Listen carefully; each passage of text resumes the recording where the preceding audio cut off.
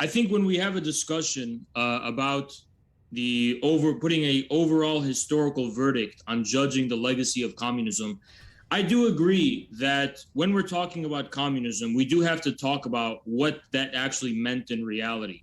So this idea that communism has never been tried, or it wasn't true communism, or True. it doesn't actually reflect the real thing, I think we don't have to. That's not something that has to be in dispute. We can all agree that communism, specifically in the 20th century, refers to a phenomena that begins with the Soviet Union, continuing through countries like China, other countries in the world outside of Europe and America, and the Eastern Bloc, and so on and so Make on, it bigger. as It's well just as their the legacy of faces. capital C communist movements within Like the that? United States Here. and Western Europe, and so on.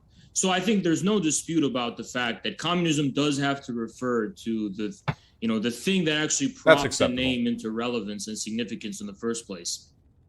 And to me, when you begin from there, you have to have a very honest and sober assessment of the record and the facts at hand. Now, the experience of communism was obviously very bloody. It was obviously something that was fraught with catastrophes, to say the least, economic catastrophes, famines, moments of political terror, and so on and so on. But we should have a more broader investigation and criticism of whether this is specifically because of communism rather than... So I want you to understand the angle I was coming at with Hake, right? I don't give a shit about Hake personally. Whatever, how do you ever say Hake personally? I don't know the guy. I didn't even know who that guy was, right? But from what I can see, and this is something I'm going to keep returning to, right? As far as his audience is concerned, yeah, it would be easy for me to go hard on Hake and, call him a beta and go hard on him like I did with the Kanskug guy and go full Genghis Khan or whatever. But what good would that do? This is a guy who thrives off of polarization, right? And it's not that I'm trying to extinguish all polarization. It's just I'm trying to reground the polarization, right? Sure, I could just be extremely combative and hostile to the guy, or I could be very respectful and be a human being and not be affected by his provocations. And I think that would end up, in the eyes of his audience, making me look a lot better. In the eyes of undecided people as well, making me look a lot better. And objectively, that is actually what happened. I kept my cool the whole time. I was very reasonable. And it was so beautiful because we were able to end it with, this guy Hake is a psycho. See, this is how it works with lefties when they go into these debates with conservatives. They go full psychopath first. So then it becomes a question, do I want to be a normal person or do I want to be this psycho, right?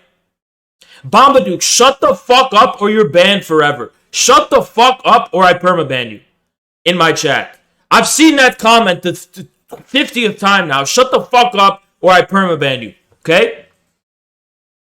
Anyway, yeah, I could go full psycho, but then normal people would side with Hake. Now, how did I actually end the debate? If you want to agree with Hake, you have to be pro-slavery. You have to say slavery wasn't bad. Yeah, sorry, that's not a normal position in America. Okay, so, you know what I mean? It's not a normal position. So, he ended up looking very unreasonable and ridiculous, and I ended up looking very sensible and normal, right? So, optically, that was a major W for me, right? But, the reason I don't want to upload it to the YouTube is because I prefer it to be a video that's only in the enemy territory. I don't want to use it to rile up my audience. Because what are we doing? We're beating a dead horse by, being riled up against Hake or right-wingers. That's really why I tend not to focus on the fight against right-wingers as far as my audience is concerned.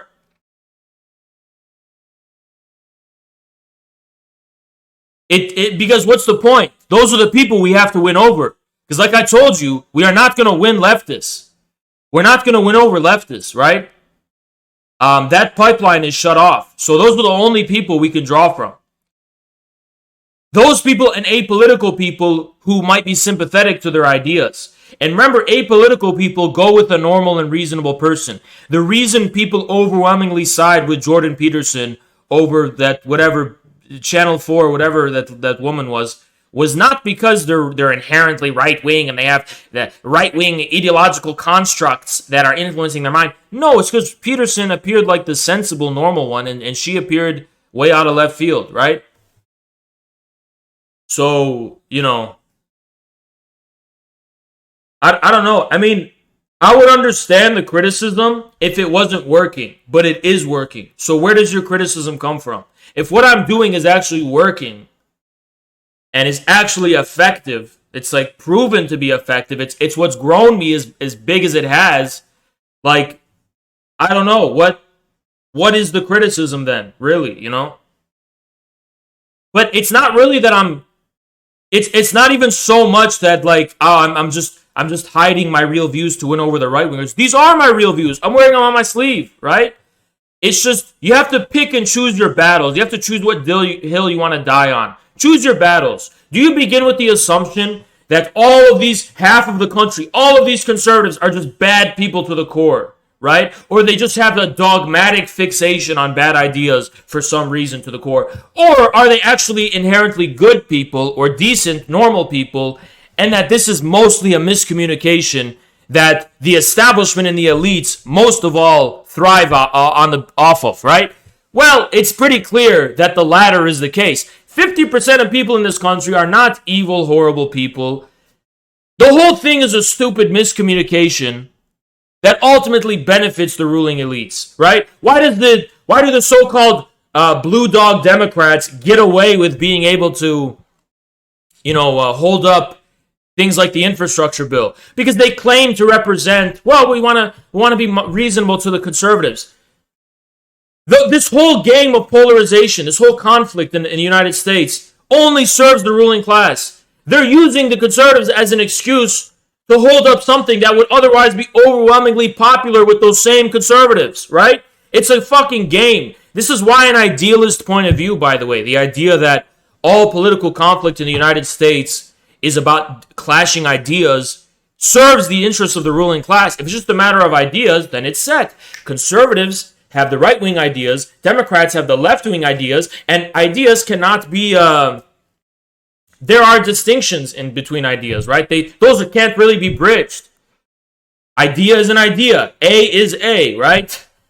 But if it's not about ideas, and it's about material interests, then all you need is the correct ideas and the correct speech and the correct manners of expression in order to unite material interests. So material interests can be united and can overcome ideological differences.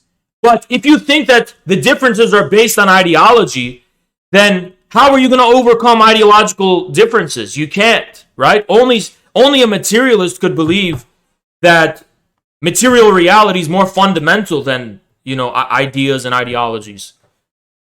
A feature of modernity as such, because the modernization of, let's say, even the Western capitalist countries and the world at large fits the same pattern that we saw, if not far worse, actually, I would argue. What? Stop that. In the case of communism. There we go. Okay, I've said this before with infrared, and this is, I guess, like, it's really embarrassing that a lot of people didn't understand this when first listening to him, but infrared's main strategy as an interlocutor is not understanding what any words mean. So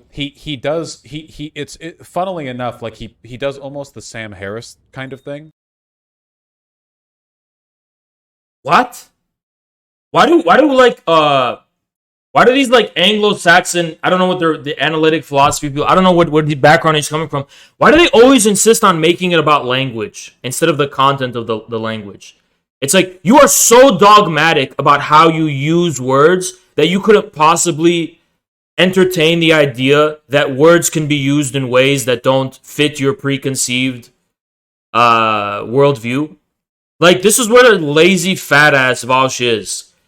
He's basically saying, let's say Vaush said the sky is purple, and you said no, the sky is blue, and he said you don't understand what words mean. No, we actually just disagree about the substantive content involving those words. It's not that I don't know what the sky is. It's that you are fundamentally wrong when you say that the sky is purple. I'm saying it's blue. So can you engage with the content of my speech instead of focusing on language? Or no? Well, he can't because he thinks words, I guess, he thinks the meaning of words is pegged to his dogmas and prejudices that he has, that the burden of him still remains on to prove the validity of. He hasn't proven why his use of words is more correct than mine. He just thinks it's self-evident because he's a fat, lazy fuck. Much in the same way he thinks his body is just self-evident. He could just sit on his chair all day and he won't become a Jabba the Vaush, right? He's just content with that. Or the Jordan Peterson kind of thing, where he will express absolute fucking nonsense. The biggest way to bluff... Thank you, Frieza. Sungioril. Thank you, Frieza. The biggest way to bluff and cop out of having your ideas challenged by someone is just saying that what they're saying is meaningless. Because if you say it's just meaningless, you know, that is a complete... it's just a complete barrier to any communication. It's a complete barrier to any discourse. You're just saying, nope, it's meaningless. And then you can contend yourself with your prejudices and ideas about the world being correct. It's a way to shut off any criticism, basically, right? It's a cop-out. But it's also a bluff, right? Because he's making it seem like the reason he's saying it's meaningless is because there's no meaning in it, rather than, were I to engage this, it would seriously upset and challenge my preconceived notions of what the world is and its history and how it works and so on, right? So it's a bluff. It's like, Vaush, entertain for a moment that there's some meaning to what I'm saying. Could you hold your own doing that? Could you survive doing that? Could you debate me, pray tell? No, you fucking couldn't. So you say it's meaningless to save yourself, to save your limited sense of meaning from ever being scrutinized, right? But with, like, cycling through words that sound vaguely Marxian. But he understands the language as well as a person who doesn't speak English, who's pantomiming the sounds they've heard on TV, you know? Okay, can you prove it? Can you prove you know anything about Marxism? Every single thing I've ever heard you say about Marxism has no basis in any Marxist text. Everything you've ever said about Marx is nowhere to be found in anything Marx ever wrote. So, can you prove what you're saying? Can you back it up substantively? Like, what, you're just gonna say it's meaningless? Is it really that easy, you fat, lazy fuck? What if I just said what you said right now is meaningless? Vaush, what you just said is meaningless. There's no meaning. You're just using words. You're just using words. I'm sorry, Vaush. I didn't understand what you said. You're just using leftist words, but it has no meaning. Is this really the epitome of fucking criticism? Is this really Vaush, like, challenging me or something? Like, this is what I'm up against? This is just easy. The prerequisites to the agricultural and industrial modernization of the non-communist world required an immense level of... By the way, what I said is actually, like, very much...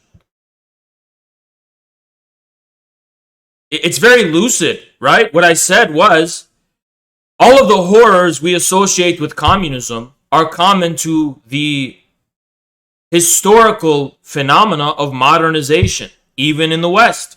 All modernization shares in common these characteristics of, you know, famine and whatever, and terror and so on. That was what I was saying. Now, if you disagree with that, you can try to challenge it on the basis of the content of what I said. But can you really sit here and say what I said is meaningless? I actually challenge any Vaush supporter who may be lurking in my chat.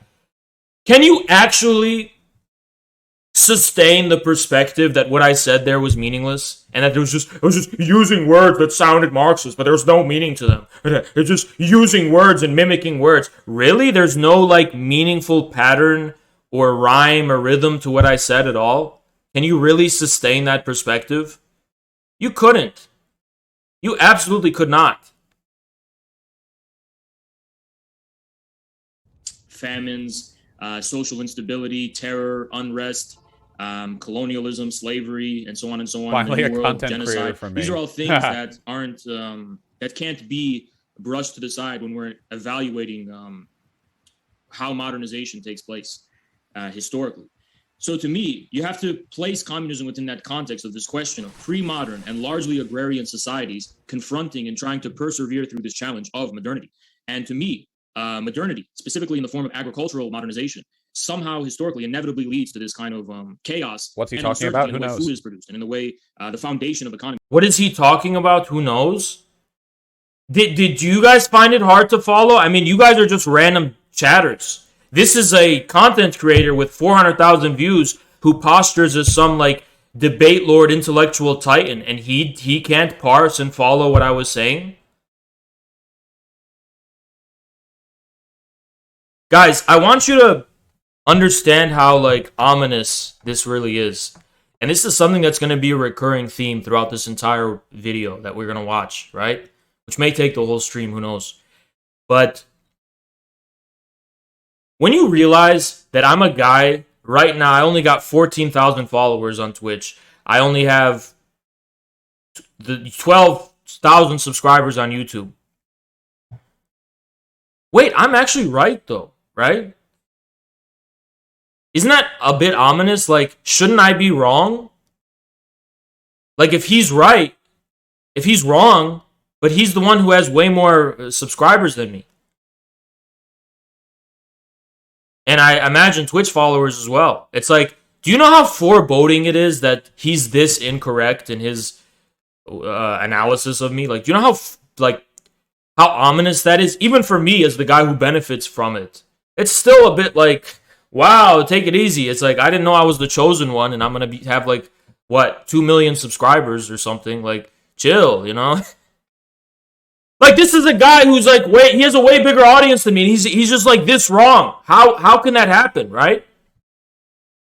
It's actually kind of, it's a bit unsettling that a guy could be this stupid and actually have this big of an audience. Like, and I'm not even saying this in like a combative, rhetorical way. Like, I'm speaking from a neutral, impartial, objective point of view. This is genuinely a stupid fat fuck. This is genuinely a stupid guy who just not knowledgeable on like the bare minimum of Marxism 101 or History 101. Like, genuinely a stupid fucking guy. It actually feels like idiocracy. You know, in idiocracy, when you're looking around and it's like, you know, people who you don't expect to be stupid actually are really like actual stupid fucking people are in power or something. It's like, wait, what? I feel like a genius right now. Is this it? This is the Vaush? This is the debate lord Vaush who's super intellectual and smart? What world am I fucking living on? You know, this is actually a dumb guy. Agricultures is preserved, right? So this is obviously something fraught with several, you know, small mistakes can lead to catastrophic outcomes. But at the very least, we can say that these mistakes were on record, things that communist states learned from after they were made very quickly. Like, I'm already lost. There's nothing to be lost about, guys. You're not lost, okay? You're trying to find a path through a bowl of SpaghettiOs, okay? Hold on. Hake and Infra are both. Wait, what? What the fuck are you talking about? It's like, how was I said not lucid? You can try and disagree with it and challenge what I said, but what kind of fat pussy just says it's meaningless? You can try, if you don't agree with it, you can try and challenge what I said, but how much of a fucking pussy do you have to be to posture with the pretense that what I said has no meaning? Either you're so fundamentally uneducated that you're just not familiar with any of those like 5th grade level words I was using, or you're a fat pussy who's just too scared to venture into uncharted territory discursively. I think it's a combination of both.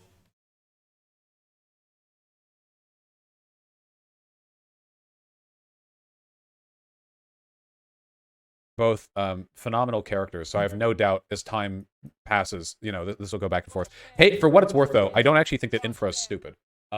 Hake is very, very dumb, like just very unintelligent, you know, just a baseline level. So we'll see how the interplay, you know, comes about. I should add. And when you don't only look at the negatives that are mostly mass publicized as a result of Cold War anti-communist propaganda and elsewhere, you have to also have a fair and sober assessment of the overwhelming achievements of communist parties in leading their respective peoples to a position, a social position far superior to than before, whether in the realm of literacy, acculturation, medicine, access to a bare minimum of a standard of living, a basic dignified means of livelihood, a kind of guarantee of a job, so on and so on. Obviously, this came to a certain limit and crisis in the 1970s, where this primary standard of living was no longer enough to support the wants and desires and aspirations of peoples in communist states. Follow but this nonetheless, up. I think we can retrace and reevaluate the original significance of communism in order to now address and put into a new light the challenges that we now face today, which our current liberal order seems to be unable to. Keep in mind, I went in this not knowing who Hake was. I had no fucking idea who this guy was, right? So this is something I would say to any critic of communism who's a right-winger. I would just, that's what I would open with. I didn't know who Hake was. I had no fucking idea who the guy was, right? When I realized this guy's like, he appeals to a more lower common denominator of audience, I immediately adapted to that, right? Why would I suck myself off and like be this like profound intellectual when that's not the audience I'm dealing with, right? If you're dealing with a simpler audience, to be polite about it, you should dumb your arguments down and be as simple and put your put what you're trying to say in words that they'll be able to understand, right? You shouldn't. What good would it do for me to like posture and be like, "Hey, you're a dumb fuck"? They're just, you know what they'll be like? They'll be like, "This is just another satanic lefty who's a cruel, unreasonable person." Well, who benefits from that? He benefits from that ultimately, right? Because Hake is the guy who benefits from polarization. That's how he makes money, right? That's how he makes a living. But you have to ask the question is like, how is he able to draw otherwise reasonable and normal people in, right? Because, well, he's able to do it because there are grains of truth in the things that he says, right? That people find intuitively sensible and reasonable. To deal with. We're facing a fourth industrial revolution. We're facing an economic transition not dissimilar to the one that communists were addressing, namely the one from pre-modern agrarian societies to industrial societies. Now we're in a situation of industrial societies transitioning into an era of smart cities and and more internet-based, more kind of decentralization. And I think that communism has a newfound significance in this regard. So I think I'll just end it there. Woo! Got it. Thank you very much for that opening statement, Infrared. Want to let you know, folks, if it's your first time here at Modern Day Debate, we are thrilled to have you here no matter what walk of life you are from. And we are also thrilled to have here James Hake. Thanks so much for being with us. The floor is all yours for your opening statement as well. Well, thank you. And thanks to Haas Infrared for coming on as well. Today was my introduction to Haas and Infrared with I think he's a Marxist Leninist communist. What is interesting to me about him is that he does not appear as rabidly anti-white, anti-Christian, anti-man as the typical communists that I think of, that I run into, I don't know, looking around America, like the Democrats, the Black Lives Matter, Antifa people, the mainstream media types. And I saw a video where he said you can be patriotic and nationalist as well as communist. But my take on communism is that it's atheistic at its root. Like, you have to be an atheist to be a good communist, was one quote from a... Imagine like being a disgusting, slimy, fat fuck who's like, oh, you're finding common ground with people in this country? Oh, you're making communism more palatable to people? You're like, this is an objective W. The fact that I'm able to initiate this conversation and get an audience with these people is just an accomplishment in and of itself, right? Sure, you could stay in your bread tube degenerate echo chamber where all of the what do you call them? Is this word allowed?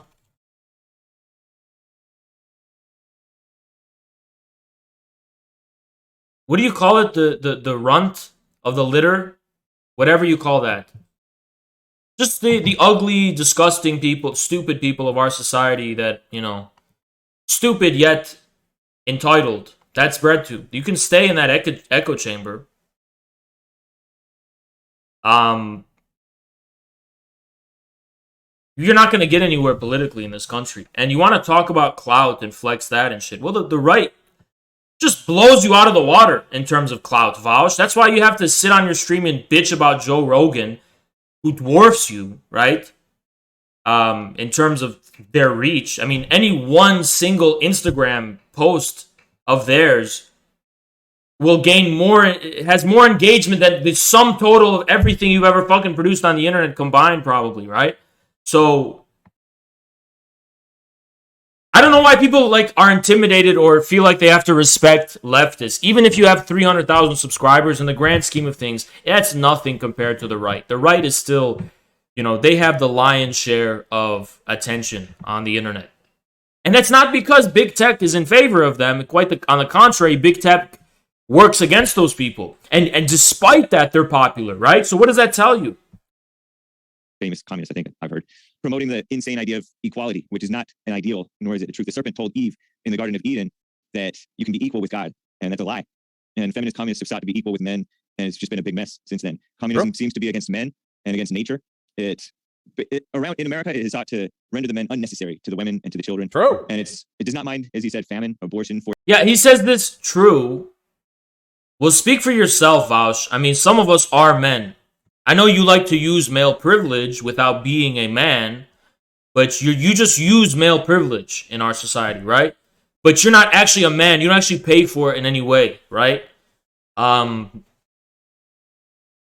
Speak for yourself. You're absolutely a repulsive, degenerate, absolute, you make people sick to their stomach just by looking at you. Your ideology reflects on you.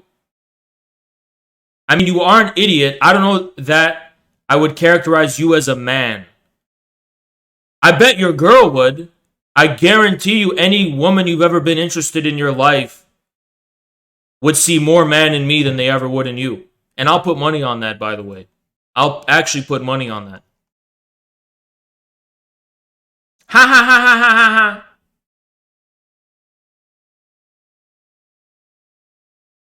Do you think I'm joking, by the way, when I say that? You think I'm joking, by the way, when I say that, all of the women in your community, your leftist community, actually do express and show interest in me? You don't know that, right? I'm not kidding. I'm not kidding about that. It's like the men in your community, the boys in your community hate me, and publicly, a lot of women from your side of the aisle hate me. But then in private, it's like a different story. In private, if only you knew. It's like if only you knew in private, It's way different. But I really don't even I'm not really interested. But that's just the truth. From your side, the ones you converse with and talk to about politics on the internet, right? Those are the ones in my DMs. And those are the ones... I'm not going to say anything. Forced vaccination in the name of, against healthy individuals who are not at high risk from diseases that don't threaten them. It's a violation of violation of individuals' rights for the so-called collective, the greater good. It pushes the lives of Hake care about individual rights? The communist unions seek to persuade the angry so-called workers to go up against and subvert the bosses who envisioned, started, built, and led the businesses that gave them the jobs. And the communists sometimes pretend to be friends and want mutual benefit for everyone. And some of them may sincerely feel that way. But in the end, it's a phony thing. The best intentions are the road to hell, as you may know. Communists don't mind lying, stealing, and killing to get their way. Many others do too. Dennis Prager said, words and ideas are more important for... See, you have to understand what infrared vision is. Do you think what Hake says... I don't care what he says when he says this shit. For Vaush, this is the arena of struggle. Now, A is A. I don't give a fuck, dude. I don't see it that way. I'm just saying, he's mouthing off about a bunch of ideological bullshit, and that's not the meat and potatoes to me, right? I don't know. Do you have to be well versed in psychoanalysis to know this? That the real meat and potatoes of what people are saying is not premised on the terms of rationality implied. If your chain of reasoning is, communists are bad people because they're murderers, right? And then I break this down to you and I go, but we're not murderers. You're not actually getting to the root cause of why they said that. You guys, let me give this to you as a form of relationship advice. You guys want the relationship advice? Because a lot of times your girl is going to say shit to you complaining, right? She's going to be like, fuck. She's gonna be like, you were talking. She's gonna be jealous or something. You're following someone or whatever on Instagram, right? Or they're just going to say something unreasonable. And then you're going to explain to them rationally why they're wrong. You think they're going to be satisfied? Do you think they're going to be satisfied? You're going to rationally explain to them why they are wrong. That's not going to satisfy them because the source is deeper. It's deeper than what they're saying. It's always deeper. You understand? And the same thing is true in politics. The reason why people have anti-communist views isn't because they subscribe to dogmas about the nature of communism. It's a much more fundamental web of associations, right? And I don't really think you have to be well-versed in psychoanalysis to understand that. But for a fat dumbass like Vaush, he thinks that stuff matters. He thinks that's what matters. Oh, Hake said something against communism. What is Haas going to say? Haas is not going to worry about it because it's not what matters, right? I don't know.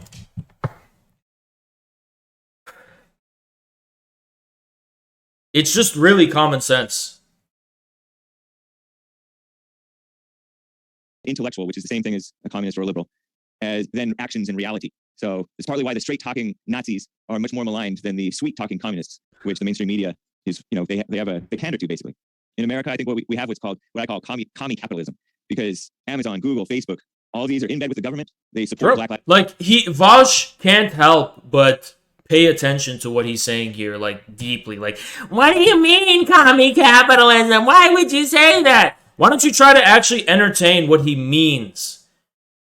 But Vaush doesn't actually know how to interpret meaning in an open sense. Like, you could not put Vaush in a non-simulated environment. He will not be able to parse out the actual meaning of what people try to convey. Vaush is a very limited sense of what meaning is, right? And it's very mechanical. And I don't know what that is or what that means, where that pathology comes from. But that's just the type of person that Vaush is. For him, I'm not even saying this is like an ideological prejudice. Maybe he just was always like that, right? Because I've known a lot of people who are like that. But for them, meaning is wholly contained on the explicit and conscious terms of what meaning is, right? If I say the meaning of A is A, then A is A and there's nothing deeper, right? If I say, for example, well, communism is bad because it promotes the idea of absolute equality, right? That doesn't actually address what the person is trying to say. The more fundamental, like, what is the web of associations implied in that term in real life? It's like, well, they're thinking of, for example, all of their small homes being taken away, their car being taken away, them being reduced to the level of problem. Like, you have to deal with, when you deal with the objective web of associations, right? You're dealing with a type of wilderness of meaning. That's not, there's no like already implied guarantee of meaning. You have to do like work mentally to just try and feel out where they're coming from. That's something Vaush cannot do. For him, everything is just at the surface level as far as language is concerned. There's nothing deeper whatsoever. Lives Matter, Antifa, destruction of the country. They support the mass immigration that's changing the face of the country. Vaush is like, and the ideas, the surface level ideas of what he's saying are so irrational, illogical, and wrong. But you haven't gotten to the root source of why he's saying what he's saying, right? At that level, you have to do things like a class analysis. You have to have a materialist analysis. And then how you talk to people like this has to be informed and cognizant of that. But Vaush doesn't understand that distinction, that there's two levels to this. There's the one level where you understand in a materialist sense what this means. The second level being, how do you respond and how do you articulate this in order to participate in that meaning, right? He doesn't know how to do that.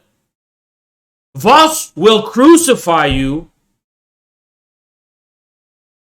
He will crucify you on the cross of definitions and explicit, propositional logic and Anglo-box shit. But he actually won't get to the core, to the heart of where you're coming from, right? values of the country. They support the communist shutdowns in the name of the virus that we have that has just destroyed their competition or destroyed the businesses. And just meanwhile, they've made mass profits. He's and a Shiwan that means fan. more power for them as well as for the government. In America, we're already a socialist country. You don't own your own land or property. You don't have a right to contract for work with workers to pay them just $1 or $2 an hour if they want to work that, be an usher or whatever. We've lost a lot of jobs in that way. You have wealth redistribution, which is really more like ghetto redistribution through progressive tax and social programs and affirmative action and all these things. You have the harsh hand of law, quote unquote law, coming down on innocent. So Vaush hears this and he's terrified. Those ideas are a contrast to my ideas. The way I work is I parse out what is he trying to say, what's the source of this, what is meaningful here, and what's the meat and potatoes, right?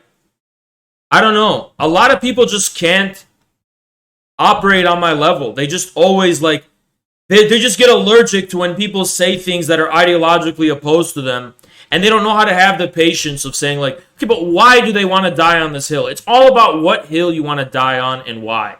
What is really the hill you want to die on? Is the hill conservatives want to die on dogmas about the things that they're saying, or is there something more fundamental that can be parsed out, right? Capital protesters, because the communism seeks to divide and conquer the whites against the people of color. The people of color really. He was going to say the blacks. The whites. And it's overwhelming the systems. In order to destroy them and rebuild them in their image through immigration, you see the border is just being destroyed because they like. I noticed Dylan Burns was a lot more generous to me here, and the reason for that is because Dylan Burns comes from a conservative family, I think, right? But Vaush is literally a Beverly Hills lib.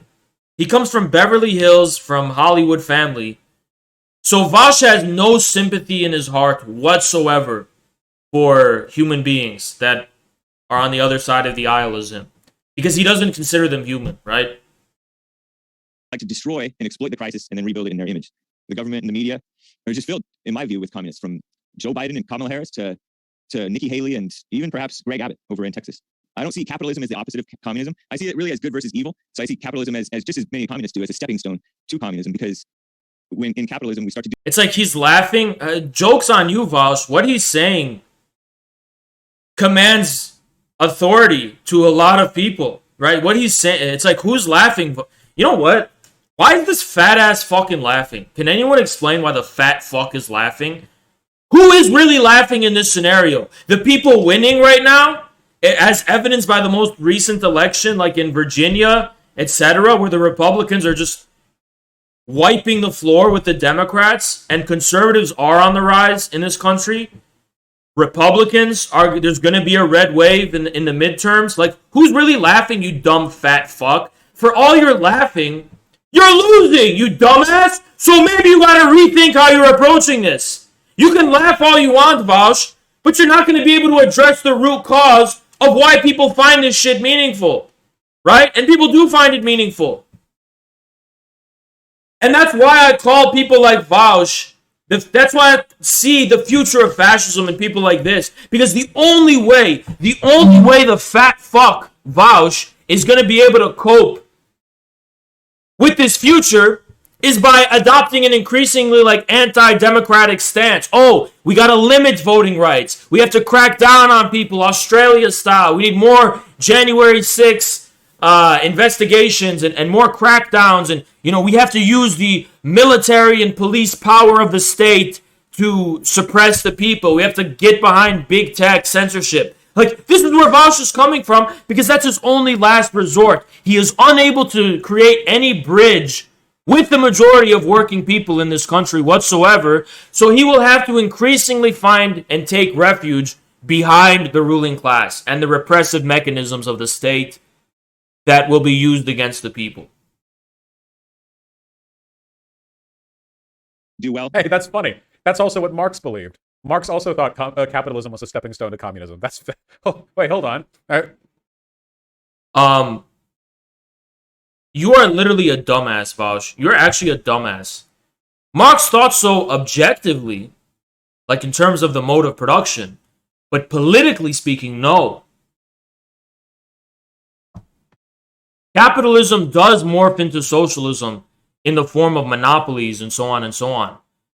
But that doesn't mean the political superstructure is going to adjust to that, right? It doesn't mean the political superstructure becomes socialist. That's where the class struggle gets waged, right? The class struggle gets waged at the level of how society is responding to this objective change in the forces of production. Do we have we a dialectic materialist in our in our? And actually, it's not true that Marx dogmatically thought that. Marx used several examples of countries he believed did not have to pass through a capitalist stage. Marx was not a stagist.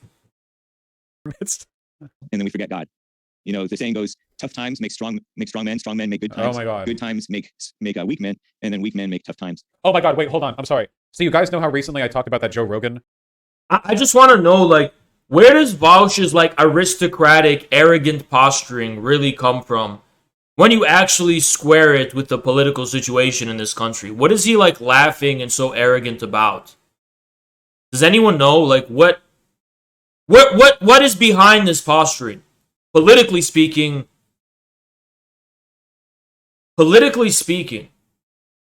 Vaush's side of the aisle isn't even dignified to be the cum rag of America. It's bad enough to just be a Democrat right now, but you're worse than a Democrat. You're a bread tube leftist. What fucking future do you have in this country?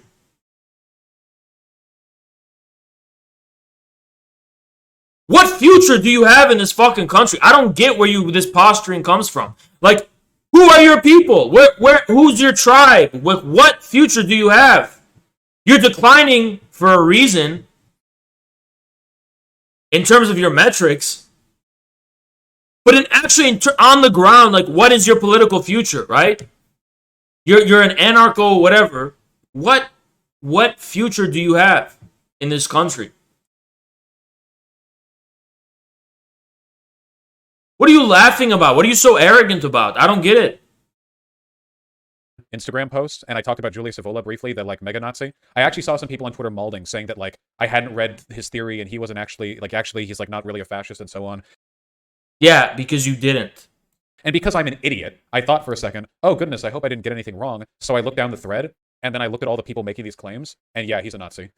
He literally worked with the SS. They were like, he didn't think women were worse than men. He thought that women were different than men. Okay, Evola, politically, yes, he was aligned with the Nazis. Okay?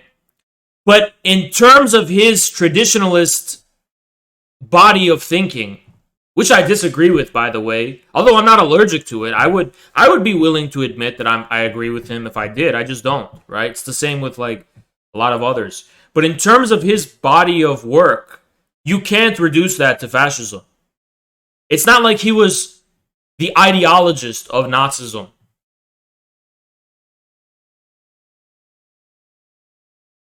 And the crucial reason for that is that Nazism is inherently tied to eugenics. It's inherently tied to biological racialism, right? Without that, you don't really don't have Nazism in any meaningful sense of the word. Evola represented the decaying aristocracies of Europe, specifically the ones that were pretty much on their way to being wiped out after World War I.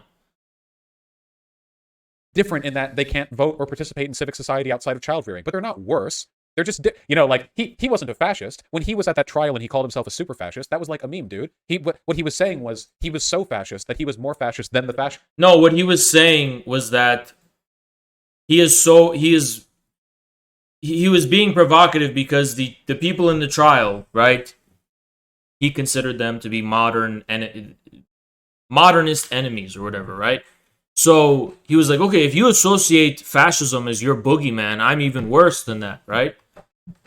I mean, yes, it's not unreasonable to associate Evola with fascism. I'm just saying, calling him a Nazi as if that's like the significance of Evola as far as like these schools of thought is concerned, nah, it doesn't work, right? It's like, for example, Evola was not, as far as I remember, he wasn't big on the anti-Semitism, right?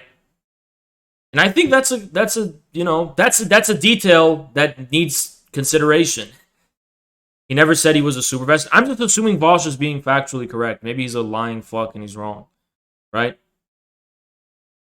But yeah, I wouldn't really say the court prosecutor knew about. But that's not him being fascist. Like it was shit like that. And then I look and I saw like Groyper accounts and shit. I was like, okay, I don't know why I even bothered reading through this shit, you know? Evola was wild, man. Oh my god.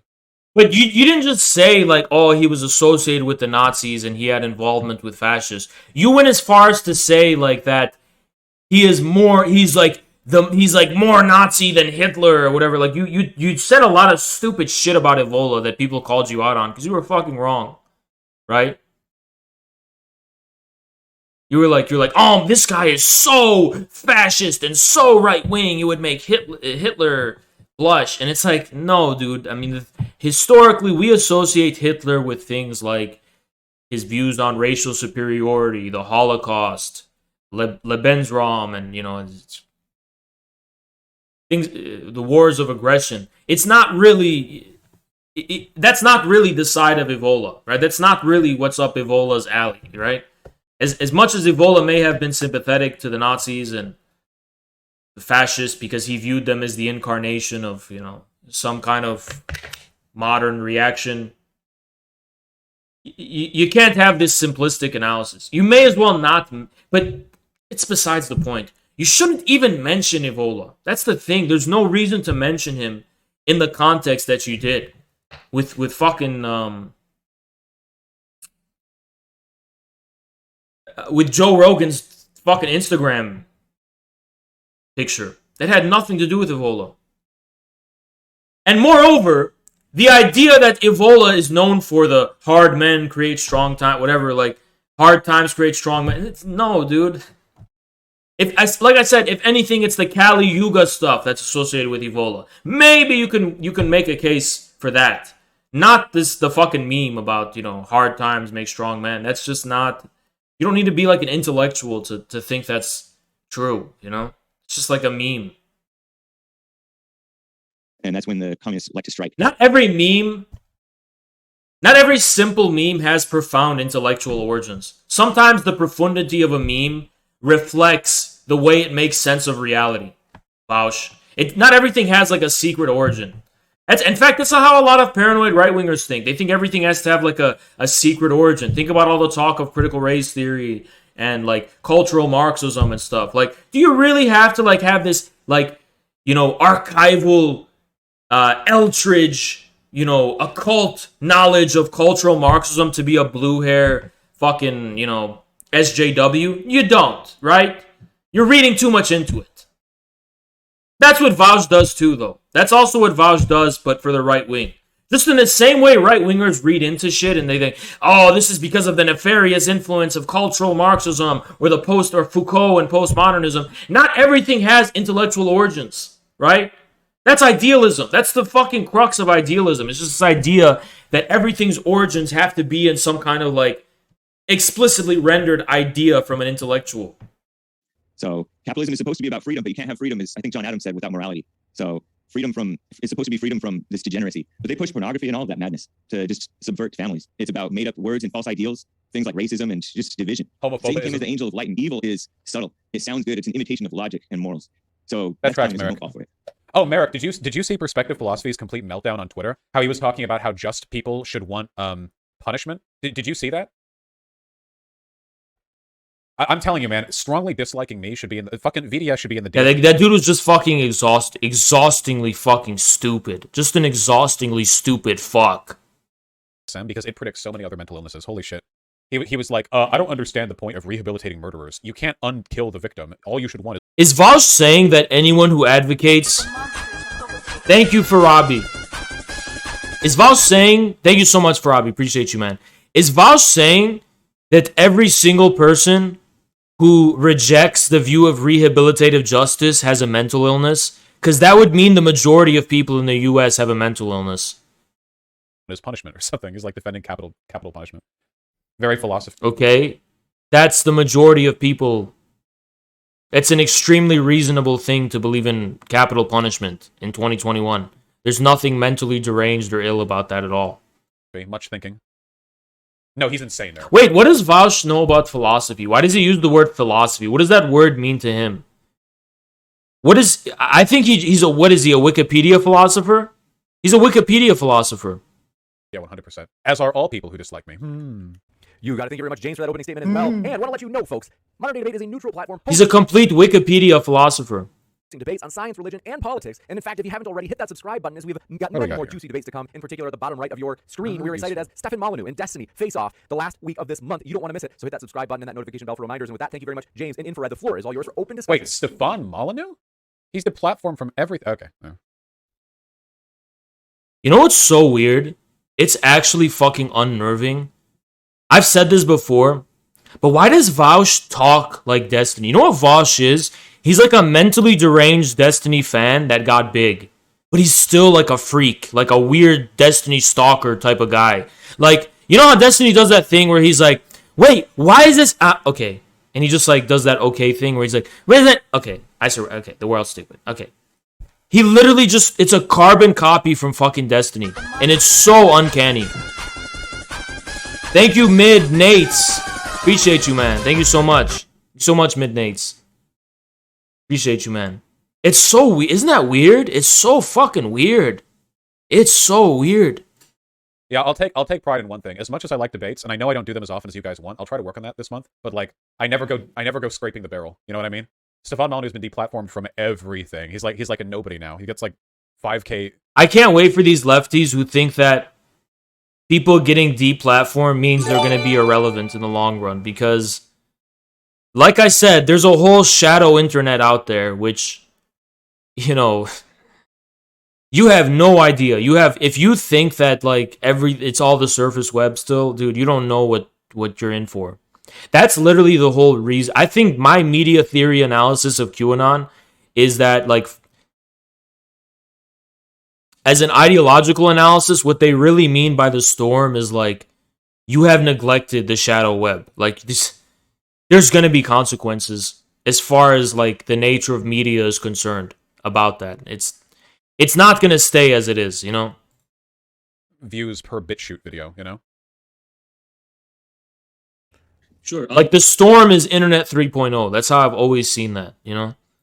I want to be kind of brief. I don't want to ramble too much, but I think in the United States, and this is one of the things Infrared wanted to embark upon to kind of change people's perceptions, that here in the United States, I think there's a lot of confusion about what communism meant in other countries. He's such like a clueless fat fuck. Like he just like, he has his fucking mouth open. He's like,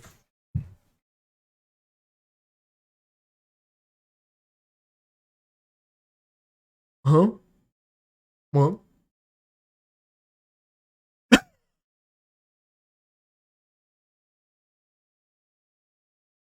When he laughs.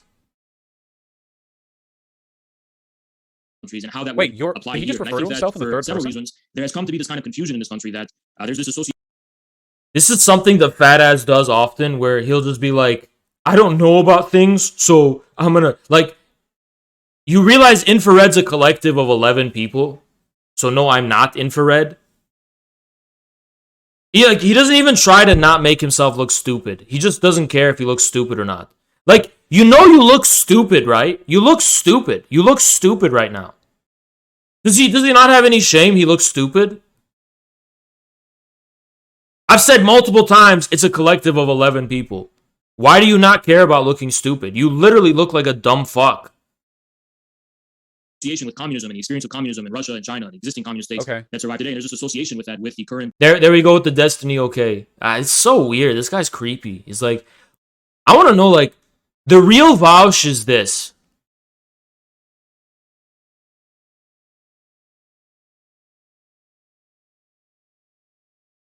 Just those dead eyes. That's all the real Vaush is. Because this Vaush you're seeing, that's a simulation of Destiny. That's like a complete form of copying Destiny. It's like he's a skinwalker. It's like he's walking in Destiny's skin. But when you take the skin away, what is there is my question. Like, who is the real Vaush? Well, you want to know who the real Vaush is?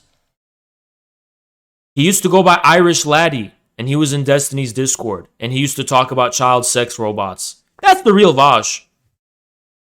You know, the deep state and the democratic establishment and George Soros and the NGOs and the kind of Davos agenda for the Great Reset. There's this association between communism and these things, I think, because in the United States, the Democrats are considered left and the Republicans are considered right. So people just have this idea that communism is just the ultimate logical conclusion of the Democrats' current agenda. In reality, but I think when you actually study the right-wing in history of communism in the proper context. Oh, Infrared is like his brand. He doesn't call himself Infrared. Okay, gotcha. I didn't know that. You will find that, well, for one, there's a historical tension between communism and religion, but that wasn't necessarily because communism is inherently anti-religious or even inherently atheist. It was because the religious establishments that communists were going up against in their respective countries were deeply rotten and corrupt to the core. They defended the interests of the very corrupt ruling class, and many normal, ordinary religious-minded people could even see that within these very same religious establishments, you had utmost cynicism and hypocrisy. These people that were occupying these roles of religious power didn't actually even believe in it themselves. So there wasn't even really any authentic faith there. And so for that reason, communists had taken in the very beginning a negative stance toward religion. But as the experience of communism was able to mature more, especially now, this is true. Marx wasn't like anti-religion explicitly. He was anti the way religion as an institution, organized religion, it was used essentially to promise workers a reward in heaven as a way of keeping them from getting too invested in a reward on earth. The opium of the masses, etc., etc. But Marx wasn't like holistically anti-theist, I don't think. This is an example of a guy who's so stupid. I don't know, like, does being fat take away from blood to your brain or something? I don't know. This is a guy who's so fucking stupid that not only is he wrong about what I said and what I meant to say, he's actually also wrong about what Marx said. So it's like there's two layers of wrong. He's wrong about what I meant. He's also wrong about what Marx said that I was referencing, right? So, to be clear, when Marx talked about the opium of the masses, he was not talking about the way in which religion was used by the ruling class to deceive or stupefy the workers. That's something Lenin talks about explicitly, but Marx was not talking about that. The passage opium of the masses, fuck. I can't believe Is that the critique of Hegel's philosophy of right? Oh no, is it the German ideology?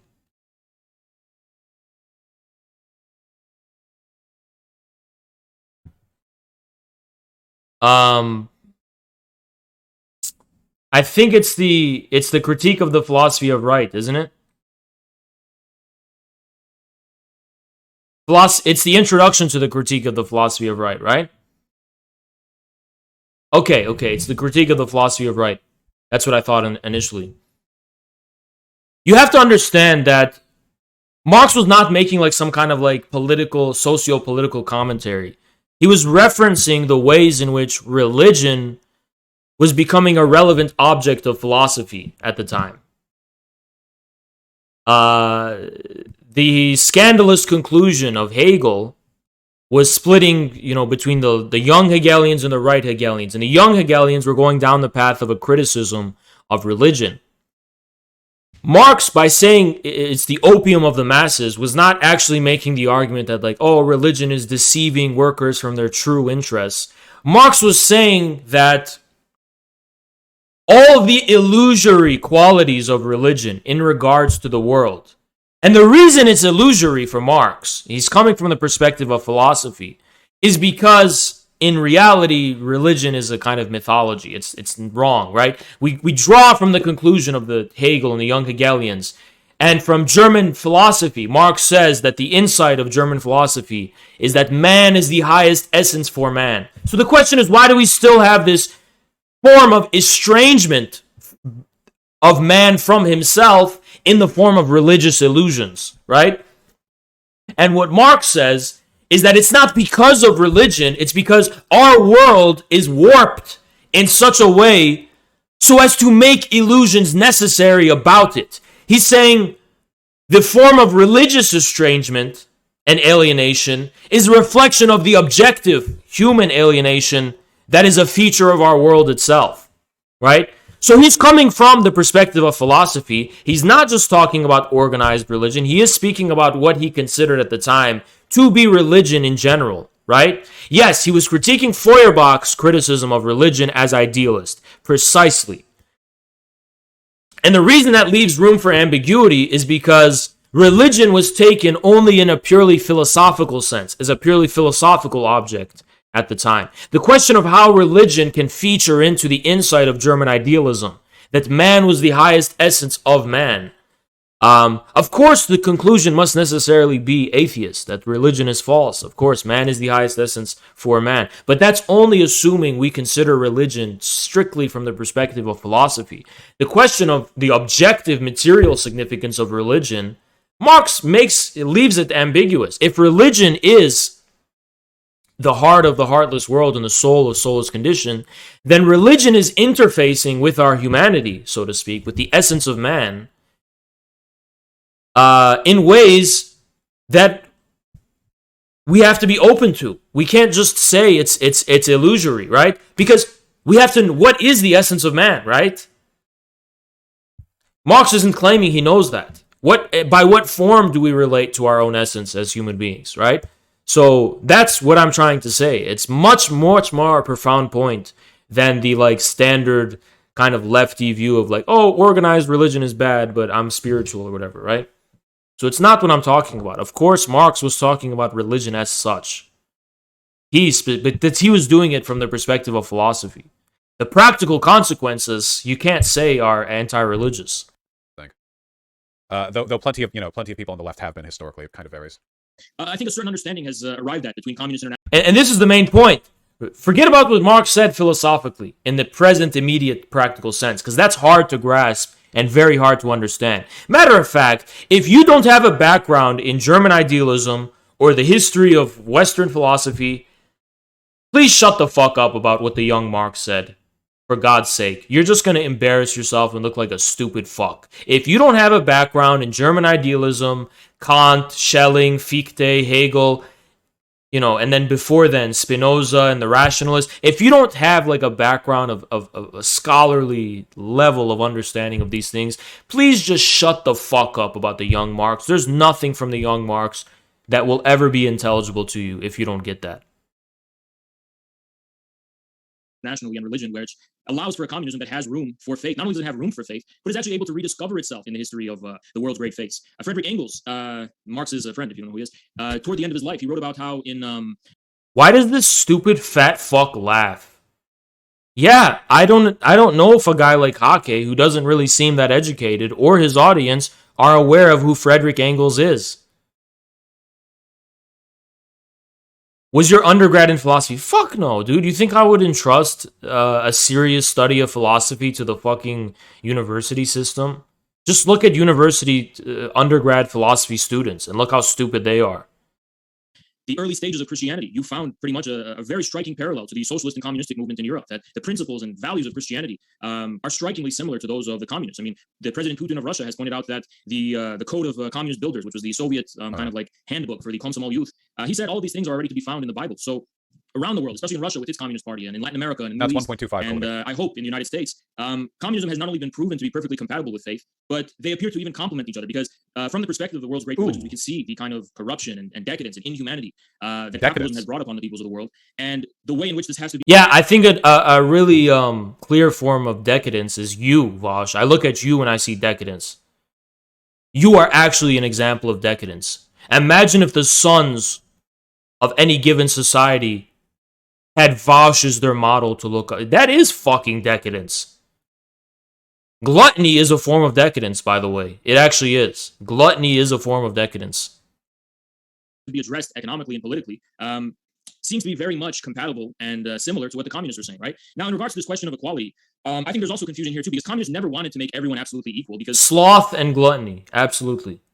As Marx, Engels, and Lenin pointed out, people are inherently different. Some people have more skills than others. Some people are smarter. Some people are stronger. This isn't untrue untrue in general. So communists don't. This isn't untrue. But I have citations and you don't. You don't even know like that this is coming from, for example, the critique of the Gotha program and the State and Revolution, which Lenin is citing the critique of the Gotha program. Like, you don't actually know about that, right? You don't know about how Marx and Engels, in their letters corresponding to one another, talked about this. You don't know about how Engels in his letter to other people mentioned this same point, right? You wouldn't be able to like give citations about what I'm actually talking about. We don't have this idea of making everyone equal. We just believe, as far as equality is concerned, no more than what was written in the Declaration of Independence, that we believe that men and women were created equal, right? Which is what the founding fathers of the United States have said. And all that means is that insofar as the government is going to serve the interests of the people, we're going to have a government... Okay. Hold on, Vaush. He's so educated, he's going to say no. That's not really true. That's not really true. Who else thinks it's not really true, by the way? I want to know if there's anyone here who thinks it's not really true. What if I told you that Engels actually made it explicit that the entire association of communism with equality doesn't go any farther than bourgeois formal equality? The reason communists are being associated with equality is because it comes from the bourgeoisie. Engels called equality a bourgeois precept. The difference is that most of Europe at the time, most of the world at the time, had not yet undergone its bourgeois revolutions. So communists were the ones taking up the banner of equality. But it was something that came from the bourgeois liberal revolutions, actually. As far as communism is concerned, it doesn't go any farther than the formal equality already inherent in the bourgeois revolutions. Formal equality. Formal equality. It does not extend the principle of formal equality to the sphere of economics.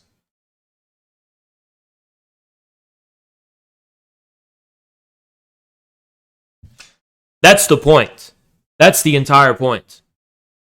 Now, the reason communists are especially insistent on these original values of the bourgeois revolutions is precisely because communists view the changes since then as overgrowths on the bourgeois revolutions. Monopoly capitalism, the union of the aristocracy with the capitalist class that happened sometime in the mid-19th century, the compromise that they arrived at between each other.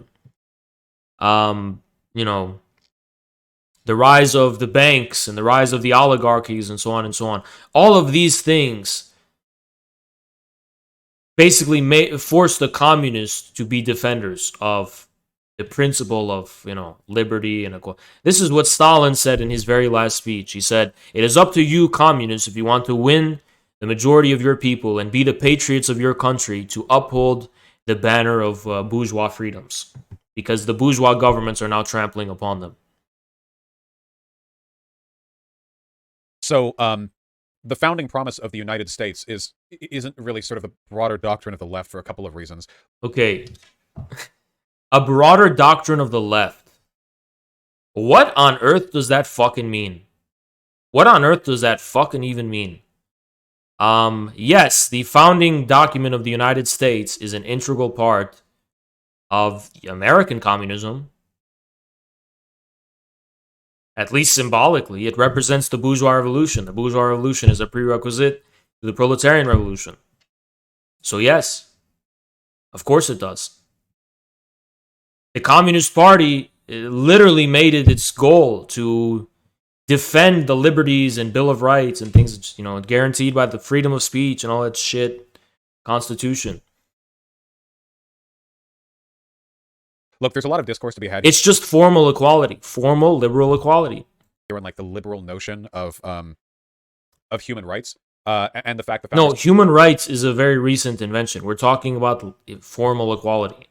Formal equality. It's very simple. Clearly did not think that men and women were created equal, and you could also point out that Hake also doesn't think people. It doesn't actually matter what the founding fathers personally believed. They wrote it on a piece of paper, so formally that's what they believed. Formally, that's the foundation of the institution of the republic. Formally. And that's what bourgeois equality is. It's a formal type of equality. Okay? To think that it's meaningless because it's formal is just shows how little you fucking know about history. Marx and Engels thought that the form matters. People were created equal in that respect, clearly, because, of his political beliefs. Shut up, Riverboat Jack. The key distinction here is that Marx didn't really talk about equality. He talked about what was it? Not fairness. Freedom. Thank you. He talked about freedom. Sorry. Like I said, he talked about freedom. I don't know what else to say to this except citations. Where did Marx talk about freedom? Actually, if anything, an emphasis on freedom over equality is actually the notion of bourgeois liberty. It's liberty, right? God knows what Vaush means by freedom here, but no, Marx Marx didn't emphasize any of the three precepts of, the bourgeois democracy: liberty, equality, and fraternity. It's not like Marx was, more on one. No, they're all the fucking ideological precepts of the bourgeoisie. Maybe you could say Marx talked more about the species being, of like human beings being able to realize their own essence and reality. From the young Marx, maybe you can make that case. I thought he was going to be smart when I first saw this, and I was like, Marx more emphasized emancipation, which is true. Marx and the social democrats that came after him used the rhetoric of emancipation, and they very oftentimes compared the situation of the proletariat to like the classical form of slavery.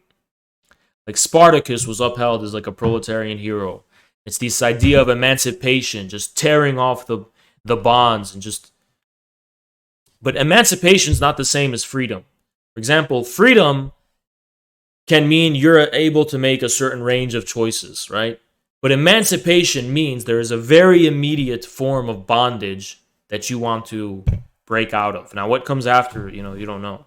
Just like Spartacus, you escape. What comes after? Well, who knows, right? You just escape first. So it's emancipation. Cognitive decline arc. He talked about freedom. The freedom for people to live their lives absent any malicious interference, absent the control and exploitation of their bosses. No, he didn't. That's actually not... I don't know. I think he's trying to refer to Marx's views on free association. But this is not what free association means. It's not about malicious intervention or anything. Free association... You have to understand Marx's humanism to understand what that means. But no, it doesn't mean... like, I'm free to be a fat, lazy fuck. And no, it's not what it means. Marx and Engels both believed... and they literally said this, if you need the necessary citations, that freedom and necessity are the same. There's a dialectic of freedom and necessity. Freedom is nothing more than insight into necessity. Freedom is insight into necessity. That is the fucking maxim of Marx and Engels. And I think Marx believed, and I think most of the... You think please emphasize the think, because nowhere in Marx are you going to find any substantiation of what you're saying. People in my community believe that such an environment where people are free of both the positive and negative sense is... You're talking about bourgeois liberty. You're not talking about emancipation. One where people would be more or less equal. Now, would everyone be exactly as smart as everyone else? Would everyone... More or less equal? No. That's... What are you talking about? Be equally capable in every way? No, of course not. There would be huge gulfs in natural... That's not even what we're talking about here. It's not just that people would be different, like, inherently. It's that there would be different economic outcomes. Like, for example, and this is what Marx literally said about the lower stage of socialism, people would be compensated differently according to their abilities and so on. And so there would persist the inequality, right? Later on, there's no telling about, there's no telling that there would be equality, but there would be the same, more or less, inequality, bourgeois inequality. Ability. But I think that, for example, CEOs being paid 1,000 times as much as their workers, that shit would not be happening in any system where people... Okay, if you're talking about like a hypothetical communist society, there would be no money. They're very clear about that. There would be no money. No one would be getting paid anything. And B, that's a cultural prescription, right? There's many cultural prescription communist states have taken up as like a cultural gesture of like a spirit of equality. But this is the same spirit of bourgeois equality, by the way, more or less. But yes, we're not going to have this like monstrous level of discrepancies in how people are getting paid. It's a spirit of fairness and justice and so on. But it's not the essence of what socialism or communism is. You can have inequality and still be a communist. Just not really culturally, but otherwise, yes. People were free to act on their desires, because only through exploitation... Okay, it's where it gets weird, right? What do you mean on their desires? It's like, okay, hold on. What? On their desires?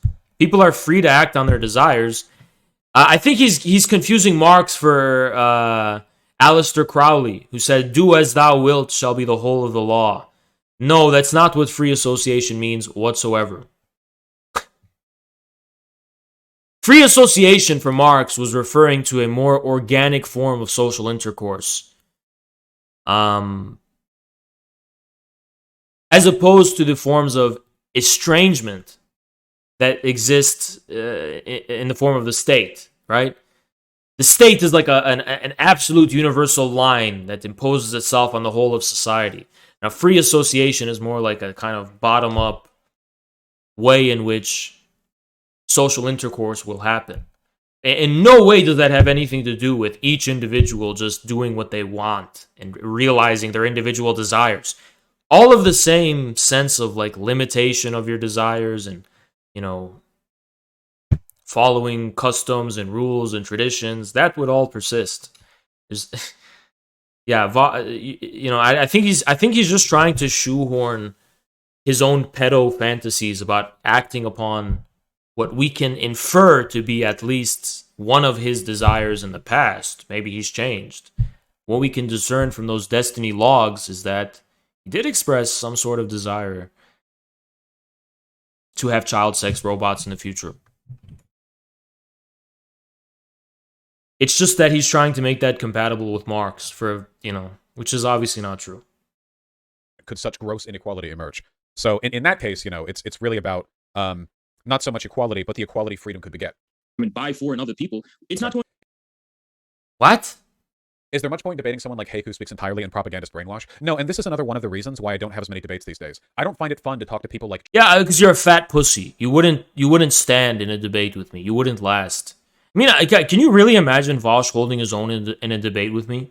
Could you imagine him holding his own in a debate with me? Like, just the sheer gap in knowledge, like, between us both, right?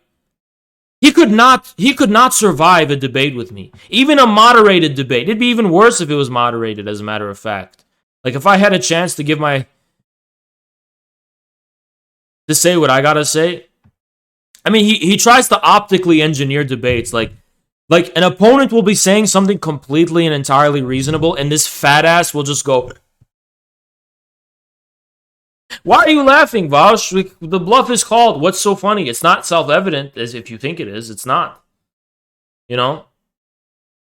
JF Gariepi, Stefan Molyneux, Infrared, Hake, or any of these guys. Yeah, it's the guy no laugh. Anymore. They're just very dim. This dude's very bad under pressure. That's the difference. He's extremely poor under pressure. He does very, very poor under pressure. He does very poorly. One moment.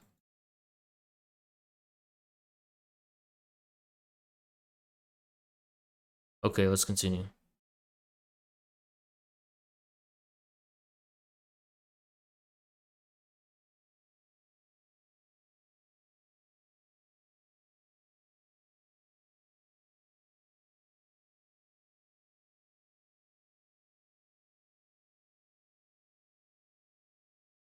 And they don't think about any of the stuff they say. They have their talking points. They read them at you from a piece of paper. You can make whatever dunks you want, but they barely even respond to them. They just look at you. What? When have I ever read anything from... The only time I've ever read anything from a piece of paper was when I knew I was going to be sleep deprived because perspective philosophy demanded I woke up at a time that was unreasonable to me, to my sleep schedule. So I woke up, and the night before I prepared a notepad, and I read off of it. That's the only time I've ever referenced a fucking anything. This dude probably has notes. I don't even have notes. I just go in fucking raw. You know? I don't know if Vaush could ever do anything raw because, let's be honest, if there's any woman that's willing to give herself up to Vaush, there's a very high chance she has an STD because, I mean, Vaush probably has one, but you know, they've probably been around. I mean, if you're willing to settle for Vaush, imagine what else you've been willing to settle for, right? So he can't go in raw like I go in, but, you know, because I actually get quality. You know what I mean? It's so weird when people try to insult me. Like, hey, let's compare who we can pull, right? I don't even want to go to that territory, but we should compare that, right? All your clout don't even make a difference, Vaush. All your clout don't even make a difference. You can't get what I get, you know? Shied. pupils pointing in both directions. You know what I mean? It's low-hanging fruit, and it's not even satisfying. It's like punching one of those. It's like punching one of those like blow-up clowns that just kind of like bounce back. This is incredible posturing from a guy who's. I've only ambushed you once. Since then, you've never ever like how have you ever proved? Have you ever proven this? You've always been running away from me. Since then, how am I the guy you're constantly punching? Oh, I would just completely own them the whole time. How? Prove it. You're just saying things you can't back up. You fucking bluffing fat bitch.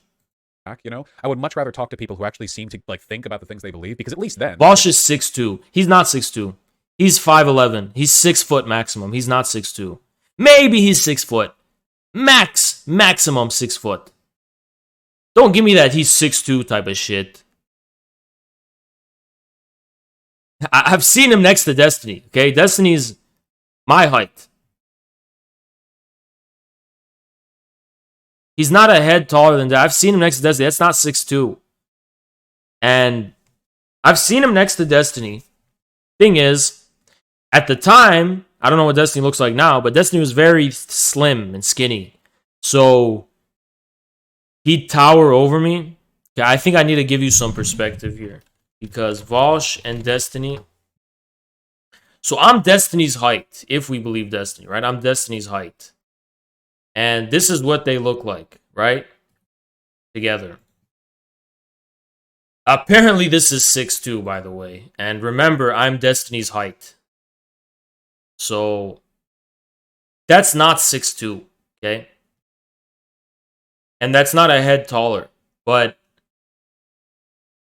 regardless, I am much wider than Destiny. That's the tragical part of this whole thing, is that I'm the same height as Destiny. I'm just a lot thicker and wider.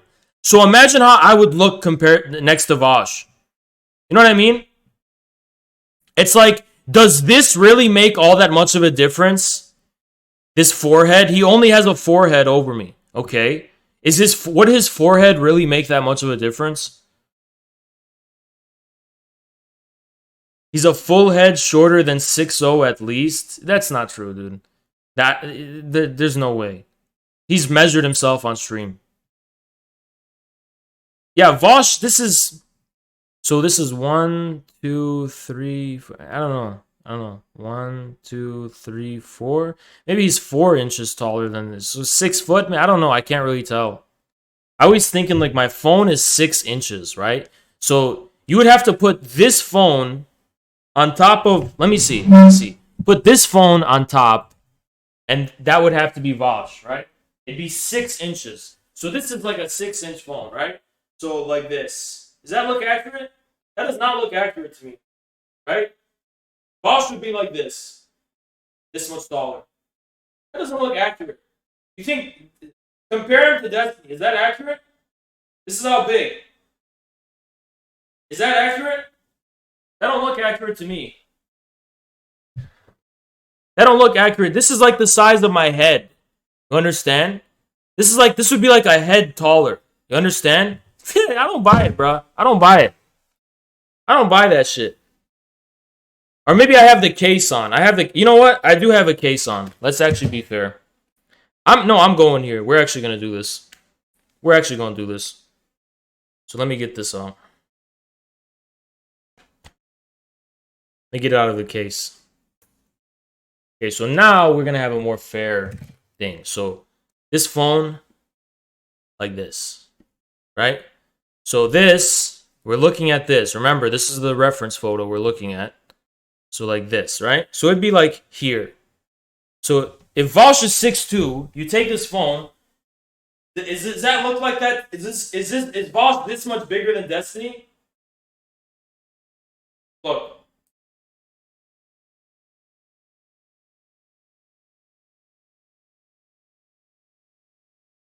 I don't think so, bruh. It's not even, okay? There's no way he's 6'2". There's no fucking mathematical way this dude's 6'2". He's got to measure himself on stream or something. Ain't no way this dude is 6'2". No way. And if he's not, which I doubt he is, what a stupid thing to lie about, you fucking pussy. And my phone's not the size of a forehead, bruh. 5'11"? I think he's around 5'11". I don't know why someone who's 5'11" would say they're 6'2". Supposed to only like add 1 inch or something. Don't add fucking. Who adds 3 inches? He added 3 inches, bro. 3 inches. I get when someone adds an inch or whatever. I can sympathize. I round up. I'm only 5'8.5". I still round up to 5'9". But 3 whole inches? Hell nah, bro. 3 whole inches? What kind of fat fucking insecure loser does that? 3 full inches. You know, if you catch them on a point, you can see them stumble a bit. You know, I want them to suffer and bleed. You can't milk blood from a stone, but if a person really cares about what they're saying, like, remember the Tanky debate that I had? This was the Joker Tanky, the person who said that I would be selling pencils in a year, and it's been about a year now, and I'm the most powerful leftist on earth. You know what I mean? Like, that guy, when I was talking to him, I had fun dunking on him, but, like, there really wasn't much going on. You know what I mean?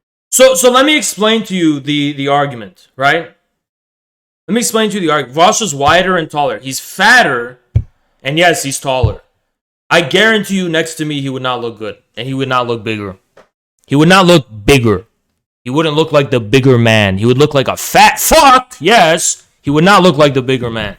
But anyway, what Vaush is trying to say here is that I like debating nerds because I can be passive aggressive with them. He likes the passive aggressiveness. And that's the whole basis of this fucking that's the fucking basis of this entire fucking debate, bro, blood sports shit. They just like seeing nerds get humiliated. And I did a speed run on that whole thing, right? It only takes a guy like me to just fucking blow all these people out the fucking water. I cracked the code for why people like watching this shit, Vaush. And I'm literally... Vaush, you're like marijuana. I'm like fucking meth. I'm like crystal meth, and you're fucking marijuana. People are fucking... I have pure, undistilled fucking dopamine. I am pure, undistilled fucking whatever it is, fucking dopamine. I'm pure, undistilled. I'm the pure stuff. I'm that blue crystal from fucking Breaking Bad. I'm that blue crystal. I fucking distilled the formula for why people like this shit. You fat loser fuck. And now you're just sitting and coping, wondering, why don't people like me? Because I fucking cracked the code, dude. The jig is up. Now you're just a fucking nerd. All the passive aggressiveness is gone because I'm directly aggressive.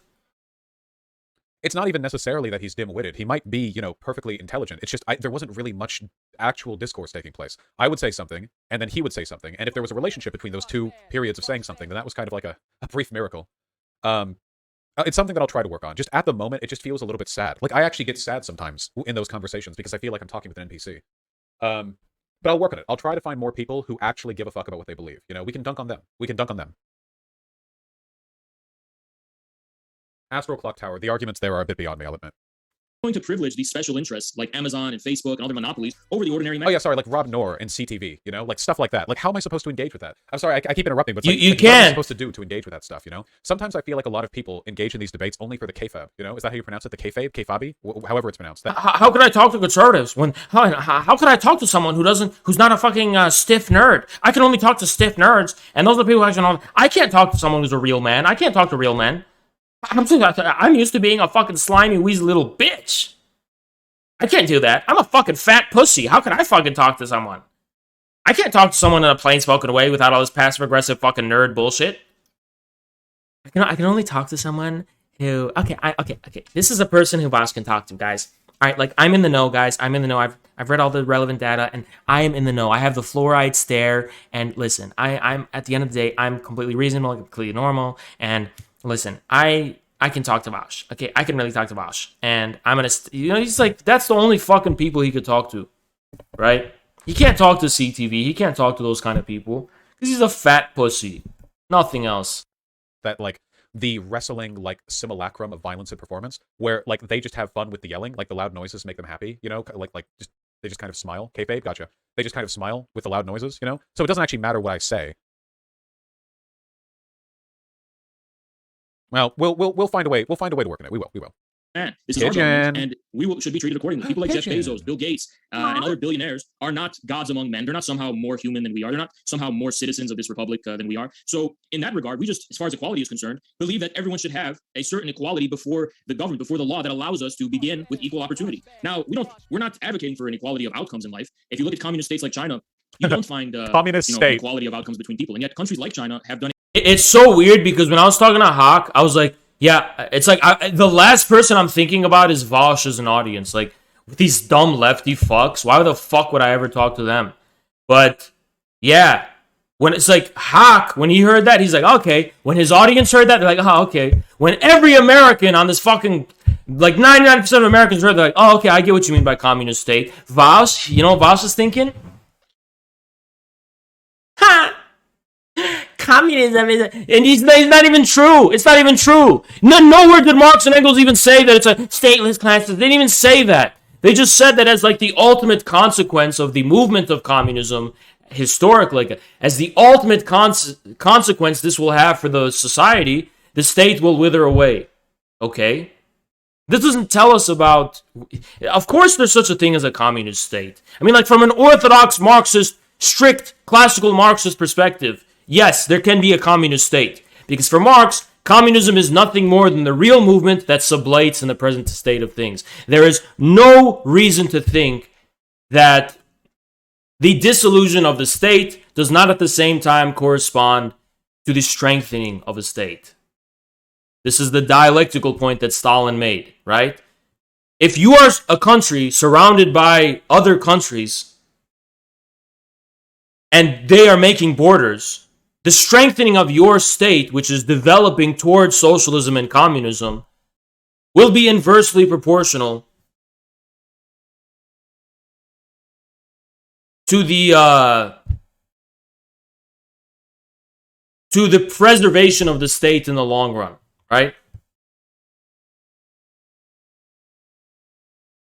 So of course there can be a communist state. Of course a communist state can participate in the wider historical movement that sublates the present state of things. The Chinese state is a perfect example. It's a state that constantly is undergoing structural reforms and shakeups and changes. It's a very dynamic. Even calling it a state is no longer accurate anymore, right? A state refers to like a static thing, right? A very good job in being able to crack down on monopolies like the ones you're seeing with Amazon and the billionaire class. China is actually an example of a country with a government that isn't able to be infiltrated by the special interests, the corporations, and with their special private agendas that are beyond the interests of the people. So I think we should be clear that communists don't want to... What a weird fuck! What is up with this guy? He laughs? It's like, it's all fake. It's all artificial. It's so weird. There's not a, like... Every time he laughs and smiles, none of it is authentic. None of it is genuine. I'm convinced, like, he's like playing games with his audience. Like, he's like programming.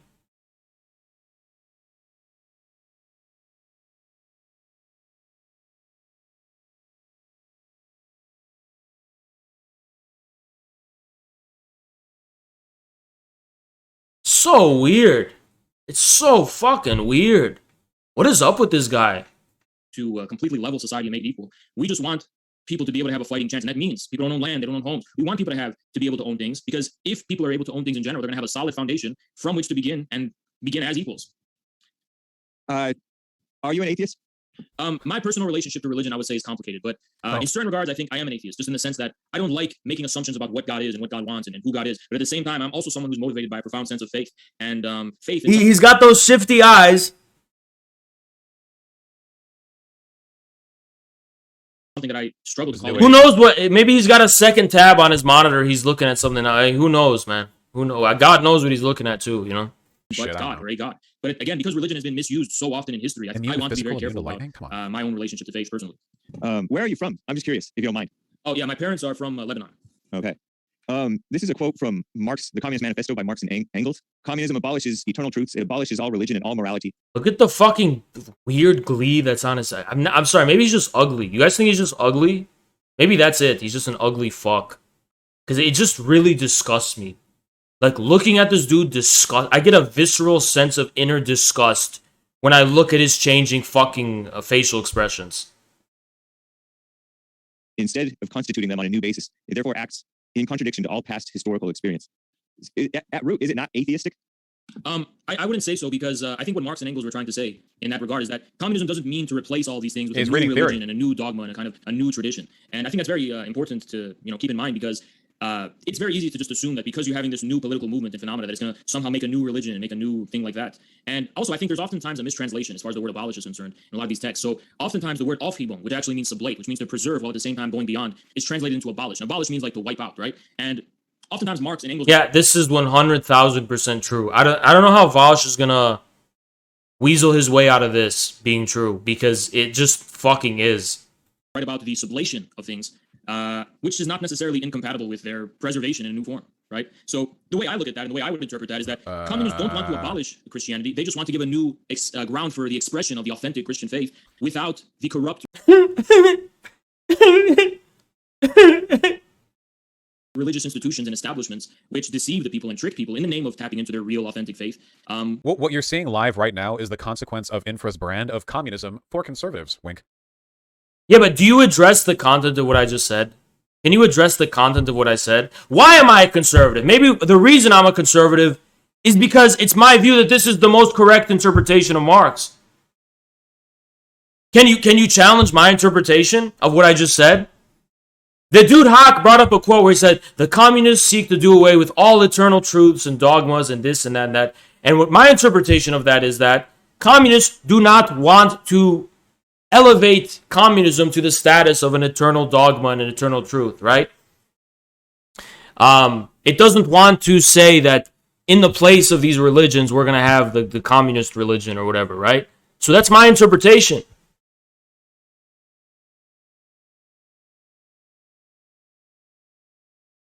Where like every radical idea, like every radical social prescription that... Name one of these radical social prescriptions, because if this is if what you just heard was a radical social prescription from the Communist Manifesto, you didn't interpret it correctly. Let's actually go over it and read it together.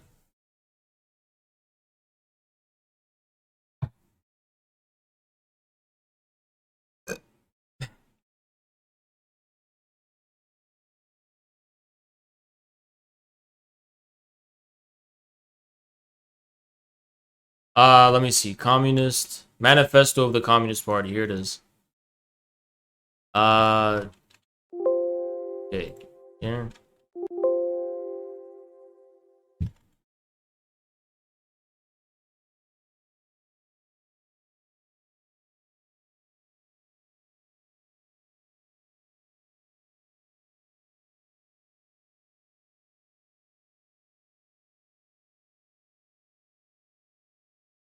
Okay, here we go.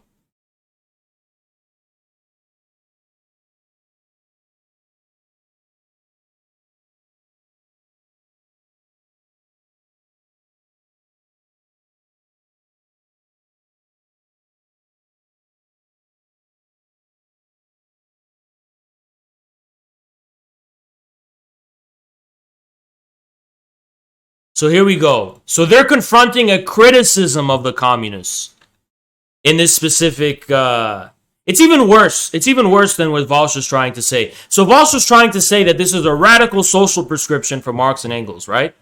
Well, let's read it. He's quoting what they expect others to say. So undoubtedly, it will be said, religious, moral, philosophical, and juridical ideas have been modified in the course of historical development, but religion, morality, philosophy, political science, and law survive this change. There are, besides eternal truths, such as freedom, justice, that are common to all states of society, but communism abolishes eternal truths. It abolishes all religion, all morality, instead of constituting them on a new basis. It therefore acts in contradiction to all past historical experience. So that was the charge leveled against the communists. So how did Marx and Engels respond? This accusation, what is this accusation reduced to? The history of all past society has consisted in the development of class antagonisms that therefore assumed different forms, different epochs. But whatever form they have taken, one fact is common to all past ages: the exploitation of one part of society by another. No wonder that social constitutes all the multiplicities of the varieties of displays moves within certain common forms, general ideas. Okay. Traditional polity with radical rupture with traditional ideas. So this is the one here, right? My interpretation of this is very simple. That instead of this so-called abolition of religion, communism will not set a new religion to replace. Communism is not going to be a replacement to religion, morality. Where is it? Religion, morality, eternal truths, etc., etc. That was my interpretation. Now you can say my interpretation is wrong. To which I will respond, what did the experience of history show us? And that's the relevant point here. The most stupid thing about this the relevant point being, in practice, it turns out that there has been a reconciliation between communism and religion, right? But the most stupid thing about this whole thing is that I'm getting into the weeds about philosophy and text and things like that. When Hake is representing this average Christians in America who are terrified about this idea that communists want to come and destroy religion. Now, Vaush is calling that a radical social prescription. In reality, it's a terrifying thought that what people find as the heart of a heartless world, that communists are going to come and take that away from them. That's not how you approach this issue, Vaush. As much as you're a fat pervert who delights in the idea of terrorizing Christians and upholding this fucking radical social criticism, like, no, dude. This is how people deal with their fucking reality. Now, if you want to get into the esoteric weeds of Marxism and debate about that, I'll be more than welcome to debate about it with you, right? I do think it's an open discussion, more or less, and that my view is by no means self-evident, but I think my view is the strongest, right? And I'd be willing to debate that with you. But when I'm talking to a guy like Hake, I'm not getting into the fucking weeds of philosophy and all that kind of shit. I'm talking to a dumb fuck, random, conservative guy who I imagine has sentiments that reflects masses and masses of people. Marx or Engels would have made has to be like reinterpreted in such a way as to not be threatening. It's like, oh, well, it actually does. It actually does, because when Marx and Engels were talking about this shit, usually they were dealing with the context of intellectuals and philosophy. The actual practical implications were much, much more tame than the gravity of like how like when they're talking in their critique of Feuerbach and their critique of Hegel and so on. Like, that does not mean you immediately go about with this like radical view against religion and all that kind of shit. So when they're digging up things out of context from the Communist Manifesto, ignoring the context of those things, and they're interpreting that to mean, oh my God, the communists are going to come and destroy religion, that does need to be diffused. That absolutely needs to be fucking diffused. Because it's taken out of context. It goes from an intellectual context to a popular context. Well, those are not the same forms of context, right? The method of inquiry, Marx says, is different from the manner of presentation. In the manner of inquiry, we have all sorts of radical views about religion and so on and so on. But in terms of the manner of presentation, it's very dangerous to just assume those are the same thing. You could be meaning something entirely different than what you intend on saying in practical reality, right? They didn't want to abolish religion, bro. They were okay with organized religion. They just, bro, it was. They absolutely did not want to abolish religion. In no practical sense did they seek to abolish religion. Now, critics of communism accused them of seeking to abolish religion when they sought, for example, to relegate religion into a matter of a private affair, right? And, separation of church and state, and removing the state power of churches and so on, and the clergy. I guess they were more or less indifferent to that charge because it was a straw man to begin with. But in terms of like what the modern standard for abolishing religion would be, there's no trace of any advocacy on the part of Marx and Engels for abolishing religion. Absolutely none. Nowhere do they say that's what they seek to do. Specifically, Marx says the contrary. Like, religion is not the essential point. If there is something so wrong and illusory and alienating about religion, so Marx says, It's merely a result of an alienating, wrong, illusory society that is in need of illusions. Religion is... There's no battleground of religion that's relevant. None. Bro, they were just like against like the bad kinds.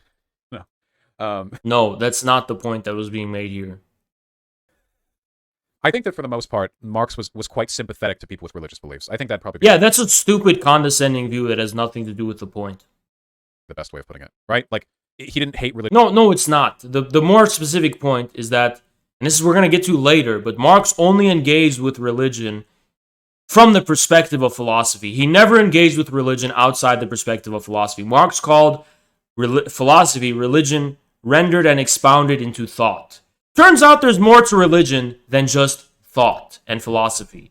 It doesn't address the question of aesthetics. It doesn't address the question of feeling. It doesn't address the question of affect. It doesn't address the question of the unconscious, right? It only addresses religion insofar as it is taken as a dogma of conscious thought, aka philosophy. So there's more to religion than that.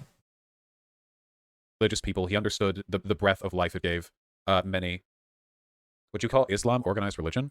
Yeah? Right? I think so. It's not like there's a pope of Protestantism, but that's organized. Who are just motivated by cynical interests of serving those in power or serving special interests or just plainly trying to scam people into making money. I've seen reports that China, for example, as recently as last year, they were clamping down, I think, on Christians as well as some other religions like Falun Gong or something like that, and saying we need Marxism, not religion, not Christianity.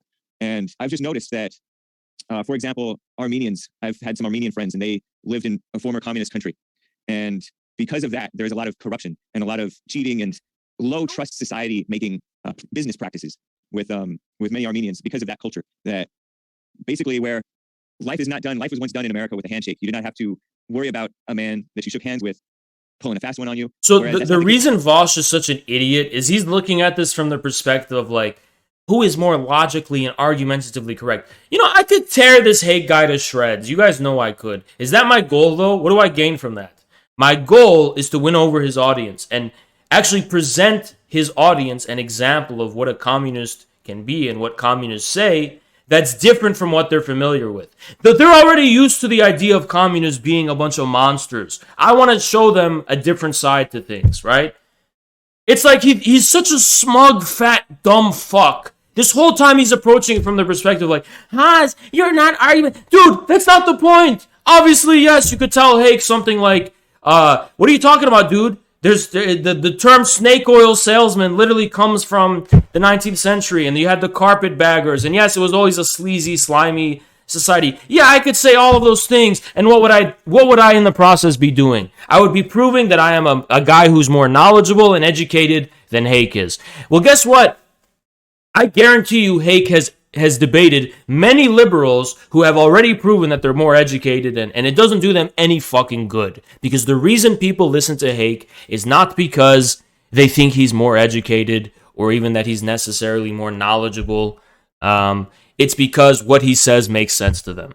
You understand? And you have to address the root cause of why that is. I'm not interested in proving I'm smarter and more knowledgeable than Hake. I'm interested in proving that communism is a sensible path to his audience. Something Vaush could not do, by the way. Thank you, Morlock. Appreciate you. Case in many of these communist countries, because it seems to be that communism does not understand or else it purposely exploits the weakness and corruption and laziness of human nature, because it has you where you get something that you didn't earn and you don't appreciate it. You don't properly take ownership of it. In regards to the situation of religion within China, what? I never get that. What? What do you mean? What are we talking about? I don't know what to say. Like I said before, Vaush is a guy who only takes things at face value. He thinks everything's a matter of propositional logic, and when you're saying something and putting it out there, you're speaking in terms of like some kind of common, conceptual reasoning or something like that. And that there's no deeper unconscious or intuitive web of associations associated with what you're saying. There's no deeper meaning behind the surface. It's not like he's like, ticking bells that make sense to a lot of people when he says shit like this. And also, Vaush really doesn't know how. We disagree on a lot of things, but you are spot on key issues, like esoteric political analysis. Thank you, Selassie. Another thing, Vaush, I noticed what's really immature about him for a guy who's been on the internet for so long is like he just finds some things unfathomable. Like, well, how could you say that? How could I? Well, dude, clearly a lot of people believe stupid fucking things. Most of this country believes stupid things. Can you not have patience? Who cares? Just look past it. Like, why does it matter? I'm gonna treat Hake like a Beverly Hills intellectual. No, dude, that's not how it works. You get a move on with it. Get over the fact that not everyone's that educated or knowledgeable in this country. When you're talking to normal people, you have to get to the meat and potatoes of what makes sense to them and what's meaningful to them, right? You're gonna have to get over the fact that they're not that knowledgeable or educated, right? Because it's not what matters. What matters is what they're actually trying to say and the practical implications. And I think from this perspective, in a way, I'm more American than Vaush is. I'm more pragmatic. I'm focusing on, like, what are the practical meat and potato? What does it mean practically? Like, who cares about this dumb fuck, whatever, intellectual stuff? Like, what does it actually mean in reality? Meat and potatoes. Whereas Vaush has adopted this kind of, like, British, romantical kind of aesthetic of basically like smugly elevating himself over the world. Practical meaning? I know nothing of practice. My pink Beverly Hills hands do not concern with practice. I am concerned with status. With status. What is the truth? What is your status and authority? And it's like, I'm a fucking red-blooded American. I'm not a Beverly Hills fat ass like Vaush. I'm a red-blooded fucking American. I'm focusing on practice. Christians are not being cracked down on China for their religious faith. Now, there are various cults. How knowledgeable is this person? How reputable? How credible are they? Who gives a fuck, dude? It's like, I'm more like the Channel 5 guy, where I just have my microphone, and here, say whatever the fuck you want. I don't care. It doesn't matter, right? Vaush, he's more like Sacha Baron Cohen, where he's like actively mocking and looking down on people, right? And that's not my style. I don't give a fuck, you know what I mean? I'm more like the Channel 5 guy. It's like, yeah, say what you want, dude. Who cares? It don't mean nothing anyway. It don't matter anyway, Among them, the Falun Gong, which is a cult. It's not really a historical or traditional religion. Wait. I'm pretty sure China absolutely cracks down on religious expression. Yeah, you're just as sure as this Hake guy is here. You heard some rumors and hearsay, and you think it's true. It's not coming from a perspective of actual education on the Chinese state's relationship to organized religion. I'm pretty sure that happens. Am I wrong on that? I'm pretty positive. You're just as positive as Hake. You're literally no different from this dumb fuck random guy. You're actually worse, because Hake is like, doesn't even pretend to be educated. I doubt Hake is even, he's probably barely literate. He probably can't even read. Vaush is a guy who's become very educated to give expression to what a dumb fat fuck he is. I mean, Vaush's education has given form to his sloth, his gluttony, and his stupidity. And nothing more. That definitely, absolutely. First of all, we have, Muslims in the Xinjiang province. And then, yeah. Yeah, you can't even be a femboy on TV. You have Muslims in the Xinjiang province, and you also have the largest Muslim group in China, which is the Hui Muslims, who don't seem to be going through a lot of problems. The media doesn't even seem to be saying there's anything wrong. So no one's alleging anything going on with them, but apparently it's about religion and not Turkic nationalism or Uyghur separatism. It's religion. Sure. TV in China, imagine. But it goes beyond that too. Like, I think even, not holistically, but often like they'll crack down on like Christianity and stuff like that. Wait, did he just say they don't let femboys on TV?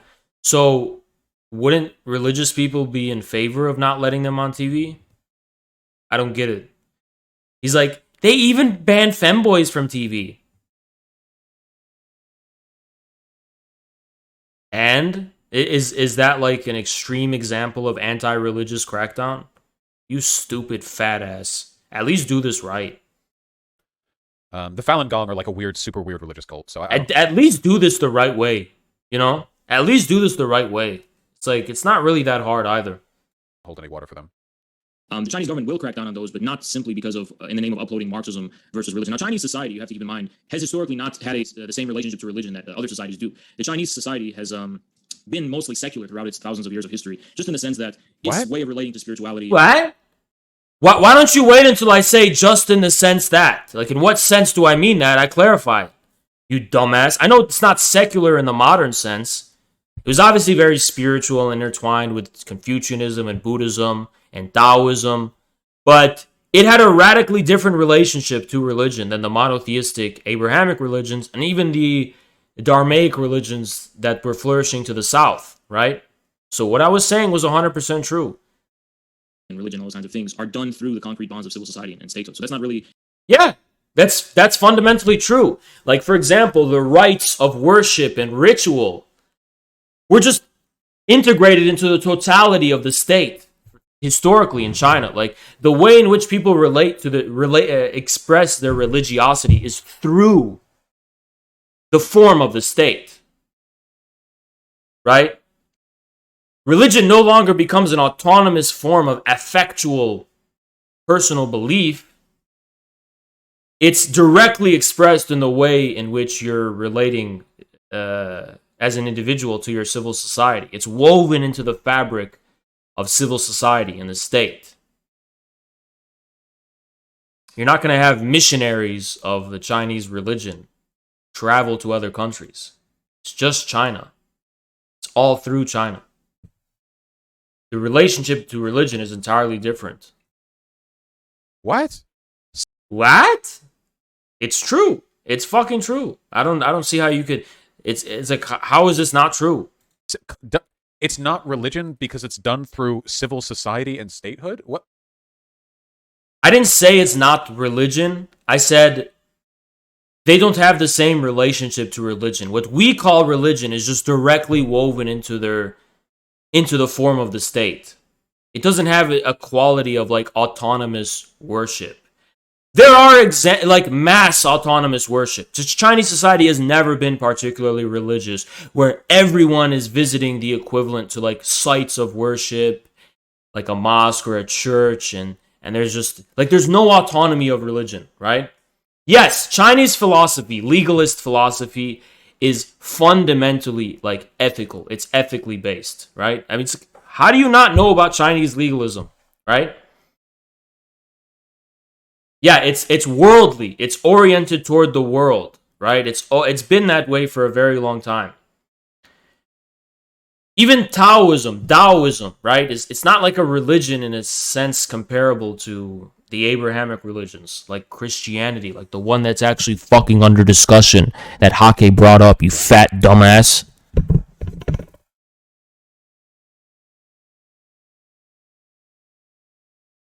Does he know what the Catholic Church is? What?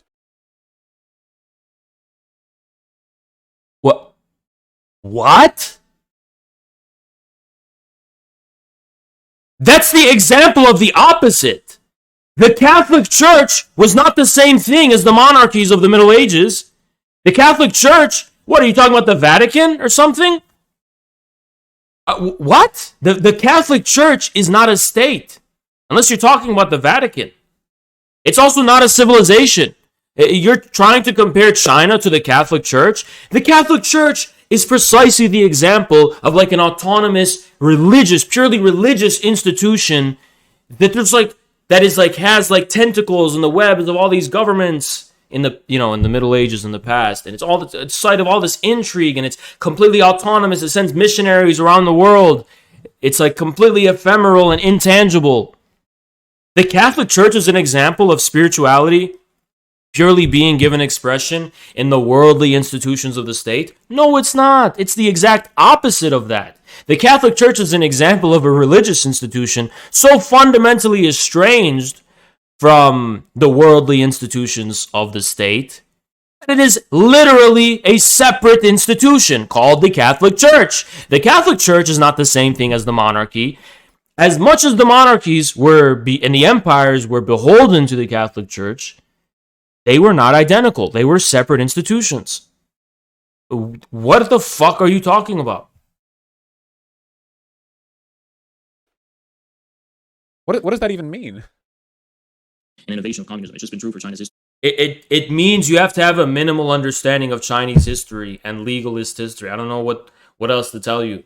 You're just a fat, ignorant fuck. At large, but otherwise Christians are free to practice their faith openly and freely within China. And events like the Taiping Rebellion in the 19th century within China, which was a Christian religious uprising against the Qing dynasty, was obviously very influential. This is the way that I was making inroads with devout Christian believers to make China more familiar to them and to create bridges, right? Bridges where they don't see China as this fucking monstrous alien force, that there's connections, right? What a crime. What a crime. And Vaush isn't even paying attention to what I'm doing strategically or rhetorically. He's just like, he's taking everything at face value. What a dumb, stupid fuck. Influencing the eventual communist movement to become later. So I think there's an interesting relationship to Christianity there. But again, China is not a Christian country. Now, in regards to this cynicism that prevails within Armenia, you have to keep in mind that after the collapse of communism, when the very same forces that conservatives within America are trying to struggle against, basically engaged in the wholesale privatization of the former Soviet countries, and pretty much looted them and destroyed their traditions and trying to destroy their culture and set up all these NGOs and things like that to promote a society that was more in line and more. What? It means the same people who were behind the color revolutions against communism are also the ones that are promoting non-traditional values in these countries. It's a very simple point. It's such a very simple point, and it's literally true. It is literally true. Well, I'm looking at friend requests. I got some friend requests. So sick of stupid people just request. Why do you want to be my friend? Why do you fucking... I have 120 friend requests. I can't even tell when, like, it's someone important. You just fucking hit request. Why? Because you're fucking bored? Don't just fucking send a friend request to me. I don't even know who... Like, why? Why? You think I have time to talk to you? I don't.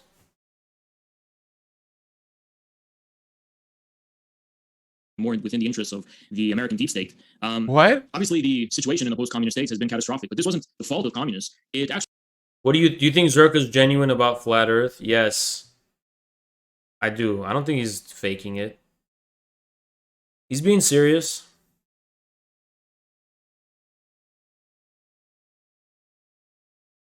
Actually was the fault of the same global billionaires and the global capitalist class who are funding NGOs, people like George Soros, people like the Ford Foundation and the Rockefellers and all this kind of yes, people yes. who have this very... George Soros and the Rockefellers. Oh, you are playing to the audience right now. My God. Okay. Tarek wants to debate you about why you are wrong about LaRouche. Tarek, I don't have any strong views on LaRouche. I think you want to debate Pesto Mime, not me. You want to debate Pesto, not me. I don't die on the hill of LaRouche. I like LaRouche. I think he's intelligent and very knowledgeable, but I'm not a dog. I'm not like a LaRouchian myself. Okay, so it's not really the hill I die on. And second of all, that's Pesto Mime, right? And that's other people in our community. But what was I saying? Yeah, I mean, how many of you guys think that George Soros is just a right-wing meme and that the Open Society Foundation doesn't actually pour like billions of dollars into social causes around the world? How many of you guys think it's just a right-wing meme?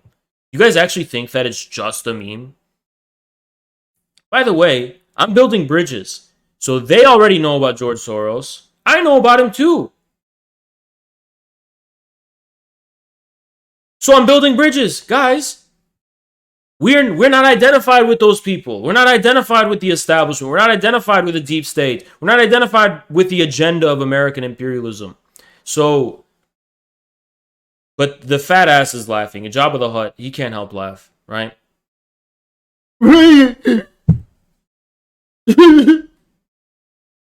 Guys, the Vaush laughed. Isn't this crystal like spot on?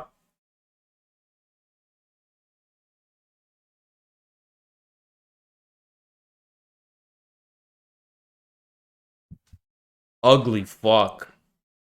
What an effective way of getting a Nazi to agree with what you're saying, dude. Holy shit. A Nazi? What? Why? Wasn't George Soros a Nazi collaborator? He was a Nazi collaborator, actually. So, what do you mean a Nazi? Where is that coming from? Yeah, what's representative of modern neoliberal capitalism? You know, yes, Rockefeller and Soros. Wait, hold on. Do you think the Rockefellers aren't a thing anymore? Wait, you think the Rockefellers aren't a thing anymore? Just because they're not in the media anymore? Does he think the Rockefellers aren't relevant anymore? And they're not like you think Elon Musk and like these celebrities are what represent modern capitalism, dude? The Rockefellers are a thing still. What's next? The oil industry is not a thing because it's not in the media that much. This dude doesn't even know who the fucking ruling class is. He talks about the ruling class. He doesn't even know who the fucking ruling class is. Jesus Christ. They don't only have an agenda for the people of the United States and for this country, which I think to many Americans has been revealed. They had an agenda to completely overthrow the communist states and replace them with liberal democracies. And that has been an absolute disaster for traditions and for culture and for religion. Traditions? Traditions? Yeah, it has. Like, for example, traditional families. You can't have traditional families when your fucking economy becomes devastated, when your daughter gets sold into prostitution, or worse, is trafficked off into other countries. Yeah, that's what happened with the glorious rise of liberal democracy. The fuck? In countries like Russia, you find the Communist Party to be... You have McDonald's and American corporate culture overtake the traditional forms of culture that existed before. So yes, that did happen, Vaush. What is so funny? Fundamentally Orthodox Christian at its core. It's allied with the Orthodox Church. Like when you see this, when you see me juxtaposed to him, doesn't he look so stupid? How does he even get away with it? Like, doesn't he know I'm gonna react to this and make you look like a stupid fuck? Don't he look so stupid and embarrassing? Like, how do you get away with this shit? I don't get it. Like, you look dumb, dude. You look fucking stupid. Both recognize the forces of anti-communism to be a menace to religion within their country. So, to me, regarding the promotion of laziness and selfishness, I think you have to keep in mind that in the 20th century, you had this kind of economic equality within communist states, primarily because they were coming from a backwards agrarian society and transitioning into an industrial society. So the goal was just to give people the minimum of just some kind of modernization. Now, when that came into a crisis, communist states responded to that in different ways. But the most successful way a communist state has responded to the issue is the path China took. And obviously, no one can really make the argument that in China, these vices of a lack of economic entrepreneurship and innovation and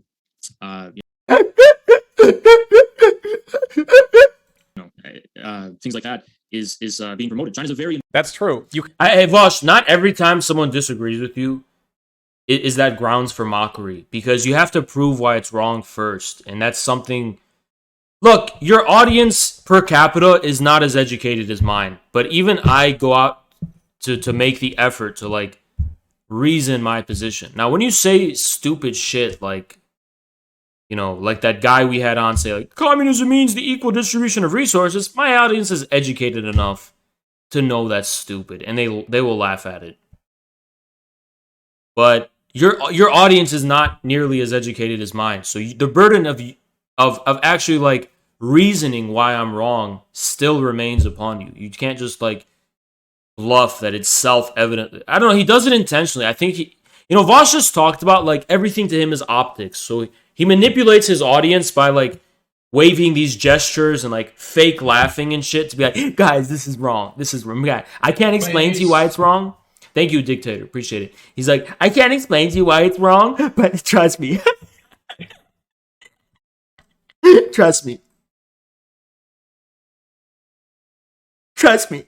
It's so stupid. Trust me. Why, dude? Explain. Like, I see dudes in his chat a lot. More often than you'd expect.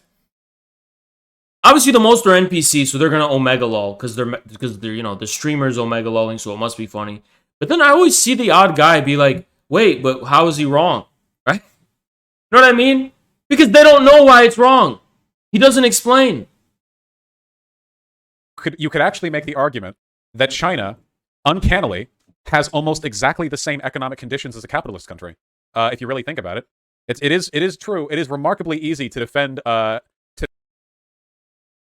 So hard work, a sense of entrepreneurship, and competitiveness are exclusively features of a capitalist economy.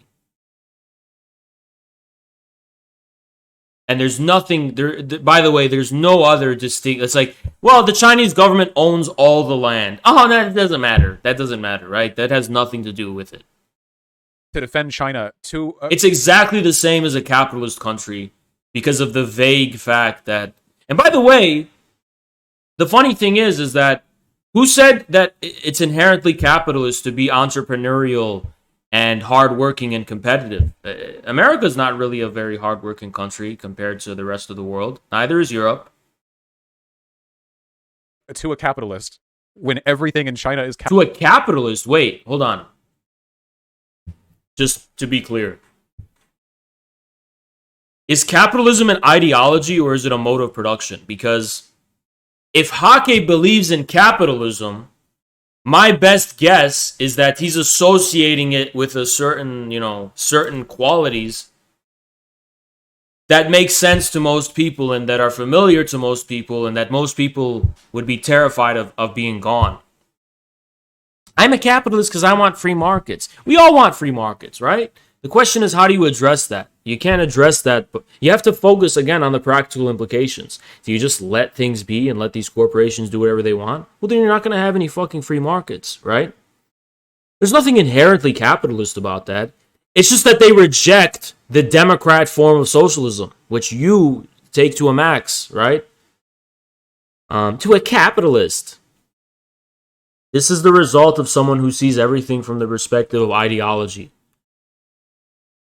The dogma of being pro-capitalism is not why Hake and his audience are going to say they're pro-capitalism. They're going to say they're pro-capitalism because they're being spoon-fed lies about what socialism and communism is, and you're reinforcing those lies yourself, you stupid fuck. Capitalists. That does make it quite a bit easier. God. Industrious, hardworking, innovative, competitive society. And this is no... And lying and cheating. Sorry? And lying and cheating. I don't know if that's... Well, I'm not sure. I think that's a culture of lying and cheating is common to all, market societies or societies that are part of the global capitalist world economy, right? So that's not something that's the fault of communism. I think that's more something that's the fault of the kind of dog-eat-dog world that we live in. I can't listen to this. I can't. Dude, well, China's just like all other market societies. You can't blame this on the communism that China has. It's like that in all market societies. What am I listening to? I'll make it very simple for you. You can have a communist society that is still part of the global financial system and the global market. That doesn't mean that China is capitalist. Although, I mean, in what sense do you mean that? Do you mean that it's capitalist solely in the sense that it participates in the global market? Sure, you can call it capitalist. I'm not going to be anal about words. But when we say China is socialist, and when the Chinese government calls itself socialist, and when Chinese people describe it as socialist or communist, we also intend to mean that there's something distinct about it. It's not just that, right? So it just depends on what you mean. But when you're someone like Vaush, who is incapable of deriving the deeper meaning behind words, you have to be very anal about how you use words, right? It's like, you can't both call something capitalist in one sense and then in another sense call it socialist. You can't in one sense call something socialist and in another sense call it communist. Everything must be one sense, right? But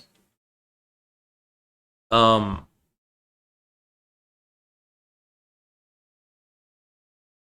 fact that China is still being on the global market means that as far as exchange value is concerned, the Chinese commodity will exchange for other commodities. But what defines socialism is what's going on internally to China, right? And that's where socialism becomes relevant. It's really as simple as that. It doesn't mean China is going to be immune from all the evils and defects of capitalist societies. It means that so far as the Chinese government is concerned and the specific Chinese economic system within China is concerned, we can describe it as socialist. It's really not that hard to grasp. But China has seen profound cultural shifts, and specifically within the presidency of Xi Jinping, we're seeing more of a promotion of morality instead of the kind of unfettered economic growth for the sake of economic growth. There's more of a promotion of moral values and kind of cracking down on this kind of cynical dog-eat-dog society. Dog-eat-dog. Just a side note, you mentioned China. So, and you said you talk about we communists, and you distance yourself from Soros and all the Ford Foundation, who I think of them as communists. You mentioned Xi Jinping. Like, is that the only communist who is a public figure that? Oh, it's so ugly and disgusting when he shakes his fucking man titties when he laughs like this. It is actually like physically revolting when I see Vaush do that. It's like I almost wish Vaush just never cover me. I hate doing this. I hate looking at this fat, ugly fuck. It's so disgusting. I'm absolutely so fucking disgusted every time I see him shake his body. It is actually sickening. Physically sickening. It's like I can smell it too, you know? I'm not even joking. It is actually a disgusting person. It's just a literal disgusting fucking person.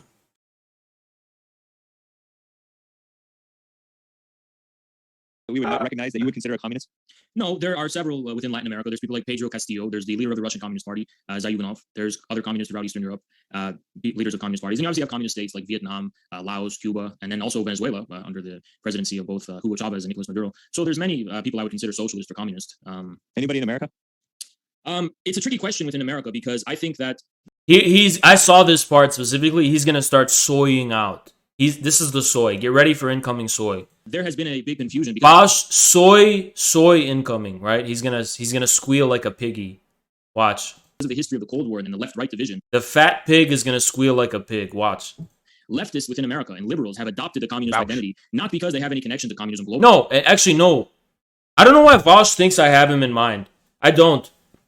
And matter of fact, the only times I ever address you on stream is when you orbit me and you do this kind of shit, right? I never have you in mind as, like I said, I'm going to reiterate this. I've said it before. Vaush is not a representative of American left. American leftists hate Vaush. Vaush is hated by them all. They all fucking hate him. He is may as well be a right winger right now, right? Because like I said, BreadTube has died and they're all moving to ML now, right? Vaush, you're not an American leftist anymore. You're not welcome. Like, if you go to any DSA chapter and ask these people, hey, what do you guys think about Vaush? They'll be like, I hate this fucking guy, you know? So they hate him. What up, CTV? They all hate him. And obviously they hate me too. But the difference between me and Vaush is that I haven't burned bridges to everyone outside of the left. So I'm having a dialogue with them. That's the only difference, is that Vaush is now isolated, right? Because he calls everyone a Nazi, but on the other hand, like, all leftists hate him too. They all hate him now, right? So, yeah. Let's continue. Globally, but because they just want to kind of spite the right wing, similar to how people adopt the identity of Satanism. What does that mean without any connection to it globally? What does that? It means it's something you completely pulled out of your fucking ass and you just LARPed and had nothing to do with the actual historical examples overseas. It means you started calling yourselves communists and socialists and all this kind of shit because you wanted to rebel against your conservative parents and you had no fucking connection to what those actually were overseas. That's what it fucking means. Communism isn't an ethnicity. You don't need to have a fucking lineage in it. It's an ideology. What does that mean? What? Despite Christians, but within the United States, we have figures, socialist or left-wing figures that I would consider to be more aligned with the global communist movement, like people. What does that have to do? Wait, there's no such thing as traditions unless it's an ethnicity. What the fuck are you talking about? Like Jimmy Dore, people like Jesse Ventura. That's the soy incoming I was warning you about. So he actually physically squealed. He actually squealed. Let's play that back, actually. Let's actually play that back. Similar to how people adopt the identity of Satanism. What does that mean without any connection to it globally? What is that? Communism isn't an ethnicity. You don't need to have a fucking lineage in it. It's an ideology. What does that mean? despite Christians. But within the United States, we have figures, socialist or left-wing figures that I would consider to be more aligned with the global communist movement. Yeah, so I said they're more aligned with the global communist movement, which is true. Jimmy Dore is he's an ardent anti-imperialist, which is like probably the most decisive and important facet of being aligned with the global communist movement as it exists, you know. People like Jimmy Dore, people like Jesse Ventura. There you go. And he actually soyed out. It's a soy overload. Ew, God, it's so gross. Like, physically revolting. Like, the sound effects are really disgusting. I heard, like, his fat flaps, like, slapping on themselves. Did you hear this shit? It's actually disgusting. It's actually sickening. It's actually sickening. Jesus fucking Christ. Oh, I'm glad I didn't. I'm not even memeing. It's actually fucking disgusting. Oh my God. How long does this part last? Because I don't gotta fucking mute this part. It's actually disgusting. Jimmy Dore doesn't even call himself a socialist. Why is he shaking? So is the litmus test to being more aligned with the global communist movement what you call yourself? Or is it where you are positioned in your own country's politics? Because I don't give a fucking damn what Jimmy Dore calls himself. I care about where he positioned himself relative to the American people and relative to American politics. It's not about what you call yourself. You can call yourself whatever the fuck you want. It doesn't matter. You call yourself a communist, Vaush. How many communists agree that you're a communist around the world? They'd fucking laugh at you, dude. Oh, yeah. Oh, it's my bad. It's your Twitter bio. You're right. It's actually about your Twitter bio. He's pro-capitalism. I guess so is Haas, so that's not really surprising. Like, quick, name... What does that mean, being pro-capitalism? What does that mean, right? That's why I'm an American and he's more British. An American cares about meat and potatoes. What does it mean in practice? That's what I care about. Vaush cares about a whole bunch of bullshit that doesn't fucking matter, right? You're a capitalist. You label yourself this way. You label yourself that way. What does it fucking mean? What is the fucking practical result? What does that actually mean in reality, right? Surely there's a reality beyond the fucking label. Top three American communists. Go. Jimmy Dore. Glenn Greenwald. Michael Tracy. Donald Trump. No, too far. No, Donald Trump Jr. Like, unironically, let me go on record saying this. Unironically, Trump is more of a communist than Vaush. Unironically, I'm saying that. Because remember, there was a lot of different types of communists and socialists. Read the Communist Manifesto. They named like 8 different types that they could discern. There was feudal ones, and there was conservative, Christian, reactionary, whatever. There was a whole bunch of type of communists and socialists at the time they wrote that. So, unironically, I do think Trump, he had a very working class oriented movement, which was about, changing the economy to serve the common social interests of the American worker or whatever. So it was a kind of type of communism, socialism, if you really want to, stretch it and be loose about the word. But certainly more than whatever Vaush is just absolutely Beverly Hills bourgeois elitist to the core, right? There's nothing communist about a guy like Vaush. It was working class, but only for a certain demographic. I don't know about that. There are a lot of pro-Trump Latinos. And it's not just like a token thing. There's a lot of them. Whole lot. Like a lot. A huge amount, actually. Like, I don't even know why it's not talked about, but it's a really big thing. And I'm not just talking about Cubans in Miami, like in Texas and Arizona. There's a lot. A lot of Latinos were for Trump that people realize, even in Mexico. Yeah, because guess what? not a lot of people know this. All Catholics mostly prefer Trump. Because Trump is more Catholic as a president, right? Lots of Puerto Ricans to Florida after the last hurricanes, yeah. But Trump, his aesthetic is Catholic. He's very like bright and colorful and warm and human, and he's like a pope, right? Or whatever, right? So all Catholics mostly prefer Trump. Now, even though Biden himself is Catholic, he's very stiff. He's very stiff and cold. And Catholics don't like that, right? So Italians in New Jersey and whatever, you're going to find more Catholic people will like Trump than Biden, regardless of the religious affiliation of Biden and Trump. Fuck. Jesus Christ. Absolutely beyond parody. Tucker Carlson. Tucker Carlson. Sure, figures like Caleb Maupin, who is himself a devout Christian, while at the same time being a socialist and a communist. Okay. What is so funny about this? I don't get it.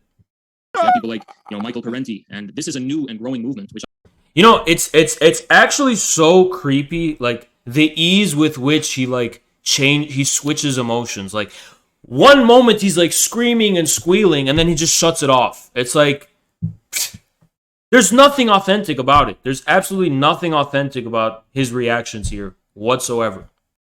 Which I think in the future is going to be much larger than it is now. But for now, unfortunately, the American left is dominated by forces subservient to the billionaire class and to what we would consider the forces. No, not by Vaush, dude. You're like I said, you're not that relevant. The only reason you're getting covered right now is because you covered me. Thank you, Lynx. Like, you notice, guys, I don't ever cover Vaush's debates you're not relevant, dude. I consider Luna Oi a bigger threat than you. Luna Oi and those fake MLs, to me, those are like, you're nothing. You're already done. You're not even like, no one cares about you anymore, right? Everyone thinks you're a dumb fuck. Everyone hates you. Everyone hates you, dude. You have a community of people on Twitch that like you. No one else does. No one else.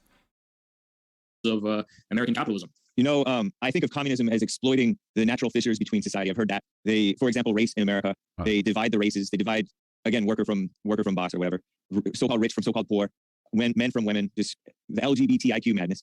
I don't see you guys, and I mentioned this at the beginning, I don't see you and the infrared people as being so viciously anti-white, so explicitly anti-Christian anyway. How are you going to get... CTV, you're a threat, but not yet. Like, I have to win... I have to fight the other lefties first, right? It's like then we will have our final showdown one day. By the way, why weren't you on the showdown Friday? We really missed you. Yeah.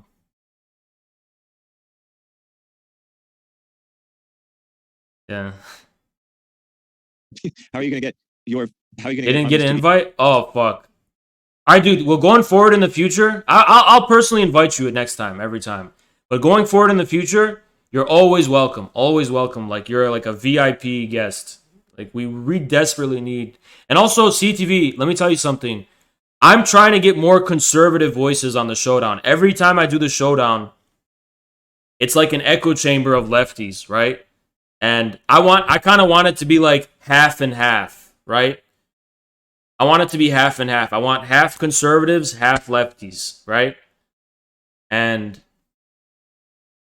yeah, we definitely need more righties. So if you know people who are interested or anything, also invite them too, because bringing people on, right-wing guests are much more valuable to me than left-wing. Everyone's left-wing on Twitch, right? Everyone in the sphere is fucking lefty. There's very few conservative voices that haven't been deplatformed yet. Become reasonable. Well, I think you just have to look at the name. So communism, it comes from this common root of common, right? It's about finding what is in common. And that's why, for me, as Americans... What is this weird... Is he denying the root word of where communism is from?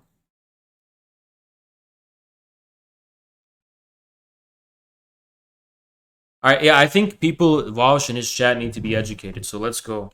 Etymology of communism.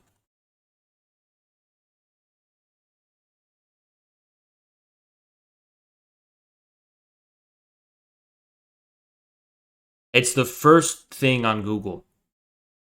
Ready? Guys, get ready to laugh.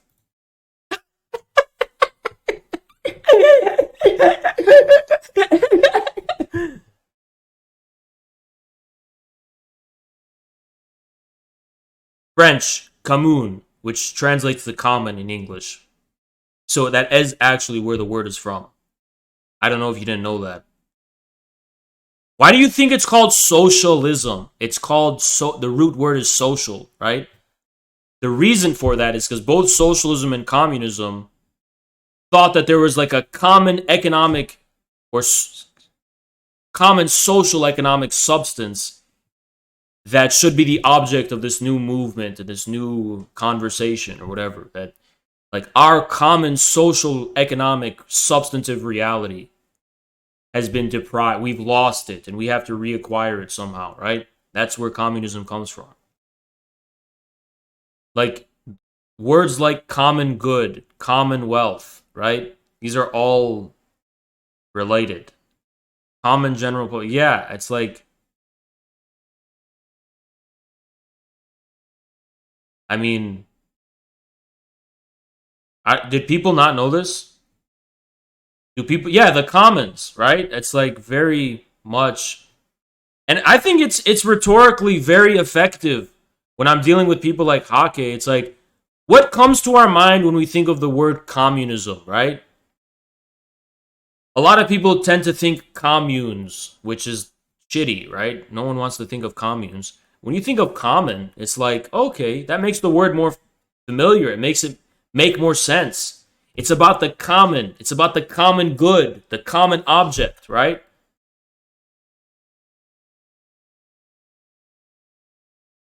The common good. Yeah, this common good of our...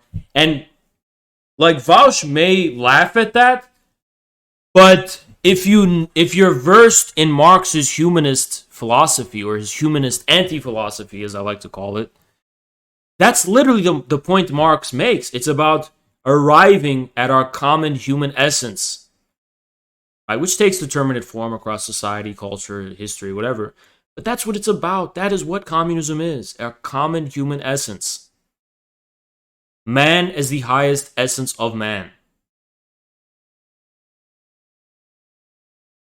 Sorry, highest essence for man. So it is about this common, right? Because Marx, man is not just one individual. Man, I'm actually fucking like almost directly quoting Marx right now. Man is not just an atomic individual.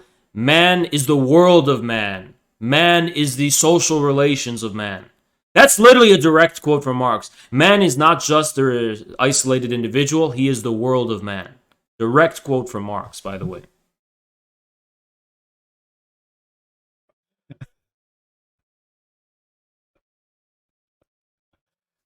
Actually, communism was named, the root word is common because Marx felt that after he invented... What? Marx has nothing to do with the origination of the word communism. Marx thought the phenomena of communism was significant in ways that he interpreted from the perspective of his humanist philosophy.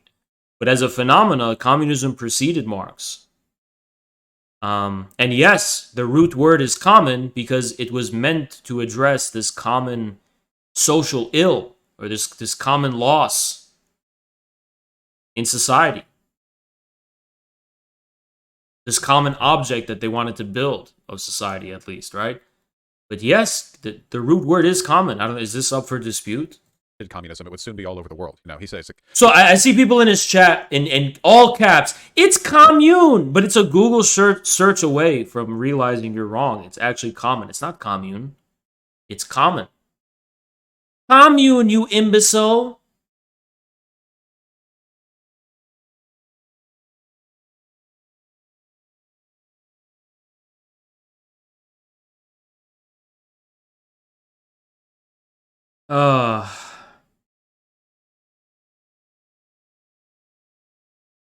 How should I feel about this? How should I feel about like thousands of people being wrong and I'm actually right? Doesn't this put me in like an awkward, like, how should I feel about this? What do I say? What is this? Isn't this like ominous a little bit? Like, I'm probably going to surpass Vaush by a lot. And if this is like a really bad sign for Vaush.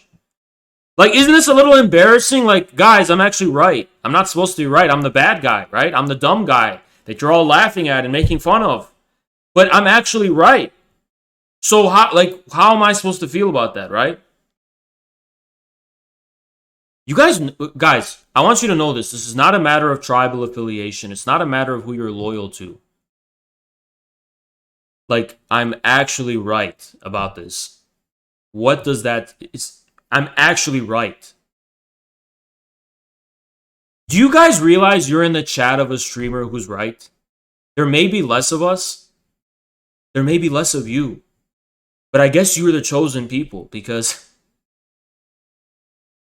you are like the elevated, enlightened ones. Like, I'm actually right. It's like a Google search away that I'm right. Right? How does that make you feel? It's like, it's crazy. Doesn't that show there's so much potential here? Like, how easy it is to make these people look fucking stupid. Who knows?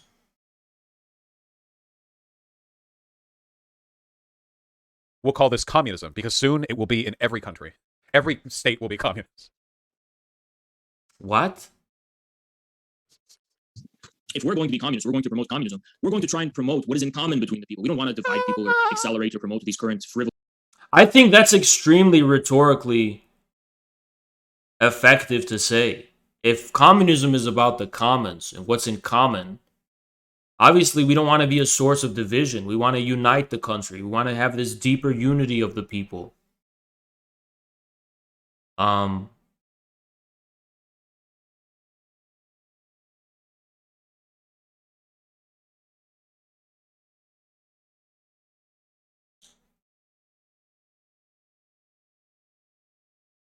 I don't get what's so crazy about that.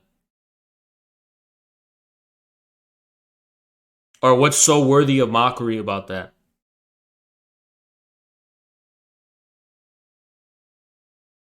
Frivolous cultural divisions that are being promoted. Okay, right now he's saying racism is a frivolous cultural division. Again, this is what I mean by right wing. Okay, it's like he's... Am I saying racism is a frivolous cultural division? Or am I saying that there are a lot of frivolous cultural divisions that are promoted in the name of opposing racism? He's very communist because he's pro-China. Like this whole debate about the 1619 project. The most communist state. And now systemic racism is being relegated to meaningless culture. So Vaush, don't get your panties in a bunch because no one's talking about systemic racism. I'm operating under the principle of good faith. There's a new CPUSA video. We'll watch it tomorrow. Where I'm not assuming that Hake is a complete monster. I'm assuming that, you know, there are a lot of stupid things that people are getting divided over in this country. And I do find them stupid. That has nothing to do with whether those divisions don't adequately address the reality of any systemic racism. So what is this like purity testing? You're denying. You know what this is? He's being like Tank. He's screaming about the fact that I'm denying the labor aristocracy when it's like, it's just this weird way leftist like litmus test or they purity test you. You deny the sacred truth! You deny the forbidden truth! You deny the forbidden truth of settler colonialism! You deny the evil... It's like it's weird like Protestant thing where it's like, I don't fucking know. It's like, you deny the world of total depravity and the fact that we are totally fallen with sin! You deny it! You can't admit we live in a world of systemic racism. You choose to believe in the mythologies of the American government and white supremacy. You deny the truth of systemic racism. Dude, talking about systemic racism is not impressive to a guy like me. I mean, I've been in this for 10 years. Okay, it's not some scandalous insight. What if? What if this country is racist to the core? Oh my god! Like, dude, you know, like, that's not impressive to me. It's like, it's not, yes, this is a racist country. And, moving on, what do you do about it? I'll tell you what you don't do about it. You don't focus on frivolous, stupid divisions, and you don't accelerate the fucking division, is what you don't do, right?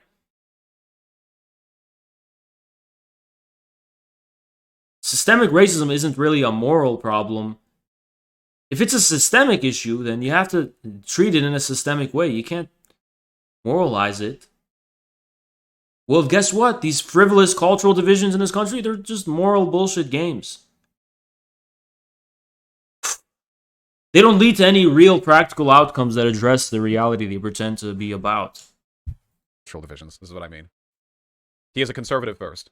By the media to distract people from their real enemies. We want the American people to come together, to be reconciled with one another, so as they can focus their What a horrible message. attention on their real enemy, which is the current American establishment, the current billionaire class, the current oligarchy, and the current monopolies, especially in particular the big tech monopolies, whose power is so unprecedented that if allowed to continue... Isn't America in the top 5 least racist countries when polled? Yeah, I was going to say that. Europe is so much more fucking racist than America is. Holy shit. Europe is way more fucking racist than the USA. Are you kidding? Way more, dude. Way more. Holy fuck, it's so much more racist. It's not even a fucking question how much more racist Europe is. Are you kidding, dude? Americans are pretty tolerant, okay? Americans are pretty fucking tolerant. You know, I'm from Dearborn, Michigan. They have a big-ass fucking mosque there. Huge mosque.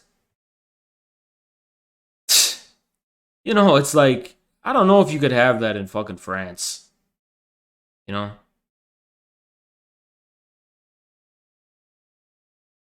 Did the stream crash? I don't know. The fuck? They may very well lead to the destruction of our republic and of any semblance of democracy. These unaccountable big tech companies, which are seemingly above the law and don't have to answer to anyone, and who aren't even being regulated in any capacity. So we want people to come together. We don't want to keep dividing people along these identities. Now, at the same time, we can recognize that there are racial tensions. I like how I like how he was like, you know, we need to stop focusing on petty cultural divides like racism and focus on what really matters, which is big tech destroying the country. What? Yeah. Like, yeah. Is that sound unreasonable? That we should stop focusing on petty cultural divisions and focus on the growing power of big tech? Is the growing power of big tech not important? What angle are you coming at this from? Is the growing power of big tech not somehow concerning? What?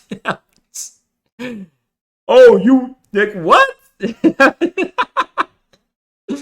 Is he like a Silicon Valley operative or something? It's like, what is this? It's like, oh guys, no, that these people who have an agenda to fundamentally transform America. But big tech is not a serious topic of concern.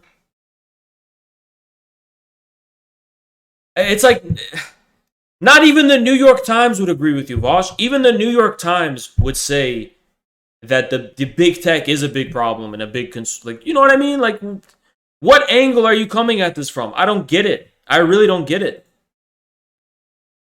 In this country, there is a historical and ongoing, in my view, injustice committed against America's black people because they have been denied the post-Civil War right of 40 acres and a mule, right? And that's not, you know, some kind of total economic equalization. It's just the minimum of having a solid foundation with which to build their own community. I think that's the last thing they need. Sorry to interrupt. Because I think that's the last thing what he they cares need. about, And yeah. sorry to interrupt, but Yeah. they've been given and given and given. It's been debilitating. I don't think they have. I'm not speaking so much of a handout to make them dependent on the U.S. government, which I think the Democrats have played a part in trying to, in order to secure them as an electorate. What I'm speaking of He's often trending on Twitter. Yeah, he's promoted by these Silicon Valley guys, 100%. is some kind of fundamental just ability to own something. Communist speaking to a Nazi. I feel like racism exists, and we should probably do reparations. Nazis like, I don't think they deserve any more. We've given those people enough. No. I'm not talking about like a handout or anything, sir. Okay, first of all, Hake is not a Nazi, right? He's a racist, obviously, and he's got a lot of backward, weird views. He's not a Nazi, okay? He's not a... You don't need to be a Nazi to have Hake's views. We have our own Nazism here, whatever. We have our own history of the South and the KKK and... if we have our own thing going. You don't need to talk about the German, we have our own thing, right? So let's get that out of the fucking way. He's not a fucking Nazi, right? Maybe he's a bigot, he's a racist, okay? But he's not a Nazi, okay? Second of all, the idea that I'm like, it's like, Hans is being so nice to this guy. Yeah, because I'm trying to find common ground. I'm trying as hard as I can to find common ground with this guy, right? And the reason I'm trying to find common ground with him is because I want to present his audience with a new perspective on what it means to be a communist. I could just tear him to shreds. What good would that do?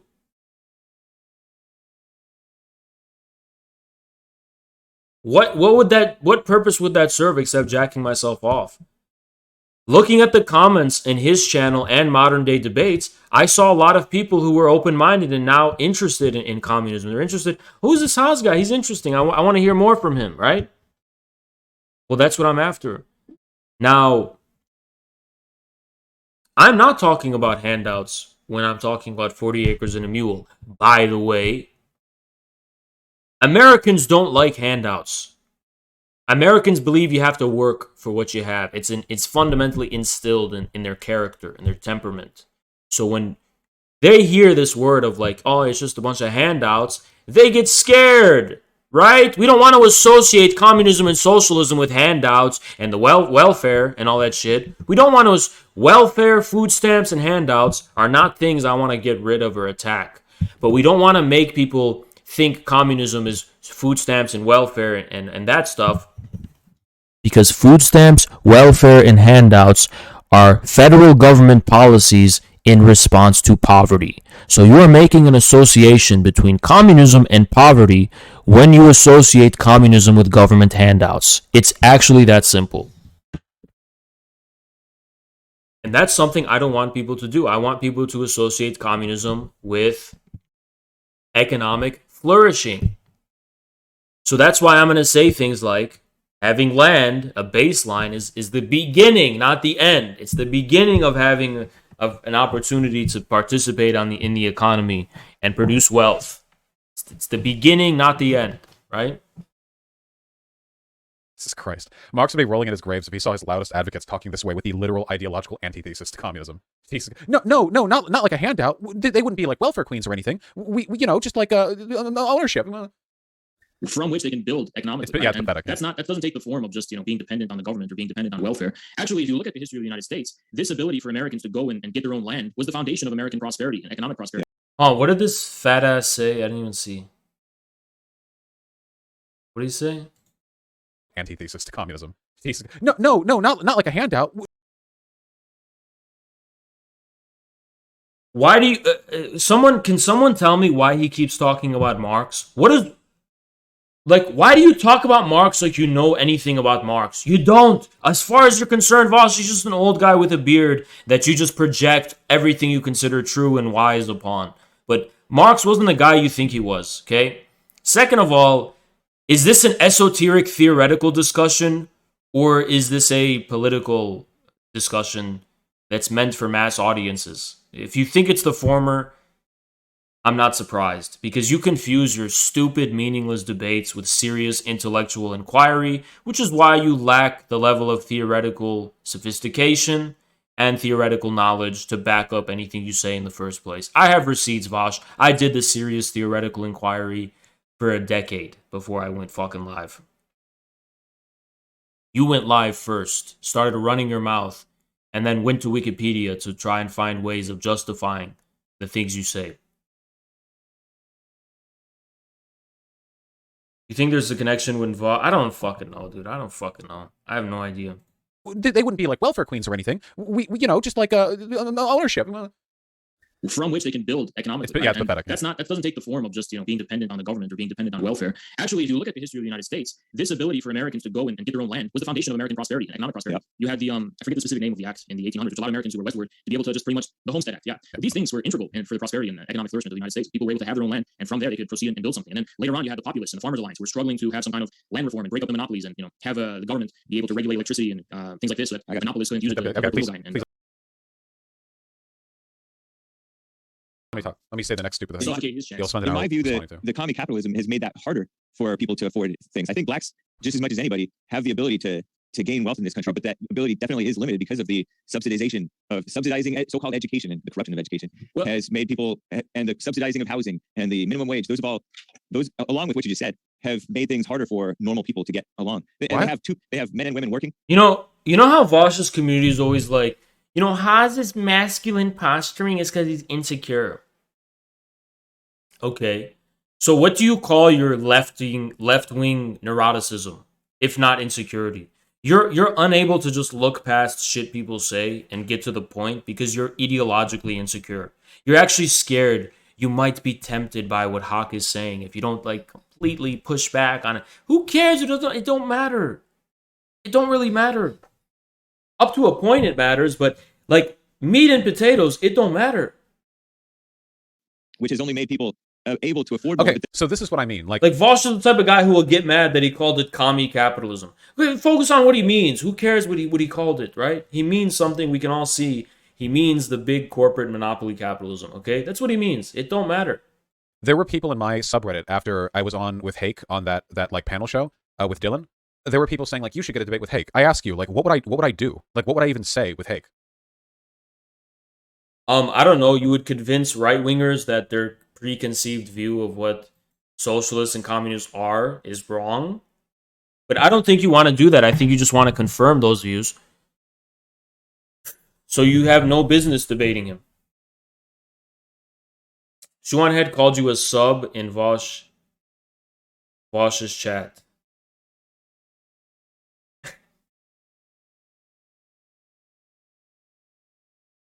Compared to Vaush? Compared to who? I don't know. If I'm a sub, I'd hate to see what a dom looks like.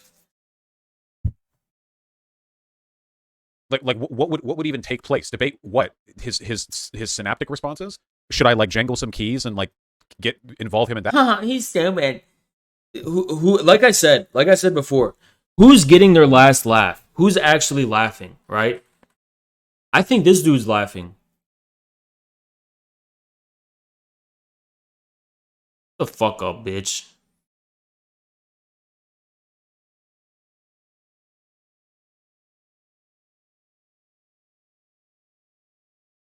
Yeah. That what do I say? Make fun of him for 2 hours? I'd be bored after 5. There's only so much you can say. Real takedowns, really, really funny takedowns, are. Yeah, Vaush. Because you don't actually know. You don't know how to participate in a conversation.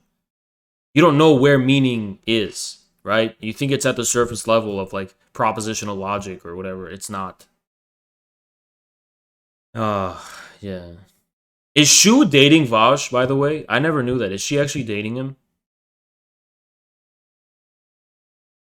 Because if she is, yikes. Mega yikes. Ew, Are ones where there's enough back and forth and interplay. RGR, okay? RGR I thought was a really fun takedown. Because RGR, Riley, isn't stupid. She's just a bit fucking insane on that particular subject, it seems. And she was actually engaging with what I was saying. Her emotional involvement was meaningful. With Hake, I might as well just find an AI text generator that has fed a bunch of Nazi algorithms to itself, a bunch of Nazi text posts in the algorithm, and then just debate that.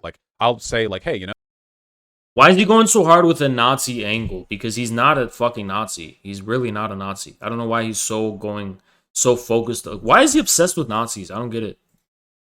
No, I think socialism would be good. You don't need to be a Nazi to be a fucking racist in America, okay? You don't need to be a Nazi to.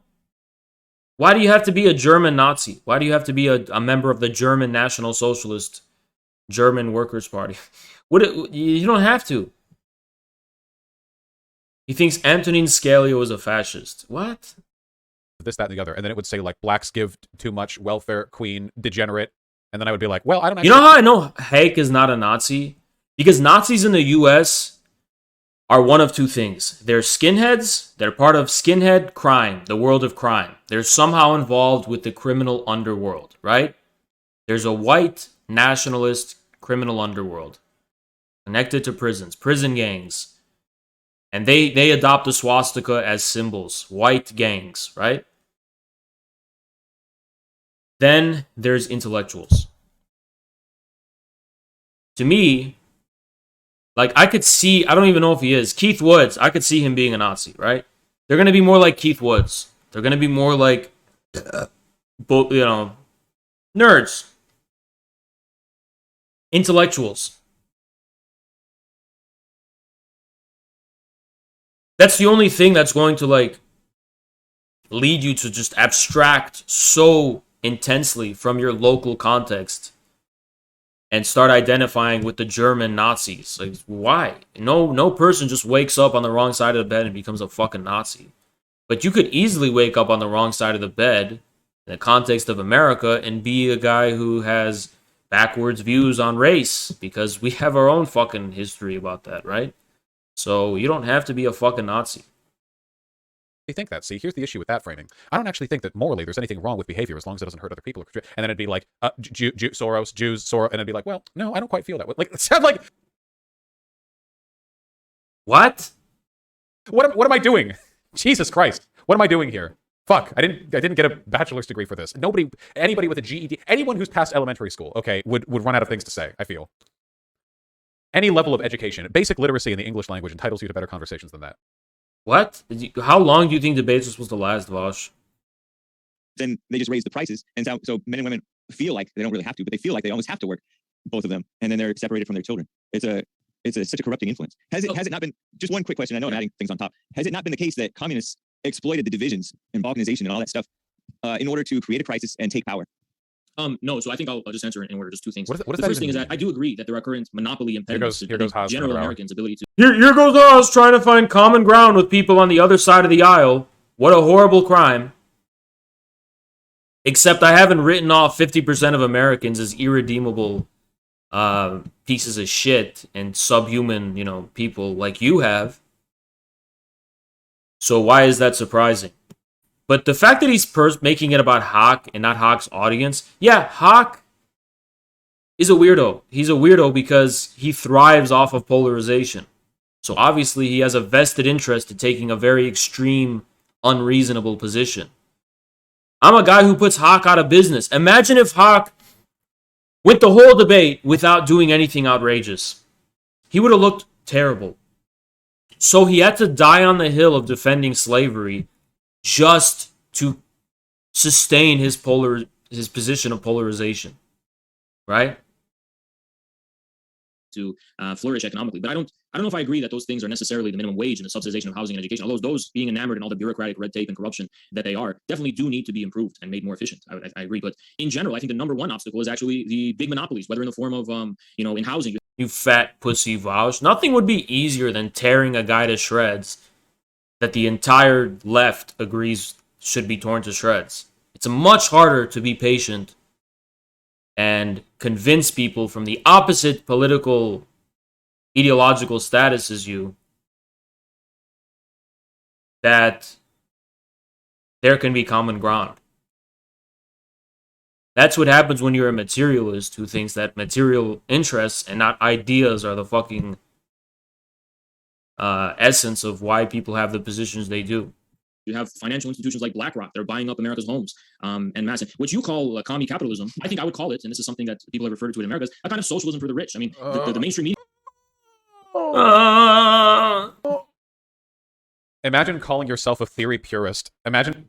I've never called myself a theory purist. All I've ever said was that I was more knowledgeable about theory than Vaush. And when that knowledge comes with the recognition that Marx, Engels, and Lenin were never anal about their use of the word socialism. They didn't. They were very loose about how they used that word. You know, Lenin called the post office socialistic an organization.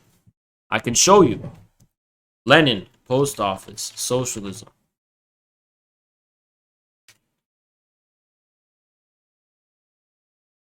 I can show you directly, right? So here you go. A witty German social democrat of the 70s of the last century called the Postal Service an example of the socialist economic system. This is very true. At the present, the Postal Service is a business. So, you know, they were not anal about how they used the word. They were not anal about it. Can I take a shit? Go take a shit, dude. I probably will have to continue this into tomorrow. Holy fuck. Because this lasts like 2 hours longer, right? It's super fucking long. So I'll probably have to continue it into tomorrow. But we're going to compile this into one video, right? Let's continue. So they were not anal about how they used this word. And it's actually literally accurate. Because I came onto streaming with the radical thesis that we already live in socialism. Like, that's the first thing I said on YouTube when I started streaming. It's the first thing we said in our fucking videos. Like, watch our video, The Meaning of Socialism in 2021. We do already live in a type of socialism. The fundamental mode of production we are transitioning into, it's actually just socialism. Socialism did win. When Marx and Engels said socialism was inevitable, they were right. It is. It's just that our political superstructure has not awakened to that fact. But yes, profit is not what drives our economy anymore. Later on, he bets that you won't finish because of your ego. Well, it's been fucking 6 hours, like 2 of which have been spent debating a guy. It's nearing 2 a.m., so we'll continue for as long as we can. Calling other people radlibs and ever using that terminology. Oh my god. Yeah, 10 years off my life. What is being a radlib? Do you even know what a fucking radlib means, you dumbass? What does being a radlib have to do with the expression socialism for the rich? It's a very common populist expression. I don't know what's so radlib about it. What the fuck is radlib about that expression? You're just muddying words. Was Stalin a radlib? Well, Amadio Bordiga said so maybe you're coming from the Bordiga angle, that, you know, but you're then we don't mean the same thing by radlib, if that's what you mean, right? If you mean like upholding the original principles of whatever, we don't mean the same. If radlib means a Jacobin populist, you know, sans culotte type of, you know, fucking Yankee, whatever, Yankee Doodle guy, we don't. Then what I mean by radlib is a fucking professional managerial, you know, woke scold piece of shit, fucking lib shit, Democrat, snowflake bitch. So we mean radically different things when we're talking about that. Life just like that, instantly closer to death. Hold on, I need to pee and wash my face. Just listen, just.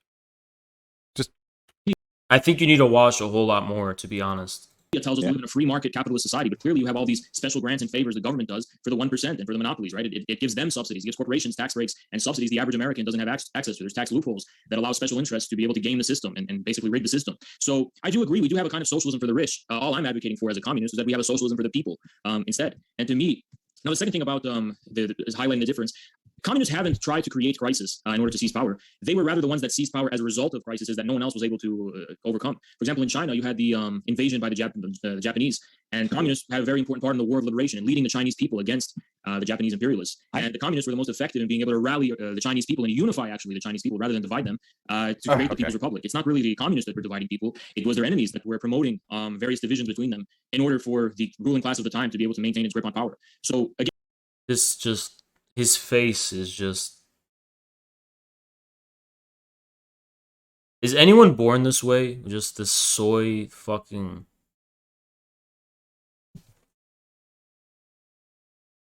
Okay, thank God. I'm not there yet. I don't know. Will streaming turn me into this? I'm good now, but like, you know this like type of face where it's like this, goes like this? You never want that.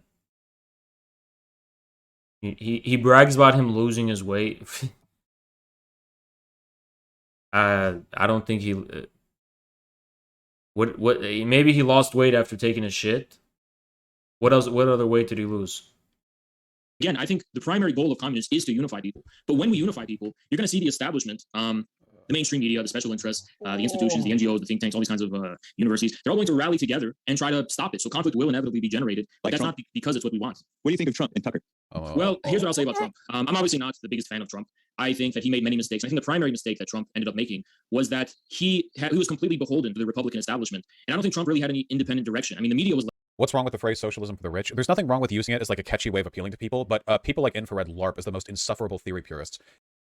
When have I LARPed as a theory purist? I really don't talk about theory all that often in a combative way. I only talk about theory when you are trying to consult some kind of authority, and I say, leave Marx out of it because you don't fucking know anything about Marx. If you want to stick to this rhetoric, let's just stick to that. I prefer that anyway. We don't want to get into the weeds of theory and philosophy because it's way out of your fucking ballgame. So I've LARPed as a theory purist. How? Right? Because you've tried to consult the authority of theory and you've been wrong about it. Then don't consult theory. Just rely on people's common sense and intuitions. Don't bring theory where it doesn't fucking belong. That doesn't make me a fucking theory purist.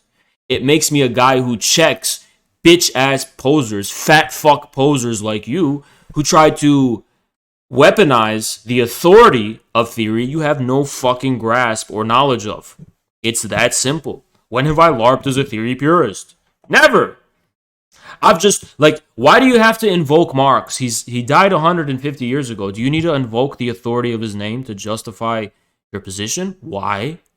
Well, if you're going to do that, I'm going to scrutinize the way in which you're evoking his authority, and I'm going to hold it to a standard of truth. That just make me a theory purist. I'm not the one who wants to fucking hide behind the skirt of authorities in the first place. You are, and you're misusing those authorities. If you're the kind of person who will call others radlibs for pointing out that Marx didn't completely disbelieve in electoralism, or pointing out that, like, When have I ever critiqued electoralism? I've never even used the phrase electoralism at all, I don't think. I don't think I've ever even used that phrase. Look, this idea that I come at this from the perspective of, like, you know, I don't know, an Austin Redguard type of person where it's like, electoralism, bourgeois electoralism. No, I'm a very reasonable guy, right? To me, it's not that I'm against electoralism. I'm against electoralism for the Democrats. I do believe in a third party. I do believe in a popular front. I'm not some kind of ultra-leftist. He thinks you're like all the Twitter MLs. That's like anarchist, right? I do believe in participating and politically and stuff. I just don't think that, look at how I argue with Destiny. When I argue with Destiny, do I bring up the electoralism and bourgeois electoralism? No, I talk about, just try to be as reasonable as possible when it comes to this, right? It's not in the name of theoretical purity that I've adopted this position. Oh my! What a stupid fat ass! What a stupid fat fuck! He's trying to say that my positions are because of some dogmatic theory. No, I share the same object as that theory, right? Which is here and now in the present tense. The correct position here and now in the present tense is not premised by theory or ideology. Theory is just a way to clarify. Theory clarifies where the working class is, where the objective material interest, it clarifies these things. It doesn't premise them. You don't premise your political action on the basis of theoretical dogmas and prescriptions. You use them to clarify the correct ones. That's why I talk about people like Jimmy Dore, which you yourself pointed out doesn't even call himself a socialist. So why do I endow so much significance to Jimmy Dore? Well, do the fucking math, you fucking idiot. So stupid. It's because my Marxist-Leninist theory leads me to recognizing people like Jimmy Dore represent an authentic anti-establishment populist sentiment. China isn't like a communist state or whatever. Like, if you like, the issue is that like Infrared doesn't like Bernie Sanders. These people talk about Bernie Sanders like he's. I don't like Bernie Sanders now. I liked him in 2016 and even in 2020, but he fucked up. He fucked up. He didn't fuck up because he's an electoral liberal and social democrat. I don't give a rat's ass about that. Speaking in terms of his relationship to the political establishment, that's what I'm focusing on. We're not speaking the same fucking language here. We're really not speaking the same fucking language. It's not about I hate Bernie because he's not a communist. No, I don't care about that. I care about where he stands, where his position stands. You know, there's an objective reality of politics beyond ideology. It's not just ideology. It's not about ideology. Like, he's a sellout. He's sold out. There was something going on with Bernie. Was it Marxist, Leninist communism? It was much more ambiguous than that. But there was something, and he fucking dropped the ball, and he sold out. That's been my only fucking position. The choice isn't ultra-leftism and fucking lip shit Bernie supporter in 2021. It's a radlib masquerading and cheapening the name of socialism. So for them to go ahead and use the most libby fucking phrase imaginable. Wait, cheapening the name of socialism.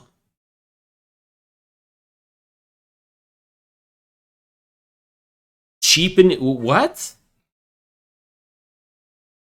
Is socialism a sacred word? Is it just a sacred word? But I don't know, what cheapens the name of socialism more? Aligning the word socialism with the ruling class, which is what you do? Or making it more familiar? If anything, the problem with the word socialism and communism is that they're too expensive in America, right? They should be cheapened. People should be more comfortable using these words. If these are expensive words, then there's going to be a lot of fear associated with them, and a lot of anxiety, and a lot of distrust and panic. And we already had 2 red scares in this country. We're kind of having a third one now.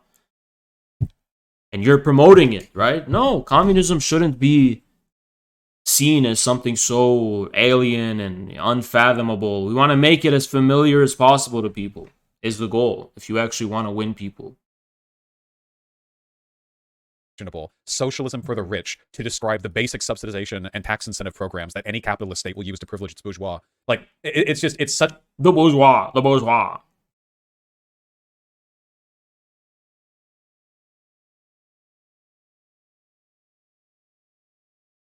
I bet you if I quizzed Vaush on what is the bourgeoisie, what is the historical origins of the use of this word,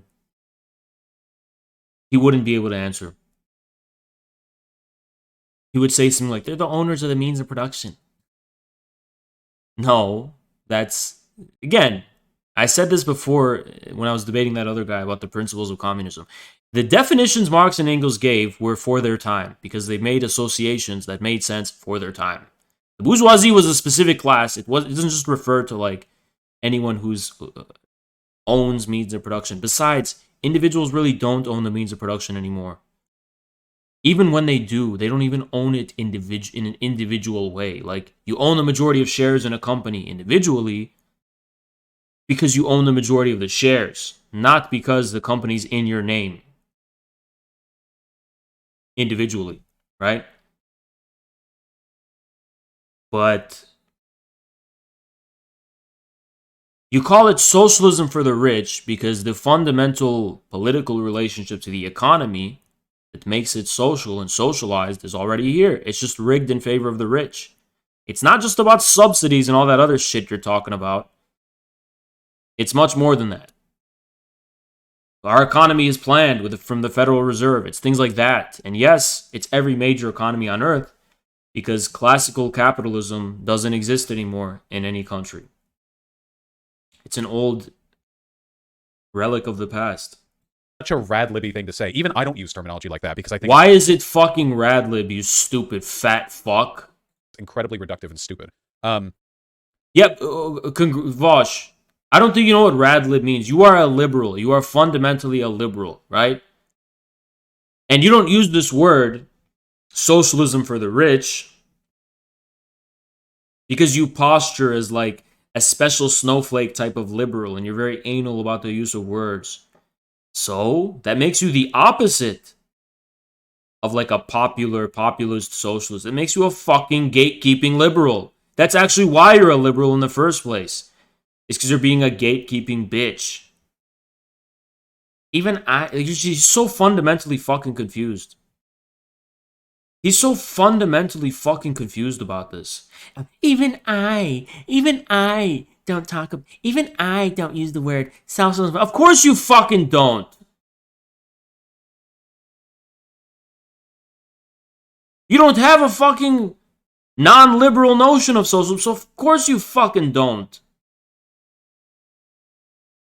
Socialism isn't about how like moderate you are to normal people's sentiments.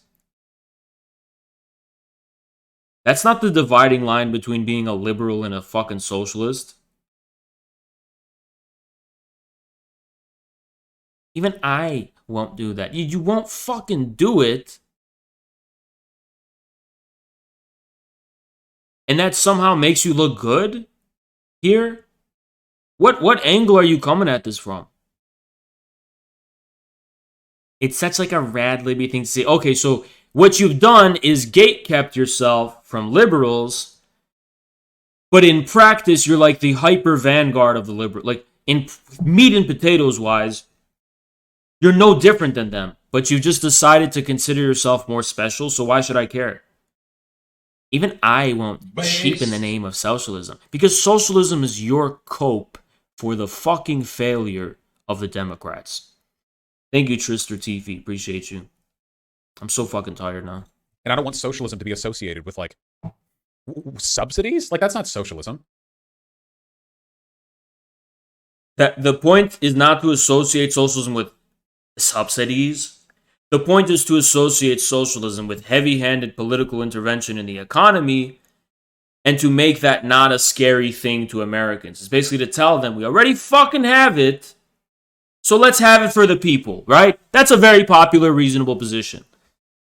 When you say we already have it to the American people, instead of like this, like, I know you're a sick, perverted fuck, Vaush, and you delight and leap with joy at this idea that, like, all aspects of life, there's going to be a great, you're going to restructure everything, and everything will be swept away, and the whole ground from which people stand will be wiped, and every Beverly Hills socialist will... Listen, most people find that terrifying, okay? Most people find it terrifying.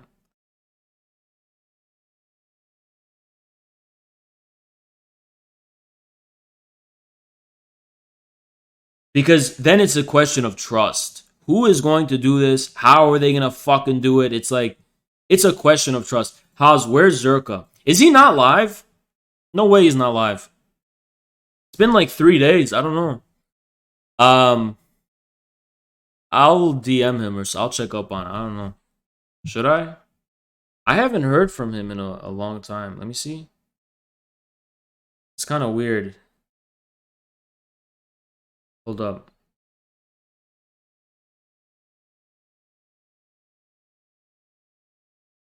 I don't know. Maybe he's taking a break or something. I think he said he got partnered, so I think he's like doing more shows. I don't know. I have no idea. Yeah, I haven't. When's the last time I heard from him? Let me see. Let me check this.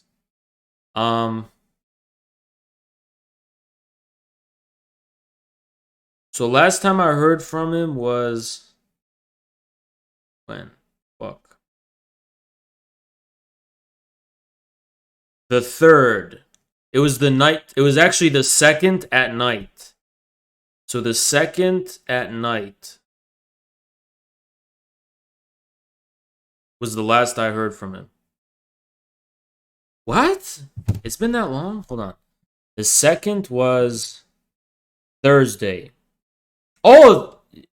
Wait, today's Saturday. Fuck. Thursday night. I last heard from him. Oh, he tweeted? Okay, he's fine. I don't know what are you guys talking about. Yeah.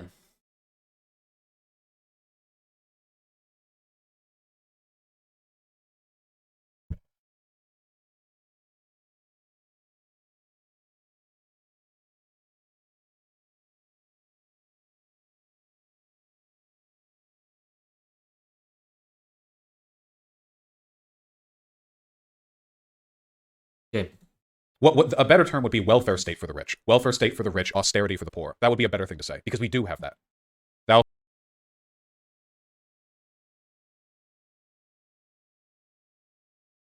This fat ass doesn't know how to talk to normal people.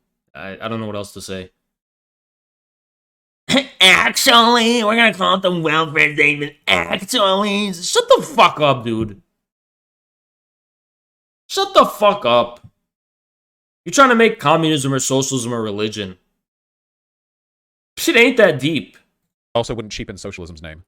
Labeling him as a fascist and a Nazi. I don't necessarily agree with I maybe used it a couple of I times. don't know what Trump's personal ambitions or goals or loyalties were, but I can appreciate the fact. Yeah, but Vaush, you do the same code switching when you talk to rightoids. You have to like speak their language. I don't think that's really applicable here. First of all, Hake won't change any of his beliefs in this. It's not about Hake's belief. It's about his audience, and it's about the other audience that's undecided. Why do you think it's about Hake, you stupid fuck?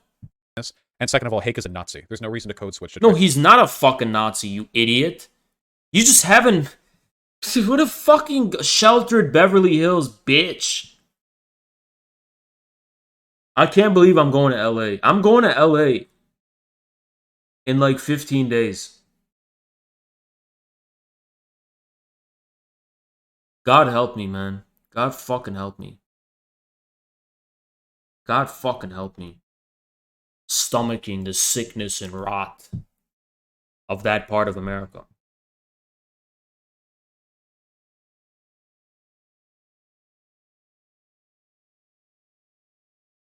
Box Vaush?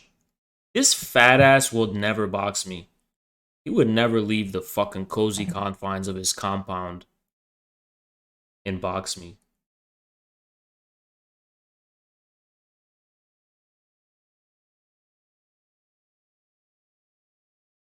But yeah, if you live in Beverly Hills, then anyone right wing is a Nazi. Try to convince a Nazi to your positions. If you're a communist and you're ever going to talk to a Nazi and they're... On what basis do you accuse him of being a Nazi? Here's why I don't think he's a Nazi. I don't think Hake is a Nazi because he's a subsidiary of Jesse Lee Peterson, right?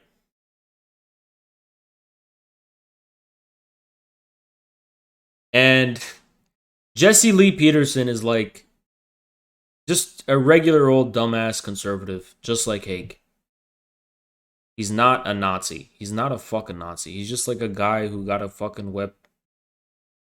There's such a thing as people who are just... Dylan Burns said he's not a Nazi either. Because Dylan comes from a conservative family, so he knows how this shit works. Vaush lives in fucking Beverly Hills, so he calls everyone a fucking Nazi. Their opening line is, I've heard you're not as anti-white as other, people of your kind. That don't mean you're a Nazi, dude. That means something in America. Like, there's the black and white racial division in America, right? It's a thing. And you're less in favor of degeneracy. That's not a good thing. And it's also a kind of Christian thing he's coming from, right? Like, is Jesse Lee Peterson a Nazi? No, but he says the same shit. Hake says the same shit that fucking Hake does. Hake says the same shit as Jesse Lee Peterson does. That's quite a bad thing, I'm afraid, actually. There's a difference between code switching and, like, just appealing to them. And, like, listen to how nice he's being. Listen how nice he's being. Because this is the audience I care about. I don't fucking care about your dumb fat fuck viewers. I don't need your fucking Reddit viewers. Listen to how, like... No, code switching is an appropriate term sometimes for him. It's just, like, he's being very cloying. Yeah, that's something I do. I'm very kind to human beings. Especially human beings that I can't pin down to, like, a political tribe. Like you. Or a discourse, right? Hake is just a random guy. And of course I'm going to be fucking nice to him because he's a human being. I'm a human being too. No reason for me to be hostile. I've always maintained that principle. And remember, Vaush, even with you, you started the disrespect when I came on your fucking show. And I know you regret it now. But there's no taking nothing back. That he did kickstart a movement of Americans who were fed up with the system and who were fed up with the establishment, and he gave them a sense of hope. Now, do I believe Trump himself personally is going to be able to make do on the expectations he's given to his movement? I don't necessarily think so. And that's why, as communists, we don't necessarily want to go against the Trump movement and Trump people. We rather want to show them that there's a more effective way to fight this establishment than Trump can. I mean, Trump, for example, I agree, he was very much treated unfairly by the media. He was very much, lied about and so on and so on. But at the same time, did the media treat Trump fairly? Is that controversial, or do people want to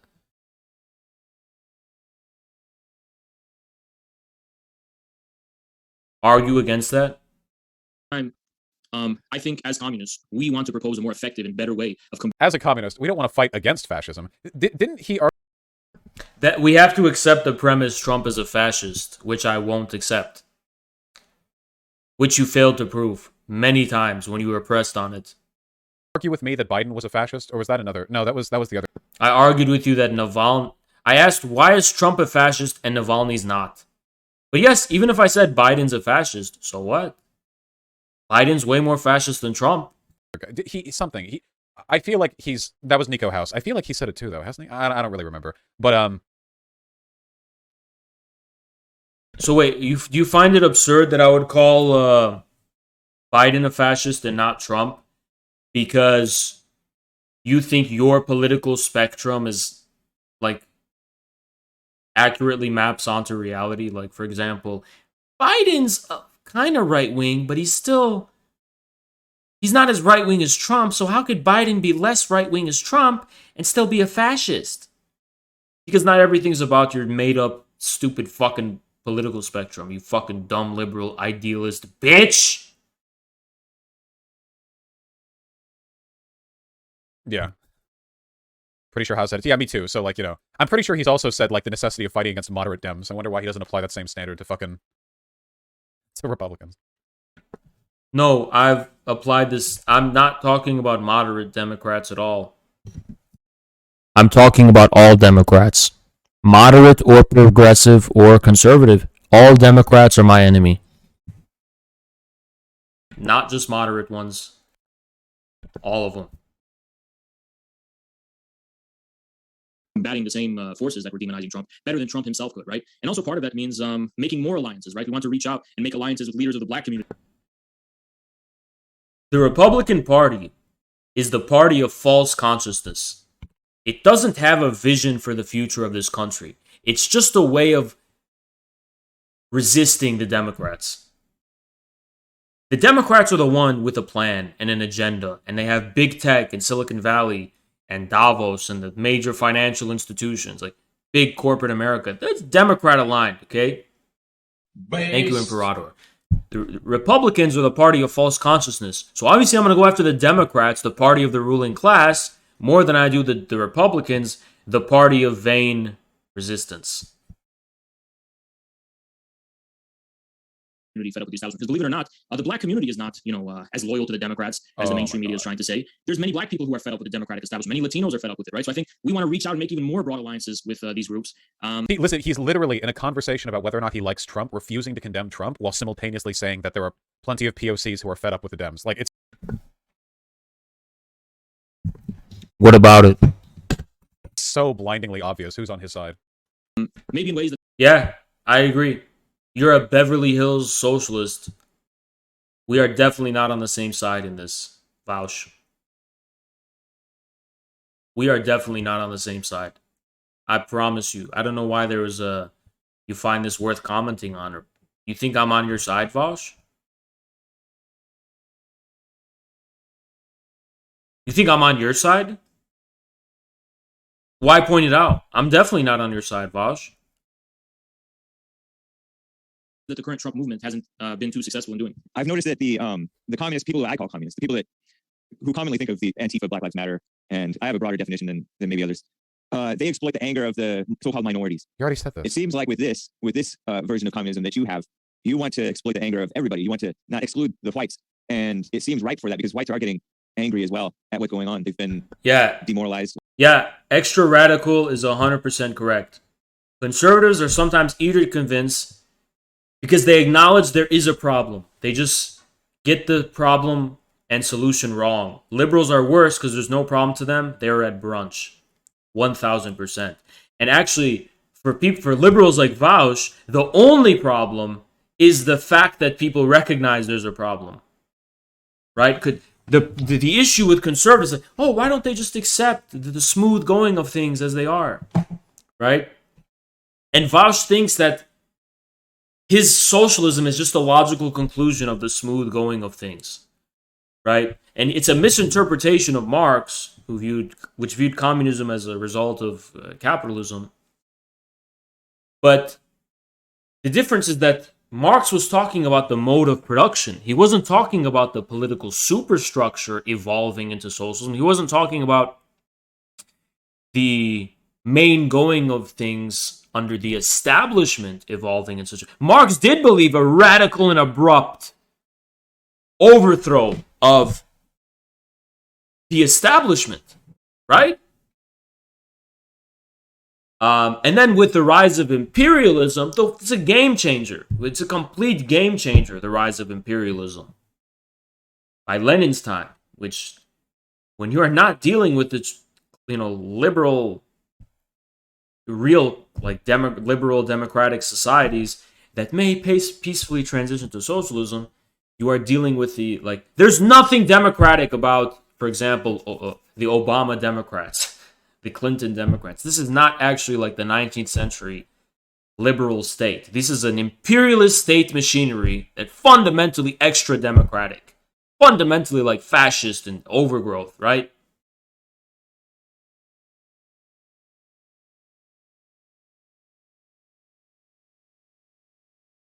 Overgrowth upon democracy and upon liberal order. Lack of morals. And they see the injustice explicitly, in many cases, against them, and men too. So I don't know. You might be successful in this. Yeah, I think the first thing I want to say is that to me okay. There's one thing that Haas can say here and be correct, and everything that isn't this thing is the incorrect thing to say. Okay, it's incredibly simple. Okay, class injustice affects us all. I think we all have a right to be angry. That's it. If you actually care, don't that's all you have to say. Yeah, I find that like a pandering lib shit thing to say, and sounds fucking soy and gyno. That's it. That's the only thing that you have to say. Anything past that, to me, is a massive rhetorical failure, and possibly an ideological one, depending on what else you say. So-called Antifa, at least within the United States, they're very clearly foot soldiers of the democratic establishment. Okay, that was the wrong thing to say. We did indeed find a thing that was rhetorically and ideologically incorrect. Thank you. You had the easiest layup in the fucking universe, and this was the direction.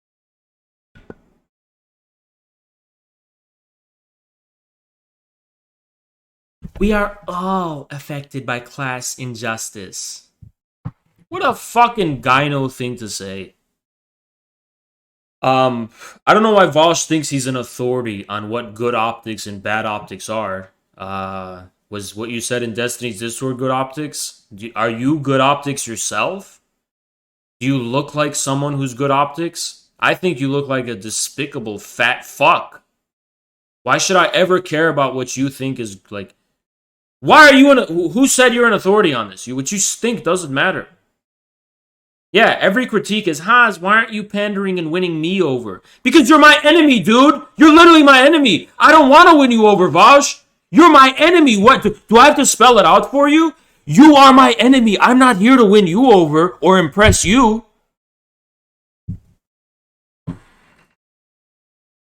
You're not my audience. I don't want you, Beverly Hills people. That we took it. Thank you very much. All right, nice. One answer. Is he reactionary or just trying to sell socialism via right-wing grift? He's reactionary. Haas is a conservative. It's just all part of the Nas bullshit. I need to make another video on this. The broader project is taking disillusioned left-leaning people and moving them to the right. Haas has... He's gonna make a video. Don't worry, my video is coming out first, you fat fuck. But anyway, is that what I'm doing? I'm taking left-leaning people and moving them to the right. And I'm just a part of the pipeline from left to Nazi. if you become a literal Nazi or fascist or whatever, you failed. You failed. It's like everyone who's become like a hard, it's like you've missed the plot. If you started as that, that's fine. But if you started out like a communist and you became a Nazi because of me, that's not my fault. It was not because of me. Yeah, like there's the only people, but that wasn't because of me. Like the other Carl, he went with those third position people, but they're totally against me, right? I don't know. They attacked me pretty hard. So it's not really a pipeline. It's not an effective pipeline. Matter of fact, those people are more on your side, Vaush, believe it or not. They're more with you. Because they both agree with you, the idea like, okay, listen, this is what communism is, this is what fascism is. This is left, this is right. So they agree with you, right? I have made as many leftists more conservative as I have made conservatives open to communism. If not way more the latter. Way more. I've made way more conservatives interested in communism than the reverse. 1000%. Like, I know that for a fact. I would not be growing if that wasn't that's like the only source of my growth at this point. I don't grow from leftists. I do not have a pipeline from leftists. All of the people who started out as leftists in my community, I got from like 6 months ago. Right now, the only people that are growing my brand are right-wingers. So the pipeline is in the reverse, Vaush, you stupid fuck. Has communist aesthetics that will appeal to left-leaning people, but then he'll talk about how the Dems are actually worse than the Republicans. I'm making general. How do you know what's aesthetics and what's not? It's a completely arbitrary distinction. You're going to call one thing appearance and the other essence, one aesthetics and one content, solely based on what you view as the essential linchpin. Can you prove it objectively, what's aesthetical and what's essential? How do you determine that? You can't. General points. I don't know if he specifically said this, but Dems are worse than Republicans because, they mislead the public, and, Antifa are bad and the left is bad, and actually there's nothing wrong. Yeah, I agree with all those things. They're all bad. With preserving traditional culture and et cetera. China's totally left-leaning, guys. Nothing. So what? Why do you wait? Hold on. Is my communism then just an aesthetic statement? Because I can actually demonstrate how those are fundamentally communist positions very easily. Very, very easily can demonstrate those are communist positions. Fascist about this, and eventually you do sort of ideologically what China did politically, which is you use communism as a kind of rhetorical framework to justify fascism. And China is absolutely he doesn't play into racial animosity, all does he? No, but he downplays like the legitimacy of racial conflict pretty often, I'm pretty sure. Like he does do that.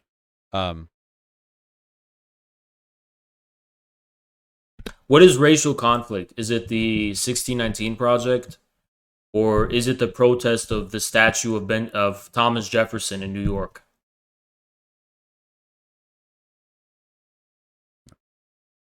Now, Black Lives Matter is an official organization. Yeah, he's done it this convo. He called systemic racism a meaningless culture war divide. I mean, that's...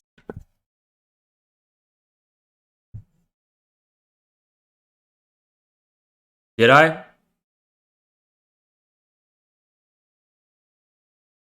Did I?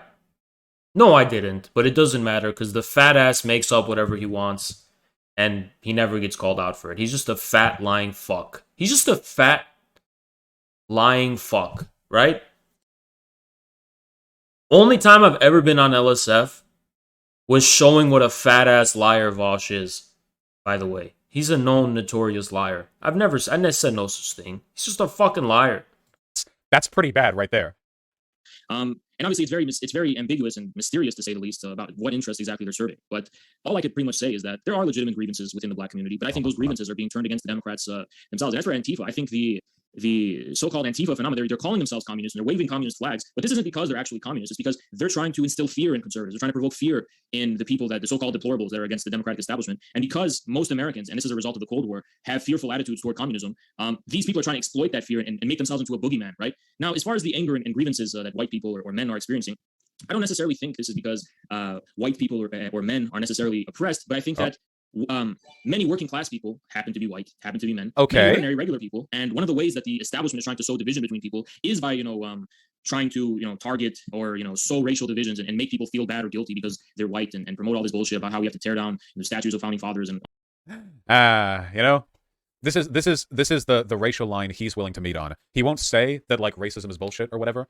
He'll just say like any social effort at fighting racism is part of the elite. What social effort are you fucking talking about? What social effort are you referring to? All of the things I just described are anti-social efforts. Distracting us, that's all this kind of stuff. So I do agree that there's legitimate anger there, but I don't think that we should sow more of the division and more of this tension. I think we should recognize it as an attempt by those in power to divide people, right? And what communists want to do is we want to bring people together because we think that they're being distracted with this infighting from their.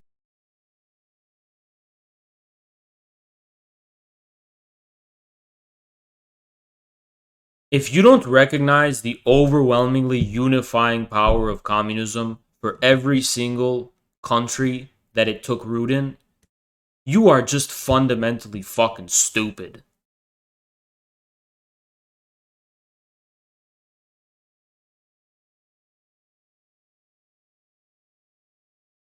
Their real enemy, and that real enemy is the American establishment and the monopolies. What happens when you have a movement that literally unites 90% of people against 10%? I don't know.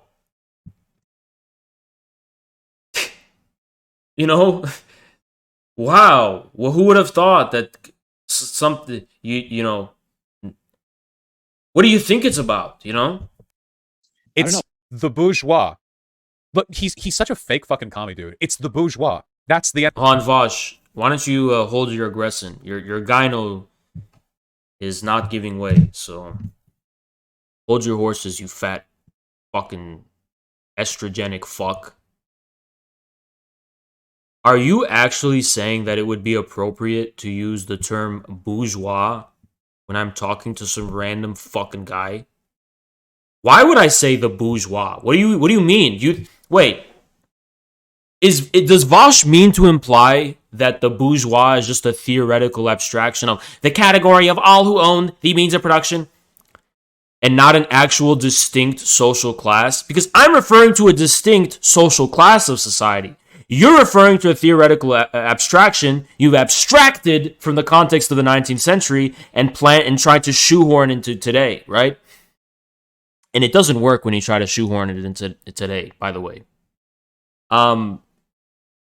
The bourgeoisie is a specific social formation that existed in Europe. If you were a random dumb fuck and you went and told a person the bourgeoisie, they would say, I know what you mean. I know those people you're talking about. It'd be like that, right? But if you were to tell that to someone today, they would be like, what is that French word you're using? I don't know what the fuck that is. But if you talk about the establishment and like the elites and stuff, people understand what you mean. But if you want to know what the equivalent to the bourgeoisie today is, bourgeoisie is a specific social formation, has very cultural characteristics and so on. The professional managerials are bourgeois. They're bourgeoisified. Bourgeois is coming from urban dwellers. It literally means what does it mean? Wall dweller, something like that. Dwells within the walls of the city, right? That's what the bourgeoisie means. So it has a connotation of being heavily urbanized and enlightened. And yeah, it has this connotation like upper middle class. That's really what bourgeois means within institutions. Yes, and the reason why the bourgeoisie were synonymous with the capitalist class is because the way in which capitalists relate to society is the same way that the bourgeoisie does, from the perspective of social abstraction. The capitalists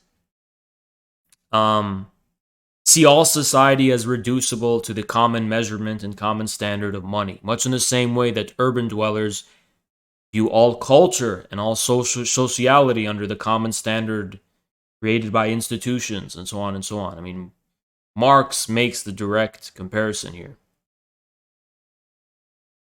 Not in LA with Zerka. That's not going to be until later this month. Yeah, Vaush is the definition of bourgeois. Bourgeois doesn't necessarily mean you own factories or even that you own means of production. The reason why the bourgeoisie is synonymous with the capitalists in the 19th century is because by owning the means of production, they're owning it from the position of an institutionally mediated relationship with the economy.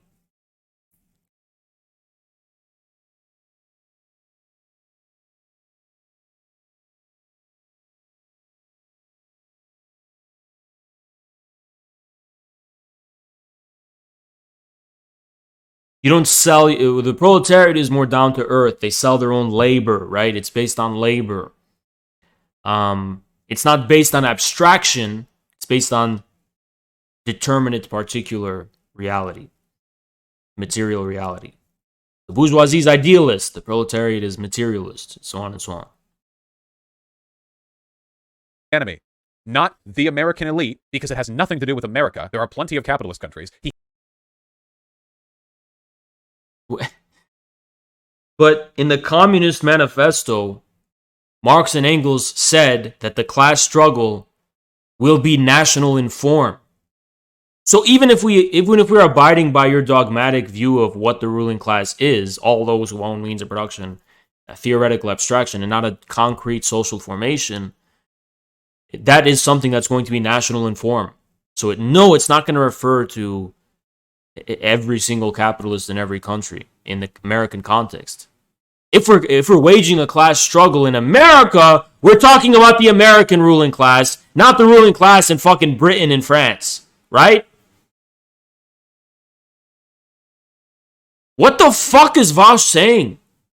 He's elevating the bourgeoisie into a theoretical abstraction that becomes universalized and applied. It's like the theory is superimposed on the entire world rather than deriving the theory from the determinate world. You get what I'm saying? It's like he has this airy-fairy abstraction first, and then he deals with the particular concrete realities. But didn't Engels literally say that whereas Hegel went from the concrete to the abstract, we want to begin from the abstract? Where Hegel wanted to begin from the universal and arrive at the particular, we seek to begin with the particular and then arrive at the universal. He has to say American because China also has bourgeois. No, I have to say American because class struggle is national in form, which is what Marx and Engels literally said. How the fuck are you, fat-ass Vaush, going to wage a class struggle? How is it politically relevant for you to rail against the so-called Chinese bourgeoisie, even though there's no Chinese bourgeoisie? How would you do that? How is that even meaningful, right? How is that even meaningful? And he has to say monopolies because China does have some anti-monopoly protections, except, funnily enough, against... No, I have to say monopolies because I don't know if you know, you're not really up to date, but we're talking about the highest stage of capitalism, which is monopoly capitalism. So I'm following Lenin's lead.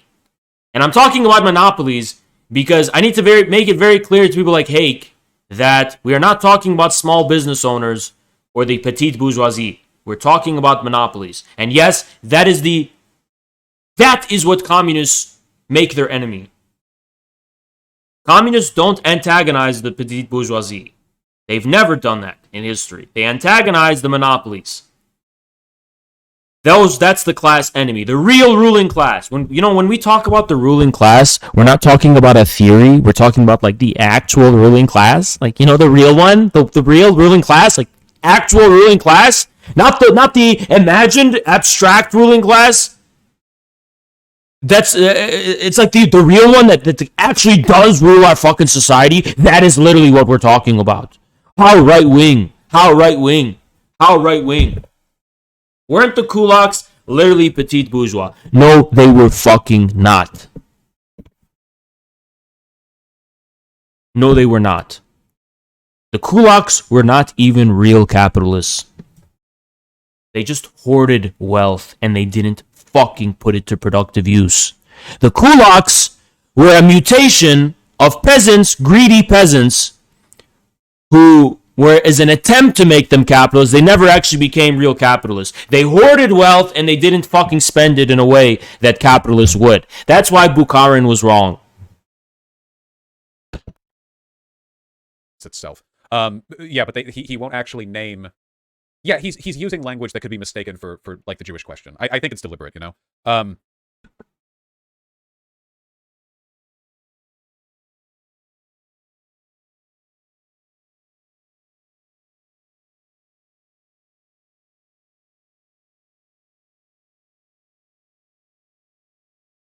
So to be clear, we have it on record. Vaush is caught on record saying that he believes the ruling class is Jewish. He believes the ruling elites are Jews. As someone who actually has studied the ruling elites and the monopolists, the overwhelming majority are actually not Jewish. By the way, they're actually not.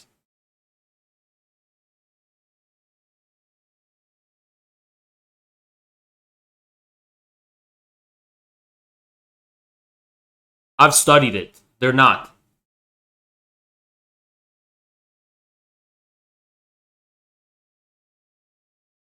But even if they were, right? Let's just entertain the idea that they were, which is an anti-Semitic conspiracy theory that Vaush subscribes to. He believes it, but he lies about it because he doesn't like the consequences of that idea. Why do they always assume Jewish when someone mentions the ruling class? Because they're anti-Semites. I'm going to tell you why. Because Vaush is an anti-Semite. He actually is in his core an anti-Semite. He just doesn't say it out loud because he doesn't want to own up to the implications of being an anti-Semite. Meanwhile, I'm actually not an anti-Semite. I don't think the Jews are in control or whatever. So I don't have to worry about the bad consequences of thinking that's factually true because I don't believe it. I don't believe it.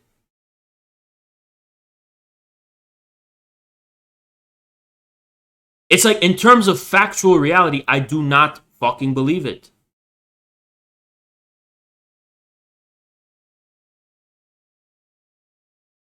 The American elite, you know, the industrialists, the global, like all that stuff. This is So when you think of American elite, why does Jewish come to mind and not waspy, like, East Coast legacy money from the Rockefellers, the Morgans? Are the Morgans Jewish? I don't think they are. You know, why doesn't that come to mind?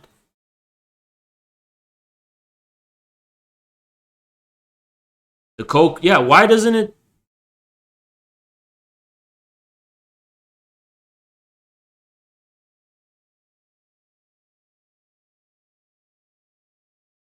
The Rothschilds were big in Europe.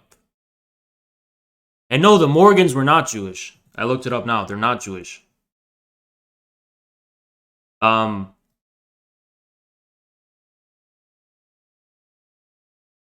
I think the American elites, I don't think of Jewish people. When I think of American Jews, I think of the same people who came on the immigration wave alongside Italians. Anything I think of like Italians, like New Jersey Italians, right? And Puerto Ricans and Italians, right? I don't think of like the elites. I'm sure there's people, yeah, Italians, Irish, Poles, Jews. They're all Ellis Island immigrants. That's what I think of. Ellis Island immigrants. They are not the people who rule this country. Some may have very prominent positions, I have no doubt, but, you know, so do Lebanese people also have prominent positions in certain industries and certain whatever. It's not because they control everything.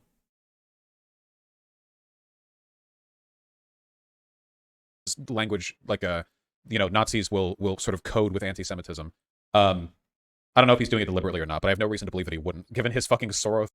I think if you're an anti-Semite, you think that, which you are, right? You are, Vaush.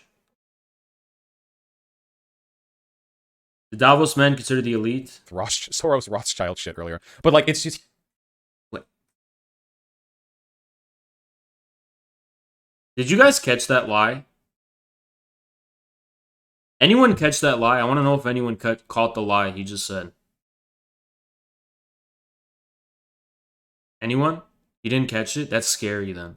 That's fucking scary you didn't catch that. Yup, Autobarn got it. I never said Rothschilds. I said the Rockefellers. I did not say Rothschilds. I didn't say that once. Wow, guys, this guy gets you. You see how you just got gaslit by him? He literally gaslighted you. He literally just gaslighted you in real time, and you didn't even catch it. Isn't that scary? You guys need to be more vigilant because these are fucking liars. Every single word they say is a fucking lie. You need to be very vigilant. He just gaslighted you guys into thinking, well, maybe Haas did insinuate Jews. He did say Soros and Rothschilds. No, I didn't. I said Rockefellers, right? Wow, that's scary that you guys didn't catch that. That's scary as fuck. That's so fucking scary. That is so fucking scary you didn't even catch that. He's so fucking uninterested in actually promoting a materialist view of the world. Like, because he...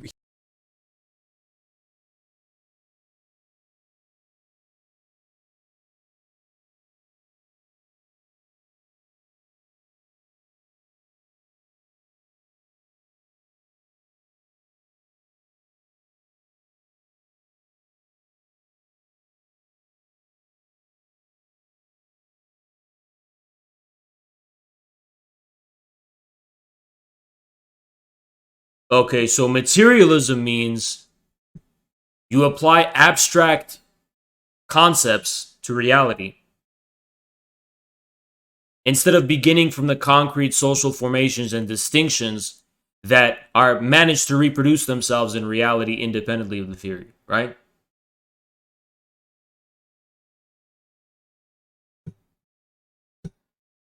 So materialism is when you begin from abstraction and ideas, and idealism is when you begin from concrete reality, right? He will not name the bourgeois. Who are the bourgeois? What is the bourgeois? Who are they? All those who own the means production. Okay, with roll that back. Who are they? What does that mean? Who are they specifically? How do you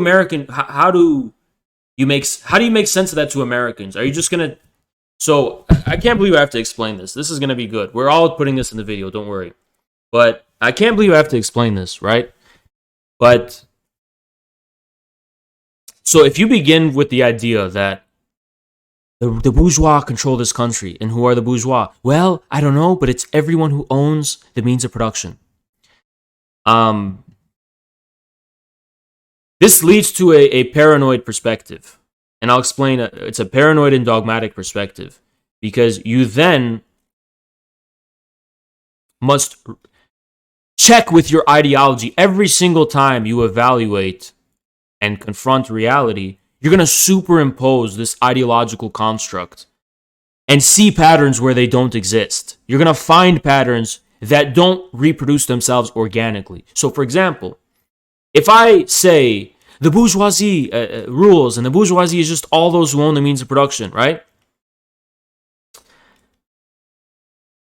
That belief is not going to be confirmed organically in how I participate in reality, right? Hake, or let's say a random dumbass, a random worker, a random person, right? They're not going to understand the essentiality of that claim.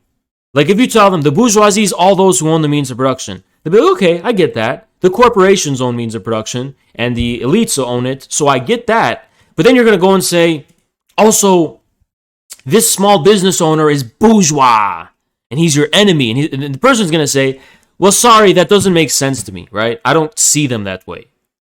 I don't view them that way. This capitalist owner, right, is your enemy. There's many people that are going to say, well, that doesn't make sense to me, right? You have to be invested in the ideology for that to make sense to you. If you're not invested in the ideology, it's not going to make sense to you. So what you're doing is you're finding patterns and plugging in holes in reality that requires the ideology. Without the ideology, you're not going to find the pattern of the bourgeoisie in reality. You're going to find if you begin from an ideologically unbiased perspective and just investigate our reality, no prejudices, no ideological investment, no bias, right? You're going to discover unique social formations with a specific way of life, a specific networks of wealth and connections and businesses and so on and so on. This is the difference between the materialist view and the idealist view. The materialist view is like you cut off all your prejudices and just deal with reality scientifically. And then you arrive at a conclusion. The idealist perspective is I'm going to begin with the bourgeoisie and then try to force reality to conform to that mold. And the reason it's a paranoid, an unscientific, and idealist view is because the entire significance of the bourgeoisie is going to hinge upon the ideological desire to have workers' ownership of the means of production. So the reason why we should consider the bourgeoisie our enemy is because of this specific ideological intention of having the workers owning the means of production, a completely arbitrary intention. But that's not a material interest. You're not ever going to discover where in material reality these distinctions are going to be reproduced. It's all going to be within the ideology. Do you guys get that? Like, the reason why how you can tell there's an authentic point of material distinction is when there's like a million different ways of looking at it ideologically. It's fundamentally ambiguous. Well, yes, some people try to do it with anti-Semitism. Some people have other conspiracy theories. Reptilians, all sorts of shit, right? But there's just like this fundamental deadlock in this symptom, right? That's there. That's how you can tell there's something material there, right? They're trying to fill the holes in all kinds of ways. But when you try to plug the hole and totalize the meaning, that's when you end up with paranoia. That's the logic of anti-Semitism too, by the way, right? It's the same thing. Because you're creating this totalizing ideological view about something that's inherently ambiguous and material. It's not ideological, it's material, right? So when Marx and Engels are talking about class, they're not talking about ideals. They're talking about what they consider to be real material distinctions that reproduce themselves independently of ideology. You don't need ideology to recognize it. It's there. People relate, the fact of a bourgeoisie existing in the 19th century and the 20th century, you did not have to be a communist, a socialist, or a Marxist to recognize that. You did not have to be someone who was committed to a specific political project to recognize, yeah, there's a bourgeoisie. Of course there's a bourgeoisie. Liberals could recognize there's a bourgeoisie. Reactionaries could recognize there's a bourgeoisie. Monarchists and socialists and the rest of them. Everyone could see there's a bourgeoisie, right? Just like when I referred to, Wall Street. Do you have to be committed to some political project to recognize Wall Street in this country? No, you don't, because it's very clear who that is and what it represents, right? In Silicon Valley, right? So that's the difference between a materialist view and an idealist view. Materialist view is not looking for, you're not defining reality solely in terms of your intentions, your conscious intentions in relation to it. You're defining reality in terms of material distinctions that are objectively there, regardless of how you respond to them. There is this fundamental deadlock we cannot get around, right? We want to pretend we're all the same. It's just not the case. There's this deadlock, right? There's something different, some symptom in this economy, just different classes. We can't get around these differences by pretending they don't exist. He keeps like I can't get around the difference of a Silicon Valley engineer and a fucking coal miner. There's something unbridgeable about that, right? And there's a reason there's something unbridgeable about that, because they belong to different classes. That's the meaning of class differences. It's not some dogma that you impose on reality first. You derive it from the distinctions that are actually in reality. tiptoeing around it. Oh, there is some truth to that, but the enemy is within. It's a good versus evil, and like anybody with anger is going to end up working against their own interests. I don't think that the black Rockefeller, community not really Rothschild. has Sorry, legitimate Rockefeller, grievances. At least none that they're Oh, someone corrected him. Well, are the Rockefellers Jewish, Vaush? What the fuck are you talking about? crying about. None that we hear crying about in the mainstream, at least. Well, the black people that are being given representation in the mainstream don't necessarily represent the grievances of the black community. I do think the black community has many legitimate grievances. Can you but name one? yeah, sure. They don't have enough self-determination and independence. They're ruled by police departments that aren't really connected to the community, much in the same way that rural people in the United States have been, since the 90s and 2000s especially, ruled by these federal agencies that are completely disconnected with them, right? So Are you aware? Hold on. I think that was okay. Yeah. So he brought up a good point, which is that a ton of black people live under the thumb of like restrictive police occupation. But, basically, we're using sort of evocative language here, but I'll take it. And then he's pointing out that, and it's true, that a lot of rural people's livelihoods is completely determined by like the abstract bureaucratic decision making of federal agencies with regards to subsidies or like a bunch of other stuff, state and federal, that control, because like rural communities don't have much locally to pull on, so they're kind of reliant in a lot of ways on what goes on beyond the confines of their community. Does that make sense? That was actually an okay point. I'll take that, and it was a good way of relating, because Hake will defend rural communities because they're coded white. Aware of the amount of crime that's happening in these communities, and there's black. We're begging. It's actually not really about white and black. That's not the essence of the matter. If you're a racist like Vaush, you're going to think that's the essence. Yes, I get it. Rural will have the association of white, but the essence is not white. Does that make sense? Yes, they're mostly white. I get it. You're going to associate it with white people. I get it. But the essence is not about race. The essence of what rule in America is not like if black people could blend in rural America.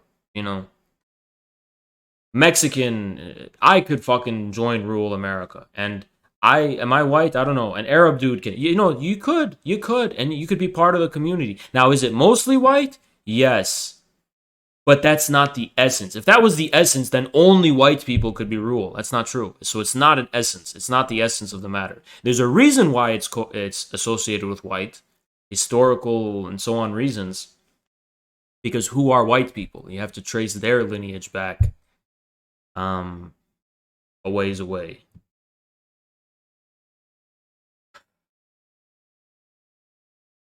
White people, people of European descent, I should say, were the overwhelming majority of people in America for a very long time.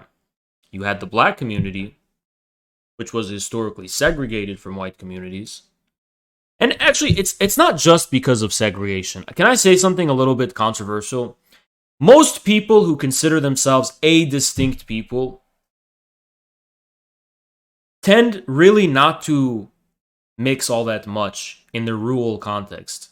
Like in Lebanon, the Shia and the Sunni and the Christians, they will mix in Beirut. But in the countryside, they mostly just stick to themselves. I bet it's the same thing around the whole world, right? Different groups mostly just stick to themselves most of the time, right? And it's not always racial either. It could be a bunch of other things. But if it's a different group, they're going to tend to stick to themselves at the most fundamental level. And it's not just because, it's because there's just different ways of life and there's different cultures. And you also have to acknowledge black people do have a distinct culture. They have their own traditions and culture and, ways of life that white people are not part of, right? How the family works, exactly. Those kinds of things, right? A lot of people have this racist idea that black culture is solely defined in terms of problems. And that's a racist lie. Black culture is not solely defined in terms of problems. There is a really distinct black culture that's specific, specific to black people. for more police. Right, but I'm not denying that there's a reality of crime. I just think it's a vicious cycle in which the economic conditions that are promoting crime, namely from this wholesale robbery and scamming of America's black population by the Democrats specifically. Reel it in. Okay. Is it the Republicans that rule black communities? So it's been many decades. Is it Republicans who rule black communities or is it Democrats? I'm not quite sure. Also, what about the black community under Obama? So black communities under... How do you want to measure this? Do you need the federal government to be Democrat?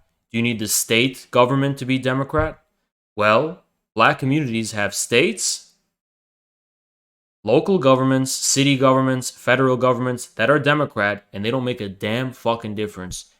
Not only do they not make a damn fucking difference to the black community, they have consolidated the political energies of black America toward ends that don't help black America. So, what is this? Is this something to laugh about? When does John get live, man? I don't know, bro. I don't know. Reel it in a little bit farther. Just a little bit farther. Oh my god, it's a bipartisan issue. Oh my god. Okay, well. All right, that was good. That was pretty funny. That was well timed. It was comedy gold. Leads to the attempt by the Democrats, that seems at least clear to me, to target families, right, and make families harder to start. This creates a vicious cycle, which then leads. I think I did message him earlier today. He didn't respond, so it's kind of weird. Also to vicious, very vicious form. I'm sure he's just busy. You know, no need to panic. Police repression. Now, I do agree that much of the so-called Black Lives Matter protests were not coming from black people, but were coming from actually primarily white leftists who were serving the interests of the Democrats. I think it's because... Oh my god. Am I wrong? He can't stop. He can't stop. He can't refrain. There was an issue with BLM protests having, white agitator, Antifa, whatever guys who were just super horny to throw Molotovs or, like that wasn't... Yeah, but the majority of Black Lives Matter protests were coming from white people. Is that under dispute now? A bit of an issue, but overwhelmingly, the people who attended BLM protests were people there in good faith for BLM. And how... Okay, but what does that mean? Well, first of all, what is BLM? Second of all, what does that mean? And it's interesting, the class divide. The more wealthy the white community, the more they were likely to virtue signal and pretend to be the... it's the white savior complex. That's what I'm exactly what I'm fucking saying. If Vaush says that's good faith, okay, well, you're just saying good faith. What's bad faith? Most Trump supporters in good faith want to save America. If you just define everything in terms of the superficial ideology, then you have to be more consistent. White agitators at protests are not serving... he said that the Antifa is like a tool of the Democrats, so, he's gonna... Which they are. Just conservative talking point his way up. The Democrats have tried to twist the legitimate grievances of America's various minorities by sending Antifa. Turn them into a way that will serve their own interests, even though the Democrats are the ones who... How's that wrong?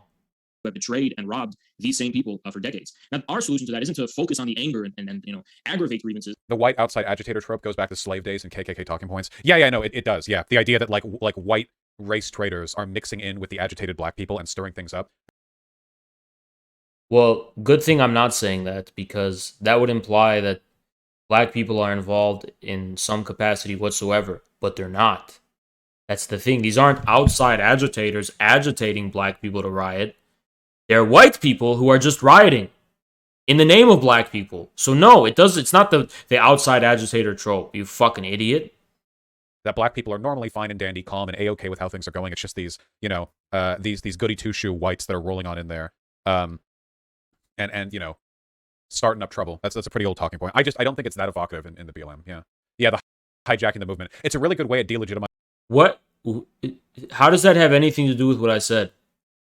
A movement, because all you have to do is say, oh, well, they've been hijacked by these guys, and then you don't have to respond to any of their talking points, like, oh, BLM, oh, well, they're doing this because they've been hijacked. Talk to me when they're a real movement that really represents the black population. And of course, such a thing will never happen because there's no way of empirically determining when you've reached that point. So it's just an ongoing sort of cycle. Okay, guys, I wanted to finish this, but we have an hour and 30 minutes left on that video, so we're gonna have to save it for tomorrow. We're gonna finish it tomorrow. If y'all need a primer, on what's going on. Vaush covered my debate with Hake, and he was talking a whole lot of shit, right?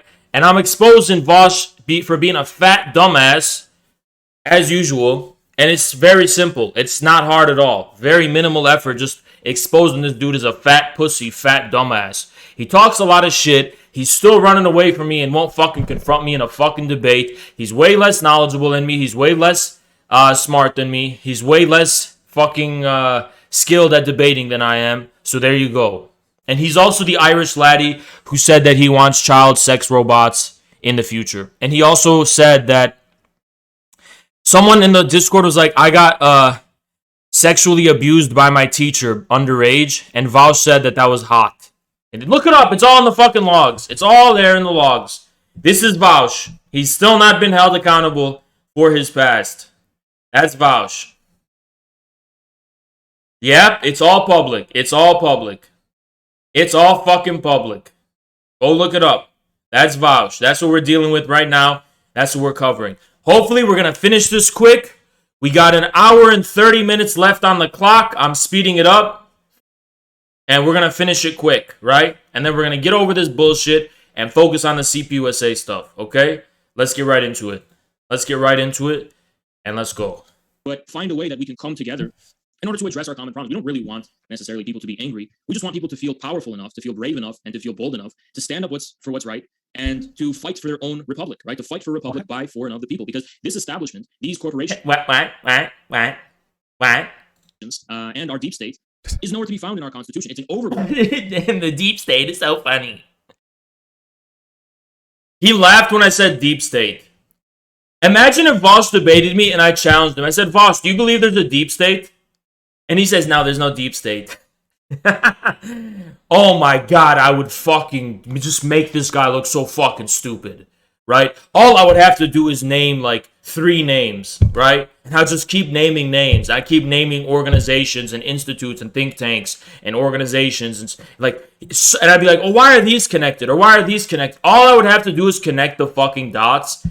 The CIA, its origins in the OSS. I'd go through all of that fucking history, and well, this is what he would do because he bluffs. Like I said, he would fake laugh while I'm doing it. He'd go,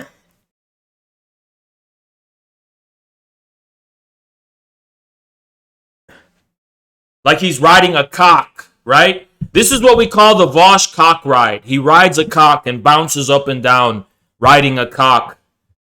When he tries to fake laugh. He's not even actually laughing genuinely. He just tries to pretend laugh. It's called the cock ride. The Vaush cock ride.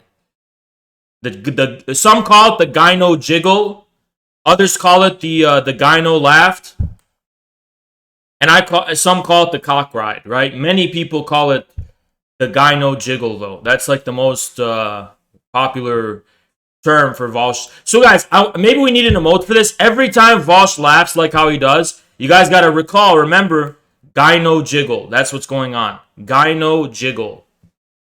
Gyno jiggle. Remember that. And if he mans up to debate me in the debate, I think I want to get an emote just so you guys could just spam gyno jiggle every time he does it. The gyno jiggle.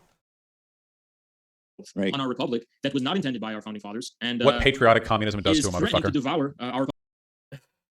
This is incredible. So I need to be clear. All of the people that are against the patriotic communism or whatever, this is your representative, Vaush. Like Vaush, you're talking about patriotic communism because you're trying to dick ride all those fake MLs that are attacking me or whatever, and those anarchists. But all those people fucking hate you probably even more than they hate me, right? You're actually a pro-imperialist. You will never, ever be accepted by the American left. You're trying to fucking dick ride them or whatever. They fucking hate you. They actually fucking hate you, Vaush. And you're trying to dick ride their criticism of socialist patriotism? Dude, you literally are an advocate of imperialism. You're not in your right fucking lane. You're not in your right lane. They smear me and they strawman me as having your positions. That's how fucking in a bad place you are in their eyes. They have to strawman me and my patriotic communism as having your positions. They strawman me with your positions. You stupid fuck. And he's virtue signaling to those people what patriotic communism does to a motherfucker.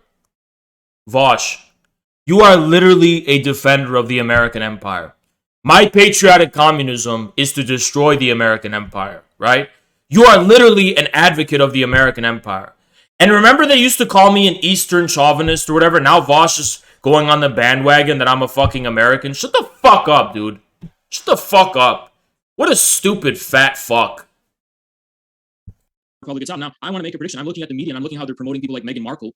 And it seems to me they're trying to prepare her for some kind of political existence or presence. And I find it a nightmare that it's a possibility that our elites are planning on dismantling our republic and basically installing. I don't know what he's talking. What is he talking about? Right. So the Vaush, the informed intellectual debate champion and political commentator streamer, doesn't fucking know who Meghan Markle is. And moreover, he would probably laugh at the idea. But here's an article from Mary Claire, whatever that fucking website is. Hold on.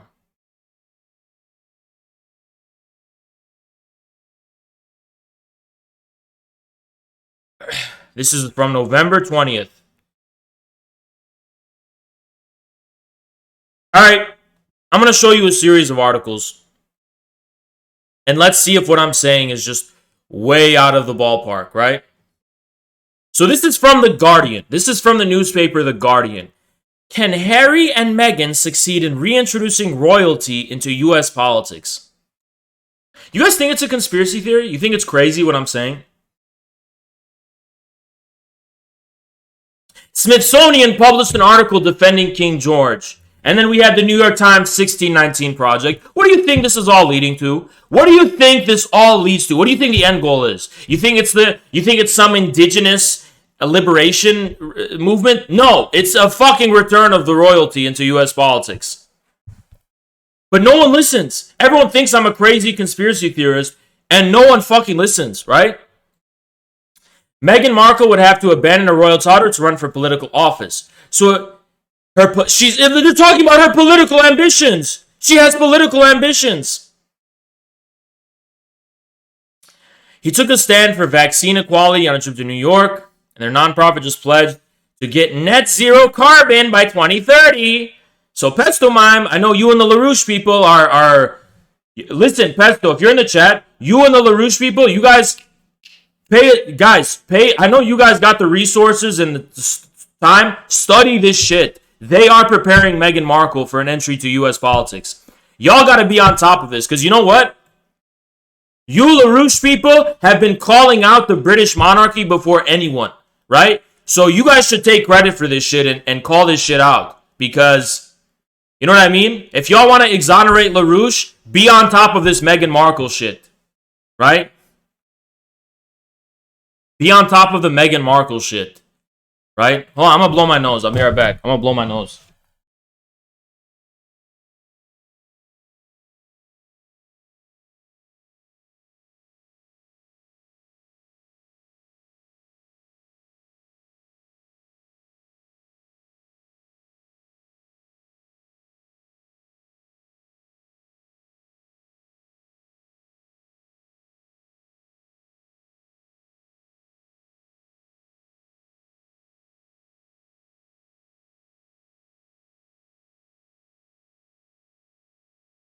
Oh, Pesto, you gotta chill about that shit. You gotta really chill, dude. Don't be saying shit like that. Wait, what is he talking about? Prepping her to be what? What are we talking about? I'm not familiar with all the QAnon talking points. This is what happens when you're a TOS helps this guy so much, I wasn't gonna say anything. I wasn't gonna say a slur, but I was gonna say an ableist term that's not allowed. But when you're like that, you tend to think you have a very limited scope of discourse, right? Everything's either QAnon or right-wing talking points. It's all in this fucking discursive echo chamber that you think is the be-all, end-all of all reality, right? Like I said, Vaush was a guy who ran his mouth and then went live. I actually did the work of knowing shit, and then I went live, right? Merkel, the German, what?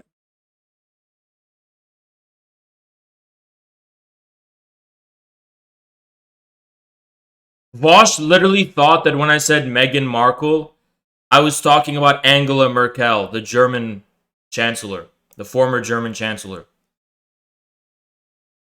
That is how fucking politically illiterate and utterly fucking just stupid this guy is. And he's got thousands of... Dude, he's got people watching him who think this is a guy who knows things. Is this a guy who knows things? Do people actually think this is a guy who knows things? This is literally a dumb fuck. This is actually a dumb fuck. Does anyone think this is like a guy who knows things or something? I don't know what this refers to. I'm sorry. I don't even have any commentary to make. You don't know who Meghan Markle is. The lady who... That's actually embarrassing. Married the prince? What does she have to do with anything? I don't know. Maybe you're not informed, you stupid fuck. Maybe you're just not informed, Vaush. This is what Vaush does. If he doesn't know something or he's not informed about something, he just assumes that it has no reality and no existence. That's really where we're coming from here. He's talking about installing the British crown in the U.S. Why is... What? Okay. What? Why is what? Oh, there we go. The Destiny okay. We just got another Destiny okay. Guys, I want you to take notes of this shit. I want you guys to be on top of this. Like, we're studying an animal pretty much, right? So we're hearing the animal behavior, and he copies Destiny's mannerisms and ways of speaking. And every time Destiny's like confused, he's like, "Wait, what are you talking about? What do you mean?" Like, okay. And Vaush does the same thing. He literally just copies his exact mannerisms. So I want you guys to keep that shit in mind and write it down. Fucking loony bins, man. I think this is something we really have to keep in mind. And I just showed you an article from The Guardian. Look, you know what? No, wait. Someone please clip that part where he said, that's loony. Because I guarantee you she's going to run for office within the next, 6 years of some kind. And it's going to be like a big thing. It's going to be like something very widely debated and talked about in the U.S.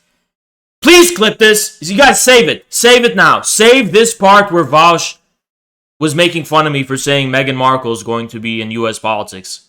Clip it. Clip it and save it. We're going to end this guy's fucking existence online. We don't even have to be the ones to do that, by the way. But I just want this little trophy. I want this little trophy for the future. And it's something, as a communist, I want to get the word out on. You mentioned fighting for what's right. How are communists What about to fighting fight for what's right if they have no God, no morals, no absolute standard? They just do by any means necessary. Is that not a communistic line? Or is that just in America? By any means necessary. Yeah, well, religious faith is not dogma. If we had an absolute standard, it wouldn't be faith. We wouldn't need to have faith. We would be able to have a guarantee. The reason we have faith is we're... What? Soy face! Soy face! Vaush doesn't realize that faith and absolute guarantee of certainty is inversely related and that they're actually opposites. Vaush doesn't know that faith and certainty are actually opposites.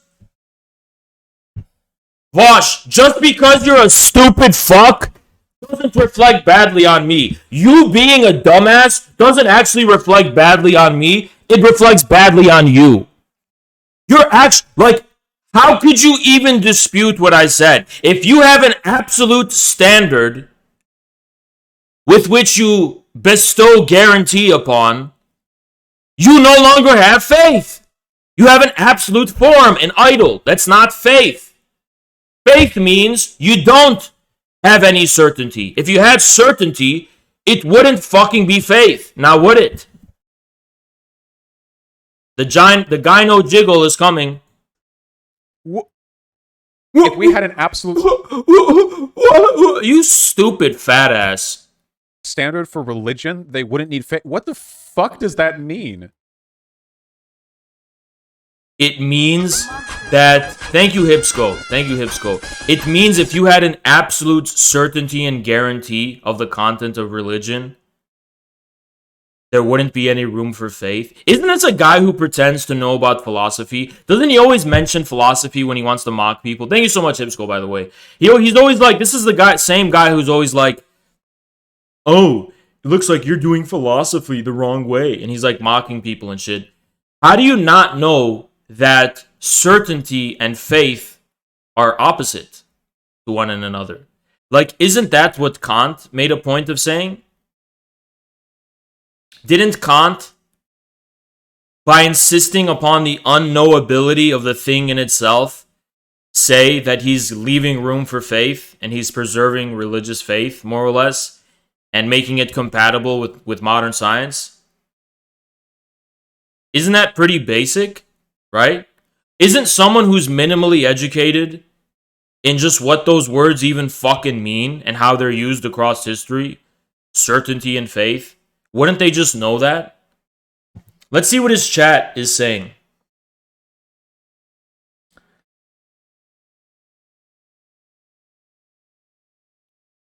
Is he talking about It's the definition of dogma. State religion? What? I don't even know what he's talking. What? How do you go from there to state religion? What the fuck are you talking about, you dumbass? About here. If we could objectively prove God. Well, wouldn't that be cool if we could do that? What? Do you not get the fucking point? If you could objectively prove God, there's no faith. So, if you have faith, it means you don't have an objective standard. You don't have an absolute standard. What? And you're mocking the idea of objectively proving God as if that was my point. How's it saying you can objectively prove God? No, I'm saying if you could, there would be no faith.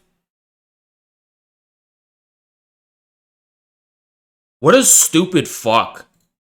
We're putting our trust in something we don't necessarily know, right? And I don't think communists, I don't believe the majority of communists are without a God. Even as an atheist for most of my adult life, I have come to see the value and importance of the feeling of God, at the very least, right? The presence of God, right? So I don't necessarily... What? You know what's disgusting about this Beverly Hills elitist fuck? Is that when I say shit like that, 99% of regular people get it. They're like, yeah, I understand what you mean by that. But this arrogant fuck, he's like, what? What? I only feel my Funko Pops when I put them in my ass. This, like, disgusting anti-human piece of shit. Based. Thank you, Machiavelli. Appreciate you, Machiavelli. Thank you. You know what I mean?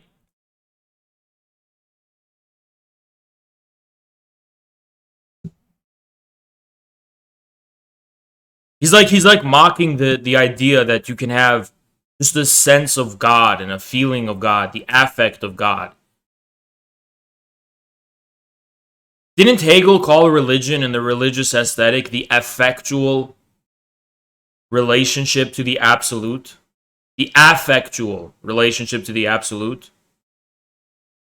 You describe yourself as a Muslim atheist? Yes, I would, actually. I actually would. Definitely I would. The whole point, it's an epistemological point. You deny that there is a God so far as knowledge is concerned, or at least modern rational knowledge is concerned. But you can still have a practical relationship to some kind of God. It's actually it's kind of like a religious pragmatism, if that makes sense. You don't have to actually believe, but somehow it works. Somehow it's still real, even if you're not making like definitive statements. And even if you're making the statement to the contrary that you refuse to leave room for God in modern knowledge, modern epistemological knowledge, which is for natural science, you still have a working relationship with some kind of divinity, right? Divinity doesn't begin with the premise of, I believe there is an absolute creator, therefore. That's philosophy, right? Religions across history, when they talked about God and when they talked about divinity, they were making something intelligible that people somehow understood without any philosophy, right? Like, what do you mean by God? Oh, I know what you mean by God. You mean this thing that somehow just makes sense to me, that I can somehow feel intuitively, that somehow makes sense of my world. Like, they're referring to something that is already objective for people, right? As in the sense of an object. That's why I call myself agnostic. I'm not agnostic. I'm an atheist. I'm an atheist because, again, There is no God for me so far as modern epistemology is concerned, right? But the question stands, can you say there is a God in another sense, right? That's not a matter of modern knowledge. And that's an open question. That's like Lacan's last question. Can there be meaning in the real? Is there meaning in the real? If there's meaning in the real, that means the old religions are correct, right? Like, Lacan dealt with this issue. I don't want to explain Lacan, right? But he dealt with this issue about the origin of the signifier, the origin of the symbolic order, right? And beyond the threshold of the signifier, is there something in the real? Is there something actually in the real, right? If there is, then it confirms the old religions. Isn't it just saying God has been obscured in modern times? Yes, yes. But what I'm trying to do is vindicate Marx's atheism. I'm trying to vindicate communist atheism, right? Lenin's atheism, Stalin, Mao's atheism. I'm trying to say that atheism is compatible with pre-modern religious belief. It's not that communists are against What? Is he an atheist or is he spiritual? You can only... Is he an atheist or is he spiritual? Isn't this the dumb fuck that tweeted out? Isn't this the dumb fuck that made that tweet? Hold on. So this is what Lenin would call a Philistine. A Philistine is a dumb fuck who isn't able to see the deeper truth and beauty of the world and insists on being like a narrow-minded, stupid fuck, like an absolute ignorant fucking dumbass, and they just get away with it somehow, right? Thousands of years of literature and philosophers have never managed to improve upon do good things and don't do bad things. 4,000 likes.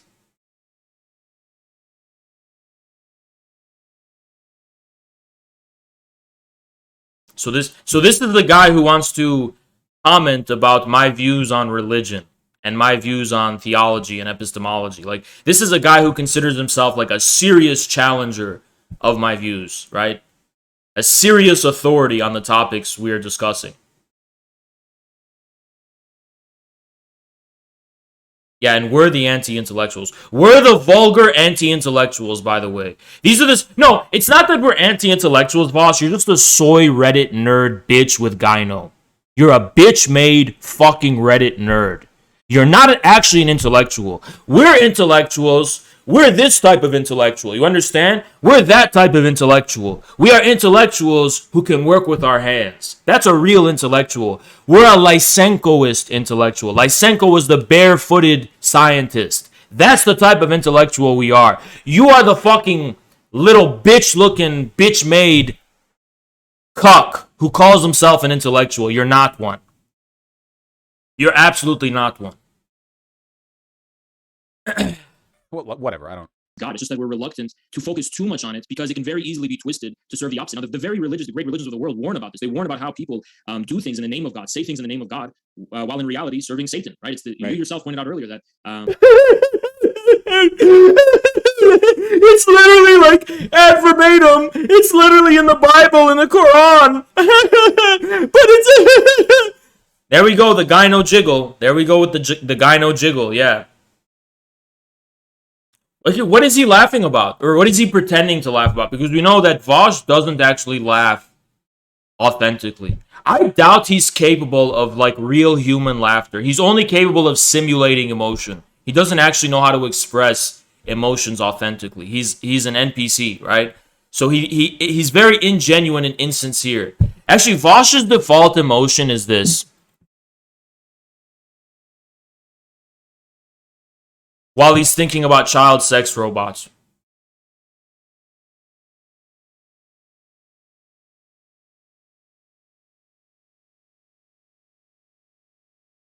That's his default emotion, right? He doesn't laugh, he doesn't get sad, he doesn't anything like that. He's absolutely he has the mannerisms of a predator, right? Don't let your children ever go near someone who exhibits this type of behavior, by the way. And I'm not just joking about that. I am not just joking about that. Do not ever let your children go near anyone who exhibits this type of behavior. Because, yeah, there's a pattern. Trust me, there is. Let me just say, and we don't know, we're not accusing Vaush of anything because there's no evidence of anything like that. Although there's evidence that he's thought about it at least, right? But child abusers are sociopathic. They are sociopaths, right?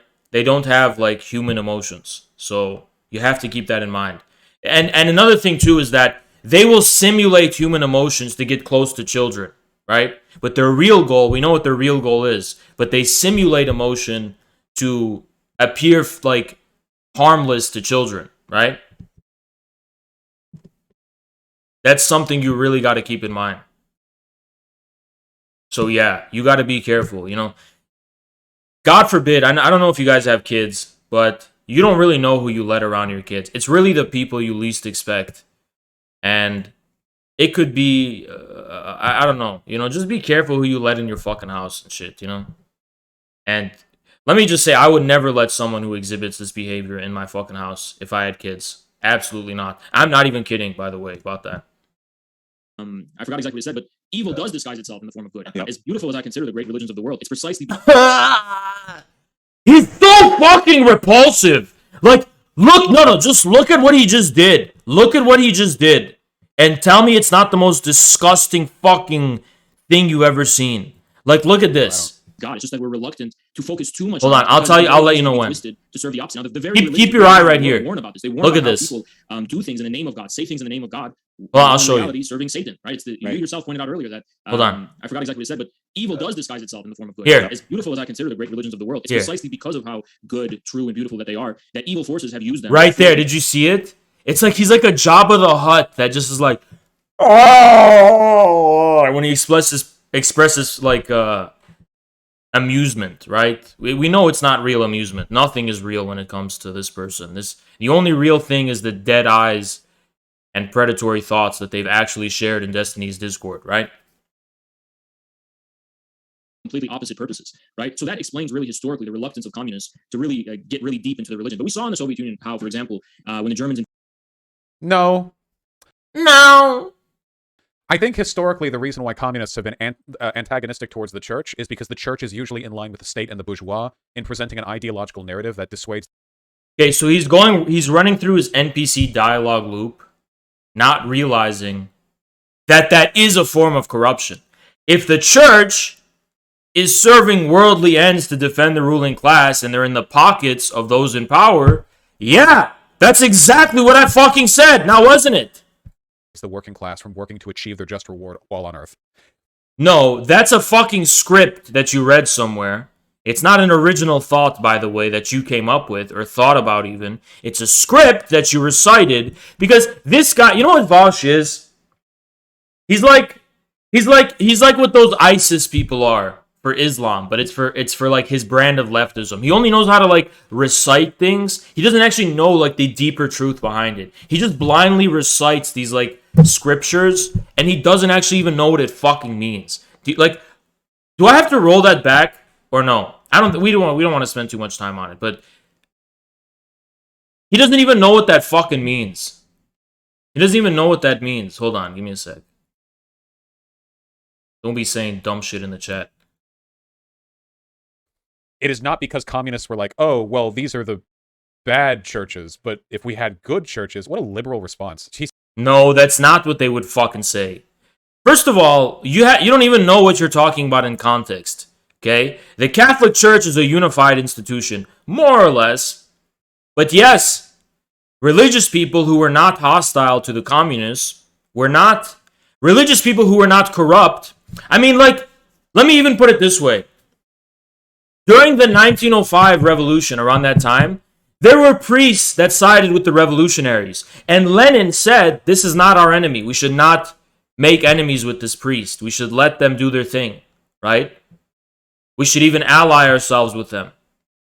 So yeah, that has been the historical... You think communists were just like, we hate all religion and even... No, dude, that's not the experience. Communists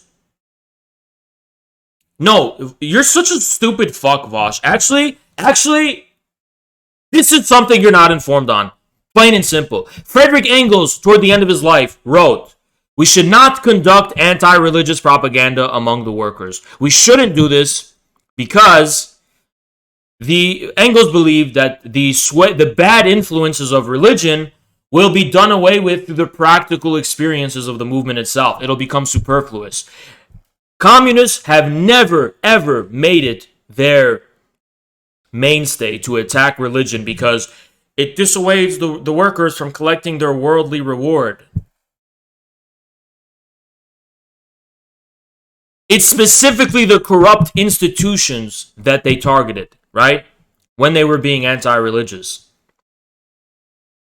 Besides that, when religious authorities and figures would promote resistance, and they would promote revolutionary sentiment of some kind, or promote the struggle of workers, communists were not against them.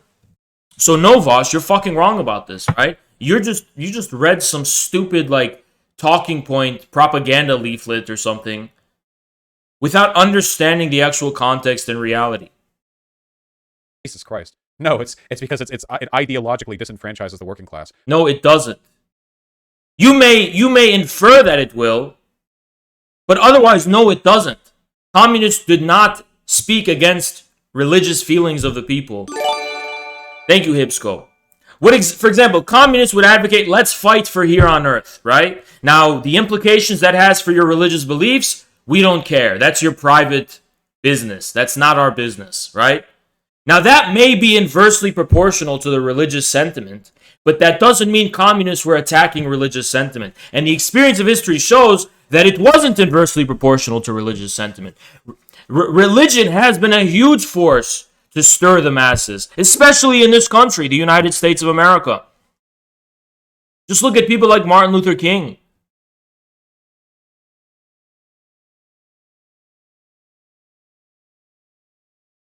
If anything, the only example of a government trying to purge religion was the cult of reason under the French Revolution. Yeah, and Robespierre was, ruthlessly opposed to them. What about the godless society of the Soviet Union? The League of Militant Atheists, you mean? Yes, they were in operation until Stalin could put an end to their stupidity. Right? Stalin didn't have as much power as you think, right? But he got to a point where he was able to shut their shit down. This was before World War II, by the way, and he did. He never approved of the excesses of the League of Militant Atheists, right? And also, there was a view at the time that the insights of modern science were irreconcilable with religious faith. So, for example, when Lenin was talking about the problems of religion, he was like, the masses are illiterate. They're backward. They don't understand electricity and biology and science and things like that. So we have to enlighten them, because religion it's a type of superstition, right, that he was dealing with. But we know now that religion isn't just superstition, or isn't even primarily superstition. Hoxha is one of the exceptions. I don't know about that. I mean, Hoxha recalled how Stalin told him to not engage in these anti-religious campaigns. And what Hoxha has written about Islam has displayed a profound respect for the religion and so on. So, I don't really know if it's true. The Protestant work ethic is literally like the mandate of the church. Hold on. Did you guys catch that? Did you guys catch that?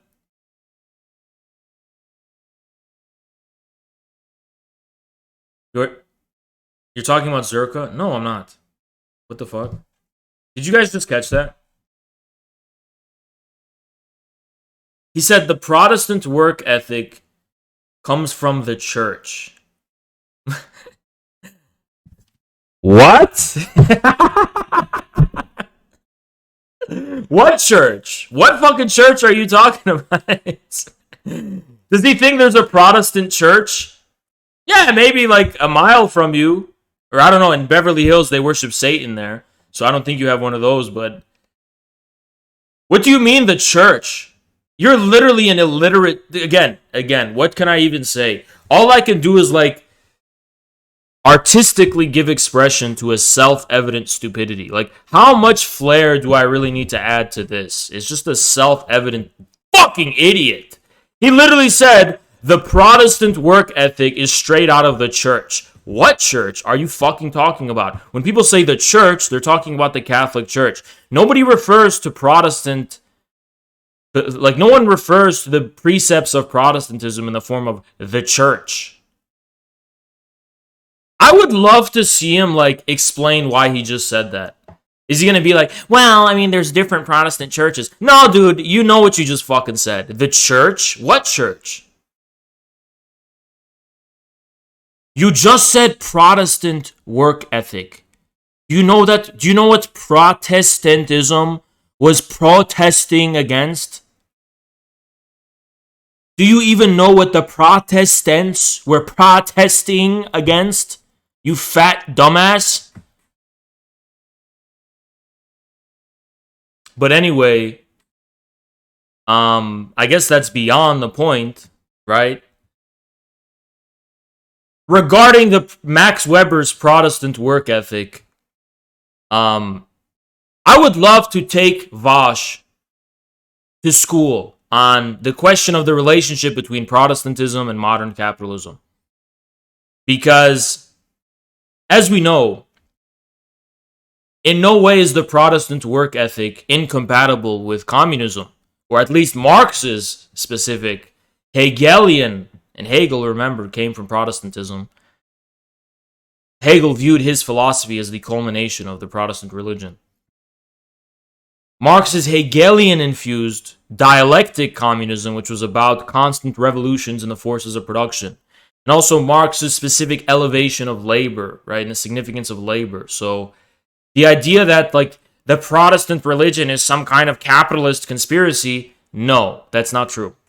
That's an extremely vulgar and stupid way of fucking looking at history.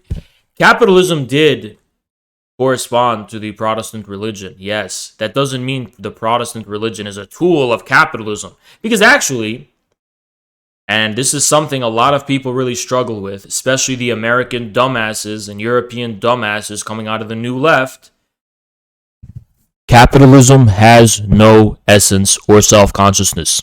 The essence of capitalism is a mode of production in transition to a higher mode of production, socialism.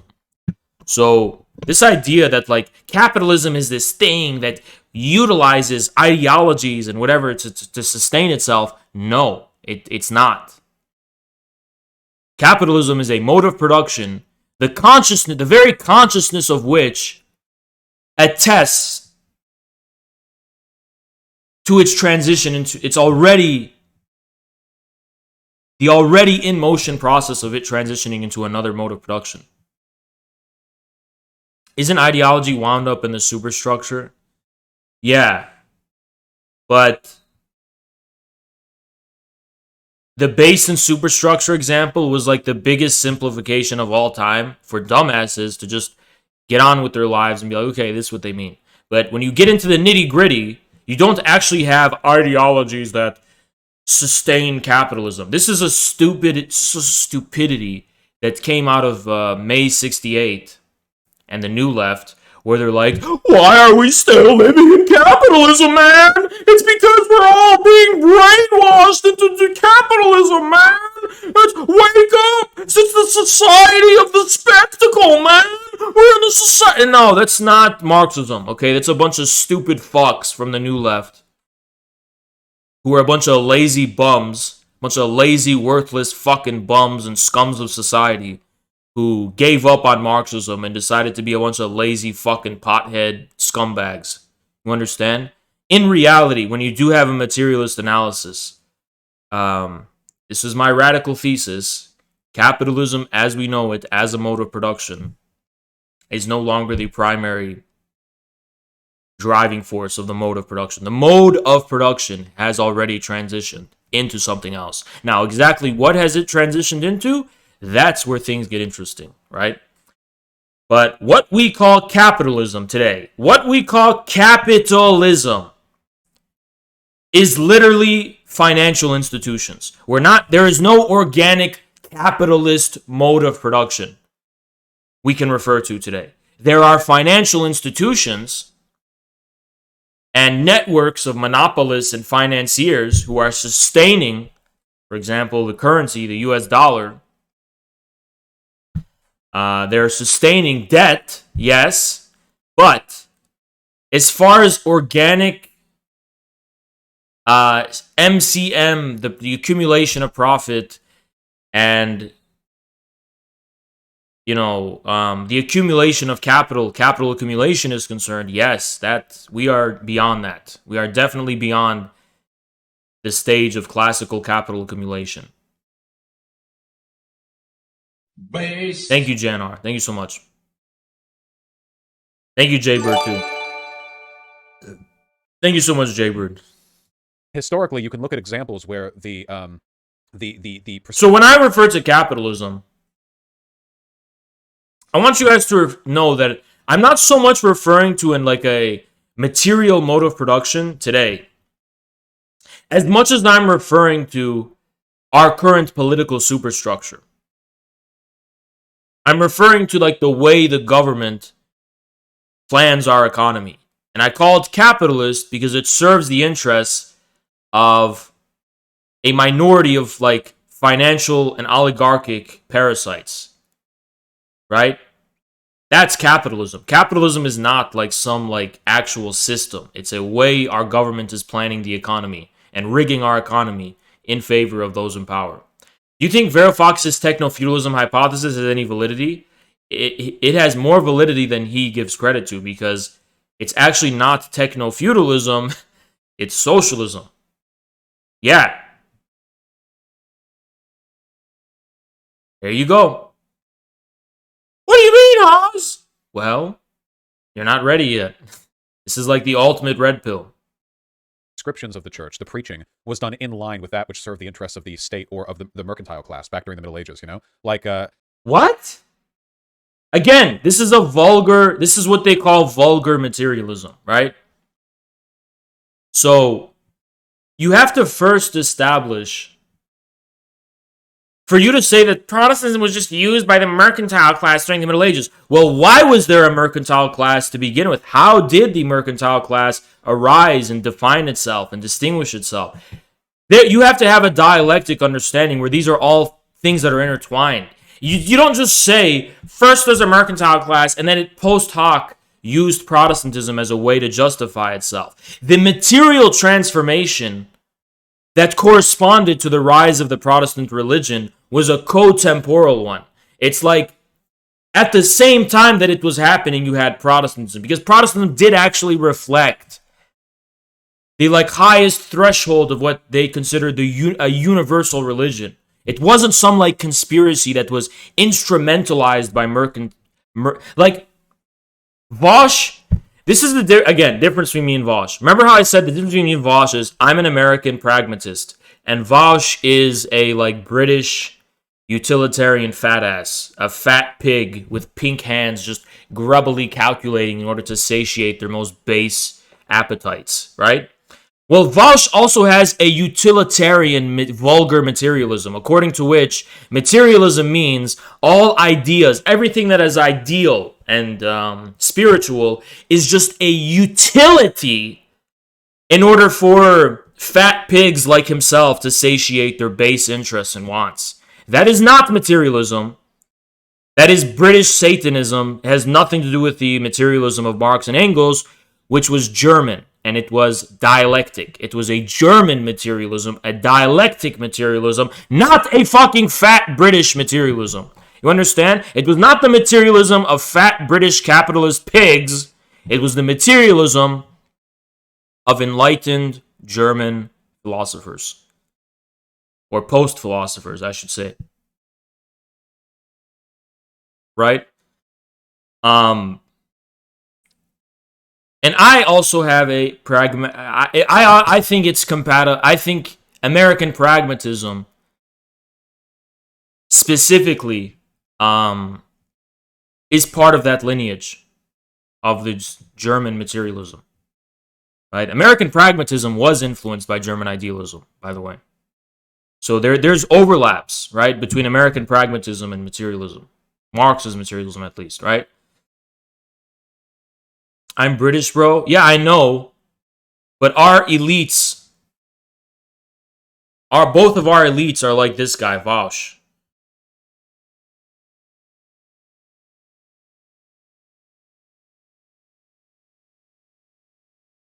That's why it's not good to be too pragmatic.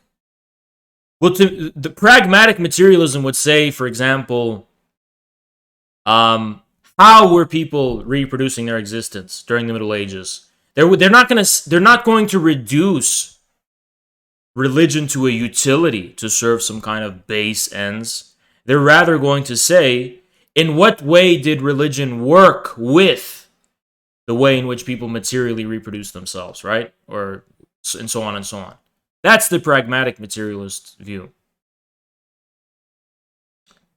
Or another example would be how slaves that were brought to the United States were taught Christianity, because Christianity teaches you to keep your head down, your nose to the ground, and work hard. You know what? This is the dumbest shit I've ever fucking heard. You want to know why? Guess why, guys? How many of you know why? Because almost every single fucking slave rebellion of note was inspired by Christian messianic theology. Nat Turner was taught the fucking Bible. He was taught to read the Bible. As soon as he actually read that fucking Bible, you know, look what happened.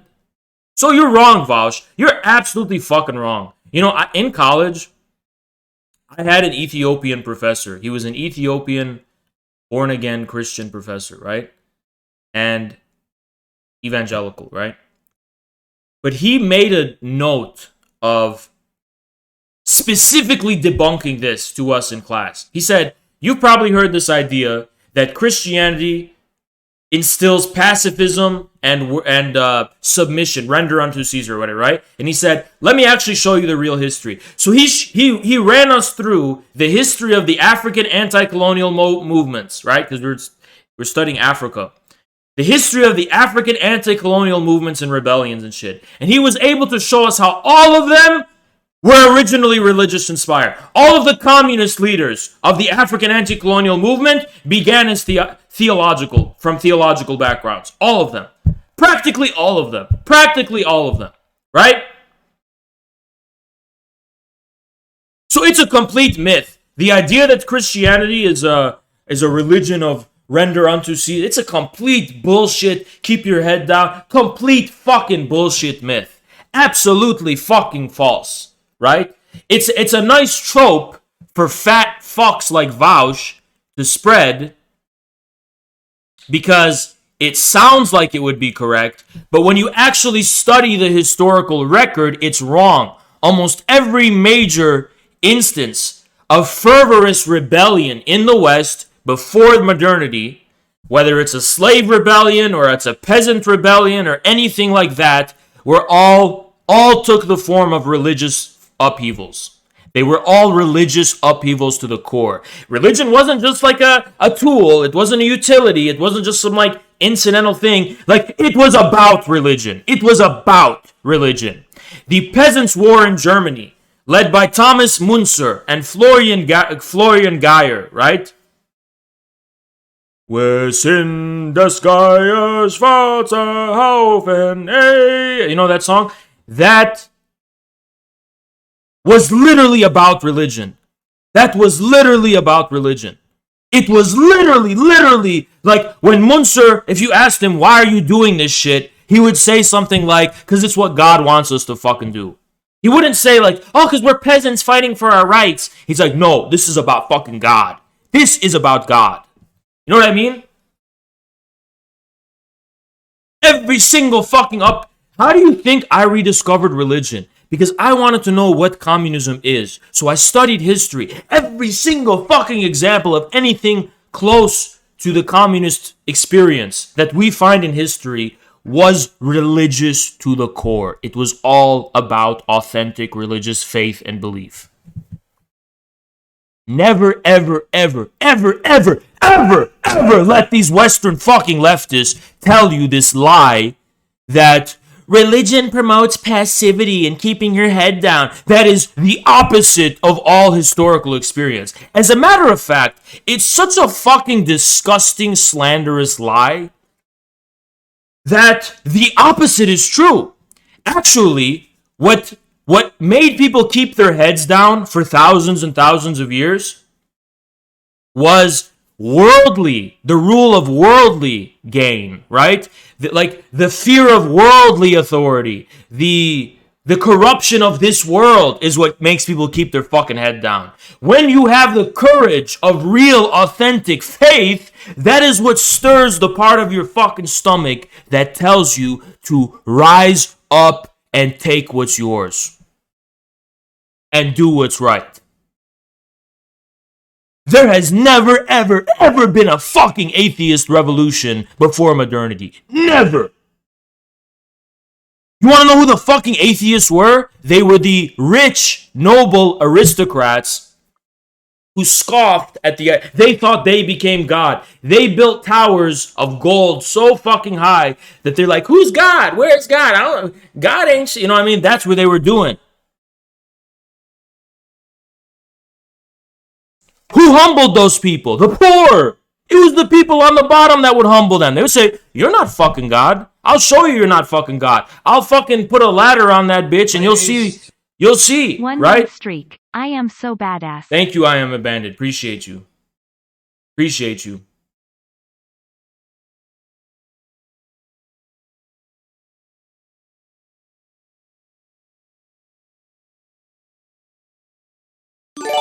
Thank you, Rockstar Tech.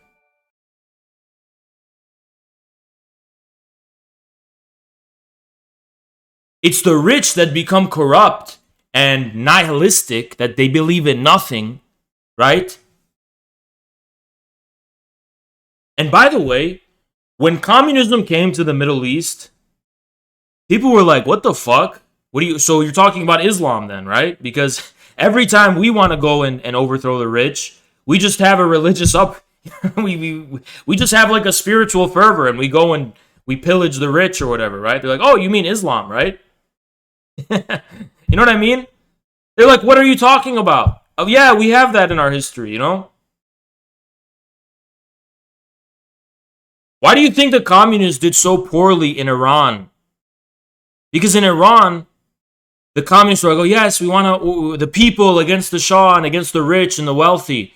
And then the clergy were just like, but we're doing that, you know? And we've done that before, and it's just like a thing that happens.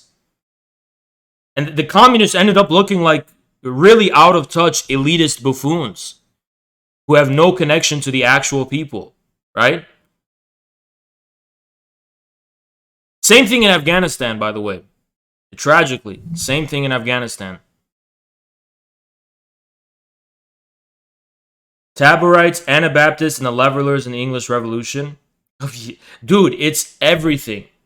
It's way more than that, too. That's a huge example of it, yeah. But, yeah, it's like everything, you know?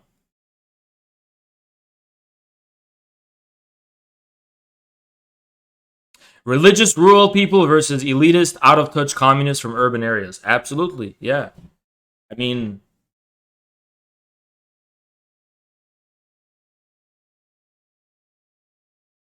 you guys need to understand, religion is not philosophy. Once you understand and make that connection in your head that religion is different from philosophy, you will understand the connection between communism and religion instantly. You will get how they're actually the same thing, and they're about the same thing.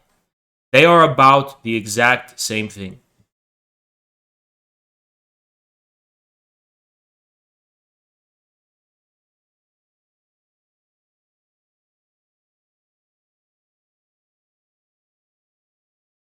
Hard to guarantee a spot in heaven, which is a really, really convenient thing to convince a slave. Weren't slaves purposely kept illiterate? Pretty sure they weren't even allowed to fucking read the Bible. And then when they did read that Bible, you had Nat Turner rebellions. Oh, just, don't fight back, whatever, you're a slave, that sucks. Yeah, but in heaven, we'll all be equal. So this is the most stupid shit I've ever fucking heard. He actually, you want to know how fucking, like, wrong this shit is? I'll give you an example of how stupid Vaush is right now. So, when the Spanish Empire was colonizing the Americas, Jesuit missionaries were going and proselytizing among the Americans there, the original Americans, right? The indigenous people, right? The Jesuits came to blows with the Spanish Empire because the Jesuits were teaching these indigenous people that they were human beings and they were fighting against slavery, right? And there was a syncretic encounter between the Jesuits and the indigenous native religions, and they were combining them and doing something like that. And this absolutely terrified the Spanish Empire, the crown. They got in the way of capitalism. They got in the way of the interests of the ruling class in Spain by doing this.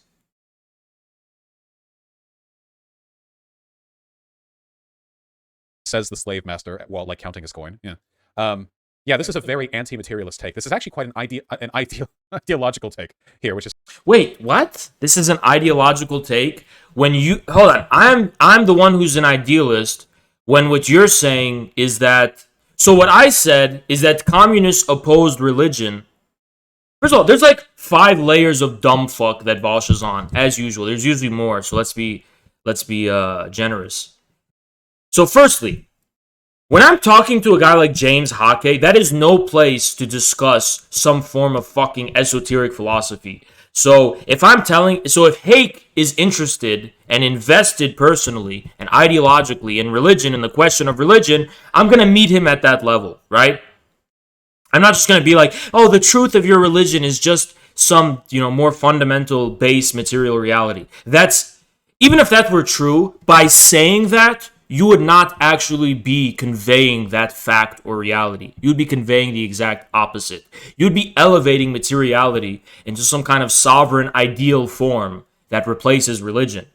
But if materiality is going to be material and not some ideal form of materiality, you have to actually work at the level of ideas in order to arrive at the material essence. Okay? It's very, very simple. Like, if you want to arrive at material, you don't replace the ideal with the material. Because you're just turning the material into an idea. You're not actually talking about material reality, but the idea of material reality. If you actually want to arrive at material reality, you do so through the development of the idea. You guys get that? You develop the idea till it reaches its threshold, its material, objective threshold on its own terms. Okay? Secondly, it's actually a fundamentally materialist position. Because my whole point is that by religion being reduced to philosophy, by religion becoming corrupted by worldly interests, the authentic source of religious belief and the way that religion interfaces with material reality, with some kind of deeper material as object. Remember, material and essence are the same thing. Matter and essence mean the same thing in philosophy. Communists were opposed to that. They were opposed to the way in which religion was serving worldly ends and the worldly interests of the ruling class. So yes. But this is the betrayal of religion in the material sense. The object of religion is material. Material doesn't mean substantial. It doesn't mean a substance. It doesn't mean an idea of matter. It's funny. Invaded their country. They rediscovered. Vaush doesn't even know what materialism is. If I debated Vaush and I quizzed him, Vaush, what is materialism? He wouldn't be able to answer me. I said, Vaush, what's the difference between matter and form? Or what's the difference between matter and ideas? And he would not be able to fucking answer.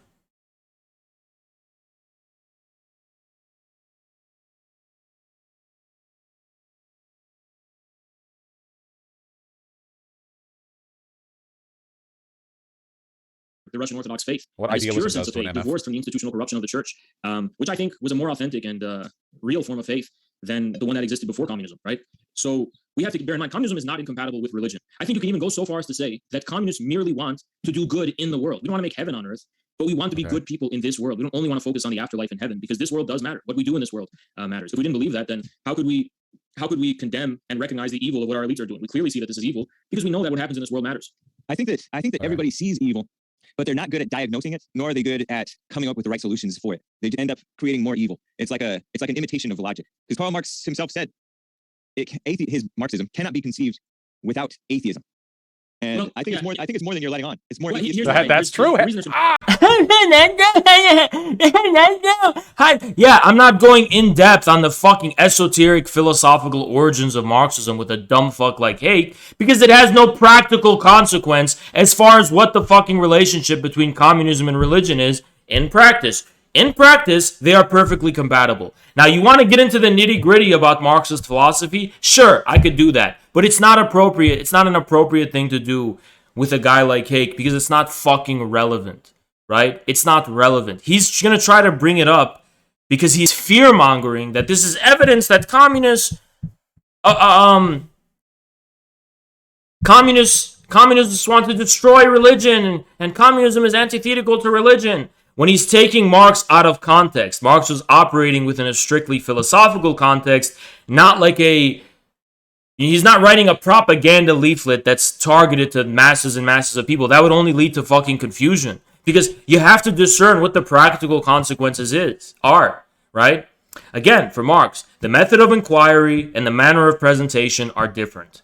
The way in which you come about and arrive at a conclusion is different from how you present the practical truth of that conclusion, right? It's a very dialectic point that Marx stresses and makes repeatedly. Hake has read more theory. Fat ass.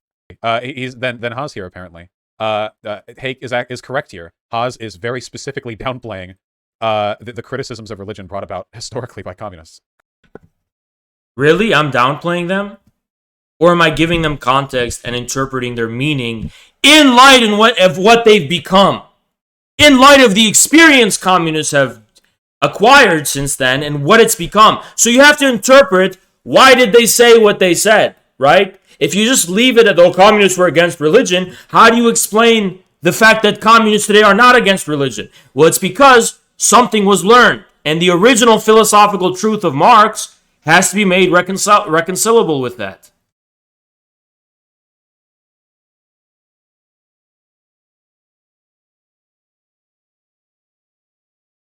How hard is that to fucking understand?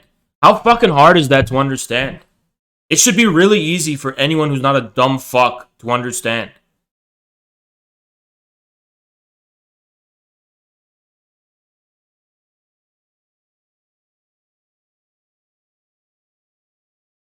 Okay, did someone actually add the gyno jiggle to the fucking... remove that, guys. Remove it. Remove it. Remove it. Remove it. Who added that? Who fucking added that? Remove that shit now. Remove that now. It's probably not allowed. Remove it.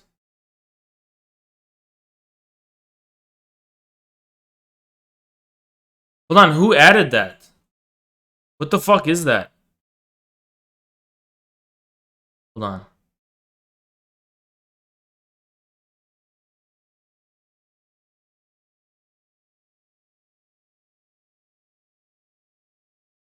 Guys, mods, ban everyone who's fucking spamming it. Ban everyone who's spamming it.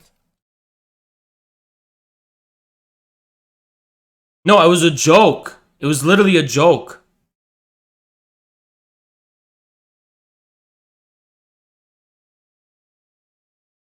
I don't even know how you fucking did that.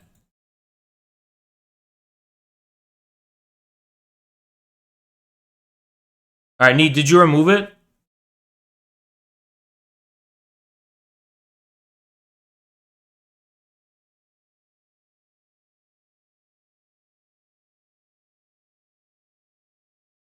Jesus.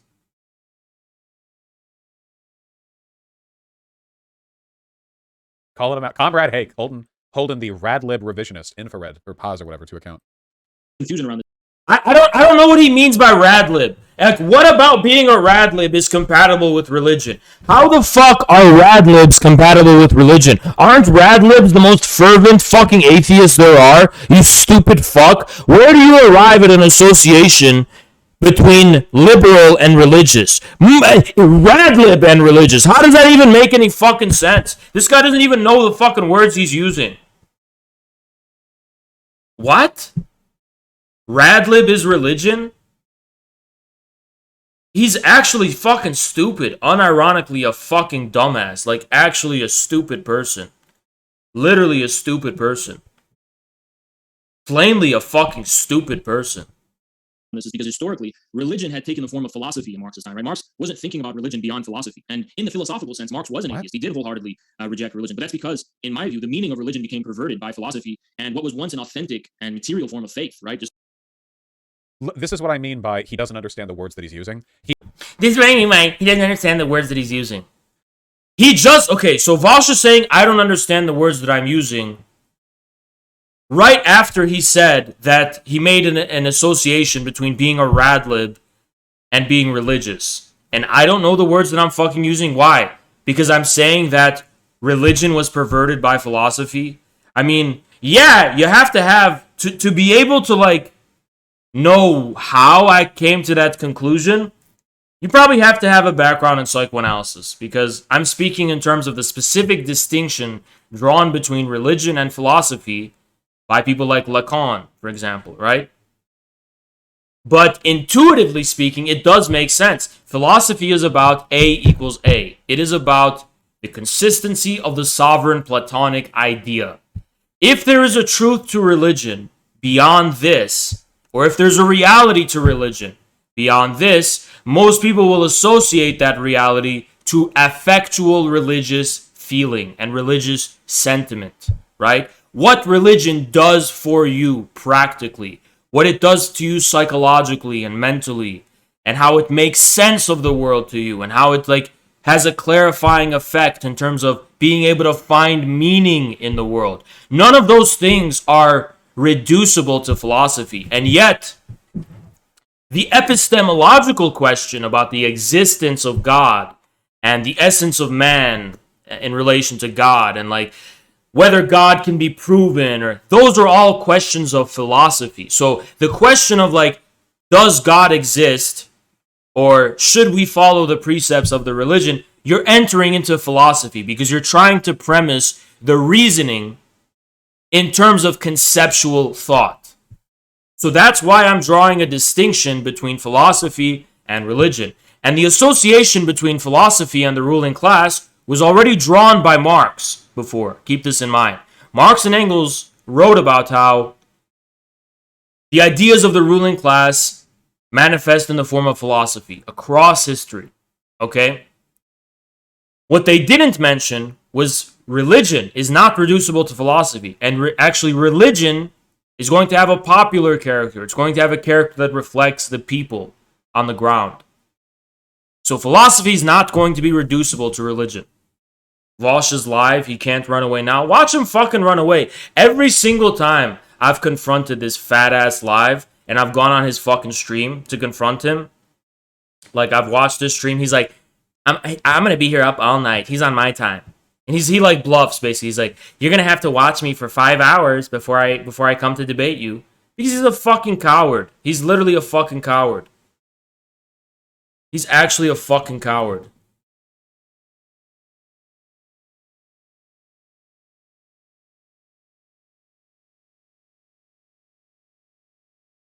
He's actually a fucking coward. Right? He's been live for an hour. He hasn't said shit. He hasn't fucking done shit. He's a fucking pussy. He's an actual fucking pussy. Just nothing more than a pussy. Nothing more than a fucking pussy. Right? And I can't wait to release this YouTube video, by the way, because this is going to be like a systematic takedown, destruction of Vaush, the fucking coward. Let's continue. He is just desperately throwing out anything that sounds vaguely... Yeah, I ranted about this yesterday. One of the ways Vaush lies to his audience is by saying that I didn't say anything that's intelligible. I just didn't say anything. Well, two can play at this game. Vaush, you just said nothing. You just said nothing at all, and you're just using words that mean nothing. What a stupid bluff. What a demonstrably false bluff.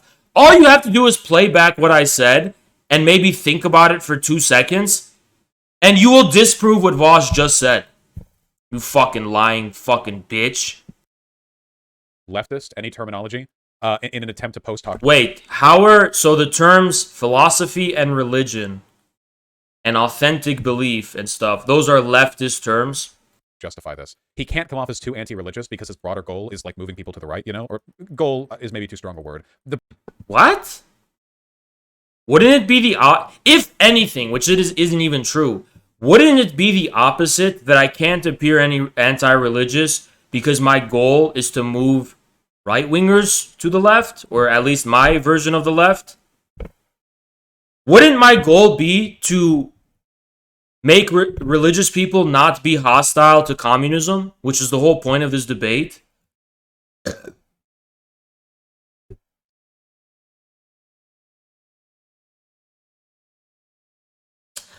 I want to ask a question, guys. Who has moved more people to the right, Vaush or me? Like, when a normal human being looks at the fat degenerate like Vaush, are they going to be more or less inclined to become right-wingers?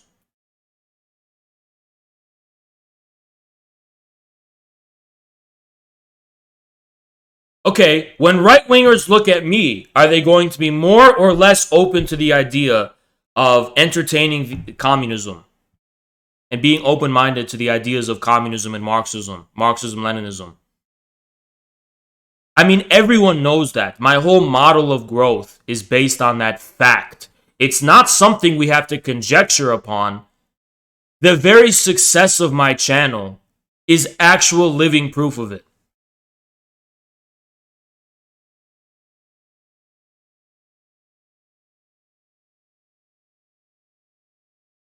The broader, like, effect of his advocacy is to move rightward people who think themselves on the left. What? How, though? That's not possible. People that consider themselves on the left are overwhelmingly hostile to me off the bat. You know, I'm going to actually say something, too, because this is another thing dumb fucks like Vaush who've reached their peak of growth. You know, he got cocky because he got a boost from the fucking 2020 election, and that's all he's ever gonna fucking get. He will never, ever. When the midterms come next year, Vaush is getting none of that. None of that. Just you wait, ladies and gentlemen. When those midterms come around, we are gonna reap the rewards. Not Vaush, not Hassan, not those kind of people. Dio6 Gene donated $20. Have you heard that he wants to tour the country next year to help elect Democrats and encourage his audience to canvass for the Dems? I can't think of a bigger gift to the right than that creep visiting America's youth. I hope to God he does. I swear I hope to God he does, because he gets to eat the fat L when the Democrats fucking lose, and I'll be here for it. Right? So I hope he does. I really hope he does.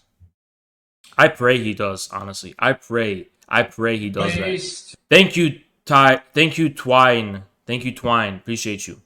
Thank you, Twine. Let me tell you guys something, right? I'm gonna tell you what.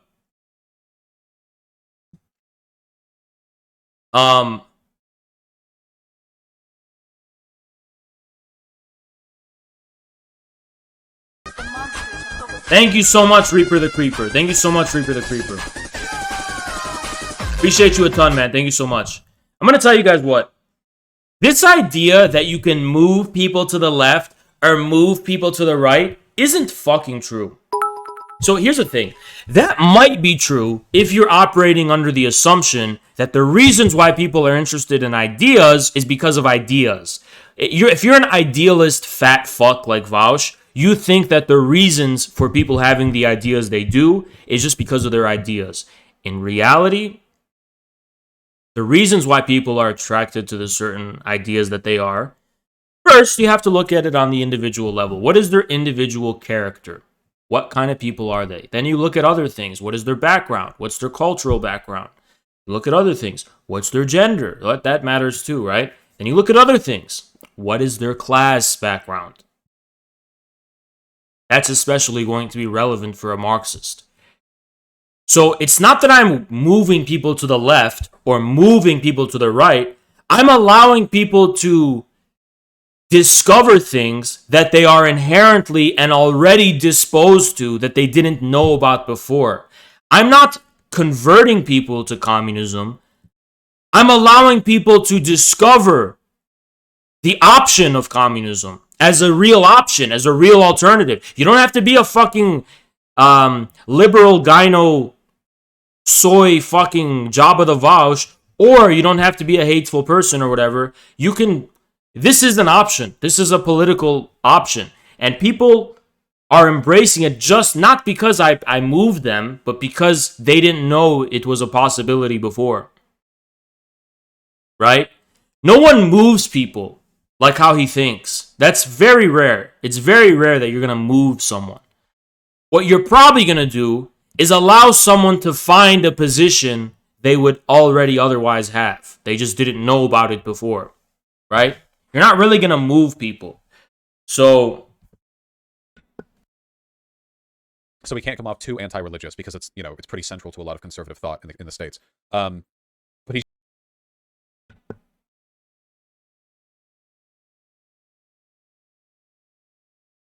this fat fuck does nothing but lie. He does nothing but lie. He is literally a machine of lying. He's literally just a fucking liar. And nothing more.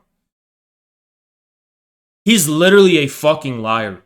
He's saying that my religious feeling, my views toward religion are not authentic. I'm just doing it to pander to conservatives. If I wanted to pander to conservatives, you stupid fuck, why would I always talk about Islam? You know I'm in America, right? So it would be a way more beneficial for me to go heavy on the Christianity and the specifically Protestant Christianity. Not only do I talk about Islam, I talk about the form of Islam that has been most radically anti-American, Shia Islam, because of the 1979 Iranian Revolution. So how is that part of my grift, Vaush? How exactly does telling people about my asphyxiation towards Shia Islam, how does that pander to American conservatives? No, moreover, how does it pander to American conservatives when I tell them shit like, I am not a fan of Western Christianity, I'm a fan of Russian Orthodox Christianity. How does that help? How does that help me win over American conservatives? It doesn't, but it's just me being honest. It's just me being honest. And I don't think it's going to get in the way of me being able to reach American conservatives. Because I think as human beings, they won't have a problem with it. You understand? It's not about, this is why Heidegger is important. Because at a certain point, you have to ask the question of being. Utilitarianism comes to a halt, right? I'm using all of this for a certain ends. Well, why is that my ends? What does it say about who I am in the first place that this is my ends? You run up against a wall and you can no longer just explain things in terms of see, Vaush is a pervert, right? I can explain this in psychoanalytic terms. I actually can. So a pervert believes that they know the object of their desire as a matter of knowledge, right? The object of their desire is a discrete, tangible ends, and it is the truth of their desire and what they want, right? For the neurotic, right, you don't have knowledge. You don't actually have knowledge. Now, coincidentally, pedophilia is a form of perversion in psychoanalysis. And the reason for that is because the child is turned into an object, right? A child does not have the spontaneity, the contingency of an adult human being that can actually engage in a mature intersubjective form of interaction with the subject. It's like this pure object, right? This is why pedophiles are perverts. You want to know what else is a form of perversion? Necrophilia. Why? Well, you guessed it, because it's just a fucking dead body, right? Once you start to engage in intersubjective forms of recognition, you are either in the realm of neuroticism, or you're in the realm of some kind of authentic development of the subject's relation to the other, right? A tit for tat, the Freudian stages, the healthy stages supposedly of like oral fixation, anal fixation, and then the genital stage, whatever. You're on that path, right? The Oedipal path or whatever. But you foreclose that path when you stop with perversion. And Vaush has. Now, what's Vaush's specific pathology? We don't know, right? But we've seen what he said in Destiny's Discourse and so on. Discord. But why I'm bringing this up is because Vaush thinks he knows like the material truth behind everything. Like, for example, Haas's only goal is to turn people to the right. So, therefore, I'm going to explain all of his actions around that specific explanation. It's what explain. That's just actually what he wants. That's what I'm going to reduce everything about him to, right? He has this perverse pathology where he tries to find the reductive, like, base truth of everything. In reality, he never has actually engaged, besides making a fucking fool of himself, with anything I've actually said and what that says about me, right? He's elevated to the status of essentiality, the implications on the political spectrum. But what right do you have to find that to be essential, Vaush? It's like, for example, Vaush will find, if you're in a room, the Mona Lisa, a marble sculpture from, the Italian Renaissance, a painting from Van Gogh, and maybe, I don't know, Diego Rivera, or I don't fucking know, right? Some just high-class art. And there's a Twinkie bar. Vaush is gonna hone in on that fucking Twinkie bar.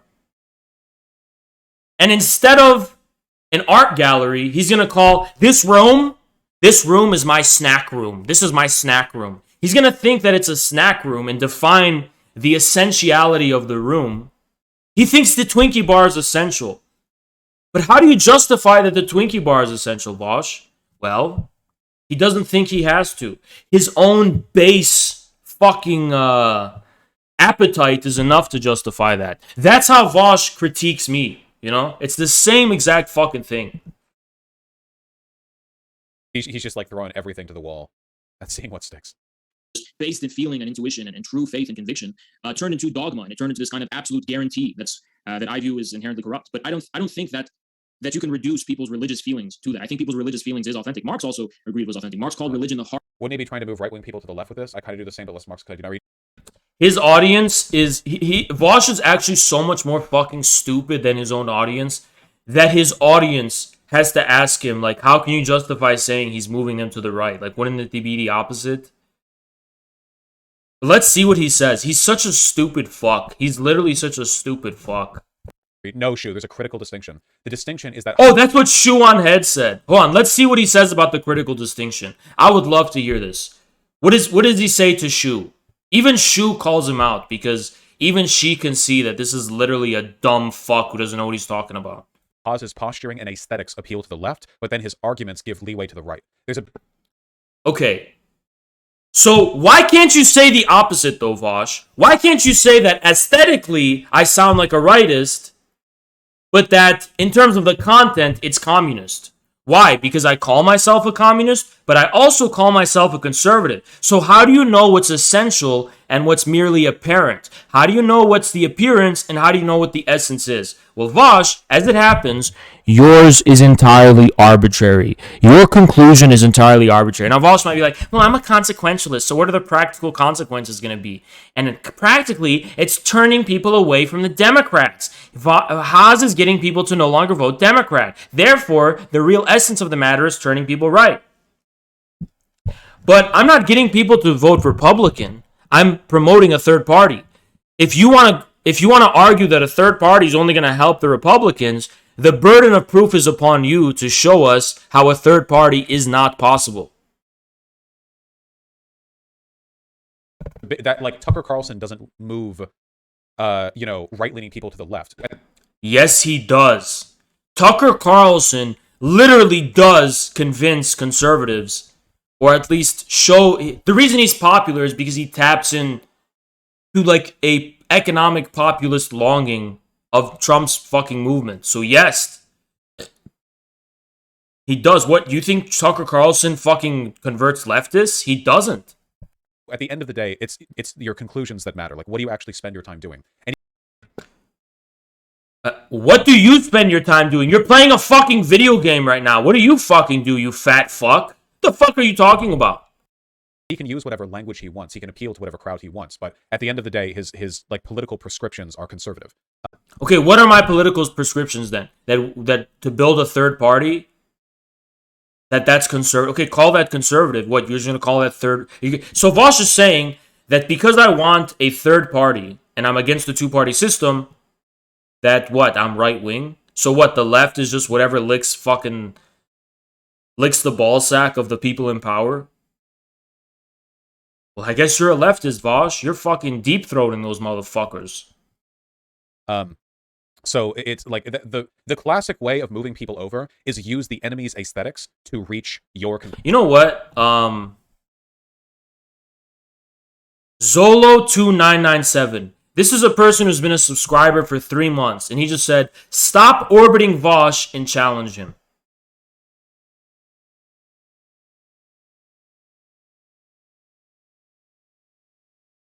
I'm orbiting Vaush. And he did this shit before I said anything. And then he said, challenge him. And I haven't fucking done that a million times. Zolo, I want you to know this. You are banned from this community forever. And mods, ban him from the Discord too. You're never fucking coming back, Zolo. Never. I don't give a fuck you're a 3-month subscriber. That means nothing. Get the fuck out of my chat. You're gone for life. You are never getting forgiven for that, by the way. You are never getting forgiven for that.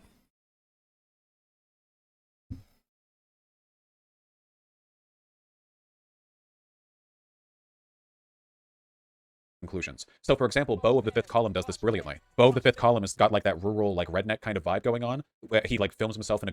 The distinction between appearance and essence, if you know anything about philosophy, depends on what you attribute with the quality of essentiality. What is actually essential? You have to justify what you are elevating to the status of essentiality. I elevate, for example, to the status of essentiality what I consider an authentic communist renewal in the United States, right? To me, that is the essence. For you, the essence is you're turning people conservative. You find that essential because it's the thing that strikes out most to you. But how do you prove it's objectively the essential consequence of what I'm doing? You see how this dumb fuck doesn't... It's not that he doesn't understand philosophy. That's fine. You don't have to understand philosophy. Very few people do. I mean, especially Vaush, he doesn't, right? Vaush especially doesn't fucking understand that. But even if you just use your fucking common sense, what he just said is just unfucking fathomably stupid. Just an unfathomably stupid fucking thing to say.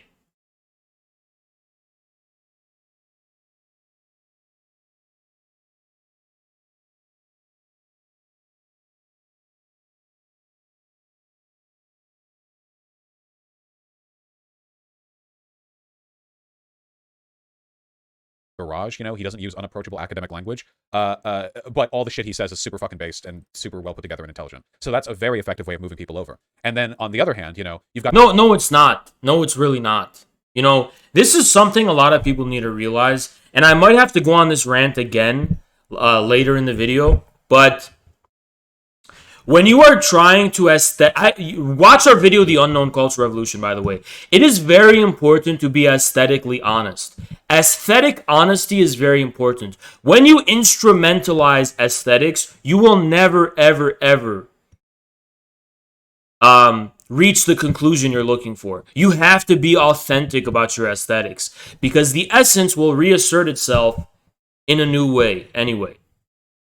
Okay? So you have to be very honest about your aesthetics. Uh-oh. Okay. Sorry, what do you mean lag? You have to be very aesthetically honest. Infrared doesn't say what aesthetics work best to convince conservatives. We say what aesthetics reflect our truth, right? What is true? What aesthetic is true? And aesthetic language is completely different from the sphere of conscious intent. Aesthetic language is interfacing with the unconscious, right? It cannot be instrumentalized. It can only be related to authentically. This is a kind of Heideggerian view of aesthetics. It can't be instrumentalized.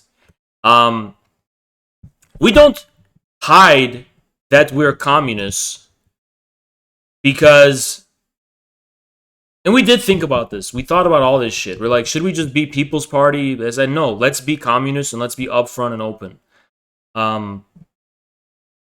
The reason is because all of the necessary negation, right, and faithfulness to the alienation that does exist is contained in the word communism. If people are already finding the word communism alien and strange, it's the whole dialectic of like alienation and refamiliarization and so on, reconciliation. All of that is already initiated just by having us be open about the fact we are communists, right? Me being a communist is radical enough. It's radical enough. The question then is, what does that mean, right? So, communism is not just a matter of aesthetics.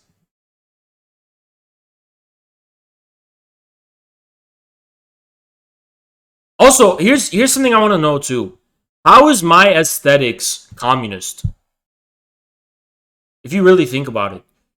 Don't we have our own unique aesthetic? Yes, we have the CPUSA symbol that we use, which is the hammer and sickle. But beyond that, what? The gorilla and sun? The infrared globe? These are all new aesthetics. I mean, it's stupid. What he's saying is fucking stupid. A lot of people are asking me where Zerka is.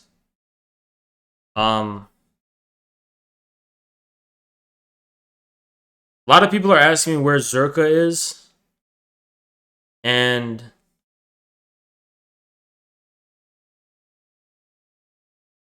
I don't know. He messaged me today. So he's still alive if that's what you're asking, but I don't know where he is. No idea. Got Tucker Carlson, who will posture with left aesthetics, complaining about the elites, the wealthy, etc., but reach conservative conclusions. But wait, how do you know that's just aesthetic, right? Because Tucker is against the elites. It's not just an aesthetic. He is against corporate America and the elites. How is that just an aesthetic? Well, because you're saying it's an aesthetic because to you the only essence is his conservative position. But again, how do you elevate that to the status of the essence? Why can't, for example, the essence be... So for an establishment conservative, the populism is the essence of Tucker Carlson. It's what distinguishes Tucker Carlson from them. So they have a completely different view of what's essential about Tucker Carlson. Did you see the Botez sisters' take on Dubai? Bruh, listen, I will never critique the Botez sisters, okay? You know what I mean? Like, damn, bro.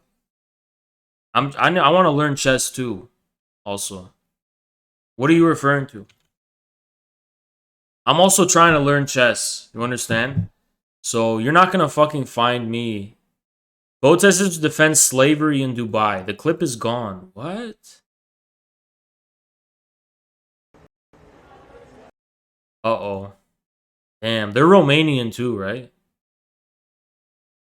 I'm gonna learn chess. I want to learn chess. Are you allowed to watch the clip mirror on stream if they delete it, or is that not allowed? Are you allowed to watch like the mirror? You are? Okay. All right. Okay, Andrea, your turn to ask a question. Okay. No, here's all I'm trying to say.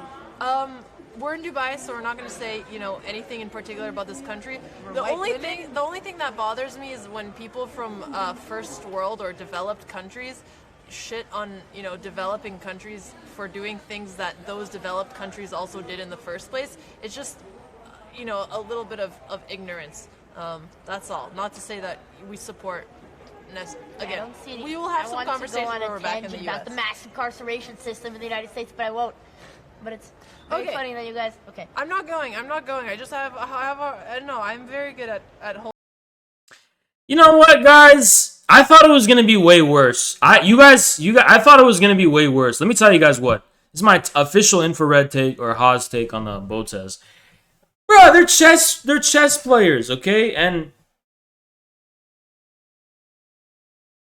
he farmed the fuck out of it, and he's at the top of LSF. I'll see what he said, actually. But, guys, they're chess streamers. They're not political commentators. And, grow the fuck up.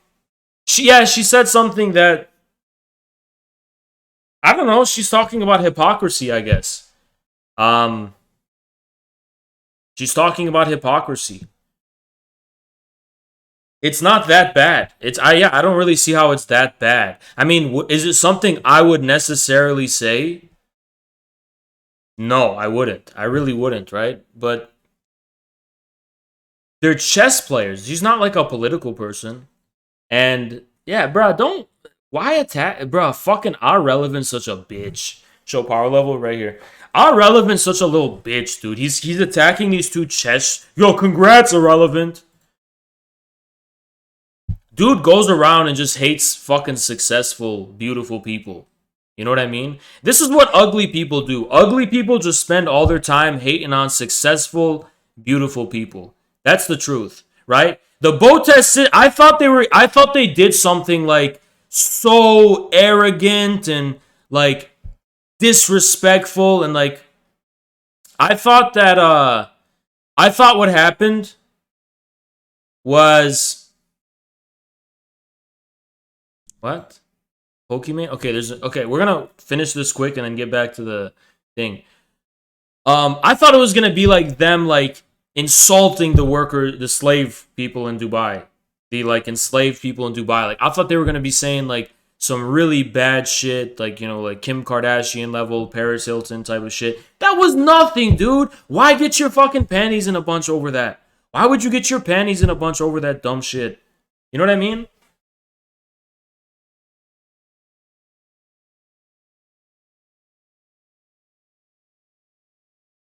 LSF loves getting outraged for nothing, Yeah, our relevance a leech. There are no slaves in Dubai. There are. And she didn't even deny that. Infrared is rising. Infrared is unstoppable. Exonerate LaRouche. Thank you, Mass Squadash. Appreciate you. She didn't deny their slavery in Dubai, and she didn't even say she's okay with it. She was just saying that, like, she thinks a lot of Westerners are hypocritical because they did the same shit, in her view, right?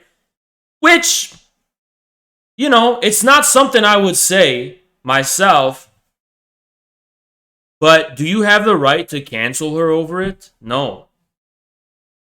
They didn't talk about it because they can be harmed by the UAE government for denouncing the practice. Especially, when you add that context too, I mean, this is... Look, I'm not here to contribute to the discourse because this is just something we should just stop talking about. The more we talk about it, the more we just make it worse because it's like, I mean, for actual slaves in Dubai, this is really insulting that we're going to have a conversation about this. So let's just leave it, right? They said what they said and just leave it. It wasn't the most heinous thing in the world. It's not going to make a big difference in the world. So just leave it be, right? Why keep dragging this? And it's really weird how our relevance acting like a champion of the fucking oppressed people in Dubai when he's a fucking supporter of American imperialism, which holds the fucking Dubai government together, right? I mean, what's really protecting Dubai from Iran right now? I don't know. America? Like, what is Iran gonna do when it goes to war with America? The first thing it's gonna do, it's going after Dubai. You understand? So, yeah, I'm not just saying this because I'm like a fan of them too. I swear, I didn't even know what they said. I was actually worried that I would have to denounce them. I was like, fuck, you know? But this was nothing, guys. This was fucking nothing, right? The only thing that bothers me. And by the way, which one's who? This is Alexandria. I like Alexandria the most. Like I'm the biggest fan of Alexandria. I like Andrea too, but this is really like my number one chess streamer. Is when people from first world or developed countries shit on. She studied relations with China at Stanford. You know what the thing is, guys? I think me and Alexandria would get along. I think we would actually get along. Not even lying. We would actually get along. Like, I think her personality matches mine. You know what I mean? You know, developing countries for doing... Alexandria, not the young one, the older one. Things that those developed countries also did in the first place. It's just, you know, a little bit of... God, I hate this argument so much. I hate this argument so fucking much. Cool, so then just third world countries can have slaves then. They can beat the fuck out of women. In fact, sorry, they can just rape women incessantly. Just fuck it. You know what? Dude, there are places I could go with this argument. Well, okay, people who are like super into discourse have this idea that like people can and can't do things based on how we discuss them. And it's like, so our relevant's such a dumbass. He's just like, oh, so they can just do it. You're saying that, dude, because by talking about it and by condemning it, you're not making a difference. Just because you said it's a bad thing and you're condemning it, doesn't mean you're like making a difference. I don't know, these people have like Twitter brain where they're like, if we all come together and say this is not okay, it's gonna stop. No, it's not gonna stop. You can say whatever you want, it's not gonna make a difference. Discourse doesn't determine reality. Reality is not determined by discourse. So, whatever you collectively agree upon is okay or not okay has zero effect on actual reality. Now, you've come to the idea that it has an effect on reality because on Twitter and on Reddit and on Twitch, sometimes it does because it's going to determine the moderation practices of staff. Let's start a petition to end slavery. Thanks, Shlong. It's going to determine like the practice, like are we going to censor this or are we going to ban this? And you can somewhat influence that by discourse. But in terms of like real world phenomena, discourse does not make an effect on real life. It doesn't. So what you agree, like your consensus doesn't even fucking matter. You're actually a stupid liberal fuck, irrelevant. Well, I already proved that. Guys, keep in mind, this is the guy who didn't even know that Hong Kong was a British colony. So you have to understand, this is a genuinely stupid fuck, an actual dumb fuck. That would make everybody deeply uncomfortable. Any woman in there, you could just rape because, like, hey, we did it in the past. Hey. Okay, so they're gonna stop doing that because our relevant said he's not okay with it, guys. All the crimes will stop because our relevant said they're not okay. Listen, America did it in the 1700s. They got away with it, so we could just do that. That's so. He literally thinks Alexandria Botez and Andrea Botez have single-handedly assumed responsibility for the forced labor that exists in Dubai. It's like he literally is saying that Alexandria literally went up to the fucking Emir of Dubai and was like, hey, you know, I know it really depended on me, but I'm just going to let you know what you're doing is okay. And he's like, oh, okay, you know what? We're going to continue. Because Alexandria said this, we will. If she would have condemned us, we would have stopped. We would have stopped. We would have stopped this practice of slavery. But Alexandria Botez, she said it was okay, so we will continue, right? I was going to stop. I swear to God, I was going to stop. If she would have said, All she had to say was it is not okay. If she said it was not okay, I would have stopped. It would not be okay. I could not do it. My hands are tied. My hands are tied. You see, they're tied. She said, they were saying on Reddit, they said on the Twitch, Reddit, they said it's not okay. My hands are tied. I can't do it. I can't do it no more. Wallah, I can't do it no more. No more slavery. No more slavery. But, because Alexandria Botes said that the Westerners were being hypocritical, they gave me new inspiration to keep the slavery going. So we will continue it. We'll continue. That's literally what he's saying, right? He's such a stupid fuck. He literally thinks that's how the real world works. I hate these arguments so fucking much. Well, what are you to talk? America did it in the past. Nigga, what? Last I checked, it was 2021. I was born in this fucking day and age, and I would argue against that shit. We think it's immoral. Wait. Hold on. One moment. The guy, hold on, I'm getting phone call. One sec. Huh? Oh? No. No way. Okay, Allah habibi. Okay, bye. I have the official announcement. My hands are tied. So, the Twitch streamer are relevant. He's argued against what we are doing. So, there will be no more slavery in Dubai. The Twitch streamer Irrelevant said he will argue against it. So he cancelled out the words of Alexandria Botas. And let me call Mohammed bin Salman, tell him, Yo, bin Salman! The guy Irrelevant, he said you cannot do the bad things anymore in Saudi Arabia. What? No, yes, I have the clip from LSF right here. It's right here. You can watch for yourself. As the official word, he's arguing against it. We can't do it no more.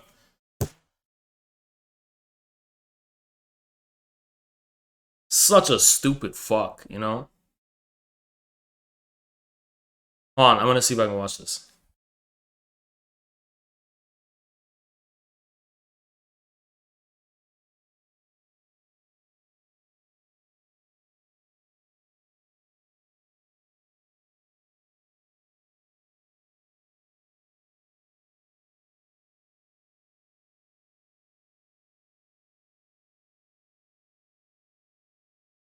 Okay, we're gonna watch the Pokimane. The Pokimane, we will hear what she says. Because the Pokimane will overrule what the Irrelevant said. So whatever she argues is gonna overrule what he said. Okay?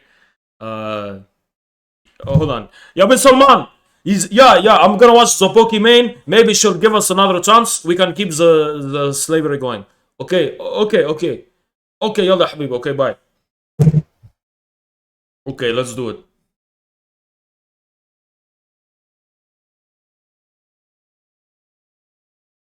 Oh, fuck!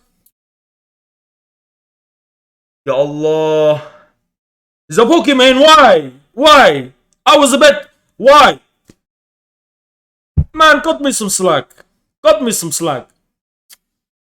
Allah. What am I gonna do now? I was having building be constructed, now it's no more construction. Oh my god. But here's what she said. All I'm gonna say is, slavery, bad. Ya Allah. There is nothing I can do now. My hands are tied. Official word from the Pokemon. My hands are tied. Nothing I can do now. No matter the country. What is she wearing? This is so nice. Stylish.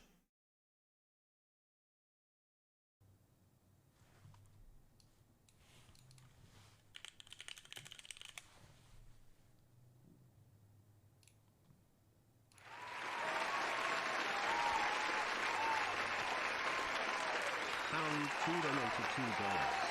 Have you heard the new song by Lil Peep right here?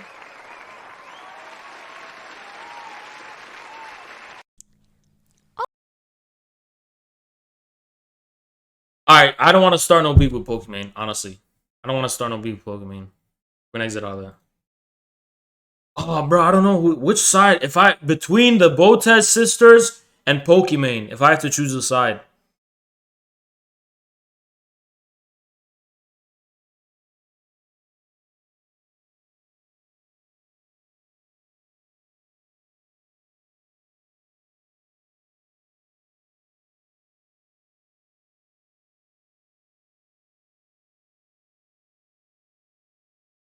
That is the hardest. I will never make that decision. I will never make that decision. I will never ever make that decision. I will never ever make that decision. Okay? I will never be forced to make that decision. Mods, can you crack down on this chat? I'm not even hearing what this chat's saying.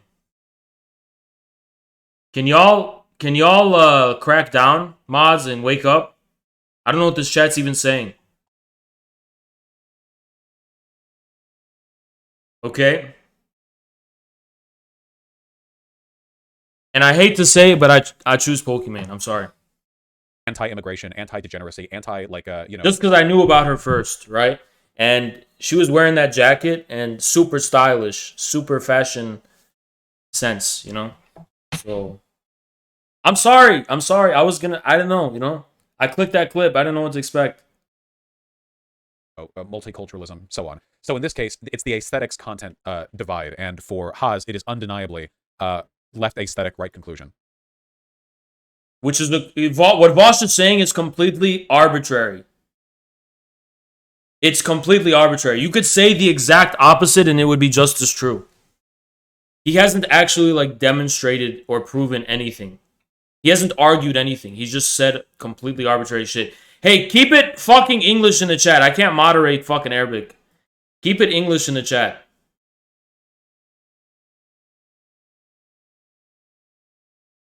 For me, I have gamer aesthetic left conclusion, which, I don't know, has some merit, I think. Art of a heartless world. He said religion was the only way people were able to give expression to their authentic humanity, right? Now, whether or not you believe that in building a more human world... What do I have, Lamau? You have trad wife, e-girl shitposter aesthetic to left content, which is a valuable and powerful niche. Thank you for your service, comrade.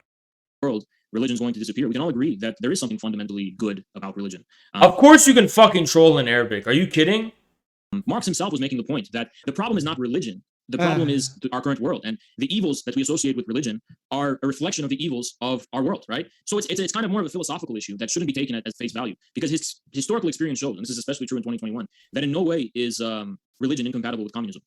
Have you noticed that males who are communists have a female version of logic where it's always excuse after excuse? It's not responsibility. Anyone who thinks this is hilarious is just not mature. Sorry.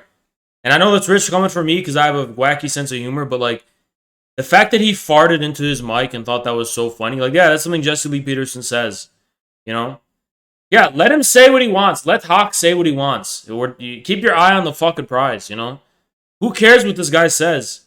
I've heard dumber Listen, if I can hear the dumb shit that Vaush says, do you think what Hake says is gonna shock me? No, it's not. People say dumb shit on the internet all the fucking time. Get over it.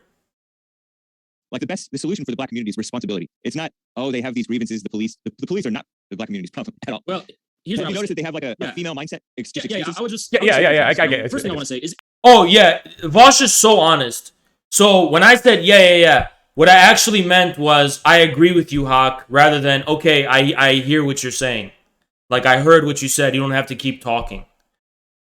What a fucking fat liar. What a fucking lying fat ass. Me saying yeah, dismissively is the same as me agreeing with fucking Hake, even though I say the exact opposite. I do consider it an important feature of manhood that we recognize we're not going to insert ourselves in other people's business, right? So I think black people themselves are best equipped in being able to diagnose their own problems and what those are. And I agree that the white left is trying to... So Vaush, how is it that I was agreeing with Hake when what I said was the opposite of what he said? And I presented... Because remember, I'm trying to find common ground and be diplomatic to get him to admit to his audience, right? That's my goal. To speak on behalf of them and make excuses or whatever. I was being so reasonable, that he had to be so fucking unreasonable and defend slavery, looking stupid in front of his own audience, in order to avoid completely caving to me, right?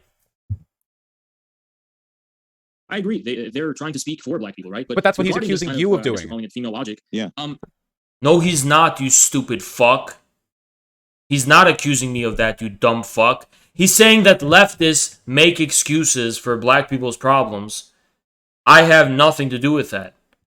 But what I also said is that in general, whether you're coming at it from the leftist or your perspective, if you are not black, stay out of black people's business. That's what I fucking said. You stupid fuck. He's not accusing me of anything. He's accusing other leftists. And what I said is, regardless of what those other leftists are doing, in general, if you are not black, you should stay out of black people's business. And stop trying to prescribe to black people what the solution to their problems are. Because black people are the best equipped to diagnose their own problems. That's what I fucking said. It's so fucking simple. I think you don't really find communist men in this country, in the United States, all that much. But that's also because the guy no jiggle, back at it again. Am I wrong? You don't find communist men in this country. Can you name much communist men? You don't really find them in this country. And this is historically true, and this is actually true in the ex-communist states. The ruling elites, and this is... So Hake is talking about how, like, effeminate the left is, and I agree it is. He said female logic. It's a weird thing to say. But I do agree that the men on the left are very effeminate, and it's embarrassing. Yeah, they are. They're not men. You know, they're not men. You don't have communist men in this country. Especially true for this more overly socialized and more urban people, right? The students and people don't really work with their hands. They tend to be more, less manly, to say the least. And oh my god, when he fucking does that laugh. When he does that laugh, it's so disgusting. It's so fucking... Because you hear the jiggling. You hear, like, the fat flapping. And it's actually fucking... It makes you fucking vomit. It's actually disgusting. He's riding the cock. He's cock riding, bouncing up and down. Why aren't there male communists? Are there female communists instead? There are no communists in America, okay? There's no communists in America. But yes, are there women who call themselves communists? Yeah, sure. But they're not really communists, I don't think. But yeah, they are women. They're women. Remember, this is Haas 2 holes infrared. What? What does that have to do with anything? Remember... Haas said do leftists... Are leftists convincing themselves that, like, being a gynecologist is the epitome of masculinity? I guarantee you, if Kiana asked 90% of men that same question, they would say the same shit that I said. There's a lot of women who said the same shit that I said. It's like... What? Hold on, I don't understand this. I never understood how, like, only leftists think that was like an optics disaster that was going to destroy me. Remember they were saying it was going to end my career? Here I am averaging 700 views, okay. But remember how they said it was going to destroy my career? That clip on Twitter? But only leftists were the ones who found it significant. Everyone else was like, I don't get it. What's the big deal? I guess he answered wrong, so who cares, right? Leftists are the only ones that find it a topic of interest, I guess. I don't know. Do leftists have this idea that, like, being a gynecologist is like the epitome of manhood? I'm pretty sure a man only cares about one hole below a woman's waist. There's no reason a man should ever fucking care about any other holes. And yep, I'm standing. You know, I don't want to be transphobic or whatever, so whatever. But I'm saying, like, in terms, if you have, like, genital preference that's for vaginas, okay, let me just say that. We have to be politically correct and stuff. Why would a man ever care about any other hole? Like, okay, you have to care about the clit if you're eating her out. Some dudes don't have to do that, by the way. And I'm one of them. But, you know, isn't that crazy? I actually don't have to do that. Did you guys know that? And it's not like I insist on not doing it. It's not like I'm insisting on not doing it. Because I'm not going to get into it, but I don't have to. Like, it's actually, it's like something I only would do if I want to. Yeah, you don't? No, what I'm trying to say is that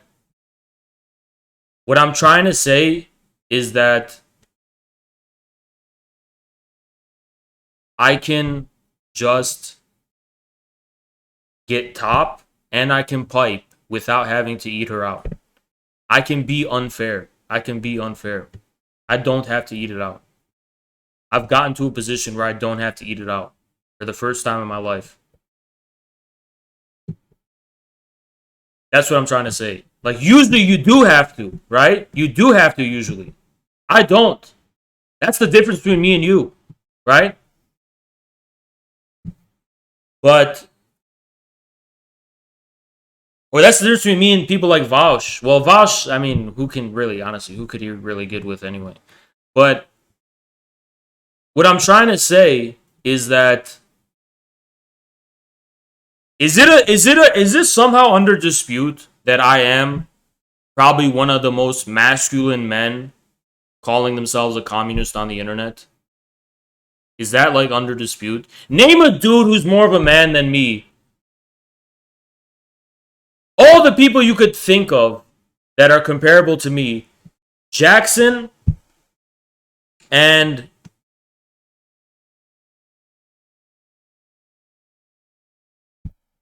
Hassan, yes, physically, but only physically, right? Hassan only physically. Beyond that, who else, right? So, is that somehow like a under dispute? What a cope. Yeah, Midwestern marks. Yeah, he's young though, right? So he's growing into a man. He's growing into one. But yeah, he is. He's a young man. Yeah, Pesto Mime is not a communist, okay? He's a LaRouche guy. I'm not saying in the world, right? In the world, I mean, yeah. I'm not saying I'm the biggest I'm the most manly communist in the world. Obviously, I'm not. But, like, among, like, the fucking streamer personalities, it's not hard to be the most masculine. It's not hard to be the most manly fucking lefty streamer. Just because look at the competition, you know? That's not because, like, I have the highest testosterone levels in the world. It's because lefty streamers are so, like, exceedingly gyno, soy, and bitch made. And that's saying something in a society that's already having a 1% reduction in testosterone every year. So that's saying something that, like, these lefties, they're especially bitch made. Do you believe gyno soy can be reformed? I don't know. I don't fucking know, honestly. Because when I think about it, I like to believe it can. I like to tell people that it can. But it takes a lot of hard work, epigenetic Lysenkoist hard work. Because I'm going to tell you guys the truth. If you knew my father, I would make sense. Okay? I am my father's son. I'm 1,000% my father's son. Okay, so, like, it's just one of those things, you know? It's one of those things. I don't know.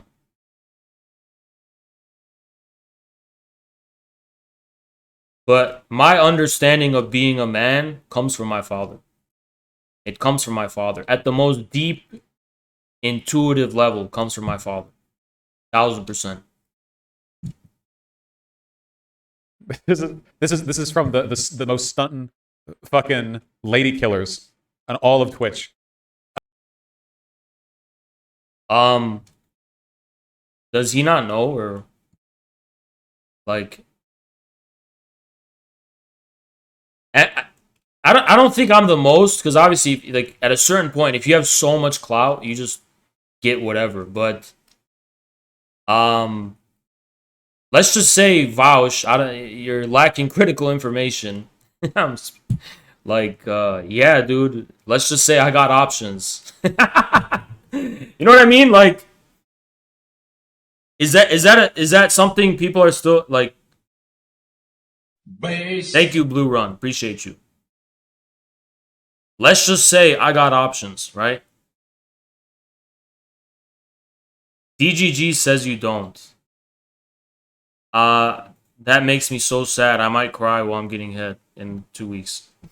But, you know what I mean? I don't know. He says this sarcastically. Is this sarcastic? I don't know. I can't even tell. Like, if you knew the facts, you couldn't tell if he's being sarcastic. I mean, lady killer, I don't know, but...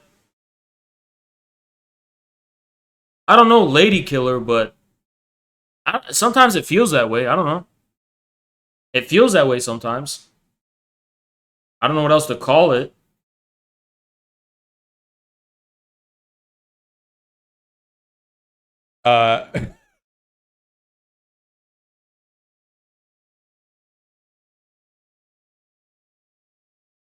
The most empty performative masculinity on the fucking platform. Jesus Christ. Okay, so it's empty and performative rather than authentic. Do you want to test that? Also, I'm going to LA this month, and I think Vaush lives in LA, so you know we can debate in person, and we can see if I'll be just as masculine in person as from the computer. Too short.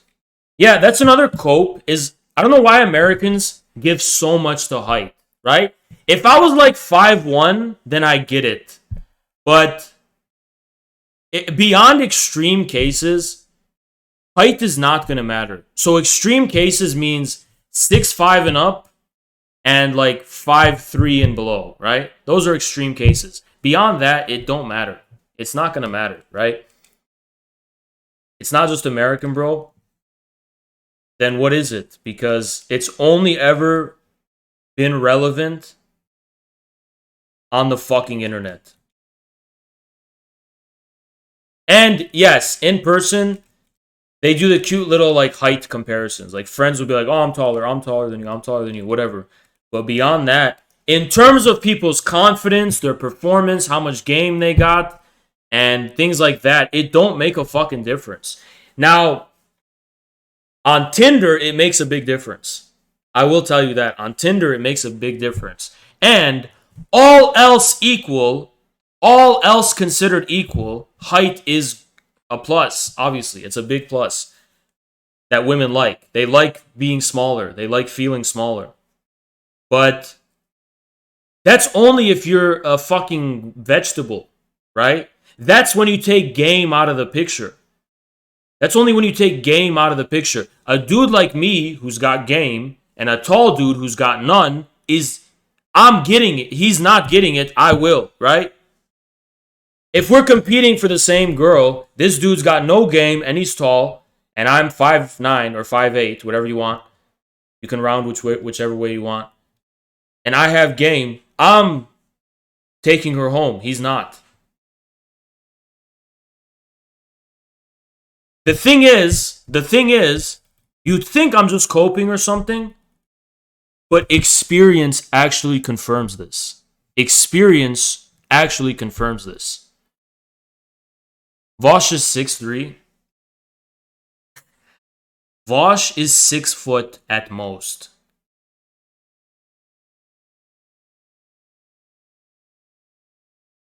At most.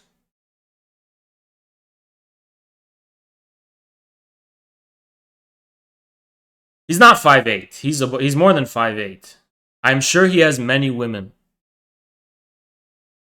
I don't doubt Vaush has like lost his virginity and stuff. I just wonder who he has been with. And I don't know I can't say anything. I don't know. I have no idea, right? I have no idea. I definitely don't know, but just speculating about who he has been with. Sometimes abstinence is the way, is all I could say. Interestingly, in Eastern European countries, those people are actually right wingers, and it's the communists who are more conservative and down to earth, and so on and so on. I think this issue, as far as manhood is concerned, it's really, I guess, as a communist, it is embarrassing to see the type of communists that claim to represent what this tradition is. But that's why. Also, isn't Haas like 5 feet tall? I think so. Again, like this is so any left leaning. What? What? 5 feet tall? Vaush, you're like 3 inches taller than me. At most, you're like 3 inches taller than me. Do you actually think there's a big height difference between us? Or that this difference is going to be felt in person between me and you, Vaush? We can size up if you want. I'm coming to LA. You're in LA, right? So we can size up. I'm coming there this month. Like it's like I've seen him next to Destiny. I'm much thicker and wider than Destiny is. I want this guy to just know, like, we should do it. We should do it. We should meet up and, you know, have a debate. And you can size up to me with your height. Right?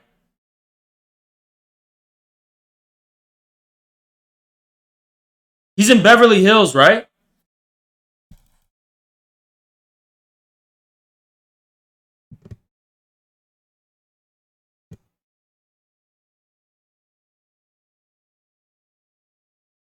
I've just banned and timed out like 20,000 people. Everybody got to shut the fuck up.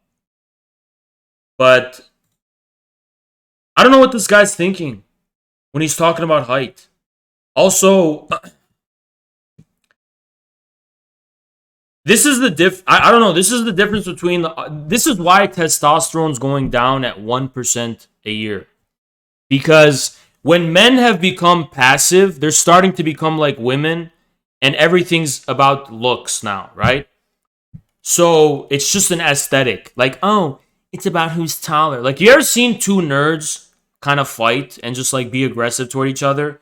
They're both these like soy gyno nerds, but like one is like 5 inches taller, so he's like acting kind of more aggressive, and he's like, And it's like this extreme, intensified passive aggression.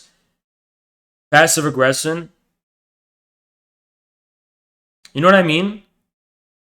It's like they're squeezing out every little bit of difference because they don't have any manhood they draw out from within themselves, right? If you're Mediterranean like me, then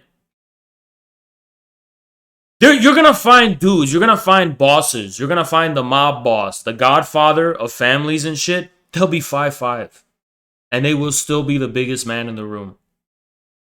You guys don't know how it fucking works. I'm sorry. I don't know what you're on. But it's like, it's a different world, you know? But you know what? In good faith, you are allowed to say whatever you want, to be fair. You can go ahead and say that being under 6 foot means you're not as much of a man. But we have to put that to test. We have to put that to test because you're personalizing it with me. We will compare, Vaush, how much bitches we can pull. And yes, we have to measure quality. Quality matters, right? Obviously, I can go out and fuck, a cheeseburger or whatever. Quality matters, right? We could see who... Let's do a social experiment. Let's go to a random room of people, right? You go and I go. And let's see who's more charismatic and who will command more attention in that room. And who will draw more attention to themselves and who will command more authority by the end of the night. We can do shit like that. Like, you've never been in a room with me. That's your issue. Right? Leaning person here would have laughed in Hake's face. The idea that... No, they wouldn't have. Because, you know what? What Hake said, there is a seriousness to it. He's saying, why are lefties so effeminate? And for normal or ordinary Americans, that's something that like strikes them immediately when they think of left. They're like, why are they so like non-manly? Why are they such bitches? Why are they such sensitive snowflakes? Right? Why are they such pussies?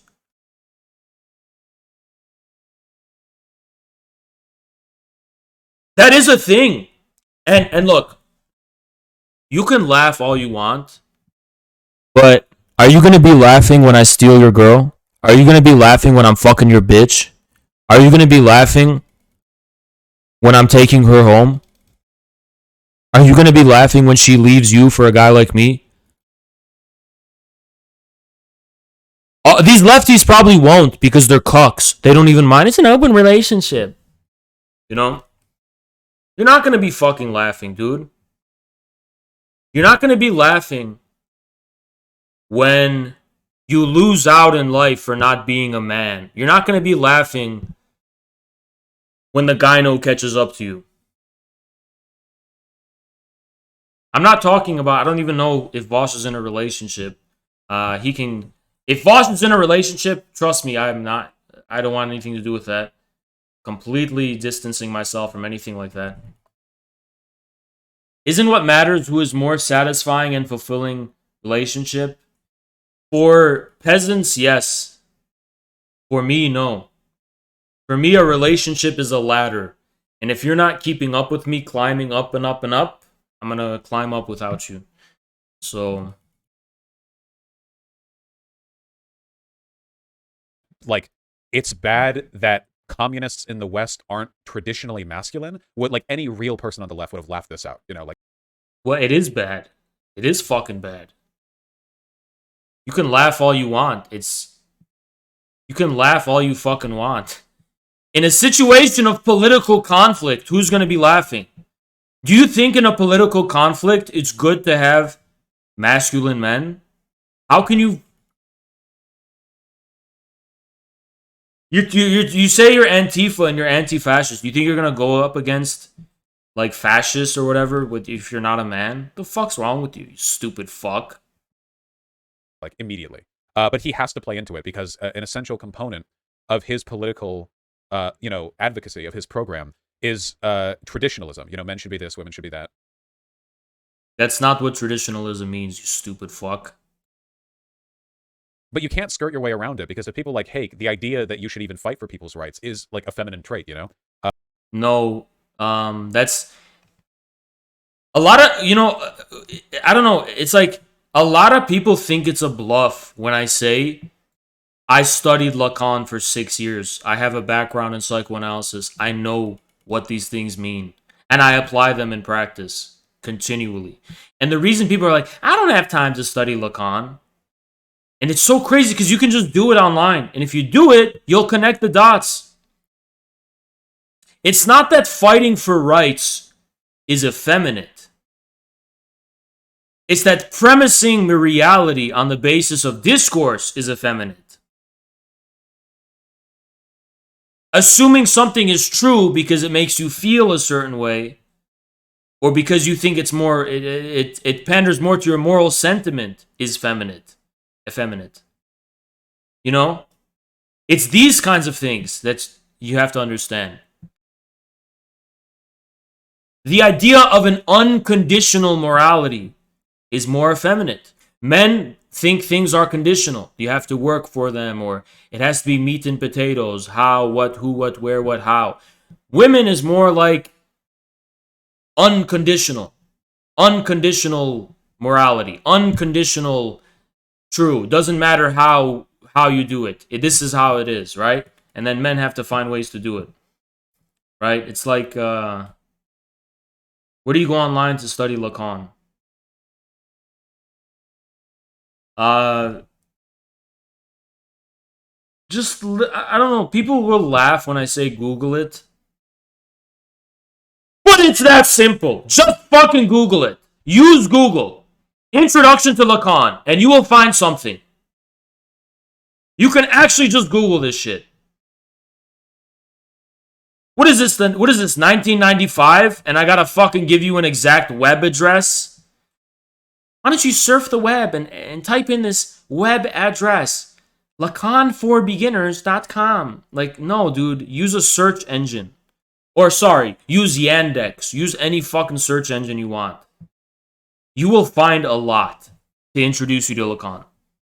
And I don't know what's going to work best for you is why I'm saying Google. I don't know what's going to work best for you. Right? I was roped in through Zizek. I read Zizek first, and that's what got me in.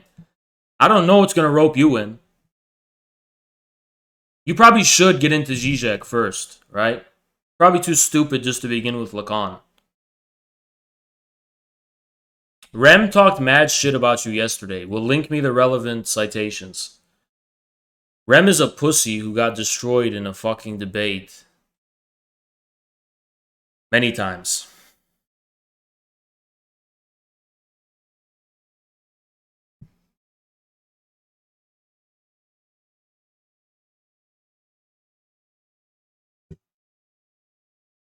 DMs?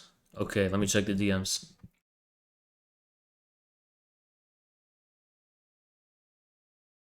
Yeah. Tracked something. This is like the Jordan Peterson of left-away dumbasses. Okay, let's see. Something. So I don't think I'll do that either. I think it sounds like funny and fun. Yeah, you say that, but you're not the person who's surrounded by actual troglodytes screaming at the top of their... It's funny, like... It's funny, but it's also pathetic because all the people that go on those panel shows are like people who average like 20 to 30 viewers and are trying to say the most outrageous things possible to get the most clips and get the most people to follow them. I mean, that's literally what infrared is just screaming and acting like a man-child, and that attracts people apparently. But I don't want to degrade myself to that level. Then try to reproduce my formula. I love how people think... If you think you know the keys to my success, prove it. You can't prove it because you don't have them. Look, if it was... Look, look how much I make a month. I mean, it's not the most on Twitch. And also, if I'm going to drop out of law school, I got to get way more than this. Just letting you guys know. Like, not way more, but more, right? But we're good. We have a lot of time. We have like a year. We have like a year, right? We by a year, we should be fine anyway, right? Yeah, he debated me just for viewers. He did say that. But what I'm trying to say is, people who, like, you know how fucking hard it is to get this income doing as little work as I fucking do? I don't fucking really work. I don't really, like, I sit on my fucking ass in front of a computer. Thank you, I got pinched. I sit on my fucking ass. This isn't real work. I mean, I'm doing it because it's the content you guys want. You want this content, so that's why you support me. But this is not real work. So if it was so simple, wouldn't everyone be trying to do what I'm doing and be able to just not have to fucking work a 9 to 5? Anyone would do this. Anyone would switch spots with me. Working at McDonald's. Finished law school. We need more Marxist lawyers. Nah. I don't know. I haven't dropped out officially, but at this rate, especially since I'm partnered now, and looking at how it's December, you know, I have quite a bit of views now and shit. Yeah, I think... Look, when I start averaging 1K views, which I want to happen by February 1K average is what I'm aiming for. There's no more law school. I am getting the fuck out of law school in a heartbeat. Okay? Once I get above 1K average for like 2 weeks straight, we are done. We are done with law school. Well, I mean, when you know all of that about him and he's saying it to you, it doesn't feel personal because you know that that's kind of his job, right? So. Well, I'm not worried about it being personal. It's just annoying. Hey, this wasn't as bad as I thought it was going to be. Let's continue. Any kind of social liberalism, including the idea of economic rights, they would consider that to be social liberalism. That sounds soy as fuck. Yes, it does. like a feminine trait. There's no working. How is social liberalism economic rights? Are you fucking stupid? Are you stupid? Liberalism was literally laissez-faire. Liberalism in the economy meant laissez-faire, you stupid illiterate fuck. Way out of this, you know? China recently banned femboys. This is where that came from. It's actually not where it came from. I was I anticipate, like, it confirmed my position because, and I always knew that about China.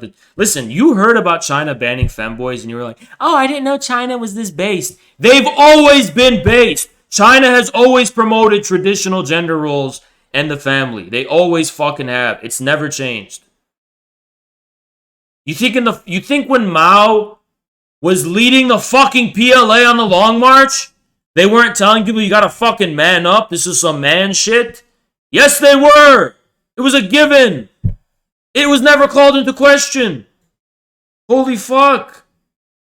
Why do people on Twitter think like you had femboys in the PLA? You didn't! You really didn't!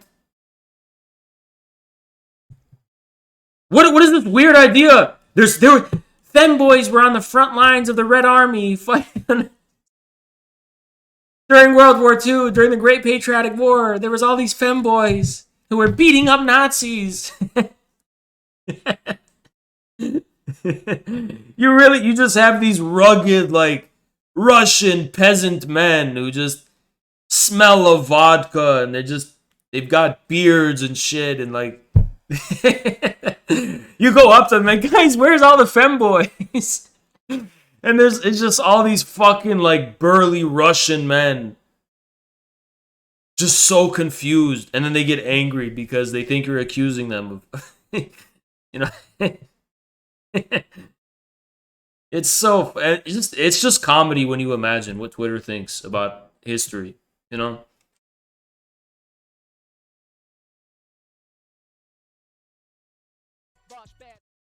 I'm trying to set a different example, and several others are trying to set a different example, so that communism won't be associated with that anymore. I do agree that the so. You can't even laugh without sounding feminine. Sorry, I'm sorry. Leftist. He can't even pretend to laugh like a man. If you're gonna fake your laugh, wouldn't you want to sound like a Giga Chad or be like, or something like that? Like, like if you're gonna fake laugh, you may as well like make it sound cool. And I'm like, in communists in America, in the main, the majority of them, especially the ones coming out of these universities and academia, they're fundamentally, morally, spiritually, however you want to put it, bankrupt people. They have no sense of honor. They have no sense of dignity. They have very slimy, tactics. I myself know this firsthand because I've been victim of them, right? I know how dishonest and inhuman and dishonorable these people truly are. Right? I know that firsthand. But at the same time, the way I see that is when they went on Twitter and made fun of me for not knowing how many holes a woman had, they used slimy tactics. No, when I got banned off of Twitch twice. How about that? How about when I was accused of being a fascist by you, when they said I was a Nazi, when they lied about me and made up all this shit? Why do people... Dude, it's so fucking weird. And you know what else is weird? It's like, it's literally only the lefty political people. No one else. You know that Aiko girl? She keeps talking about the 2 holes thing, and like, there's crickets. Everyone is like, huh? It's like they're like forcing it, you know? No one else cares. And you know how you know no one cares? Not one person has brought it up on the Royale. Not one person. Not one normie has ever brought it up. Not one normie has ever... As many fucking people that come after me and I go after, no one brings it up. Because it literally doesn't matter. It's literally leftists trying to make it a thing. And it's not a thing. It's like, they're trying so hard to make it a thing. It's not a thing, guys. It's not. They're clinging to this minuscule thing.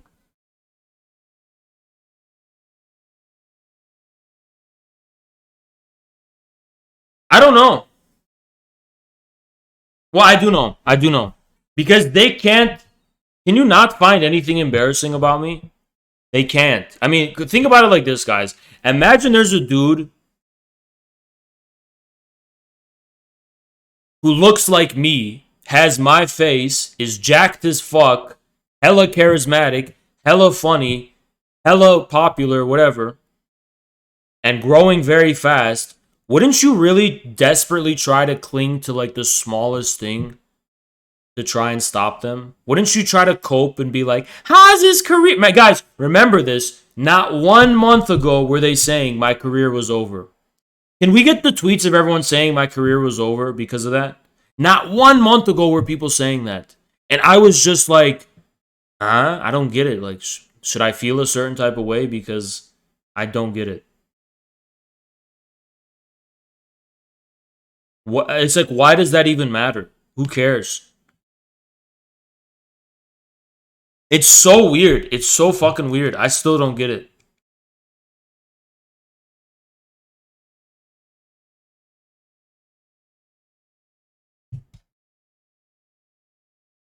It did get you to have a... Why aren't you banned, Squad W, you stupid pussy?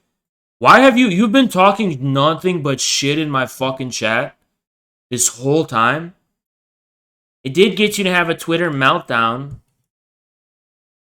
How many times have I melted down, huh? Every time I go on Twitter, you say I have a meltdown, you stupid bitch. Keep coping. Keep coping. I had a meltdown.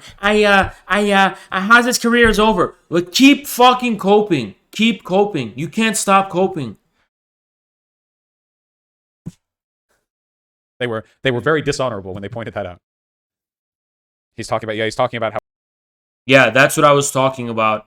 And not when leftists spammed or tried to post child pornography in my fucking Reddit. No. It's when it's only 1 month ago that it started. It's only from 1 month ago. How I pointed out the holes. Wait, hold on. We got a unique jewel. I've never gotten a unique jewel before. Rainbow facet. Death jewel 3/3. Ooh, not a good roll. Okay, that's fine. It's still really cool. Dude, this guy's acting like an authority on masculinity and manhood. And he just talked about the death jewel and the fucking video game he's playing. Why would anyone listen to what Vaush has to say on fucking manhood? The fuck? Same reason why you see religions being corrupted. Because to me, evil takes the form of good. It disguises itself as good. But I do fundamentally believe that at its core, communism is good. I just think evil people in this country specifically have been corrupting it for... Yeah, and this is bothering him a lot because it applies to him too. Completely and wildly different ends. That's human nature. Isn't it interesting how at no point during this discussion, Haz has brought up or even attempted to defend communism? Yes, I did, you stupid fuck. I did it in the introduction. Since then, I've just been having a conversation with Hake. Right? He's been bringing shit up and I've been responding to what he's saying. Why would I try to reel it back to an overarching discussion on communism when it's clearly not what this dude's interested in debating? I don't need to debate it because I'm secure in my understanding of communism. Right? So why would I rope it back to that, you stupid fuck? Literally, at no point has that happened. Every time Hake will just say, well, I think communists are degenerate Jews. And Haz will be like, okay, maybe. But like... You guys catch that? You guys catch that?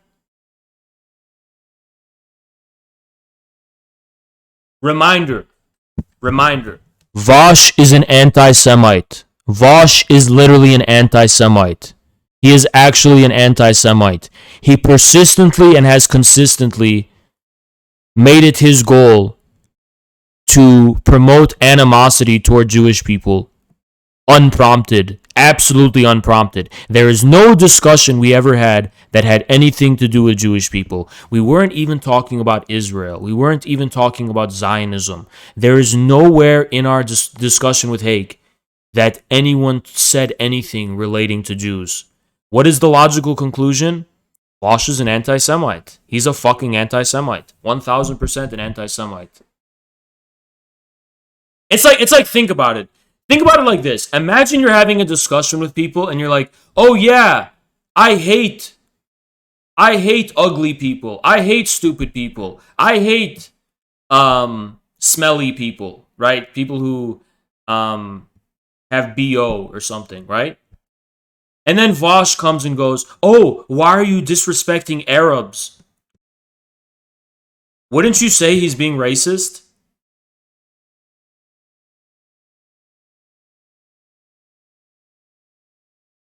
Wouldn't that be really racist? So why does Vaush get a pass on anti-Semitism? Why does he get a pass on anti-Semitism? Every chance Vaush gets to throw Jewish people under the bus, he takes it. Every chance he gets, he throws them under the bus and drags them into something that has nothing to do with... You know what I mean? Every fucking chance he gets, he does that. Every single one. He's a pathological anti-Semite. Not all the time, you know. Well, okay, well, I think that, like, black people are dumb. Okay, you know, all right, I get you. I have said nothing comparable to either of those things. I specifically said leftists are effeminate and nothing more. I never said anything derogatory toward any group, nor did I give Hake a pass when he said anything derogatory about a group. When Hake said that he thinks black people should take responsibility, I said they did take responsibility, and moreover, black people know what's best for themselves, so it's none of your business. That's the kind of shit that I was saying, right? What a bad faith fat ass. What a fat fuck bad faith fucking liar this fat fuck Vaush is. Yeah, all right. Well, I think, like, communist men are women. Okay. Yeah, I did say that. Yeah, but you don't get to throw black people and Jewish people under the bus when I attack an ideological fringe group. You stupid fuck. If I attack... So this is what these people do. Whenever I attack soy males, they hide behind women and they say that I'm attacking women. They project it onto women. Whenever I attack leftists, they hide behind minorities and say I'm attacking minorities. See how this fucking dirty game works? You see how this shit works?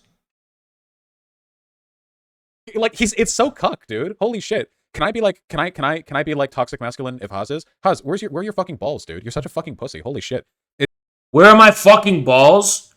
What if I stand and believe everything I'm fucking saying, you stupid fuck? Where are your fucking balls, you stupid bitch? You think I'm afraid of Hake and afraid to yell at Hake and try to humiliate Hake? What if it's just not my goal, Vaush? Is that really what you're gonna fucking infer from me? That, oh, Haz was just scared to humiliate Hake?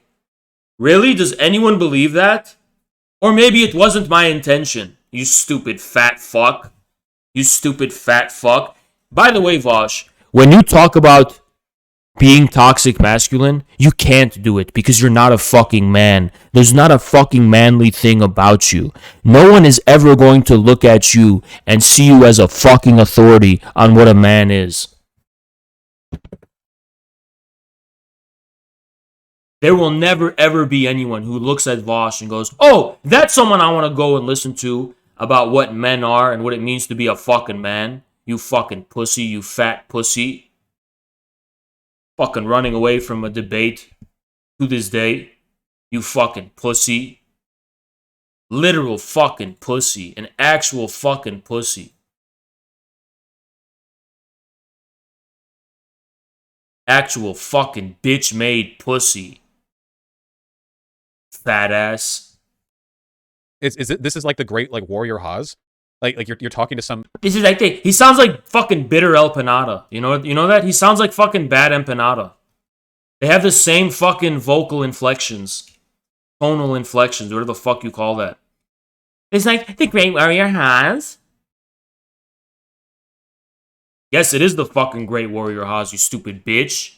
I attack people like you, Vaush. You know, imagine this. What's more brave? Me attacking someone with 400,000 subscribers in front of 7,000 of his fans and going hard on him? Or me being diplomatic with Hake, who is just a freebie? He's a nobody. His audience is totally different. If I did a full cans cuck against Hake, like same shit I did to that guy in the Mongol video, I would get nothing but applause and praise and support from everyone on political Twitch. You think it's brave to slap around a guy like Hake? No, it's not. It's a fucking freebie. It's easy. There's nothing fucking brave about that. Fucking nobody from the Jesse Lee Peterson show and you're pussying out on every opportunity to defend what you pretend is your ideology? Because to defend what you pretend is my ideology? When have I pussied out on defending what my ideology is? Can you give one fucking example of that? Because everything I've said here, I actually do believe. And I'll take you to task in defending what I fucking believe. Name one fucking thing.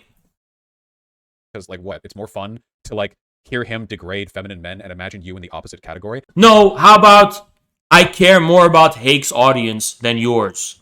I actually think Hake's audience probably has a lot of good, decent people who don't know that there's an alternative to Hake's ideas and Hake's view. And I didn't even know who Hake was, so maybe even he didn't know. Maybe even Hake was misguided and misled. That's why I'm going to be patient with them. The difference between Hake and you, Vaush, the difference between Hake's audience and you, Vaush, is potential.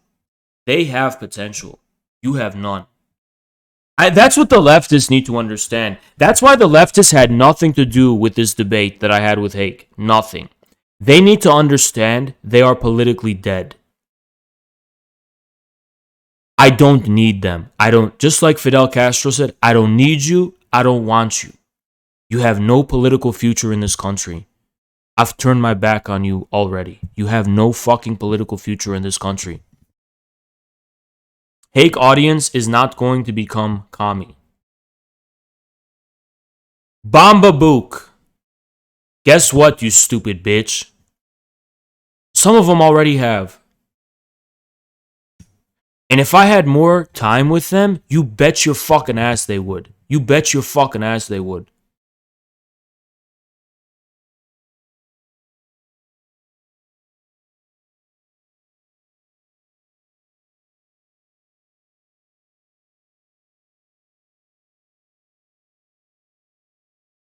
I'll at least have their ear. I'll at least have their ear. They were shitting on you. His hardcore fans was, and that's to be expected.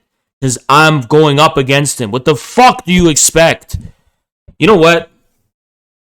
Should I just start banning people for being fucking stupid? Like, do I have to explain to you how this works? Like, it's actually worked for me, is the thing. Like, I know what I'm fucking doing because it actually has worked. I'm actually successful at what I fucking do. You're not. You're an incompetent, worthless, stupid little bitch, which is why you're hiding behind your fucking keyboard and you've never ever managed to open up a bridge of dialogue with someone on the opposite end of the fucking political aisle than you because you're a neurotic, dogmatic little fucking pussy who gets ass mad and butthurt every time someone says something you disagree with ideologically. The minute you hear your uncle at Thanksgiving go, well, I don't want anything to do with that communism. Those communists, they killed 500 trillion people. You go,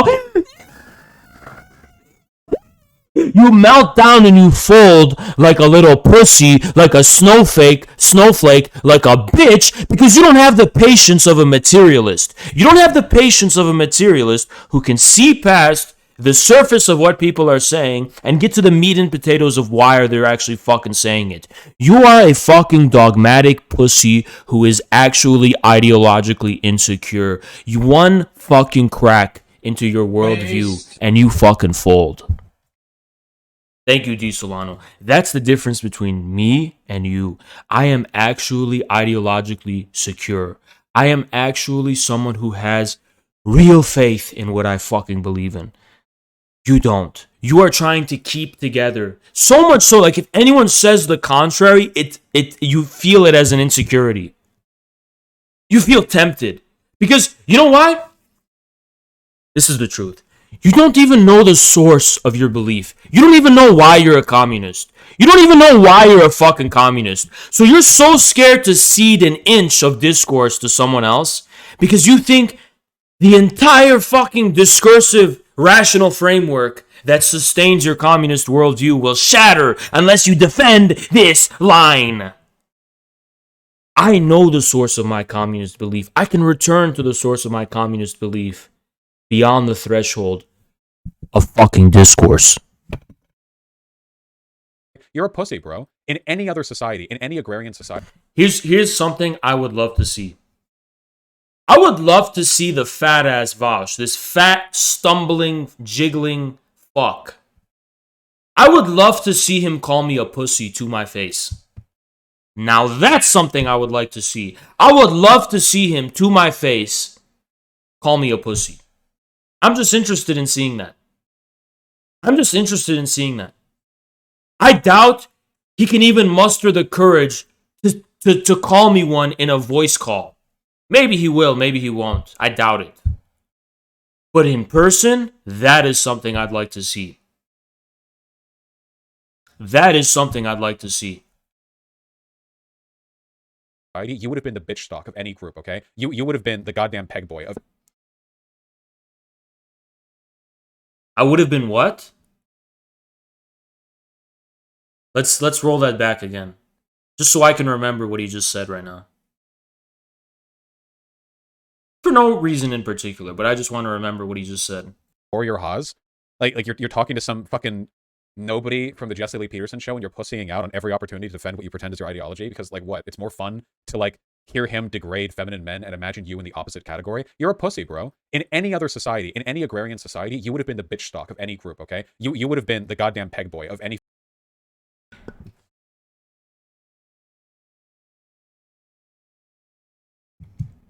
It's interesting you decided to say that. Interesting you decided to say that. I'll take note of that. I'll take note of the fact that you decided to say that.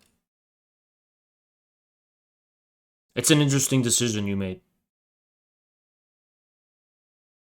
That's an interesting choice of words.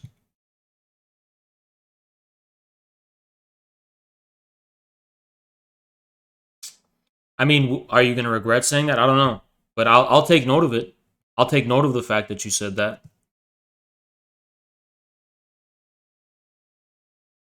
I wonder if you'd say it in person. I don't know. Interesting. Interesting. What can I say? The missing detail here, Vaush, is I know you're used to thinking about that a lot. But I'm an adult. I'm not a minor. I'm not a child. I know you think that way about children. You have rape fantasies and sexual abuse fantasies.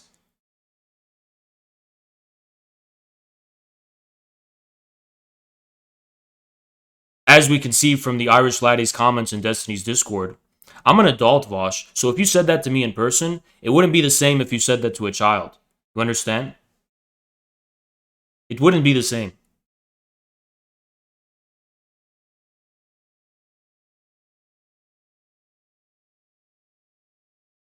I'm actually a guy who can defend myself. You know, I'm not saying whatever, but I can defend my honor, my integrity, my dignity, right? Because I'm an adult.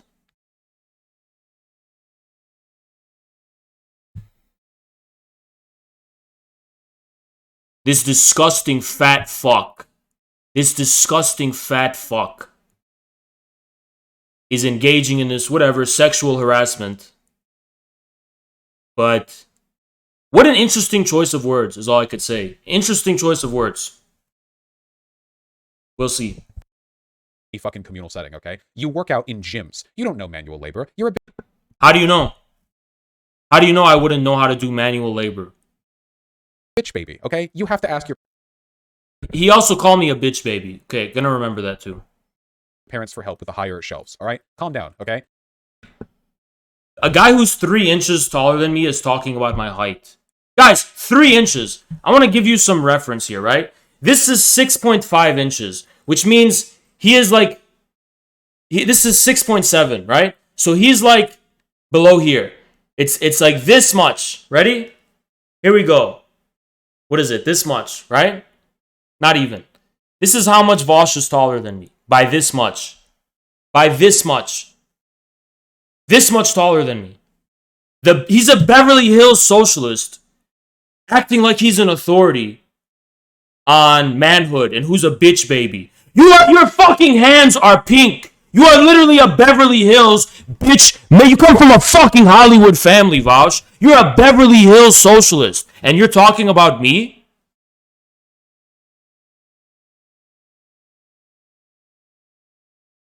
And you're talking about fucking me?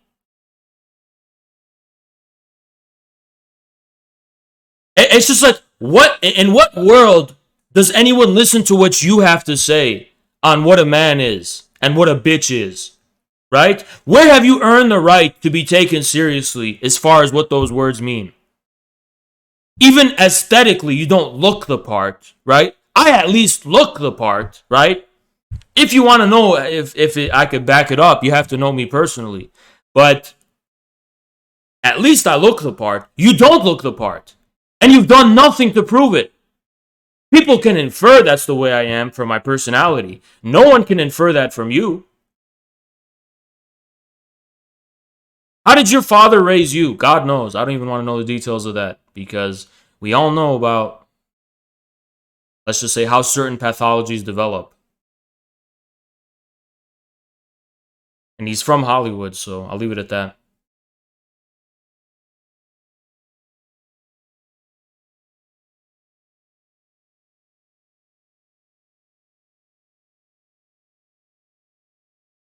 What, I'm just saying, like, he could have been neglected and, you know, he not given enough attention. Because, you know, that's Hollywood families. That's how they are.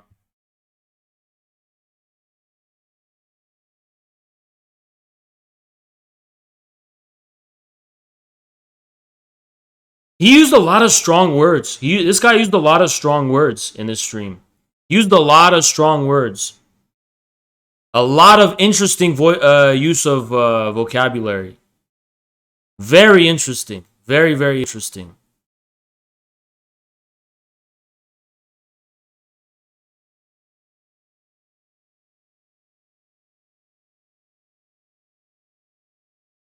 I most definitely will take note of that.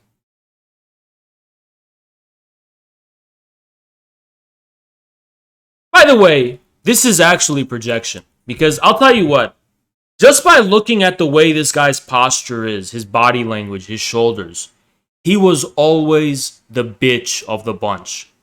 This was always the guy that in any social setting, in any friend group, was the scapegoat, the bitch, the punching bag, whatever, right? But the fact that he sexualizes it reflects his own fantasies of sexual abuse. He has fantasies of sexual abuse.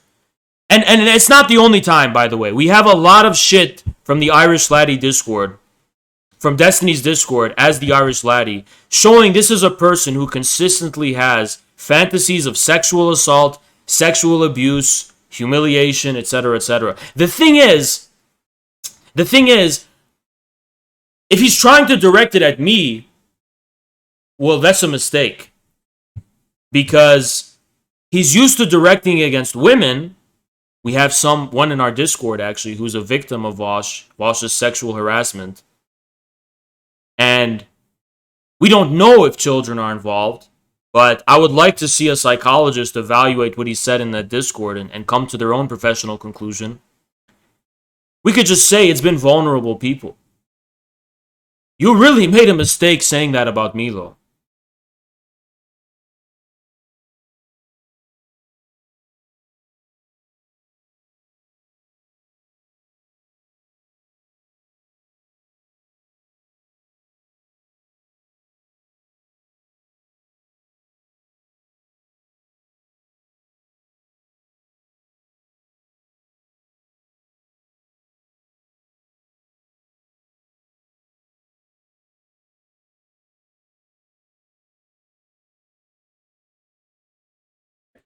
There's no situation in which you should be, out of self-interest and nothing else, posturing as some kind of persistent warrior of... Because that is what I fucking am. And you're free to test me, Vaush. That's the thing. You are personally free to test that. Because as far as any neutral party is concerned, that is the default status I have in their eyes. That is exactly what I fucking am. I am a fucking warrior, actually. I don't need to posture about anything. It is what I fucking am. It's self-evident to everyone who's not coping. So now that we've moved past that, you can feel free to... Look, I've challenged you to a boxing match. And you bitched out. Because you're a pussy. You bitched out.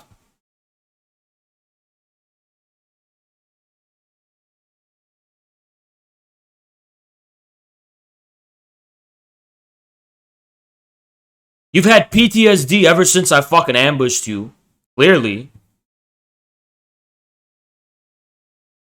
Your audience looks at a guy like me, and the only thing they can say is that I'm insecure or that I'm short.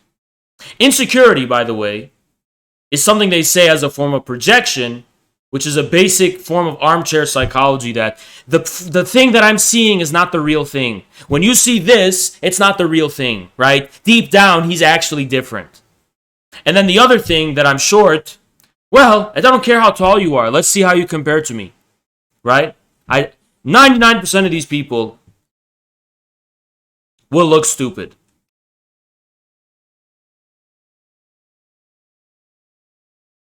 Haas, this pussy, Haas, pink hands, can't box. You talking about me or Vaush? Clarify, who are you talking about? Because you're not even fucking writing in English correctly. Vaush, okay. Of traditional masculinity to a Nazi. Wait. You know what? I'll go so far as to say I'm probably one of the only examples of traditional masculinity on Twitch. I don't even need to say that because it speaks for itself. But go ahead and name others. Name others. You will probably get a handful. And I'm not just saying political Twitch, by the way.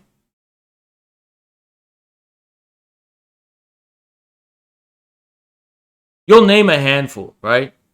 You'll name like 10 at most. 10 at most that you can think of, right? But the thing is, it's like I'm very much traditional masculine. Like I'm very traditional. Which means like it's instinctual and intuitive and something I get from my family, right?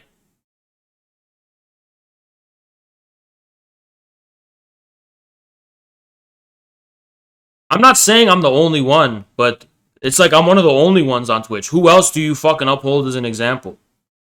Ask any of the women I've been with, you know, that I'm not traditional. Of course I am. The fuck?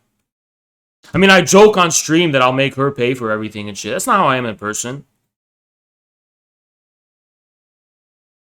What a fat projecting fuck. Not everyone's a fat pussy like you, Vaush, you fat fucking gyno fuck. This is a fat pink fuck with gyno talking about masculinity. What the fuck do you know about that, you pink-handed Beverly Hills little bitch? You're a little fucking pussy, Vaush. What the fuck do you know about fucking masculinity? You fat fuck. What a fat fuck.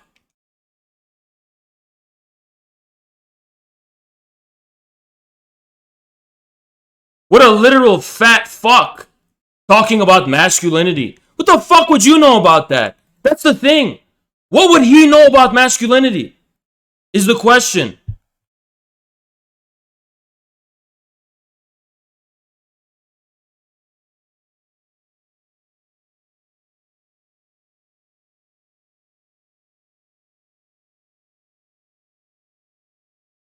We're going to listen to what a fat ass says about traditional masculinity. And who is saying that? Where's the judgment coming from?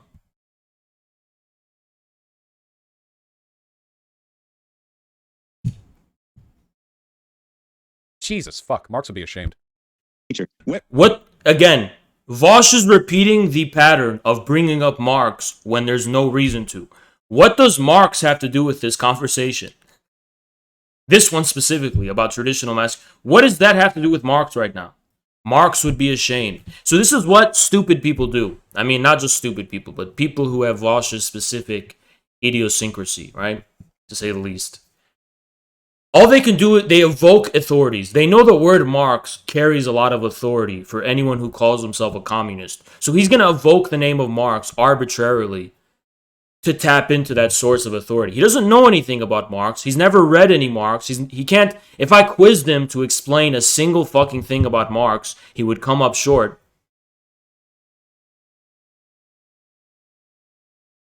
And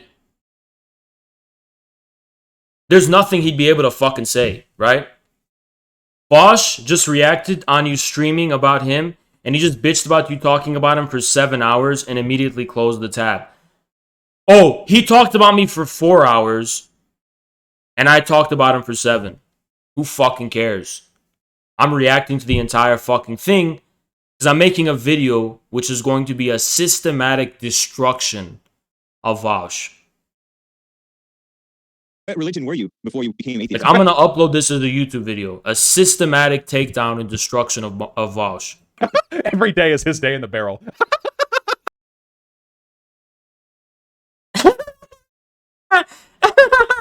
He can't even. He laughs in a soy way. He laughs in a fucking soy way. He laughs in a fucking soy way. Every day would be his day in the barrel.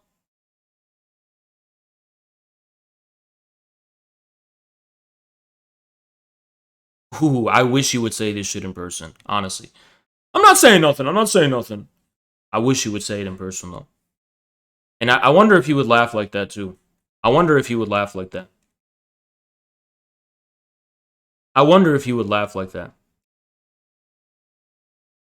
He pulled up a tab of my stream and ran away. He's too scared to see me live react to him.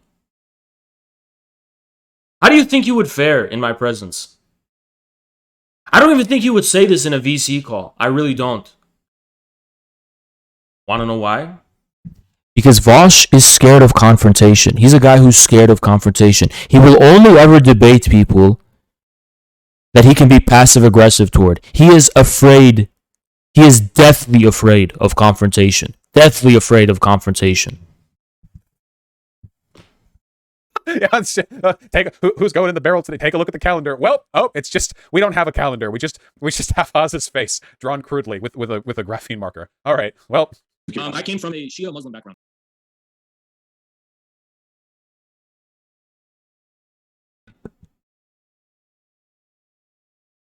This isn't sexual harassment, by the way. Because there's a lot of things I can say too. It's just I'm not allowed to on Twitch, right? So maybe we should stick by the rules and ask the question, is this sexual harassment? Is this sexual harassment?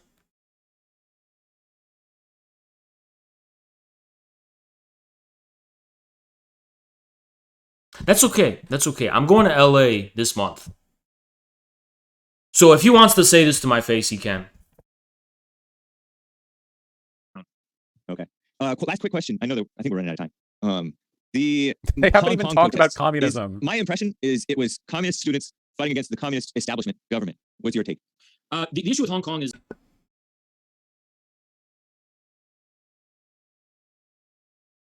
very complex. But needless to say, as we've noticed in the United States and throughout the world, you have vested interest trying to promote these color revolutions. Yep. And these yeah. See, he doesn't give a shit about any of this shit, too. Revolutions to promote all this social unrest, and it's not really. Yeah, he doesn't mean shit about any of this shit. This fat fuck can't even fucking emulate human emotion. It's not an organic, like, spontaneous thing, just like how we saw in the United States with George Soros funding unrest and protests here. Dude. Okay. Once again, all I ever want to do is call bluffs. Do we have to dispute that George Soros funds unrest in the U.S.? Let's see. George Soros, America. George Soros protests in America. This is from July 13th, 2020.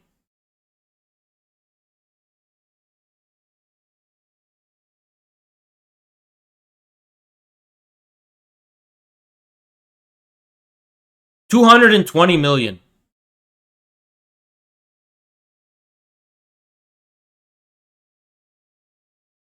What about the Opens? What's the Open Society Foundation? Let's see. Open Society Foundation. And Vaush loves Wikipedia, so let's use Wikipedia.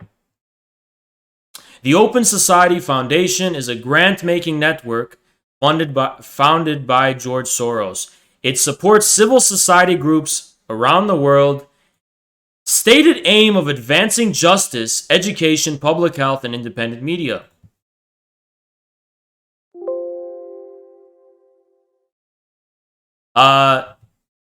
See also Color Revolution.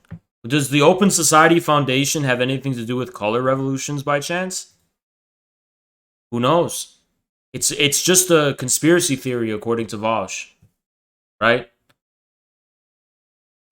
I'm waiting on the full-on Nazi Haas arc, dude. We got to drop the bull from the Nazi. So why is that Nazi when George Soros was a Nazi collaborator? He was a Nazi collaborator. So where does the Nazi come from? Is it what? Because he's half Jewish or something? Why are you highlighting the fact? I don't even think Soros identifies as Jewish. George Soros. And I don't even know if he is Jewish by Jewish law.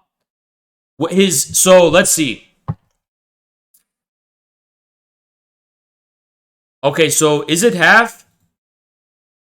Okay, they're both. I don't know why they thought they were half. But regardless, he's not like religious. He's not known for being Jewish.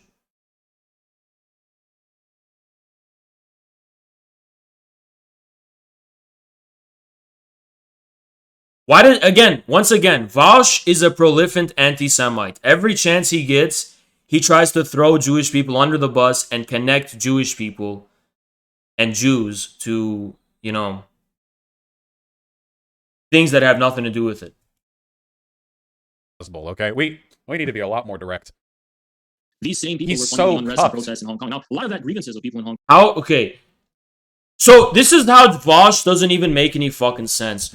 This stupid fat fuck that is Vaush is at the same time saying that I'm cucked and I'm a coward and that also this is my true Nazi belief. Which one is it, Vaush? Because if this is my true belief, which you're calling Nazi, how can you call me a Nazi if I'm just cucked, right? If you think that this is really my belief and that this belief is Nazi, how does that make me cucked, right? It's like, it's just a fucking contradiction. It's an unreconcilable contradiction. How can at the same time I be a right-wing, far-right, fascist Nazi, but at the same time be cucked and a communist? A cucked communist or a fascist? Which one? You can't say I'm both. You can either say I'm one or the other, right? Does anyone else see this contradiction? Does anyone else notice this contradiction? Because we are covering this video to the very fucking end, even if that means I have to push the CPUSA video.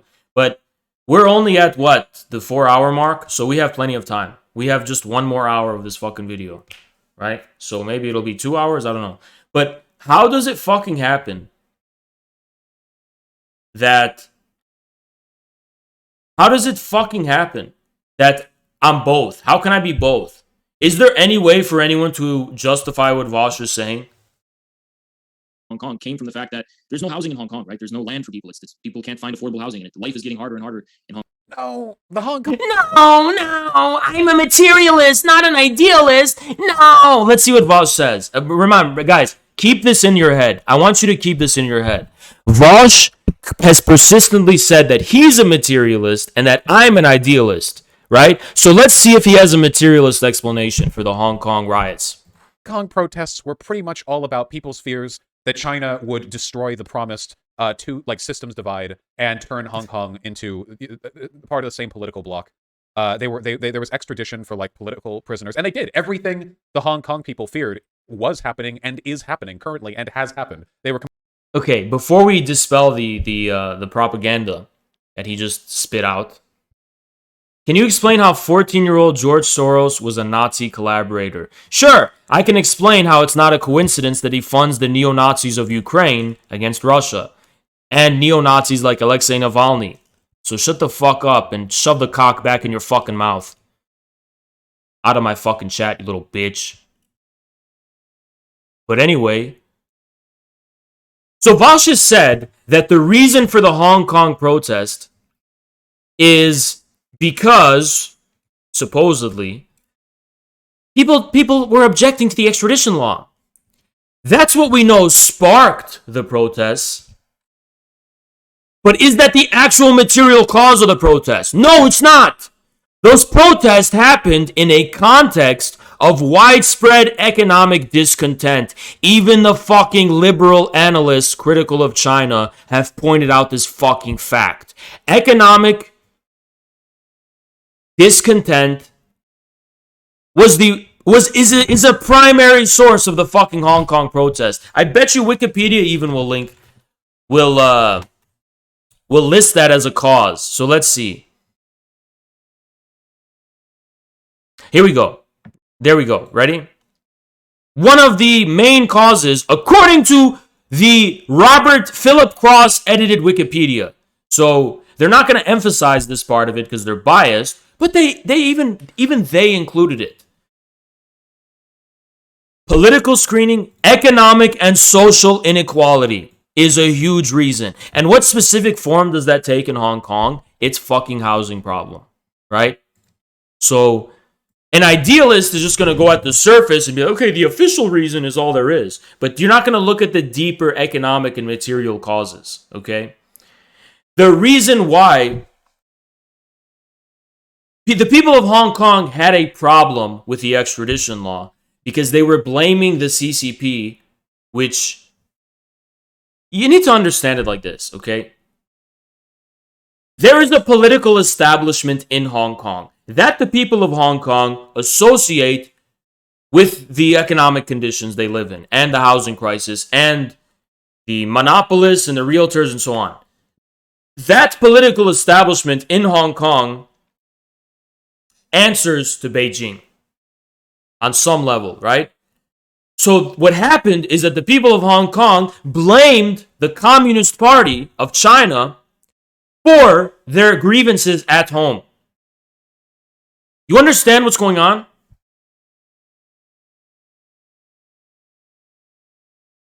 Completely correct.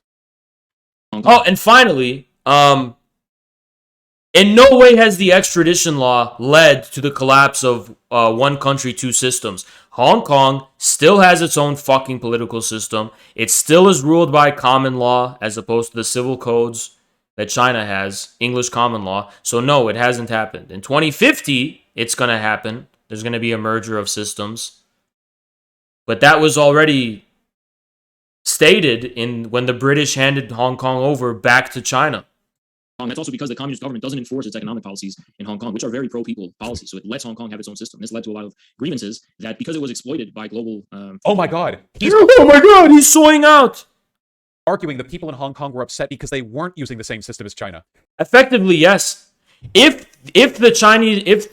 Hong Kong had a similar economic system, or if the Communist Party's policies were able to be enforced in Hong Kong, the underlying social and economic grievances that lead people to participate in social unrest would have been alleviated. That's why you don't see Hong Kong's break out in the mainland. And no, it's not because there's more police repression in the mainland. There's a lot of police repression in Hong Kong too, as you yourself were bitching and soying about, okay? So, yes, effectively, yes, that's why I'm a materialist. Now, am I saying that that's consciously the reason why people in Hong Kong were protesting? Because they consciously believed that they would be better off under a Chinese-led system? No, I'm just saying they actually would be, regardless of what they so happen to ideologically believe. That's what a fucking materialist would say. You're not a fucking materialist, so you don't understand this. He's arguing, oh, why were the Hong Kongers protesting? They were mad they weren't living under China's political and economic principles. Effectively, yes. They were mad that they weren't, and we're not talking about the principles, we're talking about a concrete system, you idealist fat fuck. But effectively, yes. What we are talking about is people who are mad about underlying material, economic, and social grievances that would have been alleviated under the Communist Party. Yes, they would have. So yes, the underlying causes for the protest would not have been there had the Communist Party been able to execute its policies within Hong Kong. I don't know what's so fucking hard about that to understand. It's actually really simple. Guys, doesn't it feel like I'm like destroying Vaush? I'm like ripping him to fucking shreds. Can you even look at Vaush after what I do today? Like, even though he's too scared to fucking debate me, doesn't it just feel like I'm destroying him right now? Can you even look at his streams without being reminded of how fucking easy it is to put this bitch back into his place and check this bitch?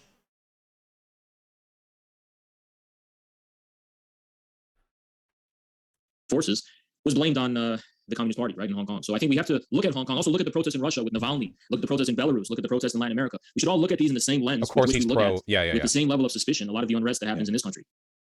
See, he's a fascist. You understand? He's a fascist. He's a fascist. He can't even define what a fascist is. He tried to make me define it, and then when he's pressed to define it, he can't. I can define it. It's the psychosis of liberalism. I did one sentence. He can't do one sentence. Every movement he supports, it's just red fascism. Belarus, yeah, there's nothing even remotely. Then why don't I support the Ukrainian neo-Nazis? It's like, he wants to debate me. Sure, I'll debate him whenever he wants. Listen, it's fascinating because, it's absolutely fascinating because there are people in Ukraine fighting right now with the flag of Nazi Germany.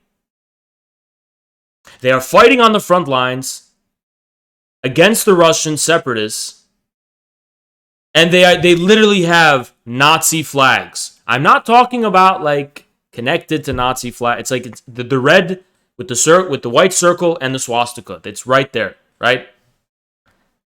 So why don't I support them, Vaush? Is there a reason I don't support them if I'm a fascist and I just support any fascist? By the way, the burden is still upon you to prove that Lukashenko is a fascist. Is he a fascist? How is he a fascist? Can you prove that? What's fascist about Lukashenko? Lukashenko, right? There's nothing even remotely left-leaning about Lukashenko. It's like this dude thinks that the American political spectrum is like this universal code to understanding the entire politics of every single country in the whole world. It's like he reads the Wikipedia page of left-leaning or right-leaning, and he just like projects that onto everything. And he's like, oh, let's see, is Lukashenko a Democrat or a Republican? Dude, he lives in a different country, so you have to begin from the ground up. I do need a fucking facepalm emote. I need a facepalm emote, you're right. I do, because I would have you guys spam that right now.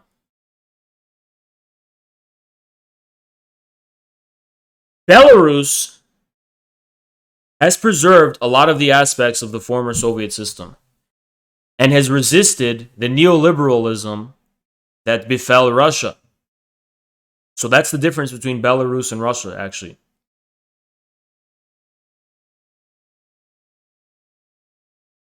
So I don't know what left-leaning means, but yes, Belarus has protected its people. It has pro-people. It's a pro-people state. It's a state of the Belarusian people. It's a fascist, but he'll say that any criticisms, these are Putin's talking points. Yeah, because Russia is like the arbiter of modern red fascist discourse. You know, they don't even pretend to be left-leaning. You know, but what does left-leaning mean? You stupid fuck. No one cares about left-leaning. That doesn't mean anything. That has no meaning. Okay? Even in America, there's a political realignment going on. So even here, where you got it from, it's not even applying anymore. I mean, what kind of dumbass thinks the political spectrum is the actual essence of politics rather than material interests?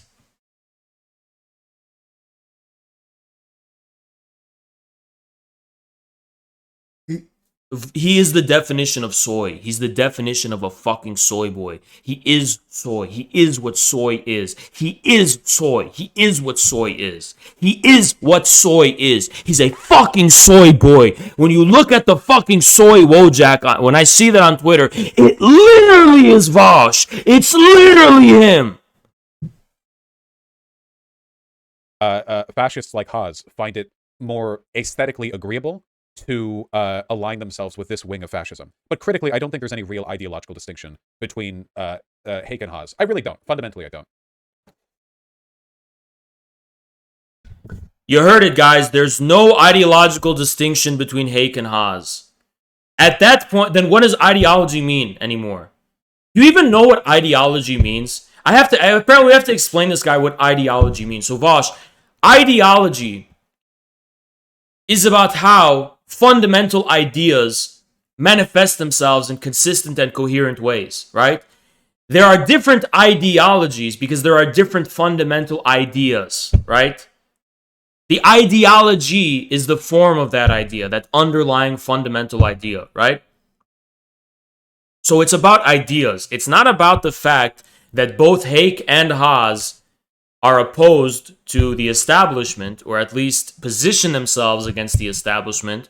It's not the fact that both Hake and Haas are outside of left-wing discourse, and that in some material sense, we appear to be similar. If you're talking about ideology, you're talking about something very superficial and explicit. Me and Hake are not ideologically the same because I'm a communist and Hake is not. Now, would Hake find an easier time converting to my ideology than you would? Probably. My ideology probably makes more sense to him than yours does. That doesn't mean we have the same ideology, though. You stupid fuck. It means in a deeper material sense, he has more of a reason to hear me out than you. The only real difference is like which side of the same ideological conflict they would take, you know, like, well, do you want to approach fascism from the Christian nationalist side, or do you want to approach it from the guys we're totally communist and that's why? So remember, Vaush calls fascism anything that reflects not the demise of liberalism, but the demise of the liberal establishment. So as soon as our liberal establishment becomes full fascist through AOC, Meghan Markle, and the neoconservatives, Vaush is going to say that's not fascism. He's going to be an anti-fascist fascist, right? Why everyone who protests these fascist dictators in the former Cold War bloc states is totally a part of like George Soros and the Rothschilds. Did you guys catch that? I want to know if you guys catch Vaush's tricks, because he does this a lot. He gaslights his own audience a lot. You guys catch that? Yep, you caught it.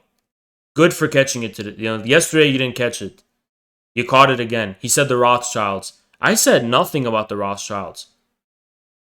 George Soros is the founder of the Open Society Foundation, which Wikipedia admits was heavily involved in the European color revolutions.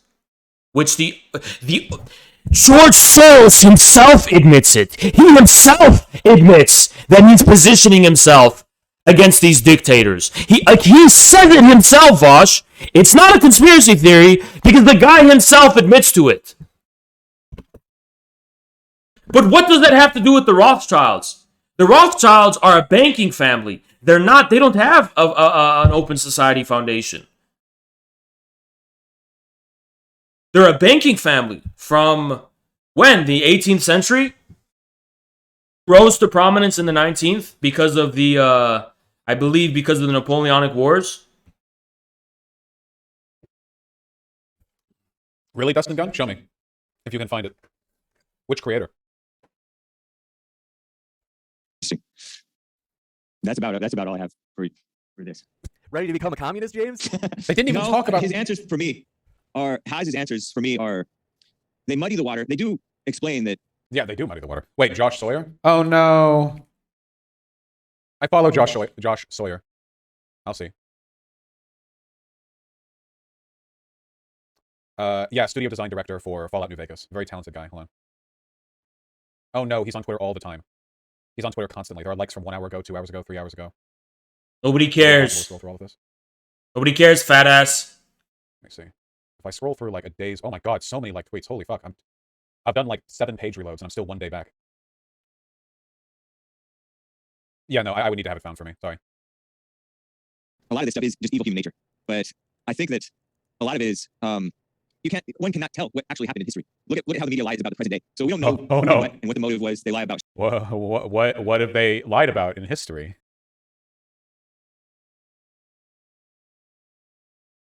The idea that Hake, it's like, listen, here's the goddamn truth of it, right? And we can all see it. Vaush is an ex-4chaner who himself probably held these views, and he retains this neurotic stance toward anti-Semitism and Holocaust denial and neo-Nazism and racial realism and stuff, because these are things he himself subscribed to before, And he remains ideologically insecure in the ways in which he has supposedly renounced those beliefs. Like, he's still haunted by those beliefs. He finds there to be like this like extraordinary persuasiveness about these beliefs that he himself can't keep in bay, right? He's fighting this inner jihad to keep these beliefs at bay. So he projects them onto everyone who's right wing. I mean, look, does Hake really look like a guy who's spending his time focusing on Germany and World War II? No, he's not. Hake is just some dumbass who lives in America. In no way is Hake like bereft of the fucking intentionality of like some 4chan neo-Nazi agent who's like intentionally leading to the Fourth Reich. I mean, no, dude. Hake is a very spontaneous expression of an American right-winger, right? And I bet you he is pro-Israel, as a matter of fact. I bet you Hake is pro-Israel. I guarantee you he probably is, right? He's probably an evangelical pro-Israel guy. I can almost guarantee you. I mean, he is an evangelical. Wait, hold on. Hake is a Jesse Lee Peterson orbiter. And Jesse Lee Peterson's a hardcore Zionist. Evangelical Zionist. So Hake is probably not going to have favorable views on Hitler and whatever, right? So let's be honest here. And I mean, look, Vaush is just a guy who doesn't know how to ideologically diagnose people. I do. I can tell when someone's like coming from the Holocaust denial thing. And you know how you can tell? Because they don't know how to like hide it. They can't hide it. They're very obsessed with it. There's something you're obsessed with, right? I can tell, right? This is just paranoid. It's like leftists have just gotten to this paranoid position where like they will hear anything and think it means Holocaust now. If Hake is saying they've lied about history, them being the establishment, is it really fair to assume or infer that he's talking about the Holocaust? Or maybe he's talking about Trump in 2016? Maybe he's talking about Obama in 2012 or 2008? I don't think the span of Hake's political discourse spans farther than 10 years, and 10 years is generous. I don't even know. I don't even know if it'd be like maybe 7 years. I don't think Hake's political existence, I don't think he talks about anything from before 7 years ago with any degree of investment or seriousness. You know? To be fair, Vaush doesn't either, right? Yeah, it's much more likely to be the 1619 project. So Pesto is a guy who understands this because Pesto works among regular people all the fucking time, and he knows what people think on the ground. And it's so you have to be so terminally online to hear what Hake says and think Holocaust denial. You know? I'm curious. What are they being dishonest about, Hake? Well, why don't you let him actually speak? So one of the things Vaush does is he'll pause the video when someone hasn't even completed the sentence, and he'll be like, "Oh my god!" And then like he plays it, and they finish the sentence, and they completely make Vaush look stupid for like preemptively responding. Like Vaush, maybe you should wait for them to finish what they're saying. And can we get Haas to agree? Wait, do you think if Hake just... So, okay, he paused it here, all because Hake said the establishment has lied about history. He paused the video, and we are now at the point where he's saying Haas is a Holocaust denier. So, look, guys, there's like, 700 of you here? Am I alone? Am I crazy? Am I actually crazy? He paused the video where Hake said the establishment lies about history. Not only did he make the leap to inferring Hake as a Holocaust denier, he also says, I'm one too. All because he paused it here and didn't let Hake finish his sentence. Flat out said, like, I feel like the Hollywood liberal elites overplay the severity of the Holocaust to make white men hate themselves? If he said that, do you... Wait. Look. Dude, what do you mean to make white men hate themselves, first of all? I am familiar with the most popular anti-Semitic conspiracy theories out there. And the Jews are targeting white people thing, I've never been familiar with that in my life, right? I've been familiar with like the, more Middle Eastern anti-Semitism, like, which sometimes tries to say like, yes, they're using the Holocaust to defend Israel. But what do you mean to defend the white man? Because aren't Jews white? They're white. Jews are white. They're considered white people. Italians are white people. Irish are white people. They used to not be considered white because they weren't WASPs, but Jews are absolutely white people in America. Are you fucking kidding? Just because 4chan fringe, like Vaush is talking about something very fringe, even among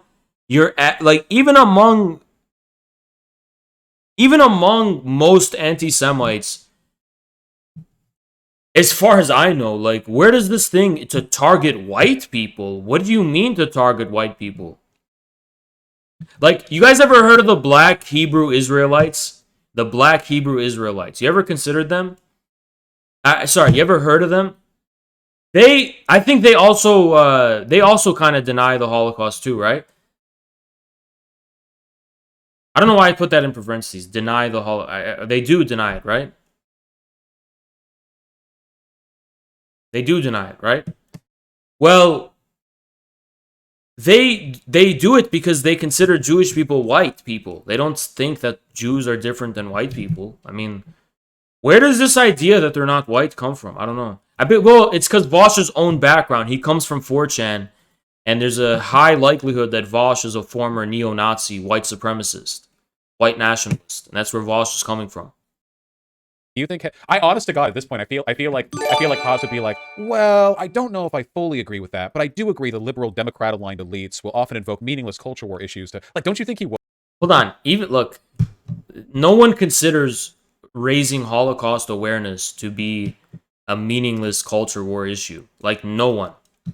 No one's ever said that. No one's ever been like, oh, they're talking too much about the Holocaust. This is culture war. It's like, nobody's ever said that, okay? I've never heard of anyone who complains about culture wars to ever say that. Second of all,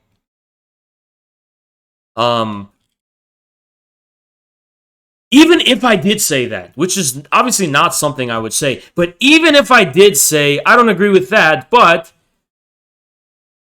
wouldn't it be a show of strength that I'm confident in my own position, so that I'm not going to like freak out on people for saying dumb shit, and then I'm going to forward my own alternative position instead that doesn't force us to lead to that conclusion? Like, you don't have to be anti-Semitic, right? Or you don't have to be this racist who's against black people to oppose the establishment. You can leave black people alone, right? And because they're struggling and fighting for their own thing too. So, because to me, the essence is about people fed up with the establishment, not people being racist, having an issue with black people, right? Hake is not going to accept that because his career is to tap into polarization algorithms. He would have nothing to talk about if he didn't focus on this meaningless, stupid bullshit, right? That's why he can't back off from the topic. Any respectable, normal conservative would agree with me. Because they have, in real life. When I say shit like, you know what? Black people know how best to diagnose their own problems. It's none of our business. We can't tell them what to do. And whatever. When I emphasize that aspect of like, they are their own people, and it's the manly thing to do is not get involved in other people's business, they 1000% agree with me. I've never met a conservative who was like, no, I still, like how Hake was, where he's like, no, I still want to, it's like, you sound like a pussy at that point. You sound like a bitch, you know? If a Jew is white, then someone is Iranian. But Jews came from Europe in America. Not all of them. There are some Middle Eastern Jews who are Middle Eastern.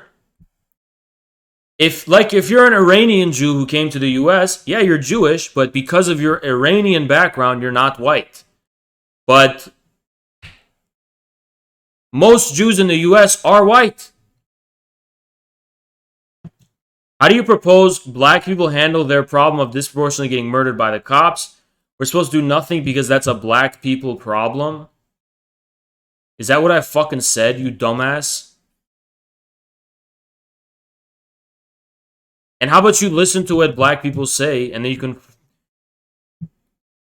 How about you just listen to what black people say, you stupid fuck? Stupid bitch. You know what?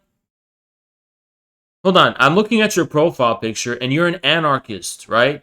And you notice, why do anarchists, white anarchists, why are they so obsessed with black people and getting up in black people's business and like it's so patronizing and condescending and disgusting. Like, I'm literally picturing what you look like right now, like a pasty white anarchist who would literally call the police if they saw a black person in their neighborhood. Right? But you can go ahead and get the fuck out of my chat, because I don't need anarchists in my fucking chat, believe it or not. I don't need you people here. I actually don't need you. What? Yeah, he would fold like a chair. I bet. Oh man, I wish Hake would just do it. Fucking do it, Hake. Do it. Give it to me. Charlottesville. They lie about the capital mostly.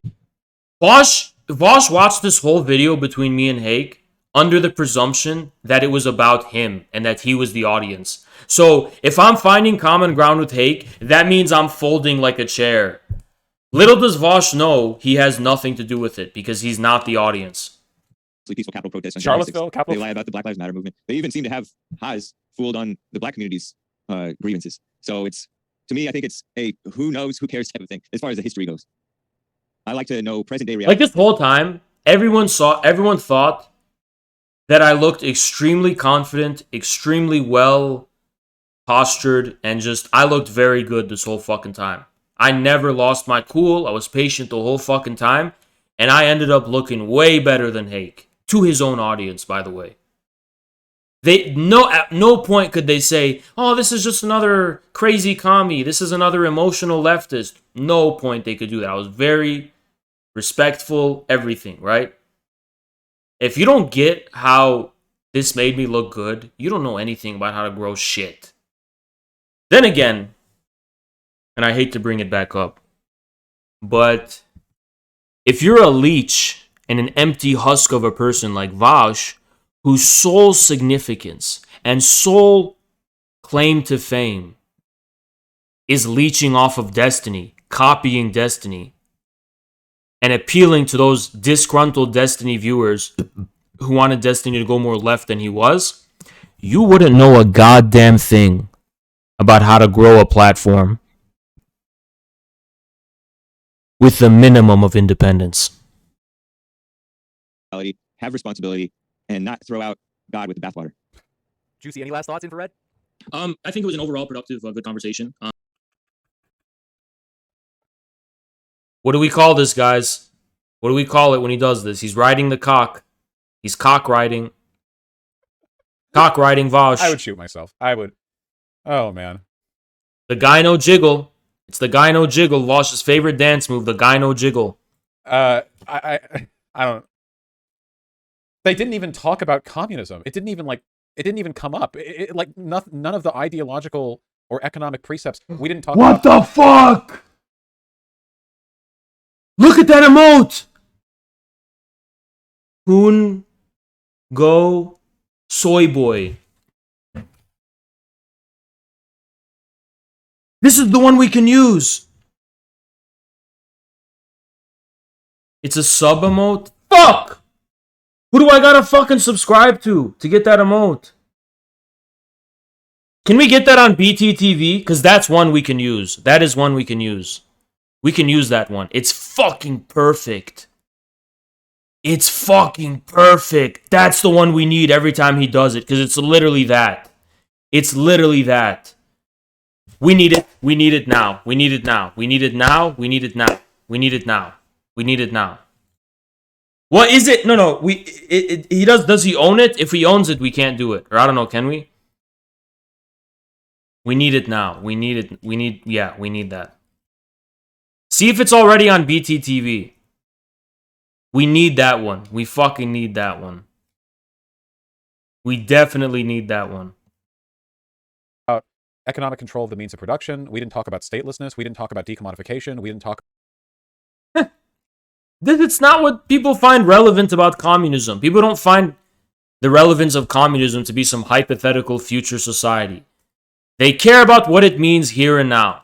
That's what people care about, okay? Nobody cares about some stateless, like, it's so fucking stupid. Because Vaush thinks communism is some, like, arbitrary precept about how to form a society.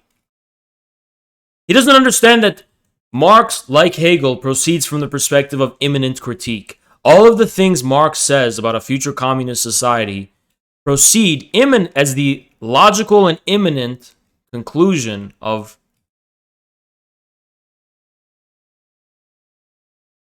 a single dialectic. It's not like he doesn't arbitrarily just interject, just be like he doesn't just say like the Old Testament God and just be like, I am what I am. This is it. This is communism. It's like it follows from a deeper reason, right? And it's one dialectic. It's not like a bunch of them. Marx is a monist. He's not like he's a monist. He's a monist. He's a dialectical monist. Marx doesn't say we should have a stateless society because it's more efficient. He doesn't proceed from some like utilitarian perspective. He says statelessness, or the withering away of the state, would logically follow, would inevitably follow, insofar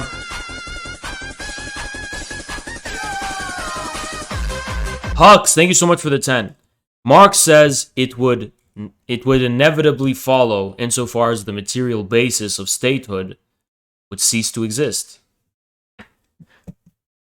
It's not about whether the society would be better or more efficient. I mean, you haven't moved past utilitarianism, right? It's just like you're philosophically illiterate, so everything you say about communism and Marx is going to be completely fucking brain dead and stupid. Merry Christmas, Hux. Thank you so much. Appreciate it. It's like, but this is why Destiny just destroys stupid fucks like Vaush in debates. Because they're always like, I think it would be more efficient if we had this type of society. And Destiny's like, well, no, it wouldn't be. Because by any standard of utilitarian efficiency, from that philosophical perspective, no, you can't sustain. It's stupid as hell to sustain that view, right? Talk about any of it. I guess I would say with regards to the black community, I think this is our main point of contention. I would just recommend reaching out and listening to. Thank you, Jay Bird. Appreciate you. Many black leaders, right? Because these are not people. You know, Vaush is so fucking bad faith. Even Dylan Burns could give me credit for this debate. And Vaush, everything I say, he has to twist it. Watch. He's gonna twist everything I say into being bad. Just watch. Who are co-opted by the Democrats? They're against the Democrats. Is he going to say Nico House is socialism? I do think they authentically, are leaders of their own community. They have their own specific views, and they're completely demonized by the mainstream media as well. And it's something that they have in common with American conservatives. So I just think that that's important. The community, they have their own specific views, and they're completely demonized by the mainstream media as well. And it's something that they have in common with American conservatives. So I just think that that's important for unity. But I do overall agree that the media sows. It's fundamentally true. Every single independent black voice that is not given a fucking platform by the mainstream media is absolutely demonized by the mainstream media. ADOS. You guys know what ADOS was? It was a movement. It was a Twitter thing where it was like American descendants of slaves. And they were basically just saying, we don't hate African immigrants or whatever, but we have our own specific identity, right?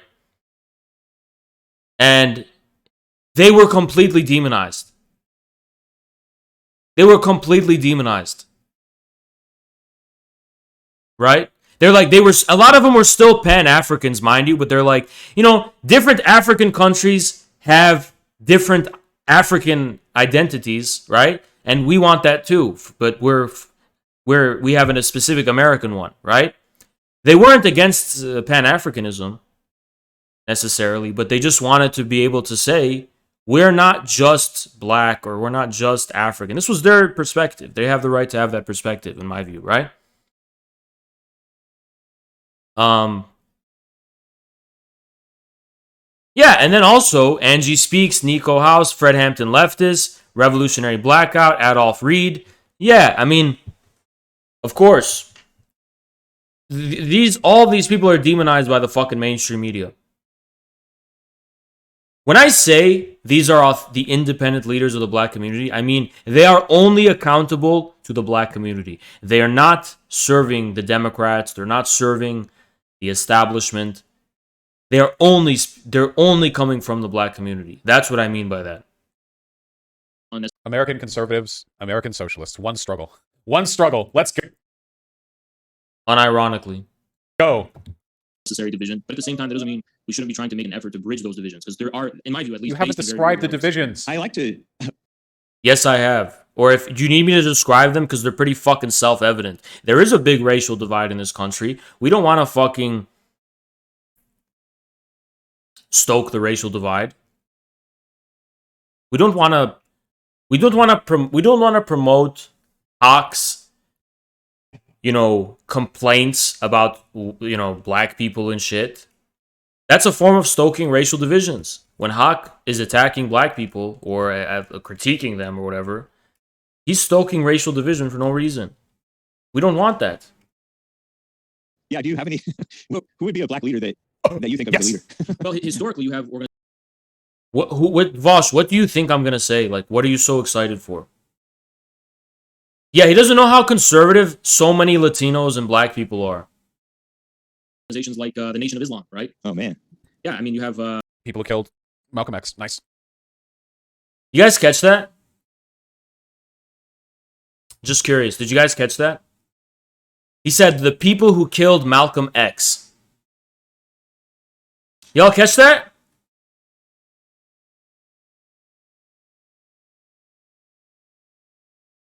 Y'all catch that, right? He said the Nation of Islam killed Malcolm X.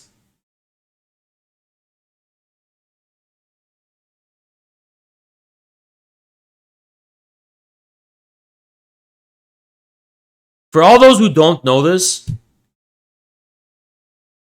it is very likely the FBI killed Malcolm X. The two people who were charged, there was two people charged from the Nation of Islam with the murder of Malcolm X, and they were just exonerated. So what does that tell you? Malcolm X's daughter was also recently found dead in their apartment. Rest in peace. But what does that tell you? There's something really weird going on. And if you think the Nation of Islam did this, you're really a fucking idiot. Thank you, Louis Farrakhan. Appreciate you. Currently controlled by Luis Farrakhan. Speak of the devil. A Nazi. Good. Very good.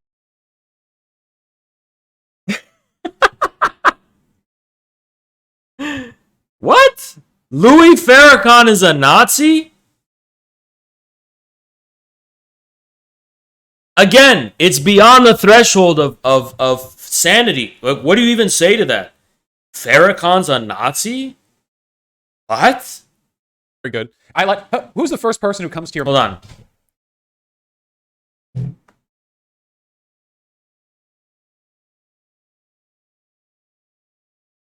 I need more energy, right? So I'm going to eat these mozzarella sticks.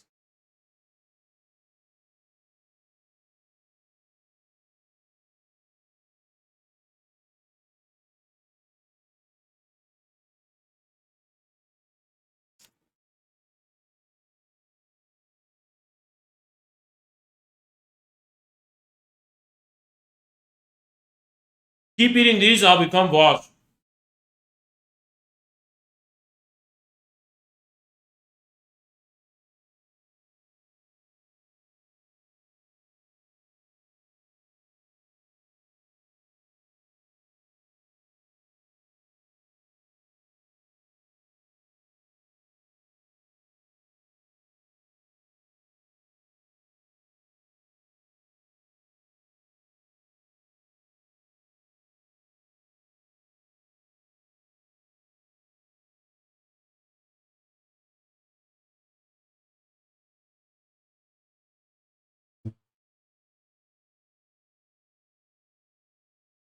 your mind when you think of a black leader? Oh, I think of the Nation of Islam. Really, that's the first thing that comes. Yeah, it is. It's one of the only independent black organizations that is not answerable to the fucking Democrats or any other higher power. It comes from the black community, grassroots. It's one of the biggest ones in America. Matter of fact, Nation of Islam membership.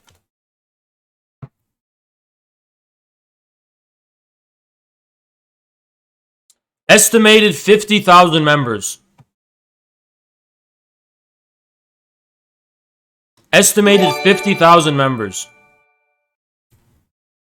Do you ever watch the Vaush Flowers debate? I don't give a shit about Professor Flowers. They talked a lot of shit about me on their Twitter, so fuck them. Don't give a shit about them.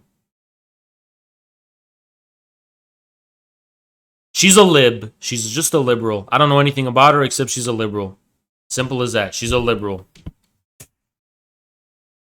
She joined along the chorus of white leftist echo chamber attacking me. That tells me all I need to know about her. She's a fucking lib. Democrat lib. Simple as that. Comes to your mind? That's the one right off the dome right there. Really. Yeah. By the way, I bet she was really polite to Vaush too. You know, I bet she was like, Vaush, I want to find common ground with you. I hate that guy Haas. I agree with you. Haas is the worst. I want to find common ground with you, Haas. Reap what you sow. I don't give a fuck. It's got nothing to fucking do with me. Yeah, Haas' brain vibrating at intense speeds to quickly think of the worst organization. The worst. One of the most based ones, you mean? Why should I think it's the worst organization? I get why you do, Vaush. You're like a fat Beverly Hills socialist and a white supremacist. So I get why you would hate them, but why should I hate them is the question. Why should Haas hate them? Worst group he can imagine, you know. Yeah, no, guys. So Vaush, why don't you name a group? Never ask Haas who his favorite German leader in history is. Worst mistake of my life.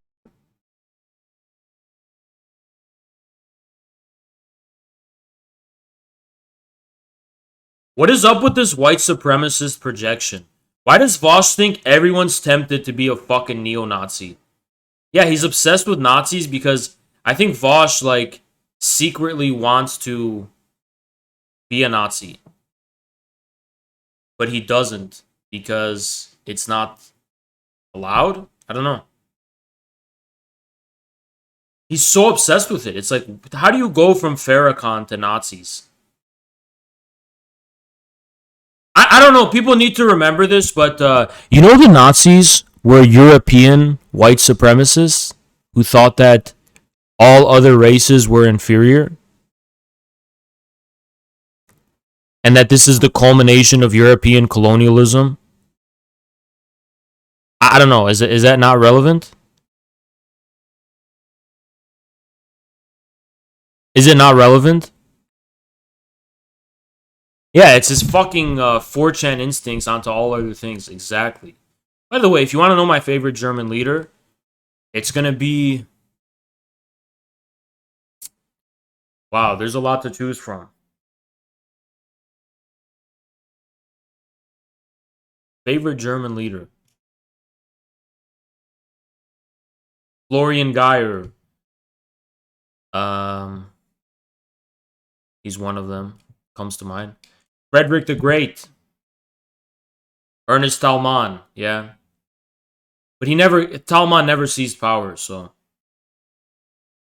Ernest Talman.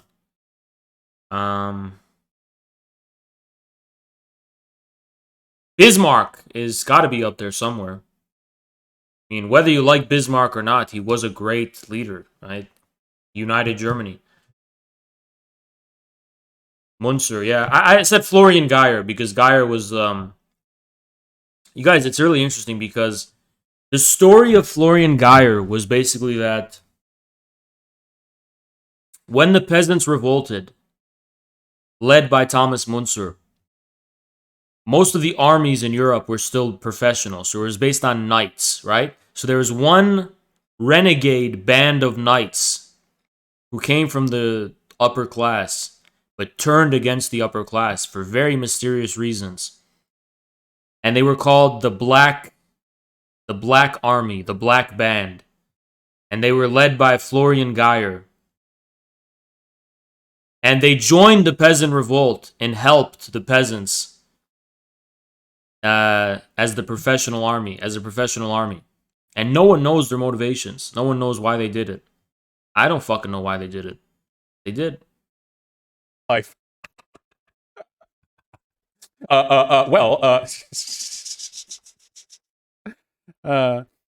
forgot we're still watching this fat fuck. Luis Farrakhan doesn't even pretend at being a lefty, right? Does Luis? Who fucking cares? He doesn't pretend to be a lefty. What does that even mean? He doesn't have gyno? Does Farrakhan openly call himself a fascist? What's his economic prescription? The most hilarious irony of Vaush, he is so obsessed with the political spectrum. And yet, he has actually arrived at a point where the entire American left hates his fucking guts. I promise you. Go to any local anarchist org, any Antifa, any DSA chapter. They're all friends with each other, by the way. They all know each other. They're all connected. Go to any of them and ask them, hey guys, what do you think of Vaush? Vaush, he's a debate bro, white supremacist. I hate Vaush. Vaush, he's such a pig. Vaush, he's such a chauvinist. Vaush, they're all going to say that shit. Vaush, that's the left right now. The left fucking hates you, right? The left absolutely despises you. You only have your fucking cult. At least I have a working pipeline that's growing infrared. You don't even have a fucking pipeline. You're just a fucking cult. You know what Vaush is? Vaush is like the Jim Jonestown. He's just a cult. You're in the middle of a jungle. You're a cult.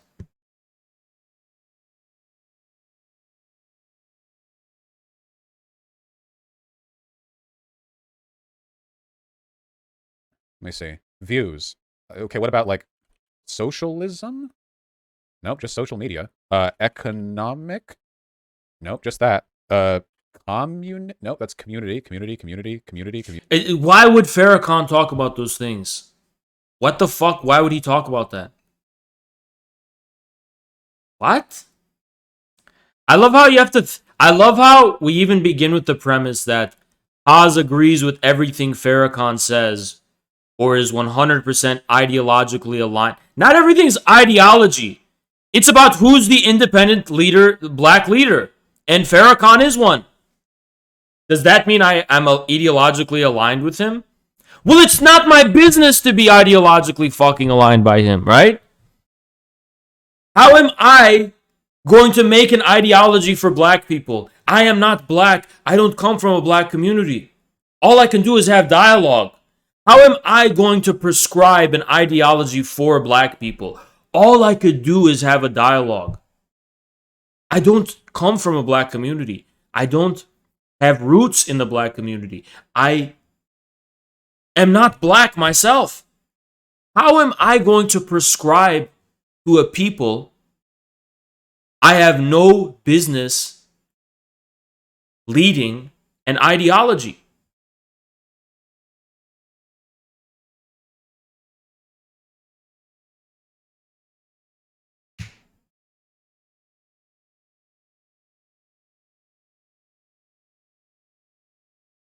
I can have dialogue and we can find common ground.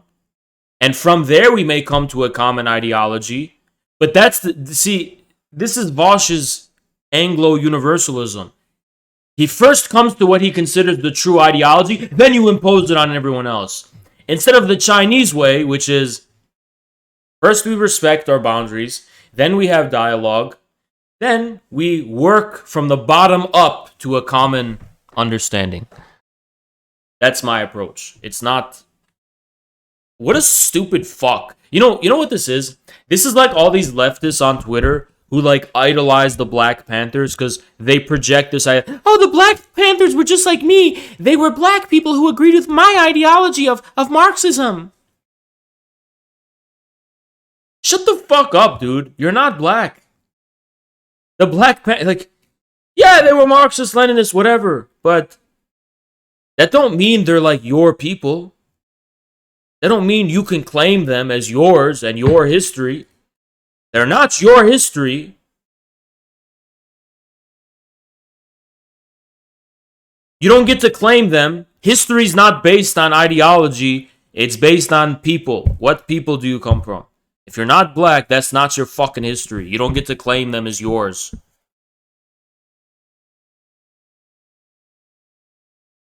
Community.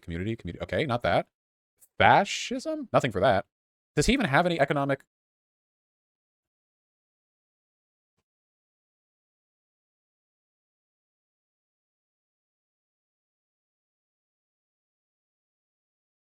Oh, he's not even anti-Semitic either. Look, he wanted to heal the rift between him and the Jewish community.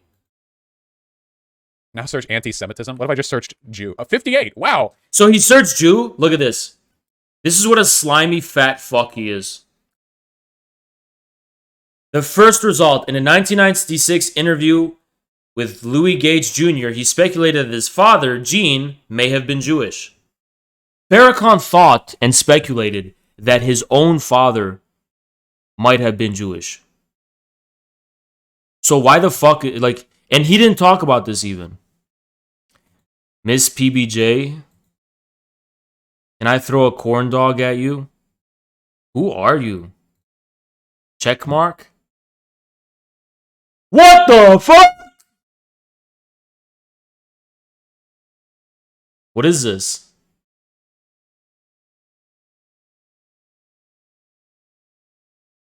Okay. Zerka's ex? Oh, are you the one with the spider?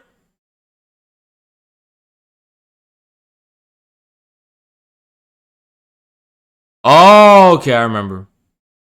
This guy must have a lot of opinions on Jewish people. No, we know what he's about. We know. But why? Hey, he just controlled F and he didn't even talk about what he controlled F. Roll it back. Look at this. Look what he just did.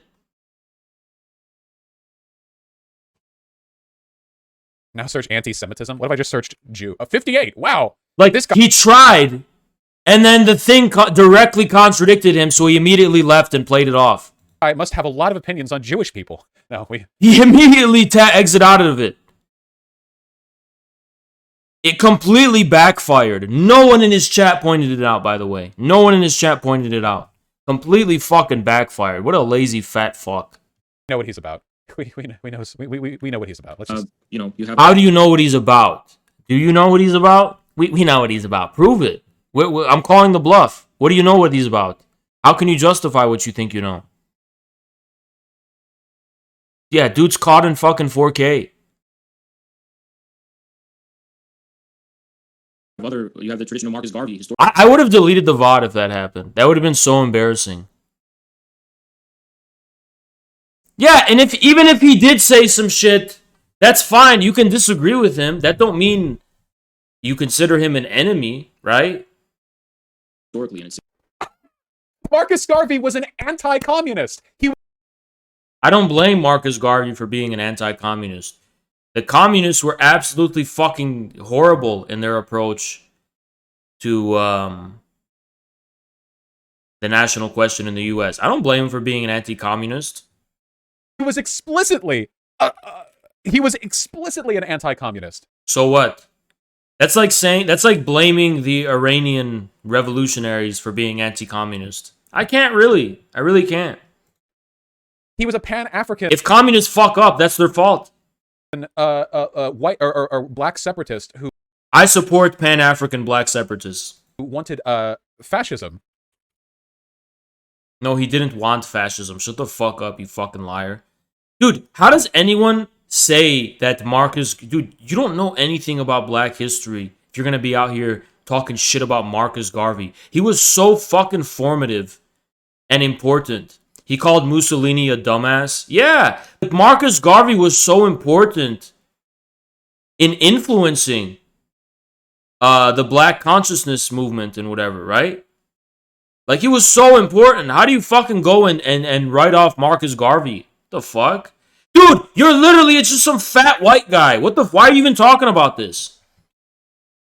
Random fat white dude just talking about fucking Marcus Garvey like it's his business. You don't even know how stupid you sound. You don't even know how stupid you sound when you talk about this. You are a Beverly Hills socialist. What connections do you have to black people?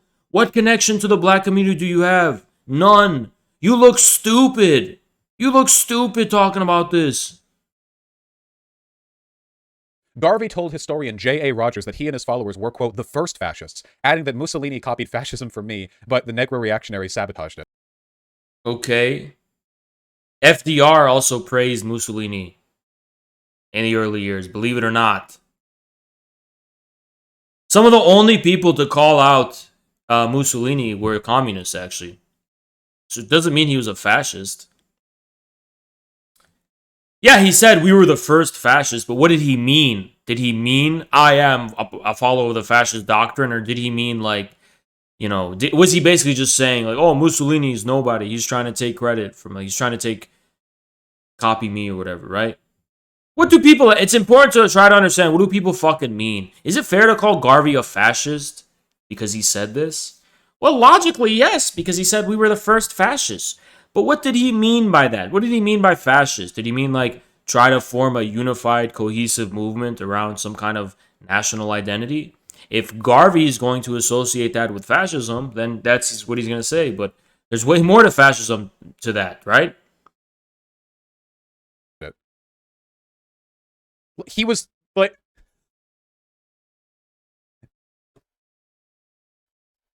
Mussolini copied my homework. Clip. I think it's okay when you're reading historical passages to say that word, okay? The O is fine. The A and the R aren't, okay? But you can say the O. Otherwise, you couldn't read anything from MLK. Anyway, Uh-oh. Jesus. How is this the leader of the theory? Like, he explicitly anti-communist. In fact, wait, if I open that again, I'm pretty sure I can find... Hold on, I'm sorry. Like I said, if you thought ideology was the essence of politics, this would be an O, but it's not. I don't give a fuck that he was anti-communist. If he's anti-communist, then my job as a communist would have been to convince him otherwise, if I had a dialogue with him, insofar as I did. Other than that, I can't judge his significance based on his views on communism. That's like saying, you know, like, the USSR supported Nasser, and Nasser literally killed communists. Nasser hung communists. They were hung by Nasser. Gamal Abdel Nasser, the leader of Egypt.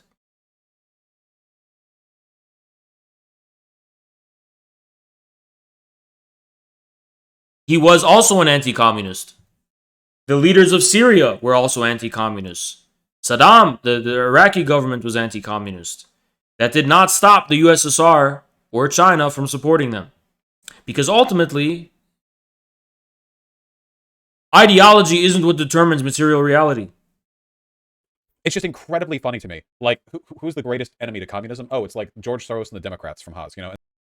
Yes, because communism isn't reducible to communism as an ideology. It's like, if we're materialists, then this, like, the essence of the idea is material. It's not the idea itself. How is that hard to understand? A is not A. It's not about A being A. It's not about preserving the pure ideological form of communism. The meaning and significance and essence of communism is not reducible to the ideal form of communism. It's material.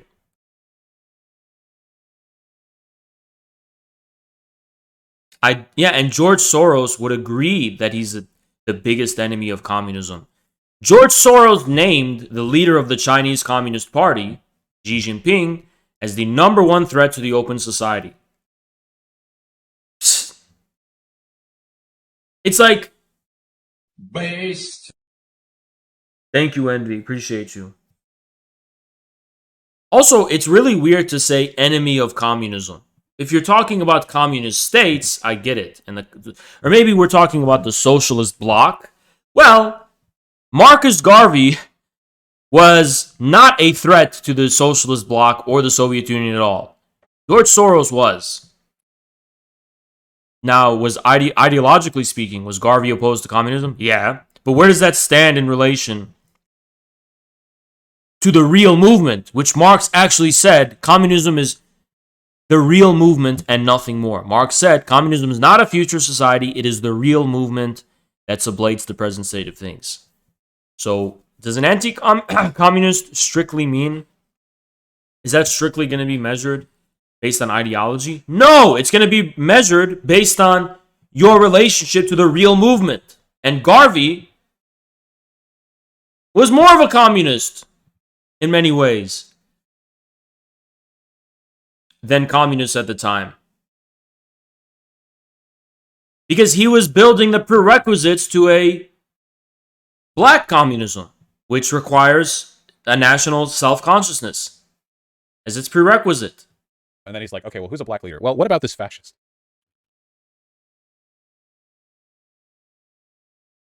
Hold on. There is no evidence Garvey was ever sympathetic to socialism. While in the U.S., he... So what? He strongly opposed attempts by socialist and communist groups to recruit African Americans in the trade union movement and urged African Americans not to support the Communist Party. Yeah, because the Communist Party wasn't a black-led organization. So why would he? He viewed the communist movement as a white person's creation, was not, which it was, not in the interest of African Americans. He called it a dangerous theory. The Communist Internationale characterized because it seeks to put government in the hands of ignorant white mass who have not been able to destroy their prejudice. So it may be a good thing. So he's basically insisting on the necessity of an independent black politics, an independent black national self-determination. Well, as a communist, I would consider that a prerequisite for a successful communist movement in the USA. Yeah, Garvey built up the foundations of the fucking Black Panthers. There would be no Black Panthers without Garvey. He's like the foundation of that. Are you guys... Is Vaush stupid? Are you just fucking stupid? Vaush, hey fat ass, Vaush, why did the Black Panthers form? Why didn't they just stay in the Communist Party? Angela Davis was a member of the Communist Party. Why didn't they just stay in the Communist Party? Why did they even form the Black Panthers? I'll wait for Vaush to respond. Can Vaush respond? Okay, no response. He just shakes his gyno. The reason is because they were building on the foundation laid by Garvey, according to which there is a necessity of black national self-determination. It's that simple. The thing that separates the Black Panthers from the Communist Party is people like Garvey, Marcus Garvey. And there's people, you know, there's people that came after Garvey too that built on the foundation. Buckley, right? Is that his name? William F. Buckley. No, not William F. Buckley. What the fuck? Why the fuck did I say that? What was his name?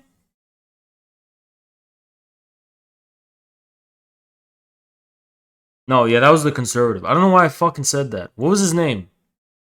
His name was it Robert?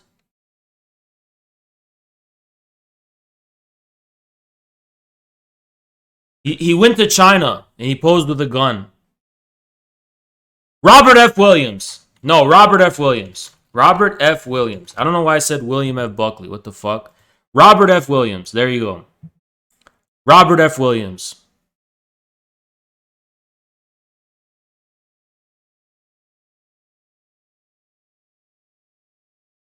There you go. Not Baldwin. Garveyism as reactionary bourgeois philosophy. Robeson? I think Robeson was more associated with the Communist Party. This is who Haas is holding water for. Okay. And he noted it was a secular movement, too. God, it's, yeah, okay. Why are you soying out and exiting out? Oh, I can't handle it. I can't handle the fact that it was secular. This is too ridiculous. But how is that ridiculous? When did I say... What is so ridiculous about it being secular? What is he even talking about? Oh, what? Because Haas spoke favorably about religion?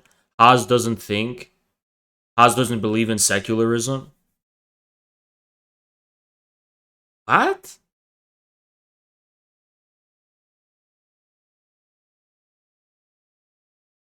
Are you guys even following this?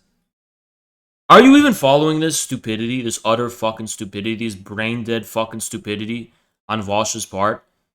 This dumbass is making it seem like Marcus Garvey promoting secularism or being secular is like radically in contradiction to my views or what I've said. What? Dude, what are you trying to fucking say? If you ask me about independent black leaders, I'm going to give you people not who most ideologically align with me, but who most authentically represent black people independently.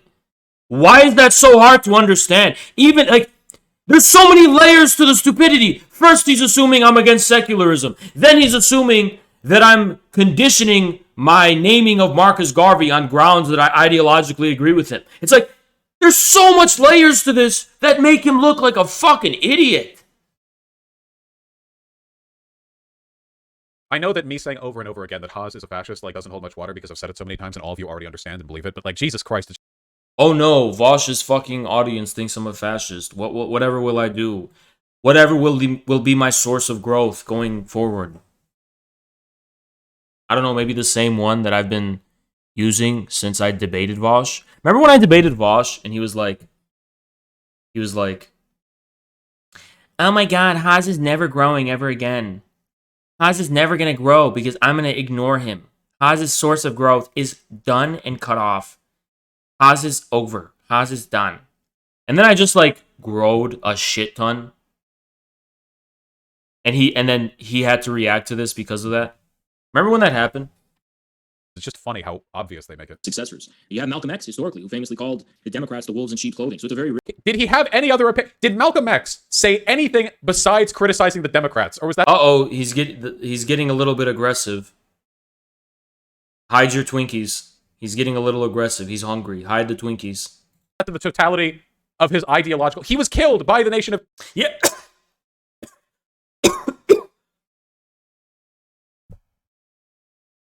Hide the Twinkies. Vaush, you need to calm yourself down, big boy.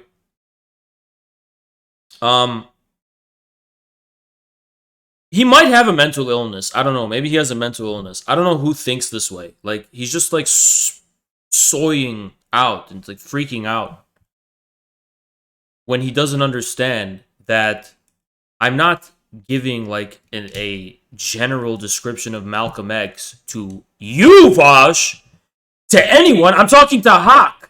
So if I'm talking to Hake, obviously I'm going to highlight the things about Malcolm X that are going to be the biggest source of promoting common ground.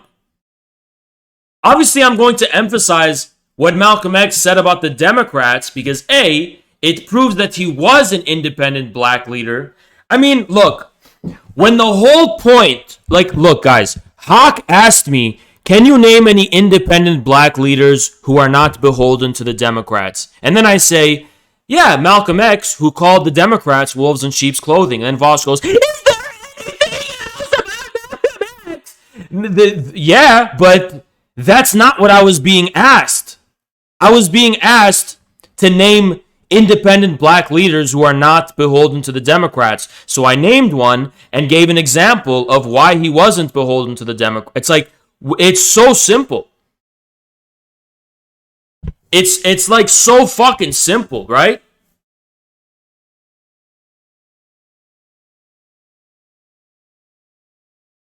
You think he's gonna use mental illness as an excuse for why he said all this shit? Yeah, maybe he would. He said he legit has autism. Oh. Uh-oh. Yeah, I didn't know that. I didn't know he said that. All right, we will steer clear of anything relating to that going forward now that we know that.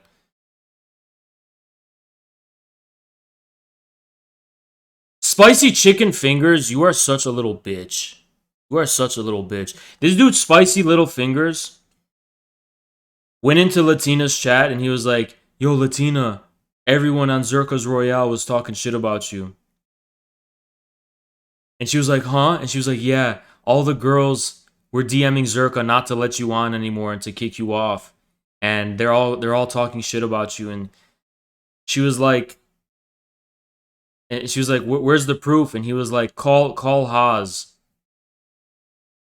And I was in the fucking gym and she called me and asked me about it. And I was like, what?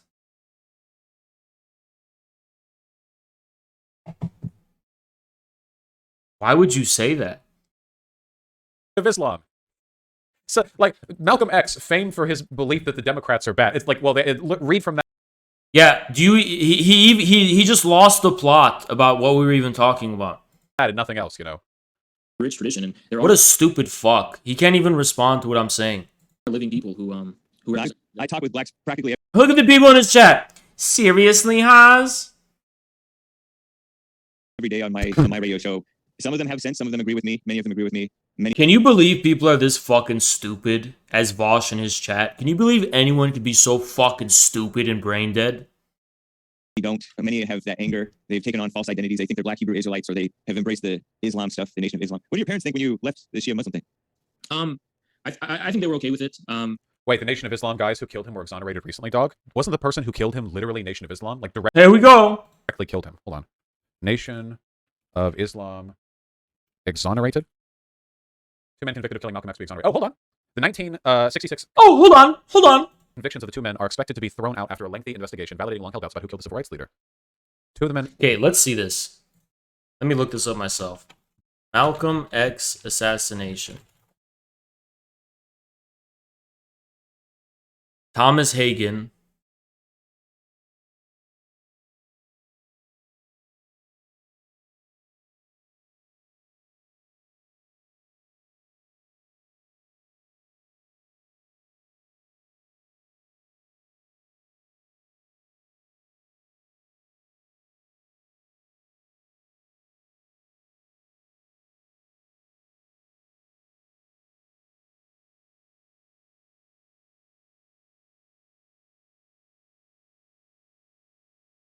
Yeah.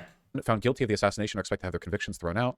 For decades, historians have cast doubt on the 2 men, Muhammad A. Aziz and Khalil Islam, who each spent more than 20 years in prison. Their exoneration... There were like 5 people who were convicted. Okay, wait, yeah, how many people were convicted? Hold on. So wait, these 2 weren't the ones who killed him directly. They were just convicted as part of the conspiracy to kill Malcolm X, but there were still other Nation of Islam members whose convictions are maintained? No. Because it would be very surprising if the conviction was overturned on the guy who was found to have killed him directly, because I think the case against that guy was pretty solid. Evidence is withheld. Nobody actually knows why he was killed to this day. The Nation of Islam does not claim it. So the Hagen guy that you're talking about, he hasn't gotten exonerated, but no one knows what his real connection to any conspiracy is to kill Malcolm X. So that guy could have been just an FBI, whatever. No one knows. Okay, the assassination of Malcolm X. Shot multiple times. 3 members of the Nation of Islam were charged with the murder and given indeterminate life sentences. 2 of them... But 2 were exonerated, and Hagen... men were exonerated. Okay, so one of the 3 remains. Yeah, so you still can't say the Nation of Islam did it. The 3rd one admitted to it. It was on video. Okay. So my point stands, but it was the FBI too? Yeah, it was. You kidding me? You think the FBI doesn't want... The FBI, honest to God, I feel like... Hold on, guys. I just want to let you know, this is the face of a man who knows what's best for black people. Look at it. Hold on, let me give you a better face, right?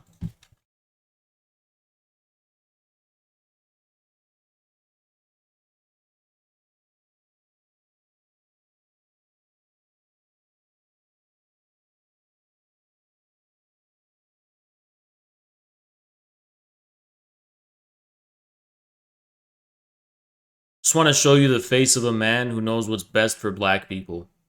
Ready? There you go.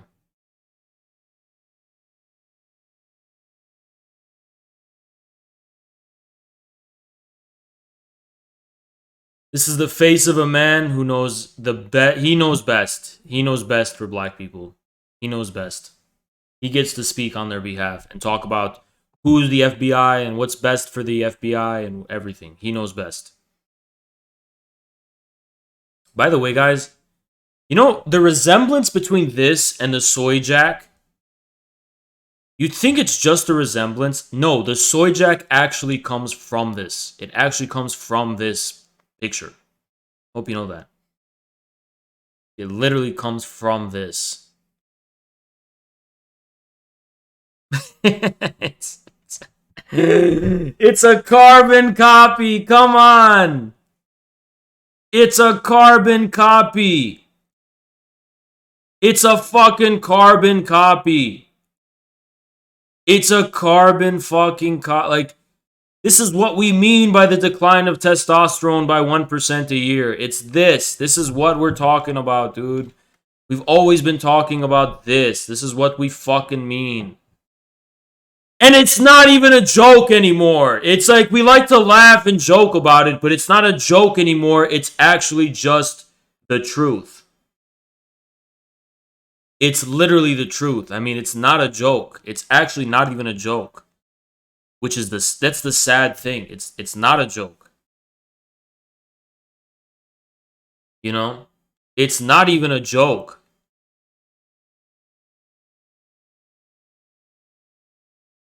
Oh god.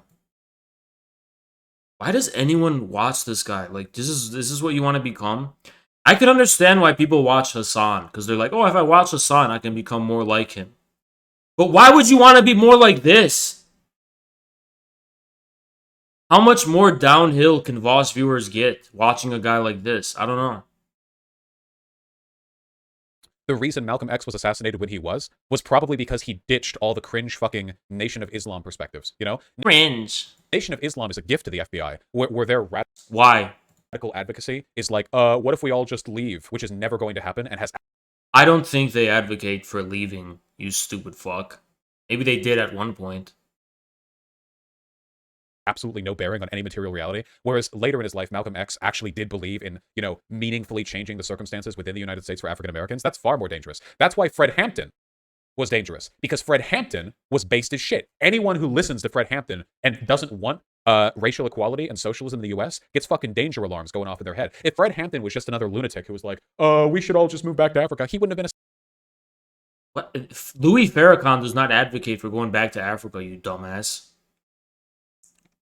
This is why I don't fetish. This is why, like, I don't talk about Fred Hampton, because if someone like this is fetishizing Fred Hampton, and guys, Fred Hampton was very young, so stop fetishizing that dude, you know?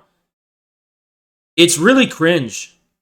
Yeah, he was a great leader, but he's not your leader. He was a leader of the black community. He's not your history, you know?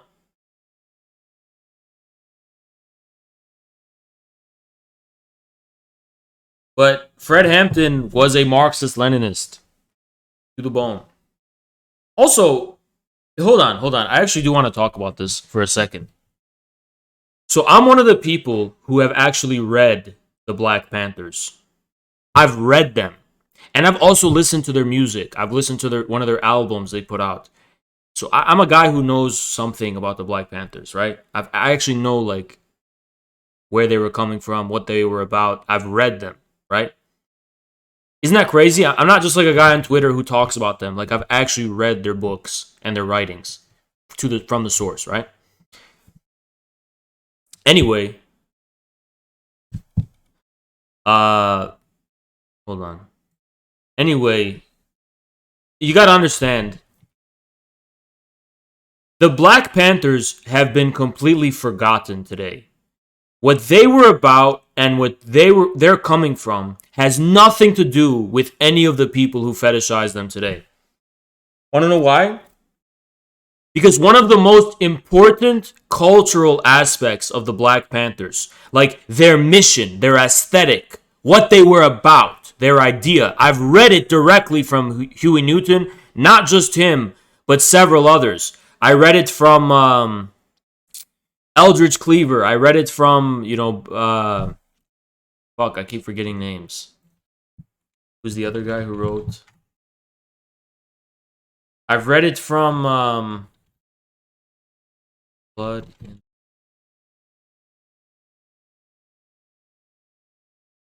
George Jackson. Yeah, George Jackson. Bobby Seale. Kwame Ture. Was he in the Panthers? I don't know. His name was Stokely Carmichael, right? I've read these people. I've also read Angela Davis's reflections on the Panthers. And I don't trust Angela Davis, by the way. I really do. It's not my business to, I guess, but I really don't trust her, right?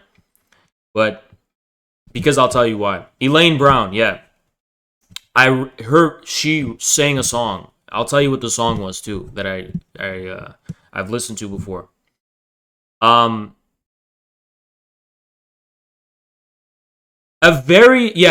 don't trust Angela Davis. She studied under Marcuse and she said some. I'll tell you what she said in a sec.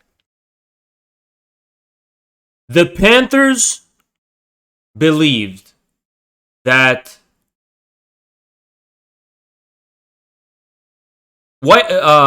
because from the days of slavery,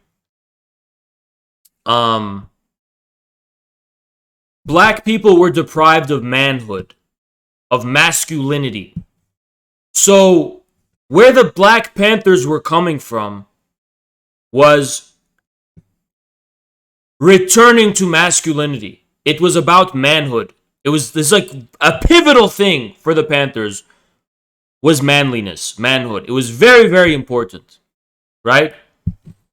Like you can do all this psychoanalysis stuff too, which just makes sense of it. But you don't need psychoanalysis because the thing is that they said it. It's like they directly wrote about it and said this. They talked about it.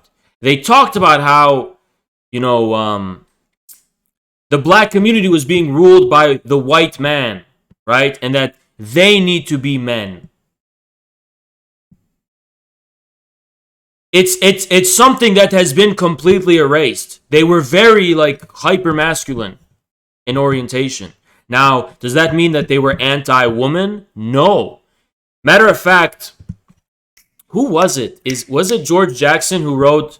George Jackson wrote about how they opposed the cultural nationalists because the cultural nationalists were treating women like lesser, right? The cultural nationalists, he said, would have women walk behind the men. And George Jackson called them the F word, the F slur. And they used this word very often to describe people they considered effeminate men.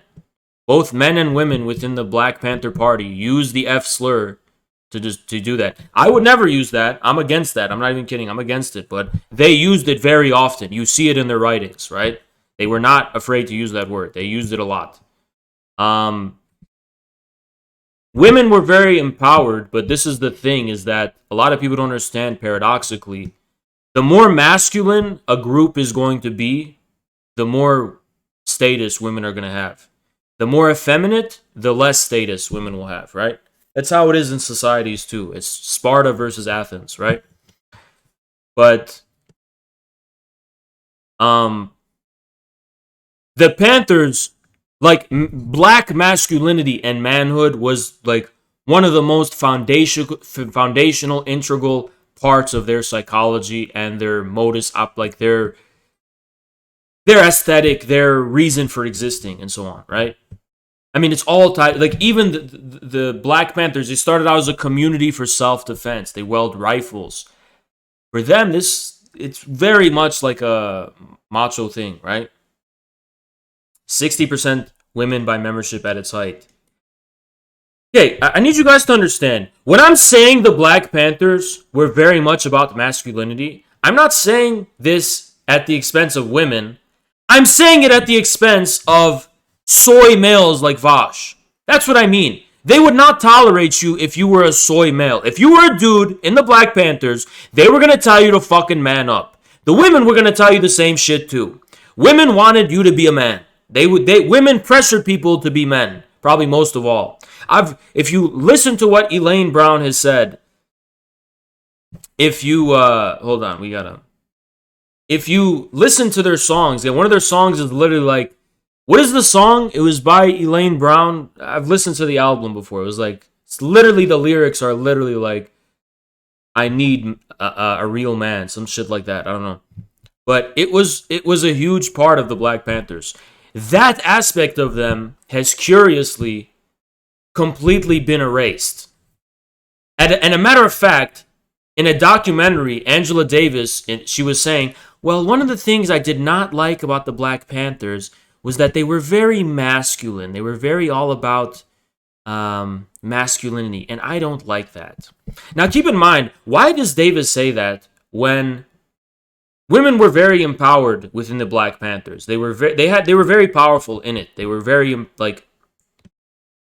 they had a high status, equal status, more or less, right? Within the realm of possibility. I mean, obviously people are different, but you know what I mean?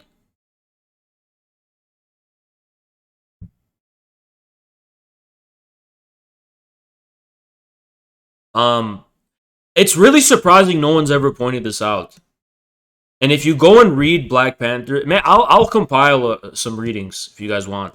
It's crazy when you go and read them and look at the contrast of the people on Twitter and Vaush who talk about them. I mean, yeah, when you see in a lot of academia is that for Black studies, you need to be apologetic and pessimistic in order to get a position or voice. Yeah, it's really weird. Who benefits from downplaying masculinity? I don't know. Who benefits from that? Just curious. But anyway, you know, these people call me like a hyper-masculine chauvinist or whatever, but I'm nothing compared to what the Panthers were saying. What the Panthers were saying about that is like, they really they emphasized it a lot, too. A lot.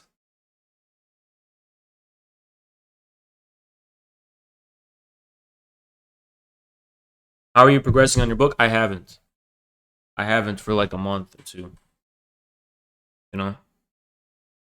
Assassinated because he wouldn't have been a threat. He would have been meaningless. He would have been another radical. It's the reason Luis Farrakhan is of no one's interest at the moment. He can't affect anything. He's a lunatic. Nobody cares. He'll never do anything. But Fred Hampton would. Okay. He would never do anything. Interesting. It's powerful. That's why they killed him. Interesting. Farrakhan can't do anything except maintain one of the largest independent Black organizations that exist in the U.S. Also, the Nation of Islam guys were crazy. That was also a thing, you know. That's Vaush's casual racism. He's just going to call him crazy. Primarily because, you know, I did have issues with religion growing up, but I've come to... He completely neglect the significance of Elijah Muhammad, and, you know, he's just going to call him crazy. Go ahead. To a perspective where I have great respect and reverence. Like I said, this is a guy who knows what's best for the Black community. Here he is. For all of the world's major religions. And also I acquired, actually, as a communist, a newfound appreciation for Christianity in particular, right? Because of how closely entwined communism historically has been with Christianity. So to me, everything I find beauty... What? Is intertwined with Christianity in the West. That's not true. I think it's important that we not... That's not true. Fascism is not. Fascism is not entwined with Christianity. Mussolini's fascism was pagan. The Nazis were also pagan. So I don't know what the fuck you're talking about. Caught up in the identities where you can't just tell people the truth. For example, for the Hake report, I call on my show, I call blacks out, I call women out, I call the Black Hebrew Israelites out, and they can call in and disagree with me. I call both the rhinos and the Democrats out, the mainstream media. But I think that we should have the freedom. I was like, Haas is such a pussy for not soying out and screaming at Hake for being so vulgar. It's like, what do you want me to say? Let him say what he wants. I don't give a fuck. What does that got to do with me? He's being vulgar. He hasn't crossed the threshold in terms of what he's saying. He's using politically incorrect language, but what is he actually saying? He's saying, oh, I call people out. Okay. What's your point? You know? So I focus on meat and potatoes. I don't just get mad about how people talk. I wouldn't talk like that, but I'm my own man. The freedom of speech to just say our impression, especially whites and men, and Christians, they're some of the most docile and submissive lately, and fearful and intimidated, falsely intimidated, because look at what is happening with Kyle Rittenhouse. He's charged with murder. I feel like Hake is baiting Haas at this point. I wonder. So what is Haas's response going to be here? Yeah, I do agree. White people don't have enough freedom of speech. Where are we going with this one? oh my god, it's just like everything he says, he can't help but say it with like this air and must of nervousness about it. Like, he's getting sweaty. I'm getting sweaty. What are you gonna say here?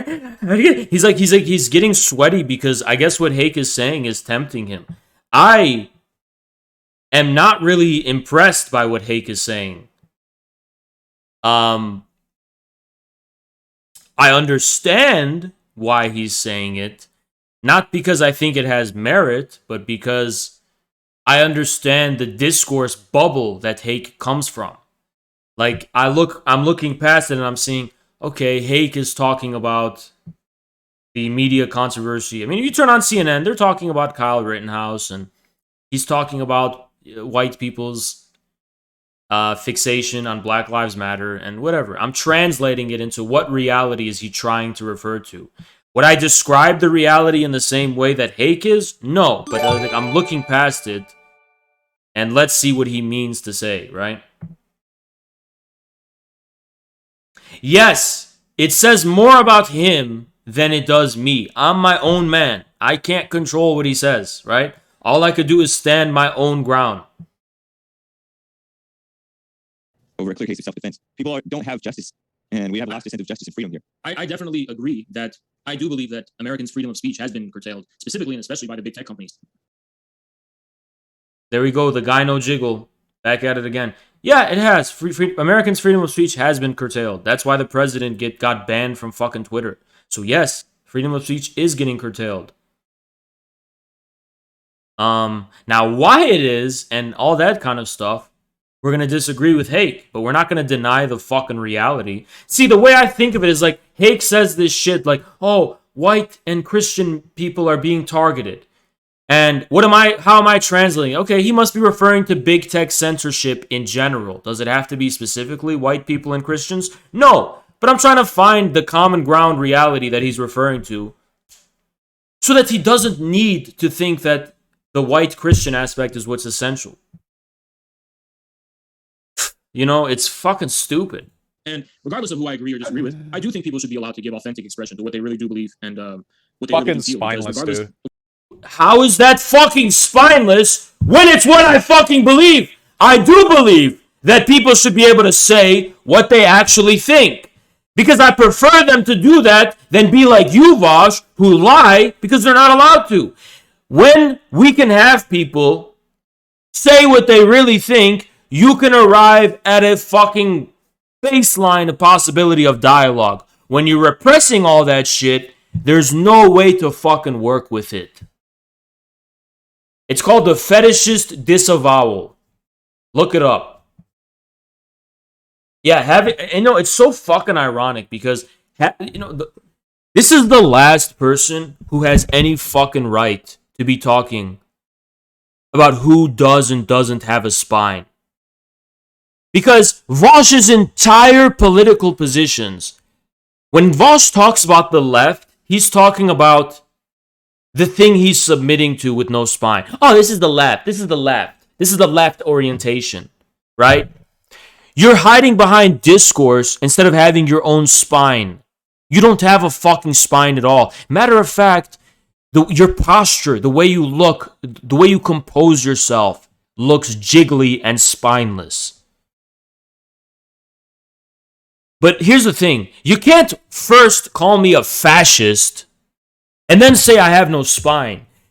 If I'm a fascist like you're saying, then this is what I believe. According to you. You by your own terms. By what terms, by what premises do you accuse me of being a fascist? If I'm just being spineless, that means I'm a spineless communist. It doesn't mean I'm a fascist, like how you're saying. And by the way, I'm speaking in terms of your terms. On what grounds do you call me a fascist if I'm being spineless? You stupid fat idiot. Stupid fat fuck. I'm gonna go pee. Give me a moment. Oh, let's finish this part. Let's finish this specific part. Whether I agree with it or not, and how suck it's his the own first cock. step in being able to come to a point of unity and mutual understanding. And as I think a good example of this was recently, and let's not get into the details of it because I'm on Twitch, so I'm not sure what. But recently with Dave Chappelle's Netflix special. So I gave the example of a black Muslim man. So you see how I did this, guys? So Hake was trying to get to a thing about like, oh, I think white and Christian men are being persecuted. So I was like, okay, I definitely see the reason you're saying that is because of big tech censorship. Well, let me find some common ground. Here's an example of a black Muslim man who's getting pushed back. Right? The opposite of what he said. Didn't know Chappelle was Muslim? Yeah, he's a Muslim.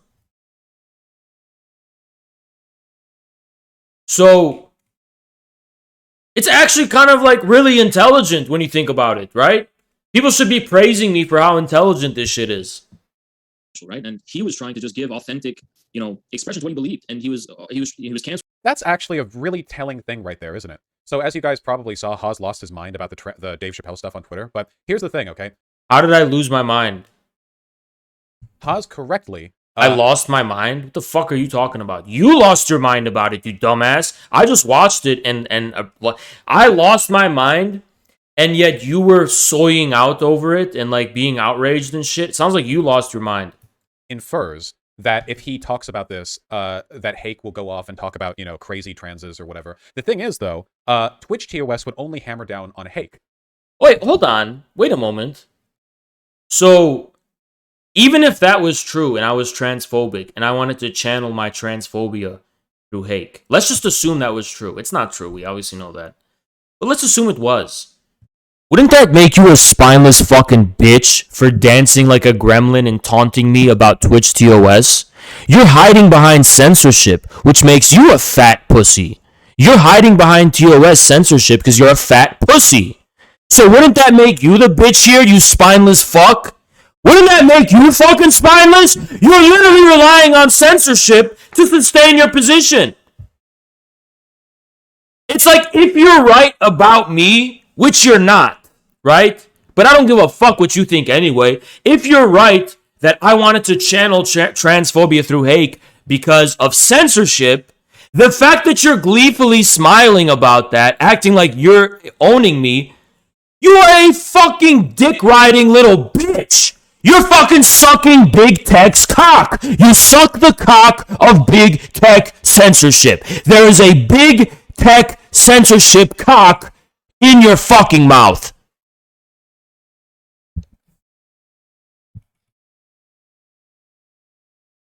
You literally fucking have the cock of big tech down your fucking throat. Down your fucking throat.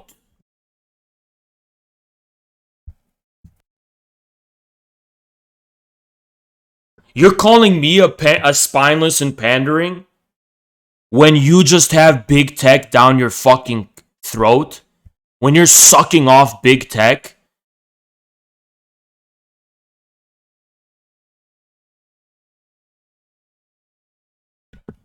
Maybe that's what it means when you're doing your little gyno jiggle. You're just riding on big tech's cock. You're riding big tech's cock. You're bouncing on it. You're riding it. You're sucking it. Not on Haas, unless Haas joined in. There have been plenty of cases where where one person has been banned for going Joker mode on a panel, but the other people there haven't. It's just interesting, like the language there was more of a like, let's not get into it, more so the please don't say anything bad about it yourself kind of deal. What? Why would I say please don't say anything bad about it yourself? Wait, what a stupid semantical distinction. If I say let's not get into it, that obviously implies neither of us should get into it, right?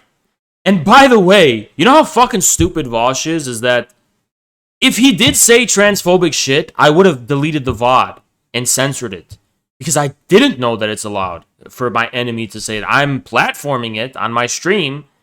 I don't know how that fucking works, right? When Hake started talking about slavery, I actually started to censor it. On my stream. And that's the only fucking proof you need to know that Vaush is lying. Okay, I'm gonna go pee really quick, guys. I'll be right back. Gotta go pee. I'll be right back.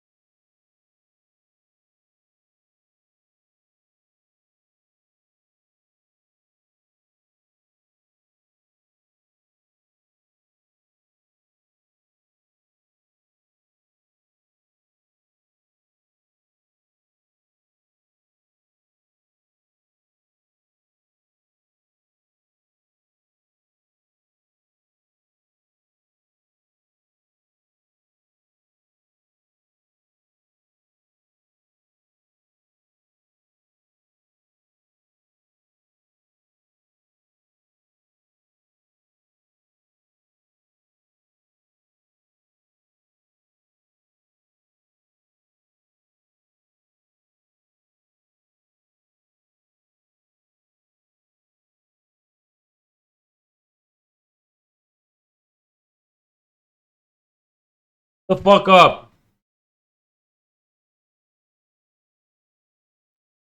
For it. Now he's having trouble finding. Is that how it works? Yeah, it's happened. Yeah, where like one person in a panel show gets banned, especially if you're pushing against it. If you have a Napoleon_Bonaparte donated $3. Vaush sent their best yesterday and it was an utter and complete victory by infrared Os. Reminds me of my victory over the quote-unquote allied powers in the Battle of Austerlitz. March forward Os, as well as you glorious guerrillas. Thank you so much, Napoleon Bonaparte. person on, and they say something bigoted, you're pushing back hard against it. I've never... Well, Twitch can be really inconsistent. I'll say it's 50-50 on this one. I'll say it's 50-50 on whether or not it's you know, an indication that he would join in on the rhetoric or otherwise. Ways to get his movie published and stuff. So it's like his stuff published. I mean, so you know, it's really a shame that we've just created this culture of lying and people not even being honest because they're too scared to speak what's on their mind. You know, one quick other point you mentioned black leaders. What? I have no idea what you're talking about. People are totally honest about what they really believe. They're not scared of censorship or pushback at all. People are totally being honest about what they really believe, Vaush. You're so right. What a fucking idiot. I think that one of the problems with... It's like that other guy who came on yesterday and he's like, oh yeah, when I tell my fellow workers about racism and stuff, they totally agree with me. And I was like, really? What's your position in your job? He's like, oh, I'm the manager. I'm like, yeah, dude, they're totally being honest with you. They're totally being honest with you.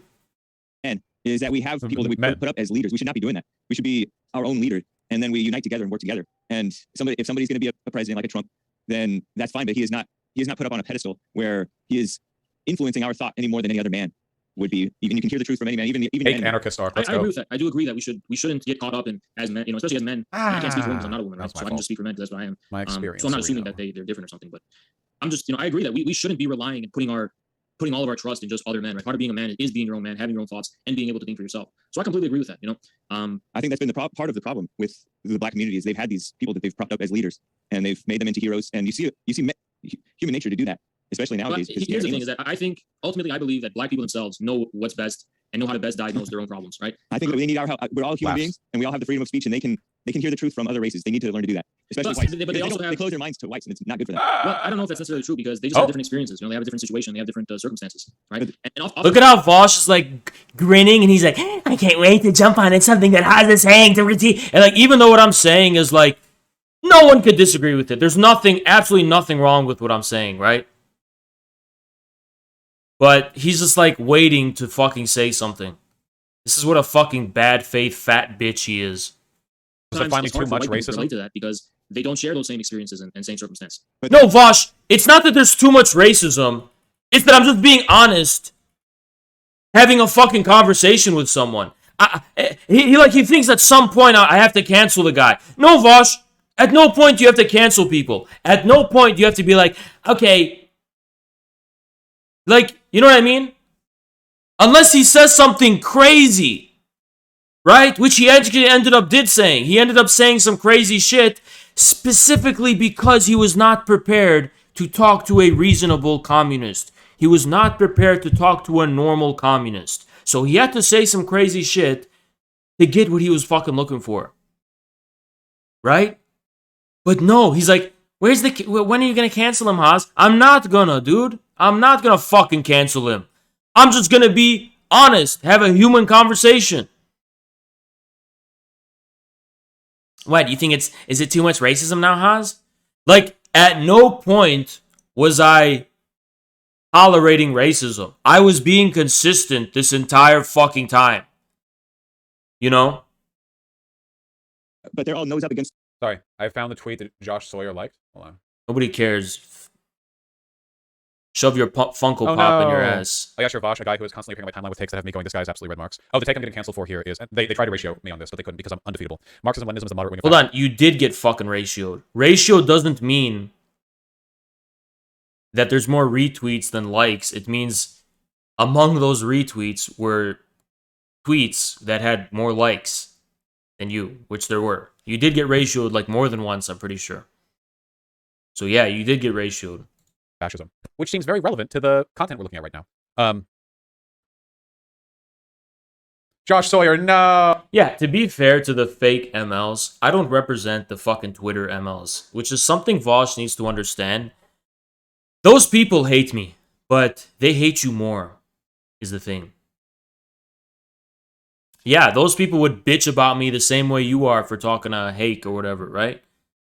Yeah, he's downstream from the woke MLs. The woke MLs are the left. Vaush is not the left anymore.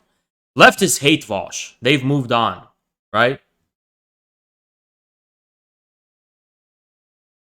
So when Haas pushes back on Hake hardcore when he says black police regret for slavery, what is Vaush going to do? We'll see. We'll see. He's so bad faith, he might just invent something that like makes it look bad. Or he tries to make it look bad to his audience. Oh, Josh Sawyer, you can't be smart enough to help design Fallout New Vegas and stupid enough to disagree with me on anything. A disappointment. Maybe he didn't get the joke. Well, the tweet here, in order to like it, you would kind of have to know who I am, because the tweet's not really... Along with this video B, I'm trying to wrap it up now. Response to just this. It's sort of broadly about me. Unfollow? No, instead we'll begin a campaign of passive-aggressive harassment. I'll throw a rock to this window IRL. That's not true. I wouldn't do that. A bit disappointing, though. There's about 40 more minutes.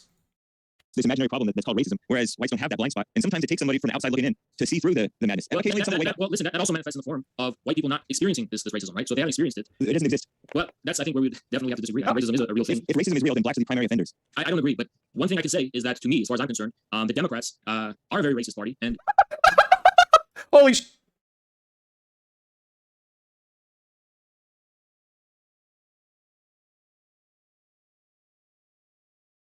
I actually think there's little girls whose laugh is deeper than that. There's little girls who have a deeper laugh than that. Yeah, he's a guyina. He's a guyina. A guyina, yeah. A guyina. I mean, if my whole goal is to connect anti-establishment populism, specifically anti-democrat establishment populism, with the black struggle for self-determination, and show how there can be common ground between those two things, then yeah, you can both recognize that white supremacy is real and that the Democrats are the primary source of it. Because, according to my actual theory, my theoretical foundations, they actually are. According to Haas's theory, which I've talked about before I talked to Hake, the primary subjective and agential source of racism lies in urban liberal elites, not rural conservatives. If I believe that, then in order to explain to Hake to be open-minded to black people's critique of white supremacy, I'm going to emphasize that the Democrats are, instead of shifting, I'm going to shift the blame from the rural white conservatives to the Democrat liberal urban gentrifiers.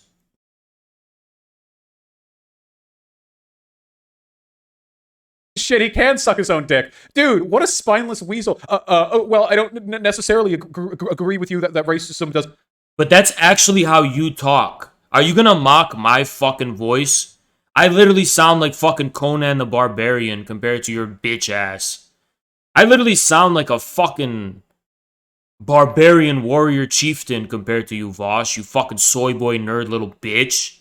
The fuck are you gonna do mocking my voice? Doesn't exist, but I will agree with the Democrats. Holy shit. God. Hold on, let me say, okay, so this is what a tough guy would say in this situation, according to Vaush. No, you can't say that, Hake. No, I'm offended. You can't say that, Hake. No, you're wrong, Hake. Why? I was just being, so I was keeping my cool and still committing to the principle of good faith. Again, for his audience, so his audience could see who the aggressor is. Because his audience thinks communists are the aggressor. And all the people in America who call themselves communists confirm that. So I want to be an example of a communist who's not going to confirm their idea that we're the aggressors, right? I want them to see that he's the one who has to freak out. He would go after you either way. Of course he would. God. How does Haas not know how many holes there are in a pussy when he has one? You guys just catch that? So if you're going to die on the hill of the holes thing, at least don't fuck it up and say something worse than what I said. Because The question wasn't how many holes are in a pussy. A pussy would be one of the holes that are below a woman's waist. Right? What do you mean holes in a pussy? Does Vaush think women pee out of their pussy? Women don't pee out of their pussy, Vaush. Why do you think that? Wait, does Vaush think women pee out of their pussy?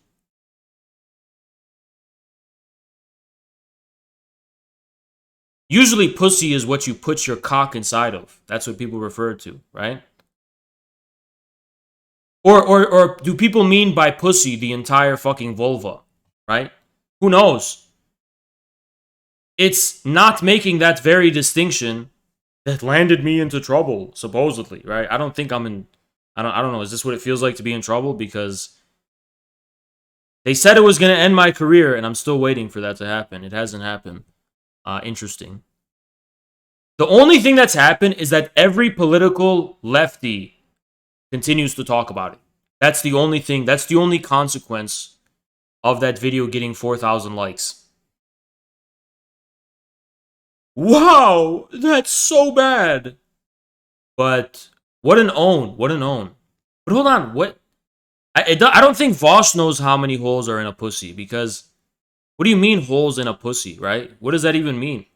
Such a stupid fuck. If you're gonna die on the hill of being a gynecologist as the epitome of fucking manhood, you gotta get it right, right? When he is one. Jesus, has he looked in a mirror? Well, when he is one. Again, let's break this down. I'm a pussy for having the courage and the patience to keep my cool while debating Hake, to not get ideological, to not get dogmatic, and to present myself as a reasonable communist alternative, right? To his audience. And Vaush is a tough guy and totally not a pussy for covering me for 4 hours while to this day refusing to debate me because he's too fucking scared. But I'm the pussy. Pretty sure he's trying to character assassinate you to his audience. He knows about building bridges to other ideologies. If he's calling you spineless here, how does he justify his performances where he neuters his political ideology when he's talking to liberals or conservatives? Just listen, I could just sit with Hake and be like, no, systemic racism is real, right? But I would exhibit the same vain liberal neuroticism that would not make any breakthroughs to his audience. They would see me say that shit and they would be like, Haas is a fucking narc. Haas is a fucking narc. He sounds like a fucking narc. And he's speaking from the authority of the urban liberal coastal elites and the institutions and the Democrats and the media and shit. He's speaking from their voice. Vaush, the difference between you and me, you have a cock in your mouth. You have the cock of the establishment in your mouth. You don't speak as an independent man. You speak as a fucking mouthpiece.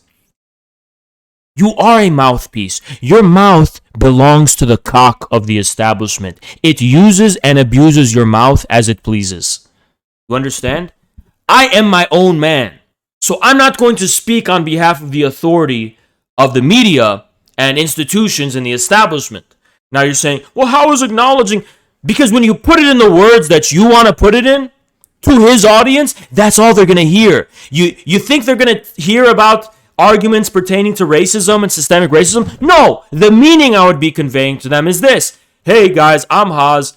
I'm a shill for CNN and all those people, and I'm a narc. I'm not someone who's speaking to you authentically as my own person, right? As an independent thinker that you can trust, or maybe consider trusting, right? I'm not the manager. I'm not the manager, right? Holy fuck. Are a big source of what I would consider real white supremacy. I don't think that rural, ordinary Americans are the main culprits of white supremacy. I think it's actually the Democrats and the liberals who are which is something I do believe. Most effective sources of racism. Do you think white supremacy is happening in America? There you go. He's riding the cock. Guy no jiggle. Guy no jiggle. Obviously, yeah. I don't know. I don't know what America. But I just think that the funniest thing is that you know what he looks like when he laughs. He looks like Daniel Radcliffe in Harry Potter when he's like yelling. Let me look this up. Harry Potter yelling. He has that he looks like that when he laughs. Let me see if I can find it. This is what he looks like. It looks exactly like that. Hold on. I'm going to try to find it. It's that same, like... Let me see.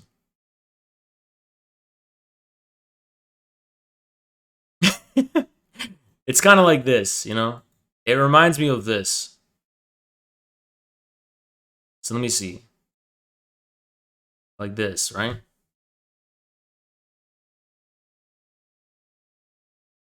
Now let me hear me out. Like,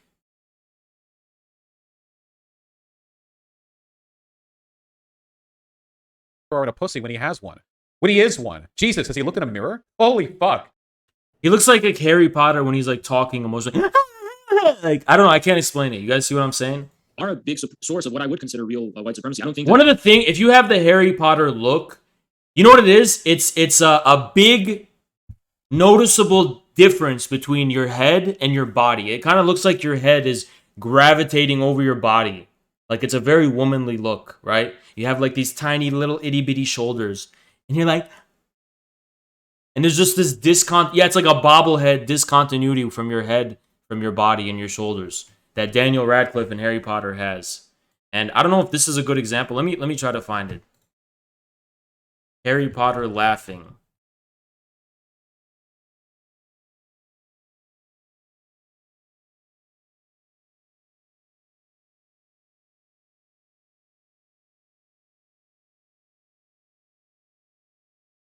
Shouting. Harry Potter's shouting. It seems shout. Yeah, it's like this. I don't know. Am I reaching? Am I reaching? Am I reaching? What do y'all think? Am I reaching? Hold up. Let me try to find it. Like this. It kind of reminds me of this. Every time he laughs, it reminds me of this. Y'all know what I'm talking about?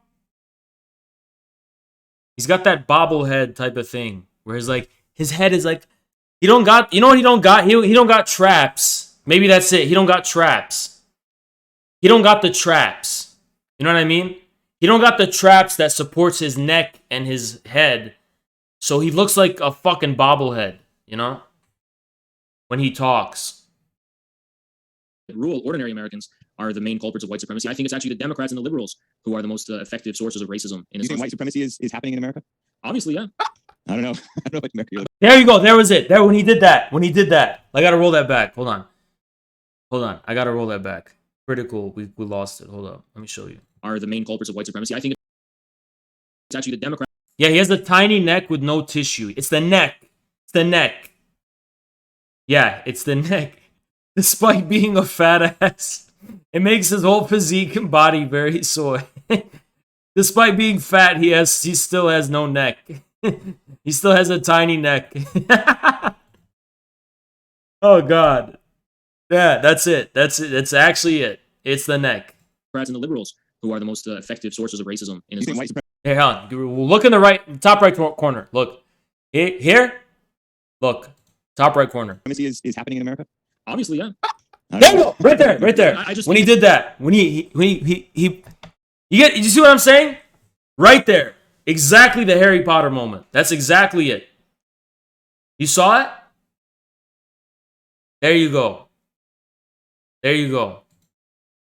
The funniest thing is that as hard as Haas is trying to... The funniest thing!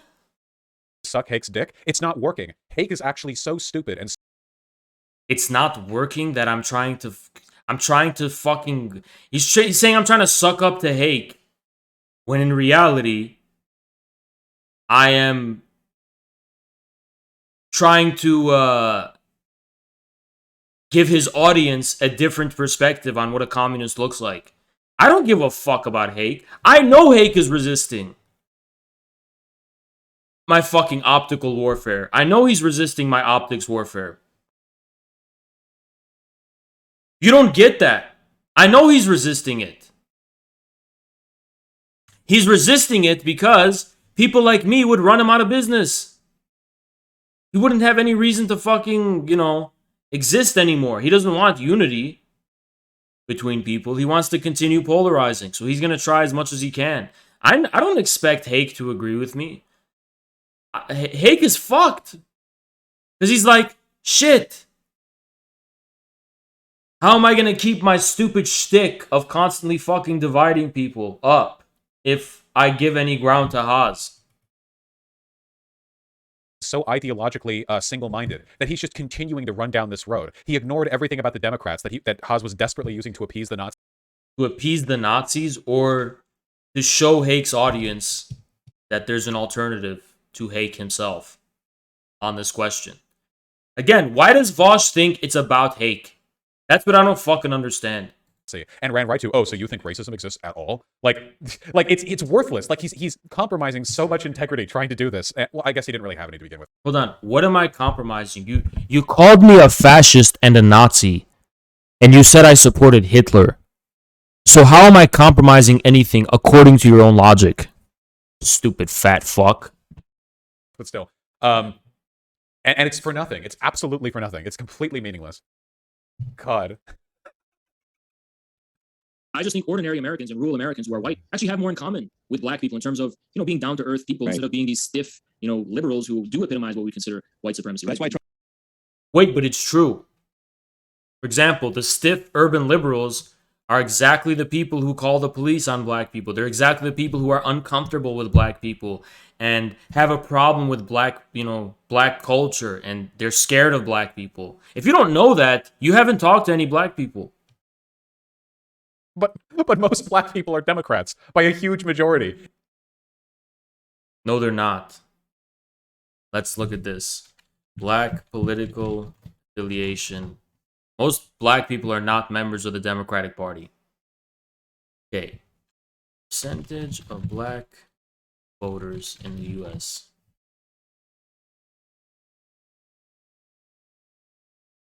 Black voter turnout. On. Black voter.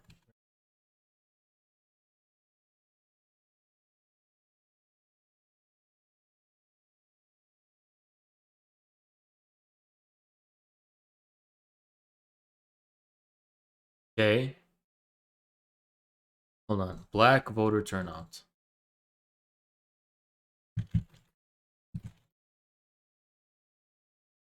Yeah, both parties have low to mid 20% support. So 58.4% of non-white voters. Let's see. Black. So 62.6% of black Americans voted. How many of them voted Democrat? All of them? No. I'm willing to bet that enough black people voted for Trump to make this claim that most black people are Democrats unsustainable. Right? Because if 60% of black people voted, and only, let's say it's even 90% of that 60% voted for, 36% of black men voted Trump. Okay, then it's over, dude. It's over. The highest black male Republican vote in like 50 years. Yeah. So of the percentage of black people who voted, most voted Democrat. But that doesn't mean most black people are Democrats, because only 60% of black people voted in the first place. That means a minority of black people are Democrats overall. It's like that simple. You can't get around this. You can't say, oh, dude, we just need to listen to black people and stop listening to Democrats and liberals. Wait, we do need to listen to black people. That's what I've consistently said. But guess what? There's not just one voice of black people. There's voices of black people who aren't Democrats and who want to have black leadership and independence from the Democrats. And those are people you can find common ground with. But you still have to listen to them. Obviously, you're going to find common ground with the people that agree with you. Yes.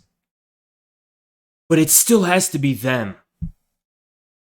85% of 60 is 51. Okay, big deal. 51. Your most is 51. And we don't even know if that's really accurate. If it's that low, you can't really say most. You can say half. I'm sorry, there's a lot of overlap in those categories. It's not a perfect overlap, but it's a pretty significant one. Most black people are dissatisfied with the Democrats. Believe it or not. Most black people are dissatisfied with black Democrat leadership. So the reasons for them voting, it doesn't matter, right? No, at least 51% of all black people are very reliable Democrats. How? How? 85% of 60 is a solid 51%. It could be less than that. Because the statistics are never exact. So it's half. That voted Democrat. And by the way, that doesn't mean they're Democrats. It just means they voted for Biden in 2020. So you could maybe say 50% of black people voted for Biden.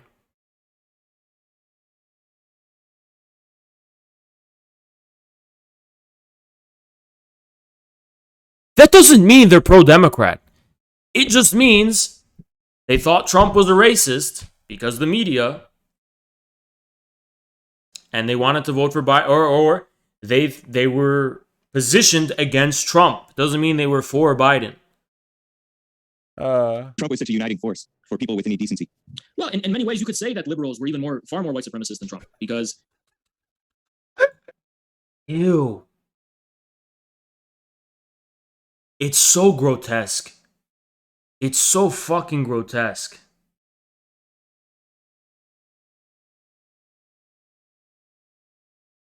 Yeah, black people are only formally Democrats. In content, they are conservatives who detest the establishment. That's very true. But this is the most disgusting thing I've ever seen in my life. This laugh. Haas, fondle the balls. Do the twisty motion. Why is he acting like this isn't something I believe and I've said before? Guys, you want to get the clips of me saying this before? Because I've actually said this multiple times before. You know what? Hold on. It's even better. It's even better than I've said it before. In 2019 and in 2020, I wrote about it.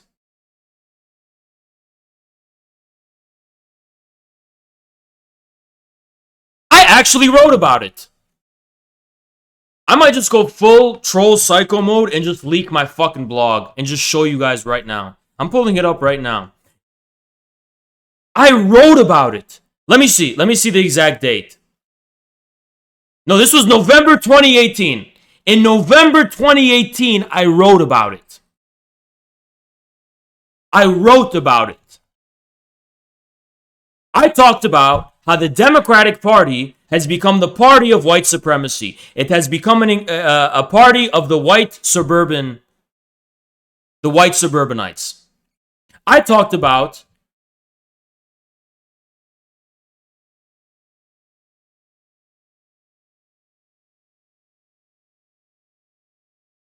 how the white gentrifiers in the urban cities are the epitome of white supremacy. I actually wrote about it. It's in writing.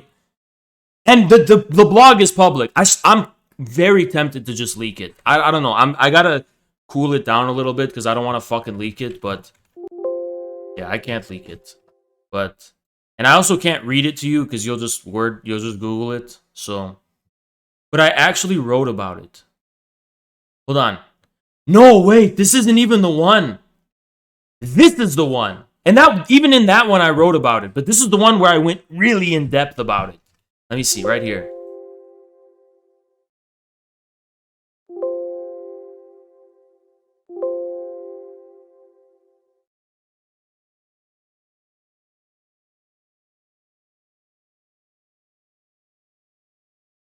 I called the new found base of the Democrats.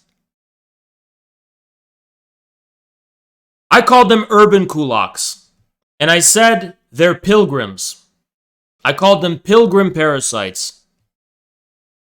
I said the DSA is an antagonist to the black urban population because they represent the white gentrifiers.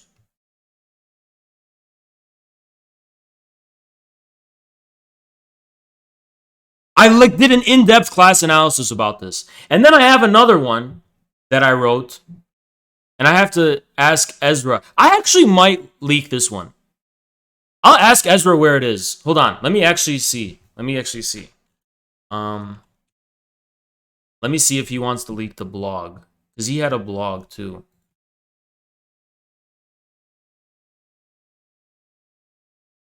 And I wrote it on his blog.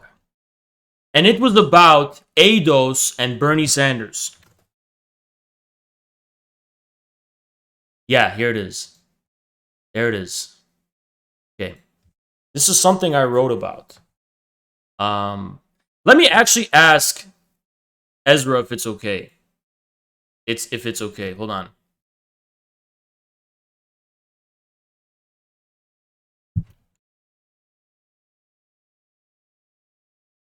Let me ask him, because it's on his blog. So let me ask him if it's okay. This is something I wrote for it to and it was actually really popular when we shared it on Twitter.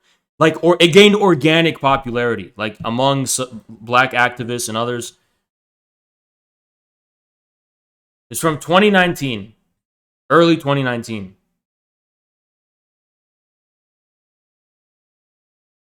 Let me see what he says. So Vaush is saying I'm just sucking his cock, and this isn't what I actually believe. I'm literally going to show you evidence that this was my position 2 years ago. No, 3 years ago. As early as 3 years ago, right? I'll show it to you right now. It's like there's multiple writings that I've done about this, by the way. So I've written multiple things about it. It literally does authentically represent what I believe.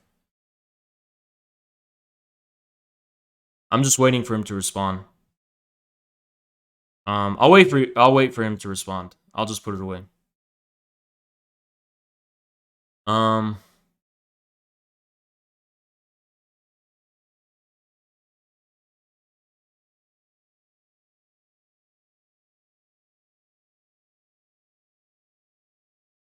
Wow.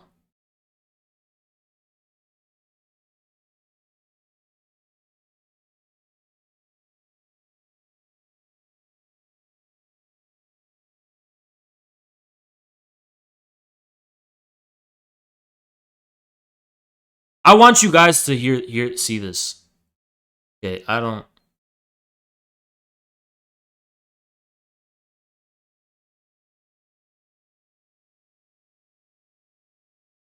just waiting for him to respond.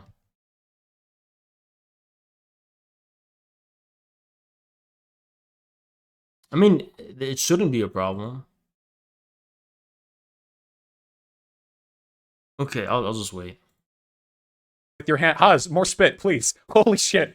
Well, actually, no. Look at this disgusting projection. And why does Vaush act like I was stuttering? Was I stuttering in that debate? I really do think Trump was the best president in American history. I just, compared to the liberals, compared to Obama, I mean. But is that what I said? What did I actually say? Why did Zerka quit? He didn't. I don't think he quit, dude. I think he's just taking a break, maybe. He was more. This is a public sector. He's probably caught up in some shit, or maybe I don't know. Who knows what he's doing? Whereas they are more obsessed with purity and political correctness, and many of Trump was more. As of now, we're still on track to go to LA. Down to earth. White supremacy, regardless. Yes, he was billionaire real estate mogul who was born with a silver spoon in his mouth. Yeah, and somehow he was more down to earth and more relatable to America's working people. You want to deny that, Vaush? You want to deny that America's working people found Trump way more relatable?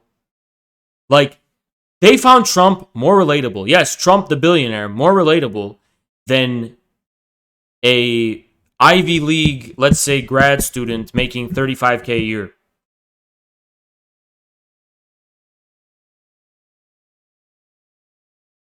Now, why? Who knows? Okay, Ezra said it's okay. I'm gonna read it out to you guys.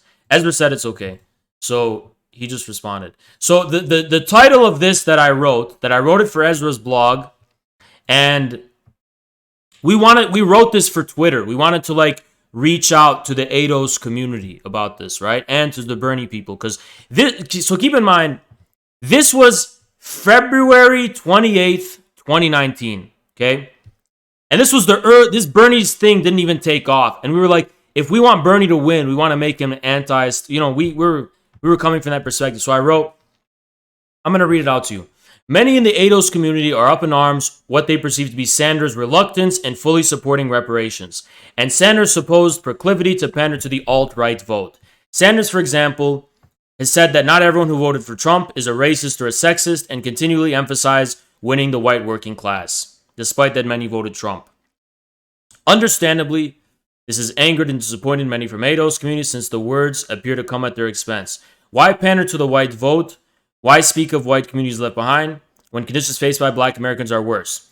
This line of reasoning is mistaken. Sanders is not talking about the white working class as opposed to black Americans. He is talking about the rural white working class as opposed to the coastal, suburban, and business elite.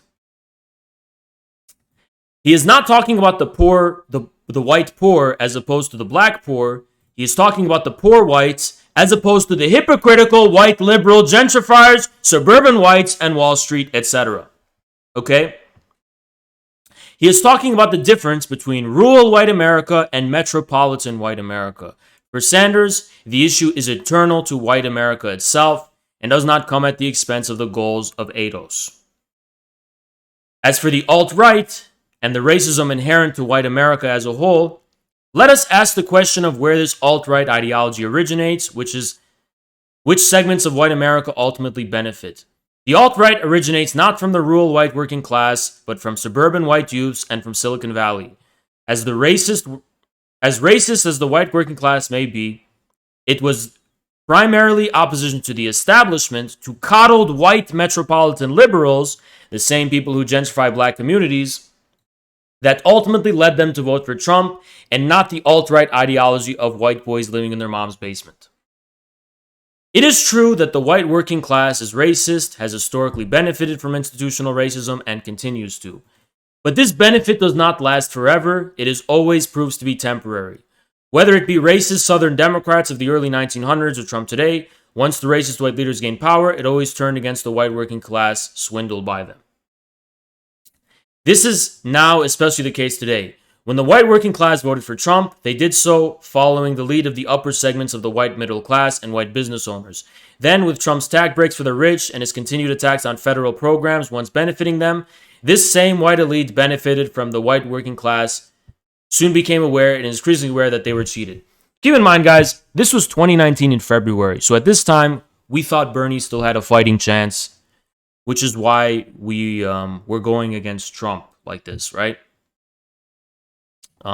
Because we believe that there was like a working class discontent with Trump, that Trump's base was discontented with him, and that Bernie has a chance to win these people. Obviously, now we know that the rot of the Democratic Party was much, much, much deeper than we anticipated at this time. But the main thing is that theoretically, my identification with...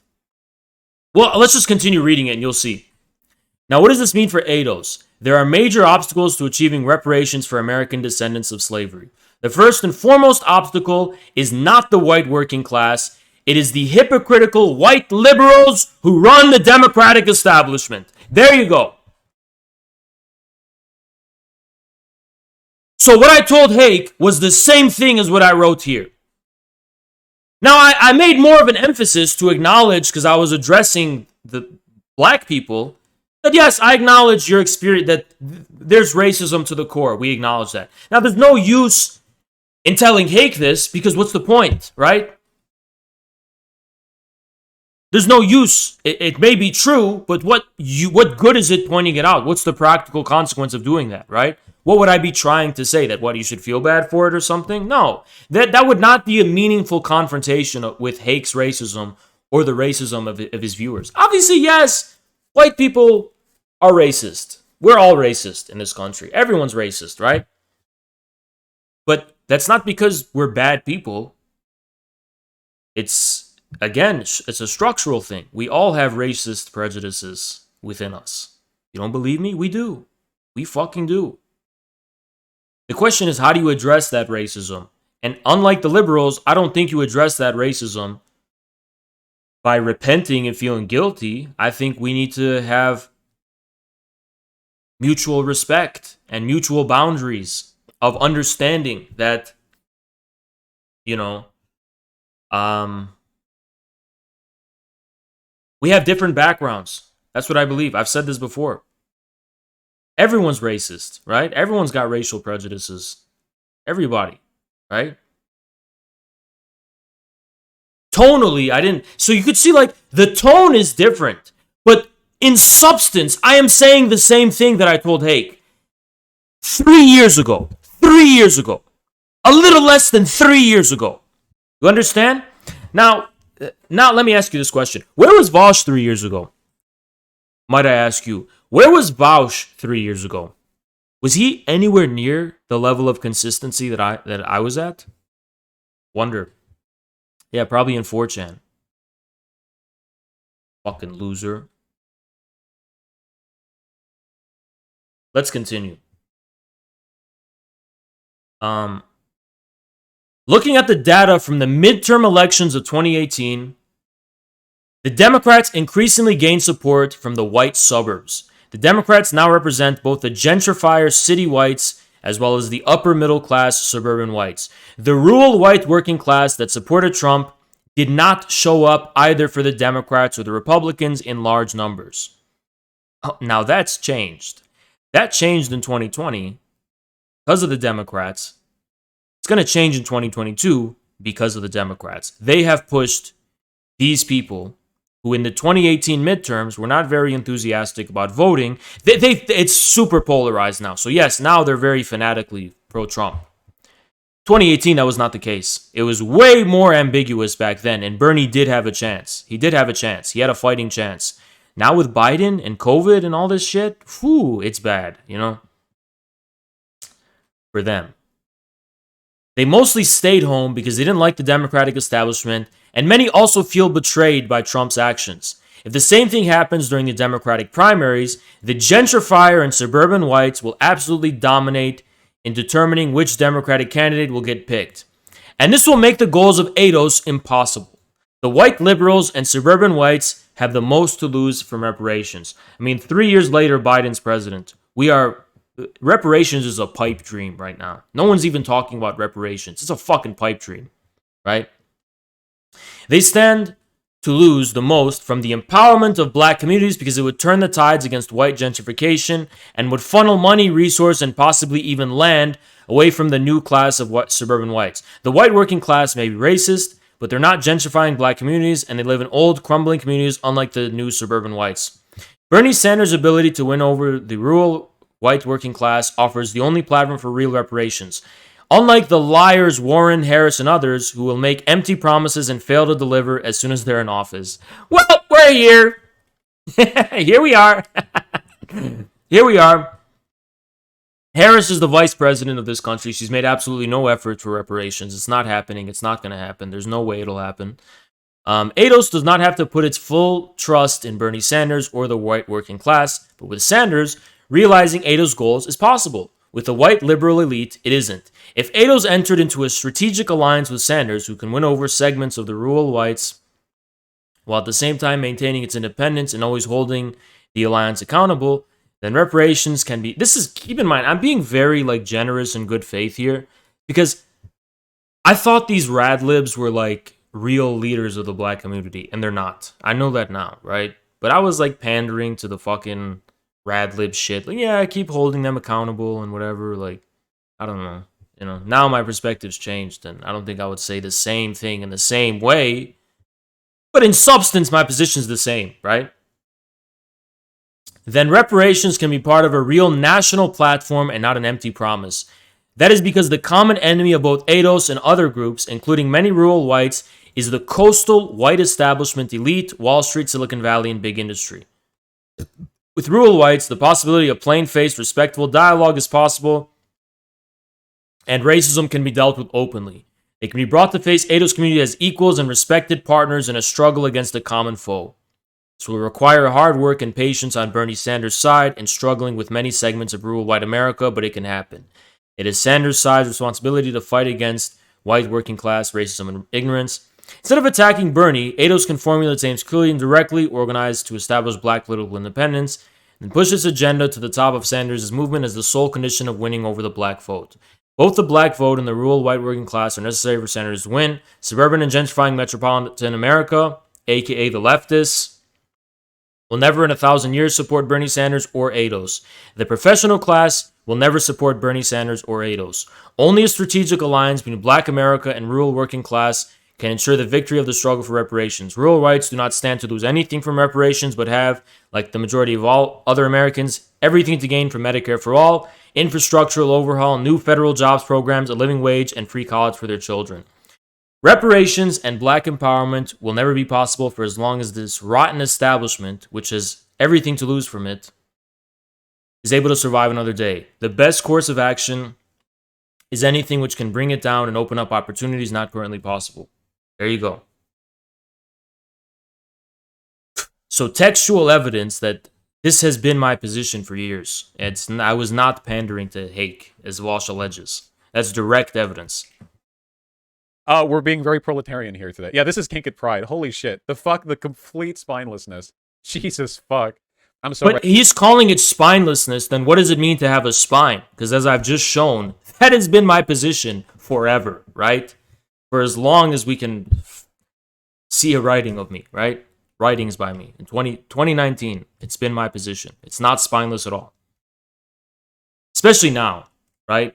I also wrote a piece in 2020. I mean, I wrote many pieces, but I wrote one when Bernie Sanders lost the nomination. I realized the Democratic Party cannot be salvaged. Cannot be saved. Ready for Haas to watch this on his stream? He couldn't watch the whole thing, right? Like, this is too much for him, right? There's no way his ego would let him watch the whole thing. This is another thing Vaush got wrong, by the way. He just can't keep taking L's. Haas, if you've watched from the beginning up to this far in, I unironically applaud you. I thought you were way too fragile. I didn't believe in you, okay? I should have had more faith in your tenacity because I've never seen somebody try to suck cock this hard, okay? Jesus Christ. You said I was trying to suck cock, and yet I've said... Hold on. You've both said that I've been trying to suck cock and that I'm like a Nazbol red fash. So which one is it? Is this actually what I believe, leading you to the conclusion that I'm a Nazi and a fascist? Or am I just trying to suck Hake's cock? It can't be both, you stupid fat fuck. Plus, I just disproved the idea that I'm sucking up to anyone because I wrote about this as early as February 2019, right? Which confirms that my views have remained consistent. All the trans GF subs of Twitter are in envy of your determination here, okay? What? Yeah. Are your parents more conservative or liberal? I don't... This guy has like these weird sexual... He's a sexual harasser, right? He's a serial sexual harasser. So he has to make everything sexual. Vaush, I don't think anyone wants... Let me just make this more clear. I don't think anyone who has the option wants to have any sexual involvement with you at all, whether on Twitter or elsewhere. Well, they're really not non-political. Yeah. You got it. We'll jump into the Q&A. This has been an enjoyable one to say. I want to follow the Q&A. Want to remind you of a couple of things. One, if you have a question, feel free to fire it into the old live chat. We'll go for about 30 minutes. And also, our guests are linked in the description. So if you want to hear more of James Hake or Infrared, you can, and that includes if you're listening via podcast, because we put all of our guest links in the description box for each podcast episode as well. And so you can find the links there as well. So jumping right into it with this first one from Lin Yan Chin says, debate is useless noise that never resolves anything. It's just true. Amusement. Men don't do that, but beta males do. God bless you, Lord Good Hair. Thank you. Appreciate that, Lin Yan Chin. Next up, Shaggy Boy says, let's go. And Anna Rodriguez says, I love you, Hake. Nice. Love you too. Ozzy says, you convinced me. Havoc. Is havoc like some sort of slang word? Are they trying to make fun of you? Hake? They say, I'm an atheist, so I must be communist. Sarcasm. Then they say, thanks for convincing me that I'm not on your team. Well, all atheism is not communist, but all communism is atheist. Juicy. Well, I'm actually surprised he was able to hold that thought together in his head long enough to provide a an aphorism. I'm actually kind of proud. He actually, that was like saying it like some arithmetic out loud and actually getting the right answer at the end. Like he actually held all the pieces together. This one coming in from Chris Morlock says, there are almost as many people in China that identify as religious as there are in the US, about 120 million. Why is this, James? There are more than 120 million. Well, there may be. I mean, there's so many people in China for one. But under hard life, I don't know if they are real Christians. It's hard to know. It's hard to know how many real Christians there are in America. So many, as Haas pointed out, so much of the organized religions, it's just filled with phony people. And so I don't know. Maybe the tough times are making a Christian movement rise in China. But for sure, they have to suppress. Oh, what do you know? Hake is conceding ground to me, and he's actually proving that I did make headway, right? What do you know? I was successful. themselves. Yeah, They don't have Hake even freedom of goes to speech. church. And I've heard of struggle sessions in communist worlds where they don't really they try to force people to believe things that aren't true. And if you don't believe it, you go through what Dave Chappelle's going through, or worse, really. You got it. This one coming in for infrared. Kevin Dunn asks, why can... If you believe something that's not ideologically orthodox, the CCP will tweet at you from like a very verified account. Okay, it has a red check mark.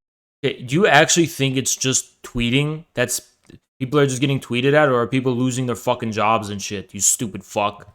People are being deplatformed, and not only being deplatformed, which is one thing, but losing their jobs and means of livelihood. Dumbass. Because it's the CCP, and they tweet at you so hard. Communists openly be on all big tech platforms, but NAZIS can't. No, I think the issue is that there's just not a lot of people who are informed about communism, and the mainstream political establishment. A lot of you got it. And this one coming in for infrared. Kevin Dunn asks, why can communists openly be on all big tech platforms, but NAZIS can't? Yeah, because one is bad and one is good. Is that actually how he responds to that question? Why is the far right censored but not the far left? And Vaush goes, because one is bad and one is not good. But aren't you against the ruling class? So why does the ruling class consider you good and the far right bad? Well, how would he respond, right? He wouldn't have a fucking response. He's like, what do you mean? It's because they're normal, because the ruling class isn't bad. They're normal people. Like, Vaush, do you fucking think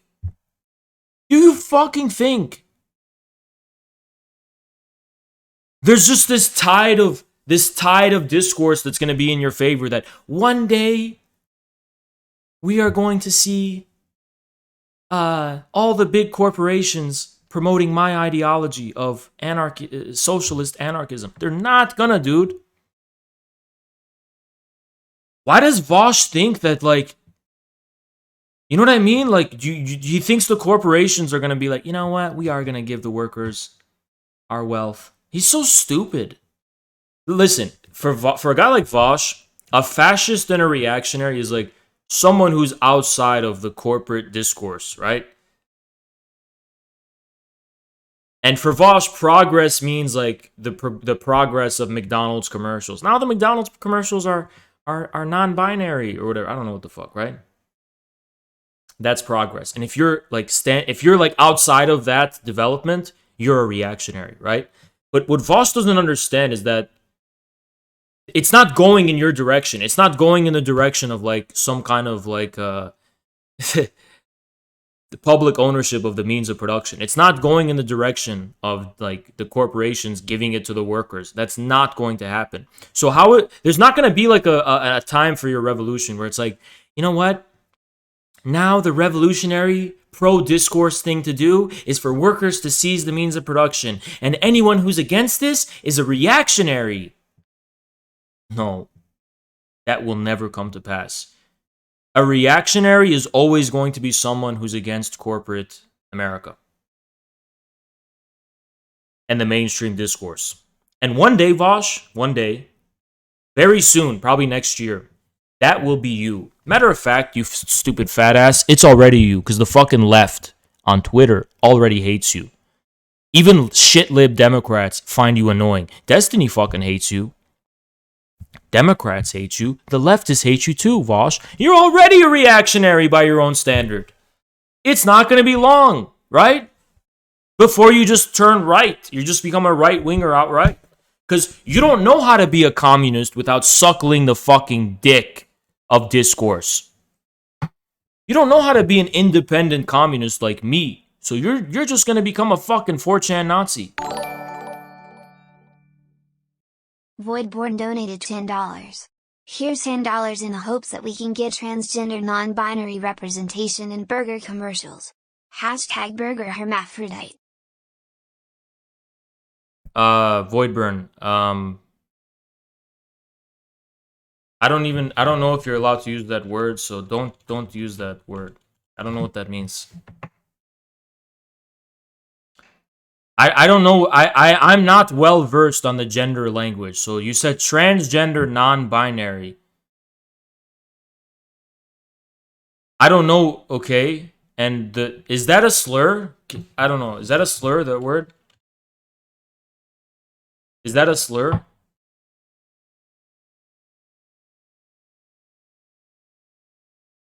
Why would you fucking say that?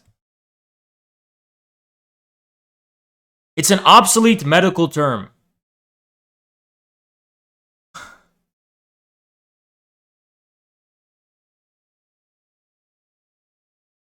I thought it was. I know, but know where we are. You know.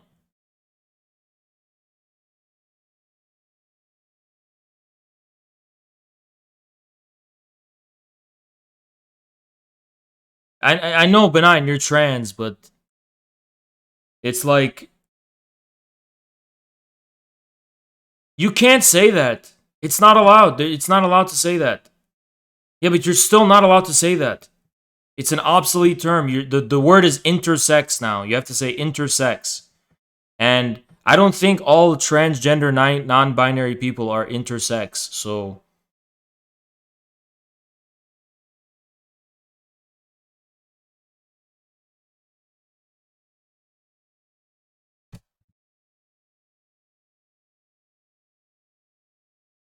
easy answer. I think the issue is that there's just not a lot of people who are informed about communism, and the mainstream political establishment hasn't had to deal with. There has been a very clear neo-Nazi phenomenon. There's been kind of right-wing, ultra-right movement in the United States. There hasn't really been a communist movement in many decades in this country that has posed a threat to the establishment. So I think that pretty much explains the majority of the reason why you don't really see a crackdown on it, just because it's not really that it's politically relevant to the U.S. beyond recently becoming a symbol. and that's really the only explanation you need. There was a neo-Nazi phenomena in the U.S. There hasn't been a communist phenomena in the U.S. That's why. Of the liberal democratic extremists, right? But and by the way, I would call neo-Nazism in the U.S. like a form of like aesthetic anarchism, right? The biggest way to defy the rules is just like to carve a swastika on your school desk at school. It's a form of aesthetic anarchism. It's the quickest way to just be like, I'm gonna just. It's like drawing a dick. It's just being offensive for its own sake, like South Park, right? Because it's offensive, right? Obviously, the swastika is offensive. It's offensive to people, right? Because, the Holocaust and all that. So it's offensive. That's why it gets cracked down on. Liberal democratic extremists. I guess the radical moderate Democratic Party. In Canada, you have a big Ukrainian community that's trying to push for anti-communist censorship for the same reason, and it's been successfully accomplished in many European countries.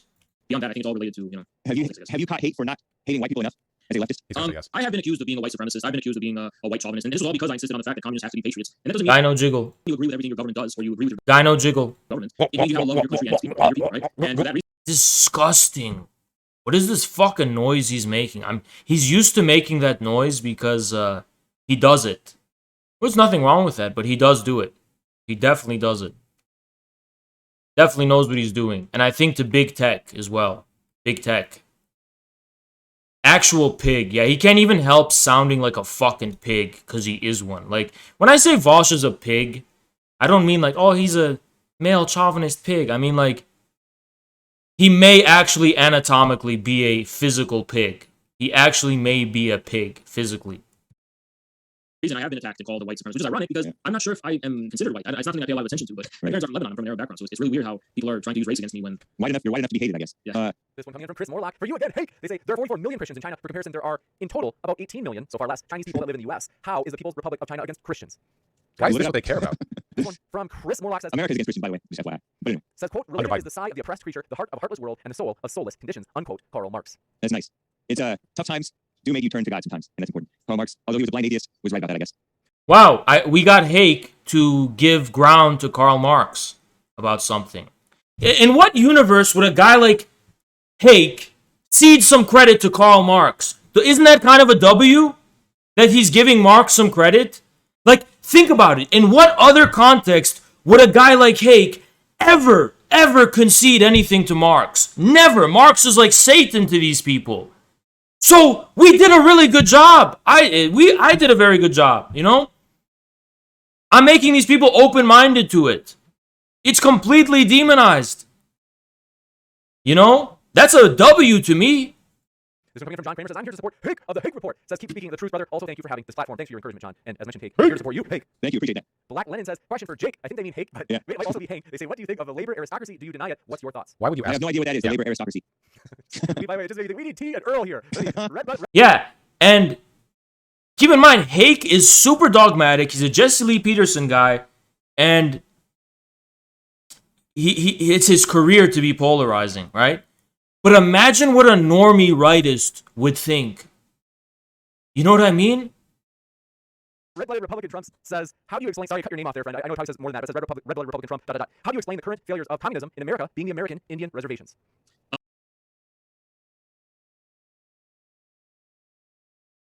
Wow, I actually felt like a chill go down my body. Is that what an aneurysm feels like? That actually felt worrying, like medically. Yeah, this is something nerds do, where it's like they hear something that they don't consider reasonable or correct, and they're like, oh my god, this is offensive. But it's like, because Vaush is part of the political discourse. Like, imagine me, an esoteric Marxist. Do you think I care about any of this dumb fucking discourse bullshit? The only difference between me and Kantbot is that I'm wagering that this media shit is leading somewhere. It's gonna lead somewhere. But we are both in full agreement that, like, it's fucking meaningless, you know? Like, why is this part of your headspace? Oh, like Vaush is like, oh my god, I have to seriously, rationally consider whether the Native American system is a form of communism. The reservation system is a form of communism. When I heard that, I was like, huh, what do they mean by that? Or, oh, I get what they're trying to say. It's like a right-wing meme where they're saying that the reservation system is heavily tied to the government, so it's communism. And I'm like, you know, there's not a lot of education about communism in America. So if they're going to associate communism with, like, being dependent on the government, I get that. I get why they would say that. That's where I'm coming from, right? Ooh, okay, wait, I'm gonna just give me a second. Whew. All right, we're gonna keep trucking through, okay? I don't know exactly what that's referring to, but I think the failure of the communist movement within the United States, I think is a theoretical issue. It's the problem is the type of people, intellectuals who are attracted to communism, are attracted to it because they're antisocial and they say we're losers in life and they turn to communism for that reason. But which is true. I don't know how this relates to the reservation system, but it's like, look at Vaush. Do you think people who look like the opposite of Vaush would be attracted to communism in America? No, you have to be a fucking loser like this. I think that's how to explain the failure of the movement to really be able to take off here. I think he's pointing out that the American Indians, they get payouts, whether it's from the casino payouts and things like that, and that ends up being debilitating to them. And so they don't end up doing for themselves and working for themselves and taking responsibility. I've known some Indians who got kicked out of their Indian tribe, and that was honestly the best thing for them. They quit being deadbeats, they started working and got their lives together and had families. Well, I think all I would say that I'm not really familiar with the situation of the reservation system, but what I do know about is an important part of communism is sovereignty. It's being able to have the necessary level of control and self-determination over your community. And as far as the reservation system is concerned, it has been a form of, we all know that there has been various treaties violated, and the way in which Indians, or I don't know if I have to say Native Americans, have been treated by the U.S. government has been very unfair, and they have been, they have not had a good deal, as far as I would put it, if you want to put it in Trumpian terms. So I don't know if it'd be a good example. Let's more do this fact. The native reservation system is complete separate from any state. They have their own autonomy, and only the federal government can go onto the reservation. Yeah. That makes sense to me. It's like, it's totally beholden to the federal government. Like, there's a direct reliance to it. So it's like a federal system of economic grants. Something like that. Example of communism is much maybe internalized corruption, and yeah. You seem to have like that same woman's mindset, if you will allow me. Yeah. If you will allow me. Yep. Yeah. Why would I even entertain that? He's like, if you were like, okay, yeah, explain yourself. Why do I have a woman's mindset? Yeah, I am going to allow you. It's part of that same woman's mindset. If you will allow me. Okay, sure. Go ahead. I don't care if he says I have a woman's mindset. What do I give a fuck? Have you guys ever seen Haas this cucks before? Like, we're getting very lucky with these key drops. You have a woman's mindset. Yeah. Like, no, that's not what was said, Vaush. What he said was, that reminds me of a woman's mindset, if you will allow me. In other words, if you will allow me to explain. I said, okay, go ahead, explain. Please, like, see how good of a job you're going to do convincing the audience that I have a woman's mindset. It's just self-evidently absurd. So I'll let him talk. You know? Have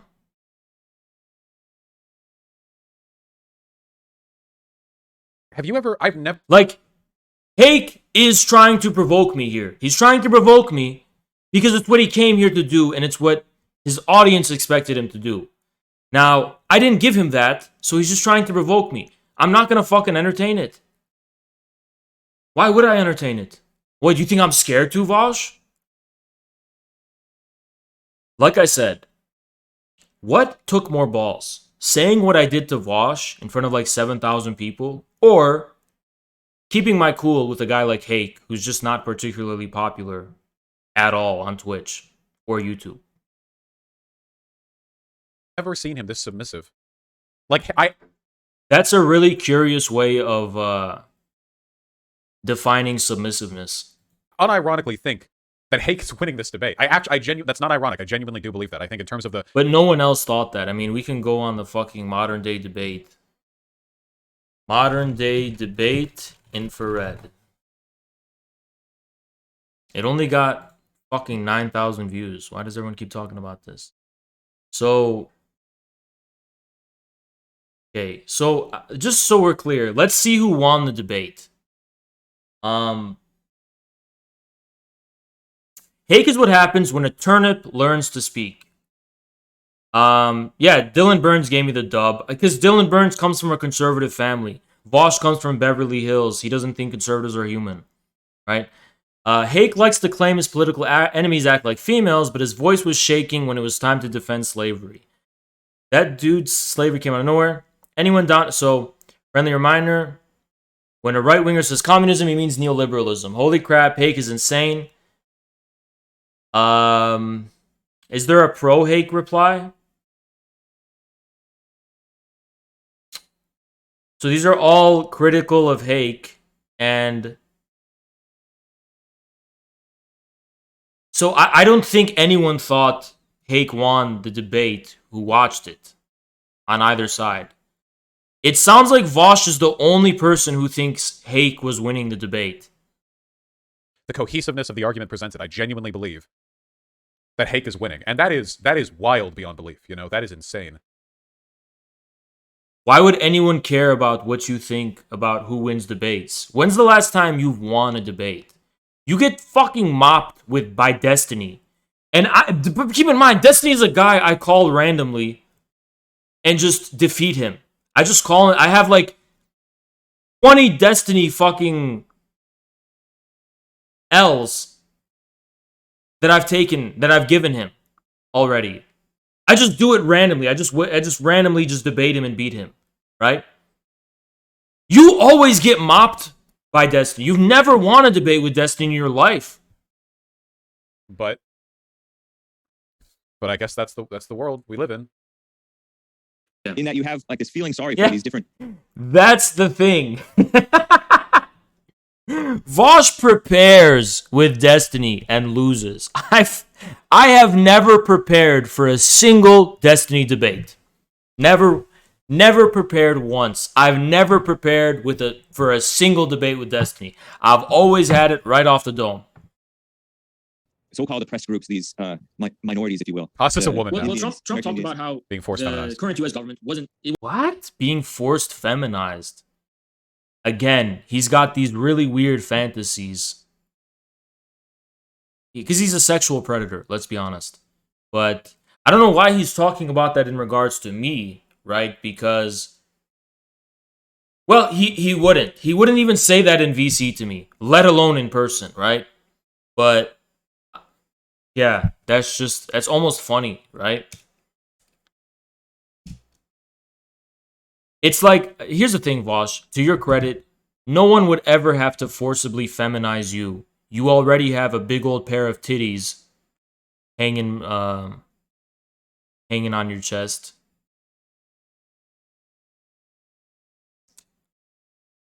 And your body's very femininely shaped. You have a pear-shaped feminine body already. You have a very weak shoulders, a very tiny little womanly neck. So I don't really think anyone needs to talk about that in your regard, right? Weak chin, feminine-looking round face. It wasn't a good deal for the American people. The policies of our government and its industrial policy. That's true. I actually think the one reason Vaush might not be balding is because his testosterone is so low. If I want Vaush to like measure his testosterone, please measure it. You have abnormally low rates of test. Promise you. American people were getting ripped off. It's not necessarily, making excuses or blaming. It's just pointing out that He's actually submissive. I don't know. Maybe is he? the Native Americans or so on, they haven't had a good deal, right? They've been, as far as their relation to the U.S. government is concerned, and that should be investigated. But it's a complex issue. But the one thing I will say is that I don't think it's an example of communism, and that's something I can be certain of without knowing much else. You got it. He doesn't have jaw muscles. Look at him. He doesn't have a jaw. He has a beard. You don't have a jaw. This one coming in from Creo Debunk says, Hake, have you heard about cybernetic economy? Any objection to that? And I don't even know what. Can you tell us what it is, Hake, if you know what it is? I cannot. Cybernetic or kybernetic economy? They put it with a K, cybernetic. Oh, interesting. Cybernetic, I don't know. Okay. I don't know. If Haas knows the answers to these questions, he's welcome. But I don't know. I think it means cybernetic, but I think it's a complex issue. So yeah. Did you know the cybernetic economy? That's a complex issue. Oh, I've read economic papers on the cybernetic economy. Does Vaush think I'm not educated about cybernetics and economic planning?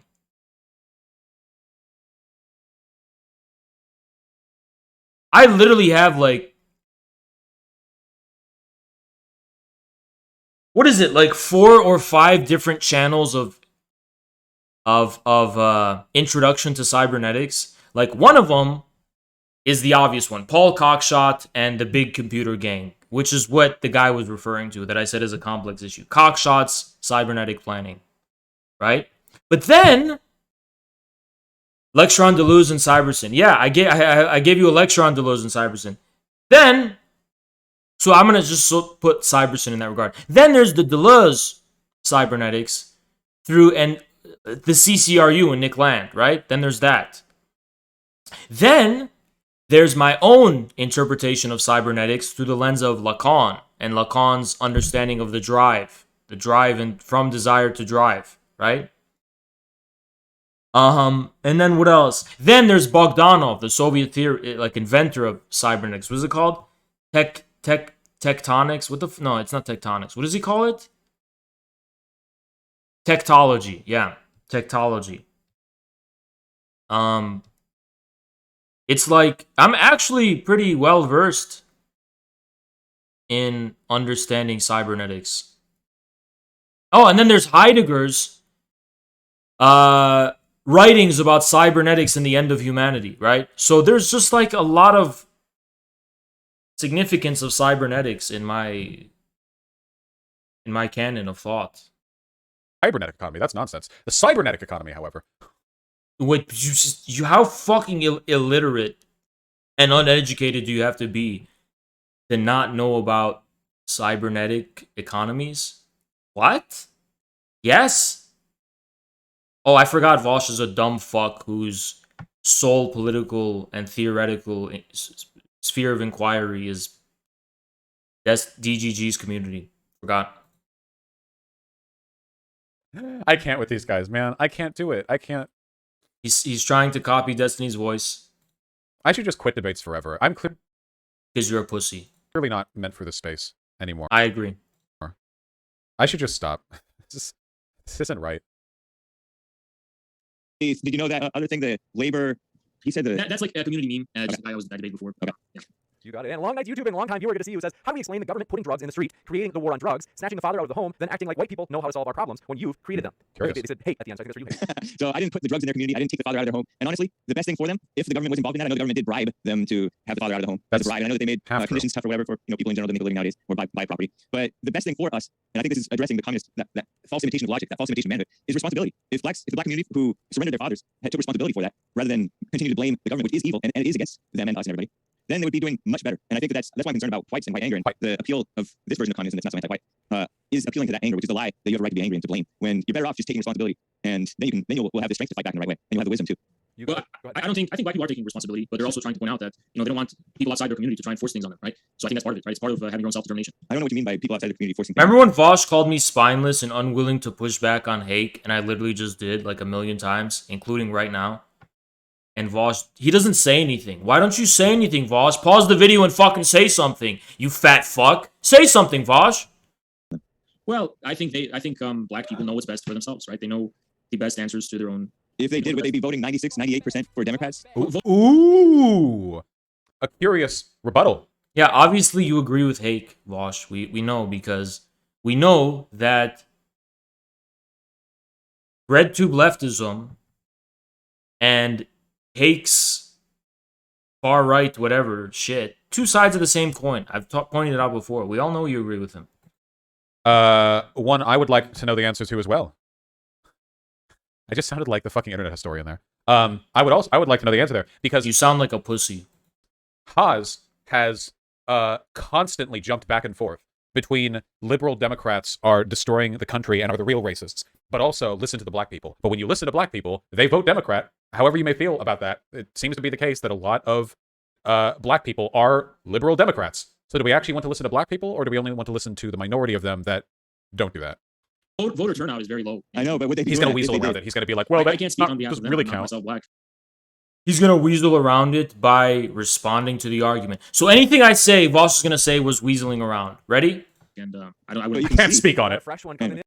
No, that's not what I said, you fat fuck. You lying fat fuck. When you spoke over me and you used your voice to drown out what I actually said, I want to show you guys what a fucking lying bitch this guy is. Let me show you. Did I say I can't speak on it, or did I say... What did I say? Do we actually want to listen to black people, or do we only want to listen to the minority of them that don't do that? By the way, what I said is independent leaders of the black community. If they're beholden to the Democrats, they're not independent. But let's continue. It's very low. I know, but what he's going to weasel around it. He's going to be like, well, I can't speak on behalf. Yeah, Vaush is trying to mute me so no one can hear what I actually say. He's scared of what I'm saying. He doesn't want his audience to hear me. Really count. Myself black, and you can't speak on it. Fresh one coming in. There you go. One last time, just so you can hear Vaush lie. So do we actually want to listen to black people, or do we only want to listen to the minority of them that don't do that? Voter turnout is very low. I know, but voter turnout is very low. He's going to weasel around it. He's going to be like, well, I can't speak on behalf of them. Really I'm not count. myself black. I can't speak on behalf of black people because I am not myself black. And you can't speak on it. No, I said I can't speak on behalf of black people because I'm not myself black. I can speak on it, but I can't speak on behalf of them. There's a big difference between those. Fresh one coming in. This one coming in. Amazing. Annihilation Prism says, for Hake, weasel out of it. Lenin praised Washington's 1776 and... What did I weasel out of, you stupid fat fuck? You've weaseled out of fucking going on the treadmill day fucking 96. You're weaseling out of going to the fucking gym and putting down the fucking Pringles. That's what you're weaseling out of. You're gonna fucking weasel your way out of a fucking bag of Twinkies without eating the whole thing. And Lincoln's anti-slavery crusade in the Civil War as revolutionary in his letter to the American workers. What is your response to that? It's a red flag. I think there's a lot of melodrama about slavery and this pretense that By the way, anyone who ever comes at me say, Vaush is fat shaming, but he's allowed to talk about my height. He can actually exercise and shit, right? I'm 5'9" no matter what I do. So I get the pass. I get the pass to talk about what we all see. And by the way, he's grotesquely fat. He's a grotesquely fat fuck. they make it sound worse than it really was. I think there's much worse evil today. I think the Democrats today are much more evil than the Democrats who own the slaves. And the 1776 thing. Okay. Haas. Okay, we know Haas doesn't have a spine, but How do I not have a spine? Because I've been affirming the same position that I have literally in writing from February 20 of 19. So how do I not have a spine, you stupid lying fuck? Is there a single vertebra? Is there even like a bone sliver? Like, is there anything going on in there? Haas, this is your chance. Redeem yourself. Take the bold step. Say that slavery is bad, actually. It's nice. It's a nice sentiment. I get that they want to latch on and support the revolution, but I think our revolution, as far as my impression, was more righteous and based in God and nature and nature's God, right? Whereas the communists are atheist. You got it. And that is it for... Is he really not going to say anything? Oh my god, is he seriously... Oh, he doesn't even have any spinal fluid.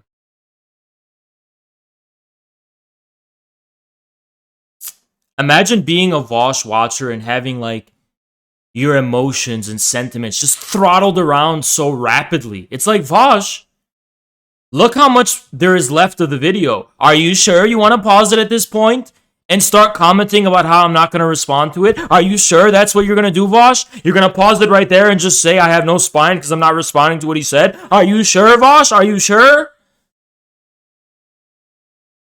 Because you're about to look really stupid. Just to be clear, you're about to look really fucking stupid. Like, how? How does he... Why didn't he delete this VOD? This is fucking embarrassing. This is actually fucking embarrassing. He confidently paused the video here and said I have no spinal fluid. As if... What? Are you sure, Vaush? Are you sure this is the fucking hill you want to die on? Are you sure? Questions we do want to say. Not a folks, word. our guests are linked in the description. What We really a appreciate these bitch. guys that are-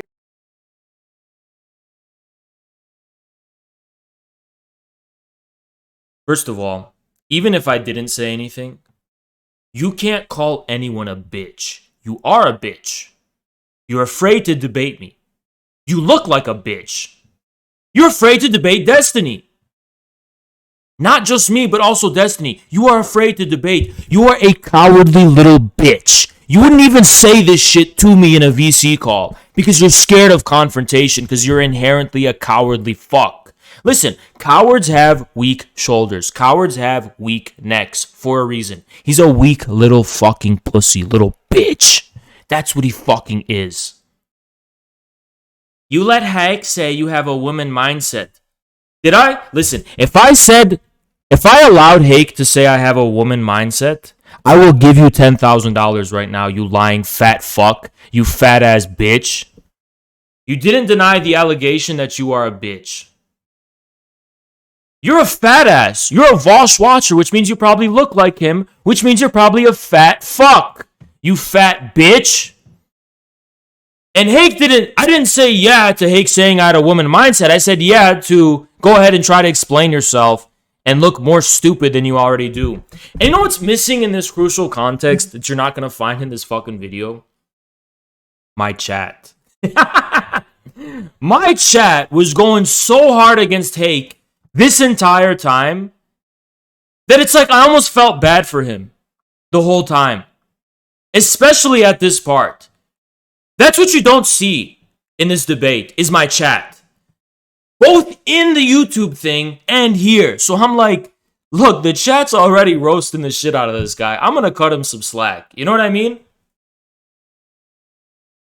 Debaters are the lifeblood of the channel, so you can find their links. But I think we can't. Most Americans. Look, he's soying out. Vaush, you just called me a bitch and said I have no spinal fluid. So, is anyone going to hold you accountable for this fucking L? Because I am, you stupid bitch. You come to conclusions without knowing. What does that say about your other beliefs? You've said other things. You've done this before. You reach conclusions without knowing. You say things. A minute later, you're proven wrong. Yeah, open wide for the cock to come in your fucking mouth. Because you need more of that pacifying big tech cock in your fucking mouth to save you from this fucking L. You disgusting fat fuck. Understand that slavery is probably the biggest historical evil in this country. I think. Look, we can't say. You surely understand slavery is a great historical evil, right? I don't know. There were decent and indecent slave owners. It's not ideal. It's not ideal. Wait, so you're saying that what you just said was wrong, Vaush? Is that what you're saying?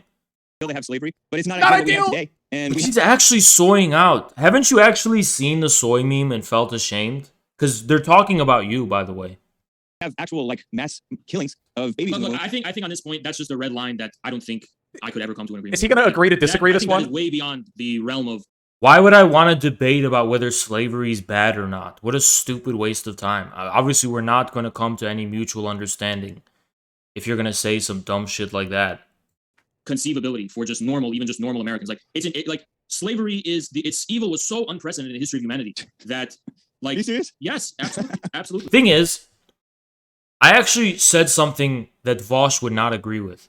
I said that slavery in the United States in the 19th century was an unprecedented historical evil. It's worse than every prior form of slavery. And Vaush would not agree with that. He'd be like, no, they were all the same. You know how Vaush says all imperialism is the same. And I say, no, modern imperialism is specifically unique. You want to know who proves this is read this man. His name is Domenico Losurdo. Losurdo. I don't know how to pronounce it. He proves how liberalism.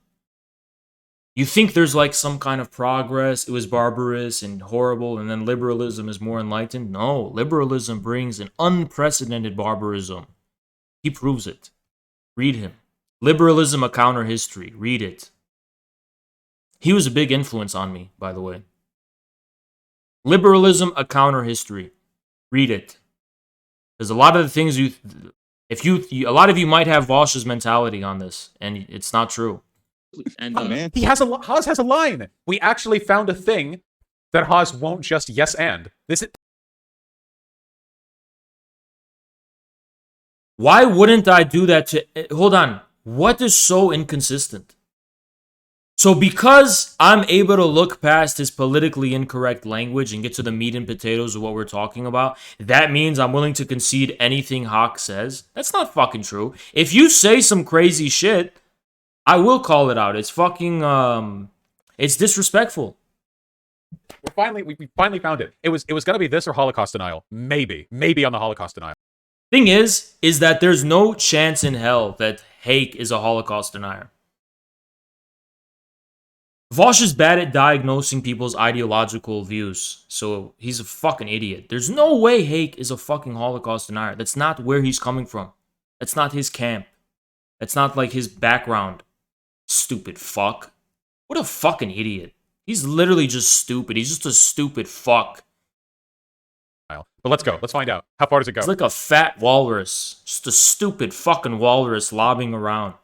But that's saying something because at least walruses have like an air of majesty about them, right? This is just a Jabba the Hutt looking motherfucker. Just a Jabba the fucking Vaush. Yeah, that is. I mean, it was a reality of all of history. No, the slavery that existed in the United States was qualitatively different than historical slavery because it was a modern form of slavery where slave owners were able to do whatever they wanted to. There was no, like, we made them Christians. In the past, slavery merely referred to a relation of power that existed before ambiguous, right? In Islamic world, slaves were able to actually take power, right? So it was an ambiguous thing. Slaves were castrated. That's just coming left field, right? It's just left field to talk about America, to try and downplay the crimes of America. So we fought a civil war to eliminate that evil from the face of this country. You did not. Millions died in that war, and I think it's fundamentally anti-patriotic to try and downplay the historical evil of slavery. Well, part of that is an attack on the South. The beautiful South is more Christian, more down to earth, more decent, honestly, to the black community than anybody else in America. Regardless of the South today, we did fight a civil war to eliminate slavery, and to downplay the historical evil of slavery is a form of treason in my view against the very basis of this country. Right? Well, honestly, they were not treasonous when they fought against the North. They had legitimate grievances. We don't have. Hake is a Nazi. Look, if I would have flipped the table and done a full cans cook on Hake, that would have been very satisfying, right? But it's beating a fucking dead horse. I'm trying to get past the discursive barrier between conservatives and communists. So this actually was a masterclass in being able to retain composure and push back against what someone is saying while not losing your shit. Watch and learn, guys. When you talk to conservatives in real life, don't lose your shit. Watch my example. If they say something beyond sanity, that slavery was good or something, and it's just a private conversation, be like, nah, man, that's not true. No way, right? Or, here's the thing, right?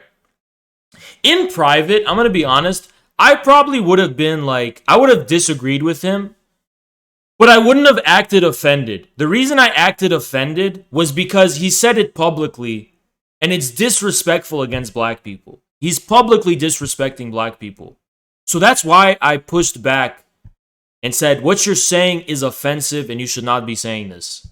Because it's disrespectful, right? If he said this in private and he was a family member, I'm using this for you guys as an example, I would have just like, I wouldn't have been a narc and been like, talked formally. I would have been like, nah, bro, slavery was fucked up. Like, it was super fucked up. Like, they did crazy experiments and all this crazy fucked up shit. They were sadistic, got away with whatever they want. That shit was fucked up. You know what I mean? Like, I would have been like that, right?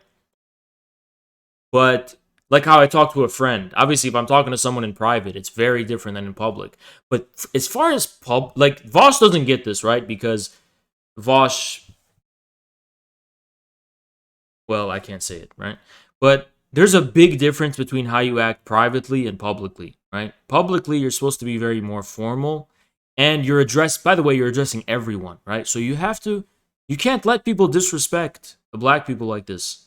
That's a form of public disrespect, right? He's a Nazi, like full on. So yeah, he'll defend this and a lot of other stuff too. I genuinely can't tell how. No, he's not a fucking Nazi. You don't need to be a Nazi in America to say shit like this. I mean, we was the Confederacy Nazi? No, it wasn't. It was before the Nazis, right? of his chosen language is a product of his mind-numbing stupidity. And I genuinely believe he works with Jesse Lee Peterson, so they're both kind of on the cognitively, they're not on the up and up. Well, I'm having to say Nazi, the absolute state of things. No, when I call a person a Nazi, I mean they're a Nazi. They're not as uncommon as people like to think, They're pretty prominent in like German paramilitary and police forces. They've never really left the United States. America was pro-Nazi largely until the war started. The ideological precepts of Nazism have never meaningfully been destroyed. They've been challenged and mocked in media, but destroyed not so much. And Hake here is, well, I guess he's operating at about the intellectual level you'd expect for this sort of thing, but anyway, let's let them take it away, I have time to get into a debate about How is he a Nazi? the question of the Civil War, but I do find it extremely appalling and inhuman to speak about slavery in this way. You will never be able to come to a common understanding. Yeah, actually, he's with the not, various different people right. in this country if you try to downplay the historical evils. He's not a Nazi. He's not a Nazi at all. There's nothing he said that's Nazi. He's an American, like, reactionary, I guess. What do these words even mean anymore? I'll just call him a right-winger. He's a right-winger that says outrageously disrespectful things.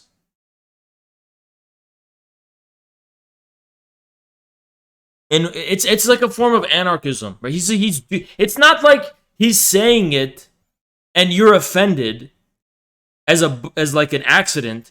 He's doing it to offend you. He's doing it to provoke you. He's doing it for that reason. It's not an accident that you feel offended when he says this. If you're a normal person, he's being an edgelord.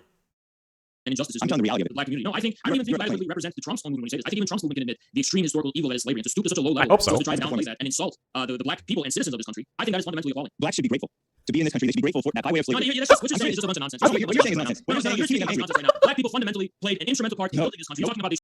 Why is it funny? I don't get why it's funny. Hake says that, and Vaush finds it funny. The fuck?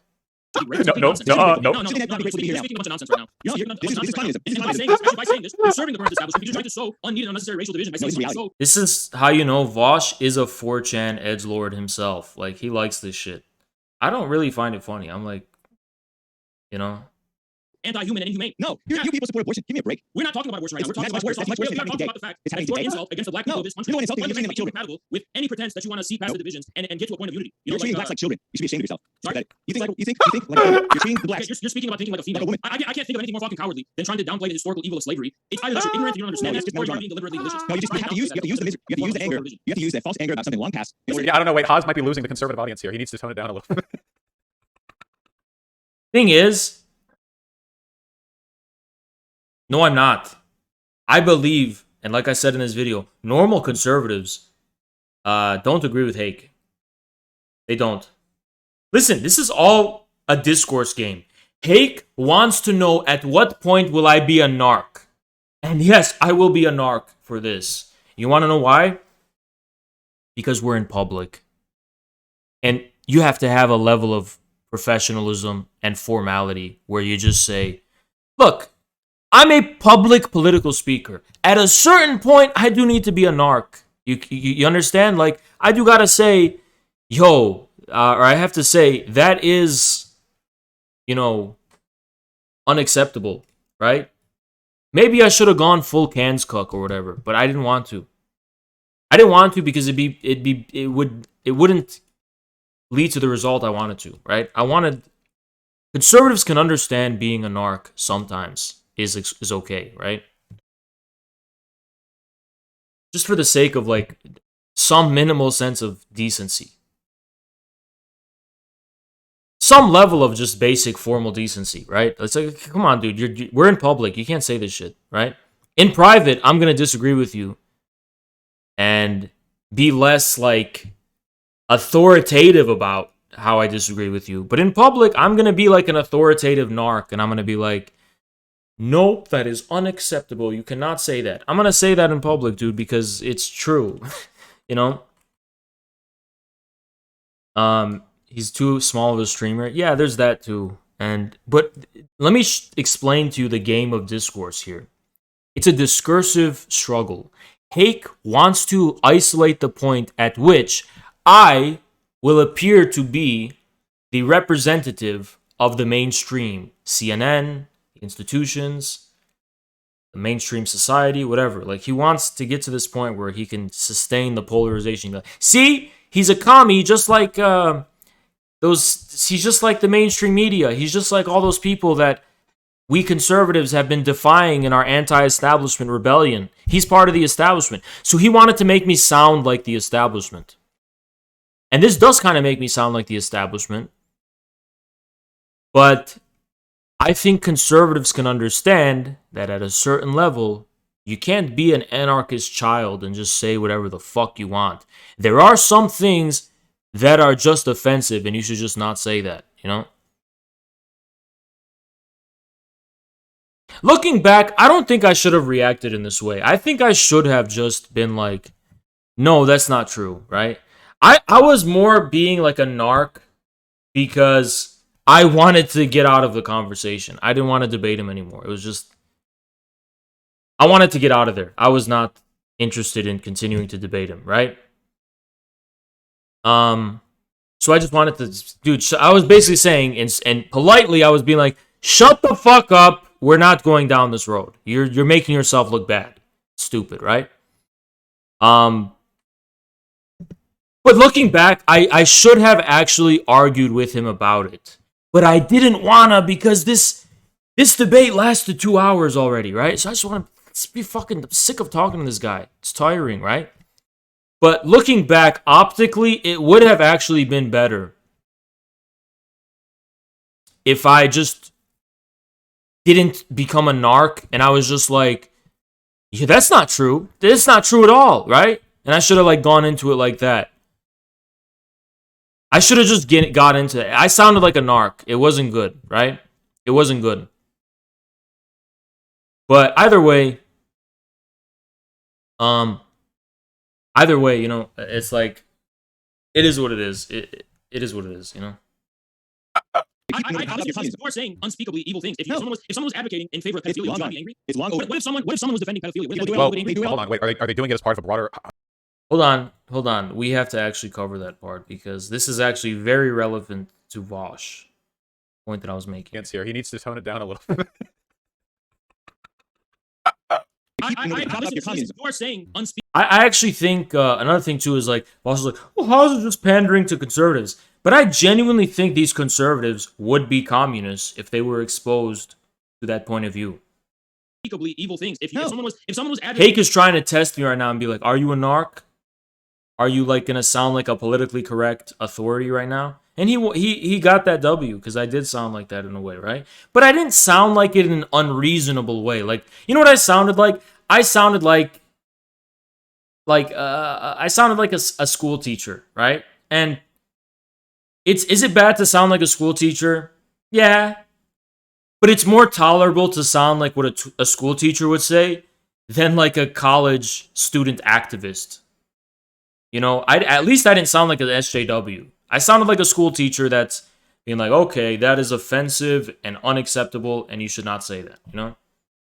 Advocating in favor of pedophilia, would you not be angry? It's long over. What if someone was defending pedophilia? What if that directly to Vaush. It's almost like I anticipated Vaush was going to watch this. He said, what if someone was defending pedophilia? Well, hold on, wait. Are they doing it as part of a broader hypothetical argument against child exploitation in the economy, or are they just doing it for its own sake? Because that critically changes the context. Hold on. Look at the chat. Look at these Pepes in the chat. These smug Pepes in the chat. They're actually proud that Vaush has defended pedophilia. And they think it's like based. He actually has a community of pedos. Other question.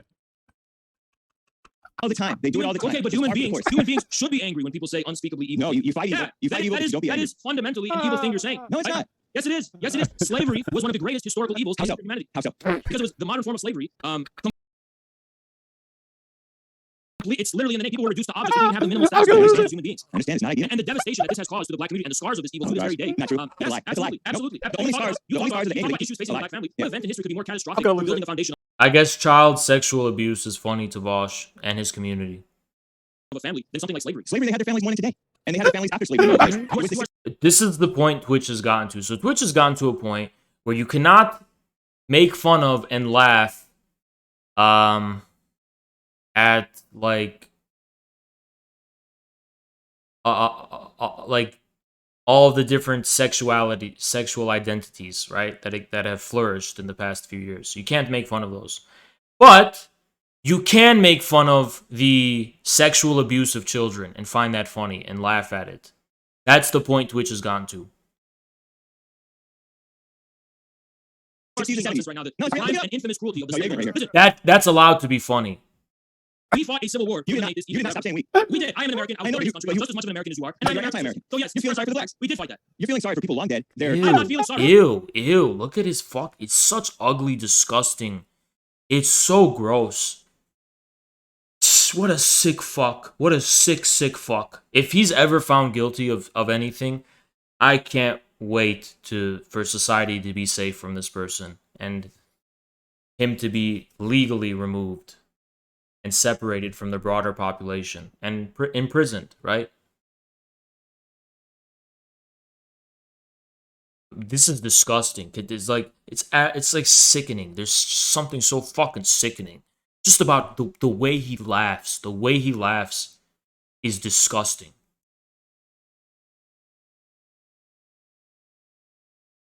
I'm fulfilling my patriotic duty of honoring the tradition and history of this country to fight and eliminate from the face of the earth the widely recognized historical evil of this country. That is all I'm doing. You didn't explain how it's evil. I didn't explain how it's evil that we say all men and women, all men are born equal, and yet some people live in chains and are reduced. They're tempted to reduce to the status of cattle and animals. I think it's self-evident. The way We made them Christians. They were There's happier. nothing Christian about the institution of slavery. It's a mimicry of a pagan form, It's irrelevant. of Roman slavery. The Confederates were among the leaders of the Confederates were among the boss. He's fake laughing.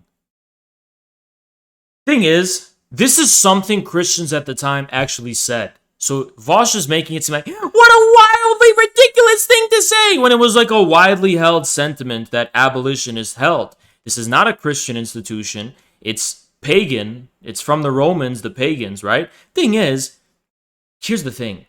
Confederates like Albert Pike, who is a Freemason, actually believed this.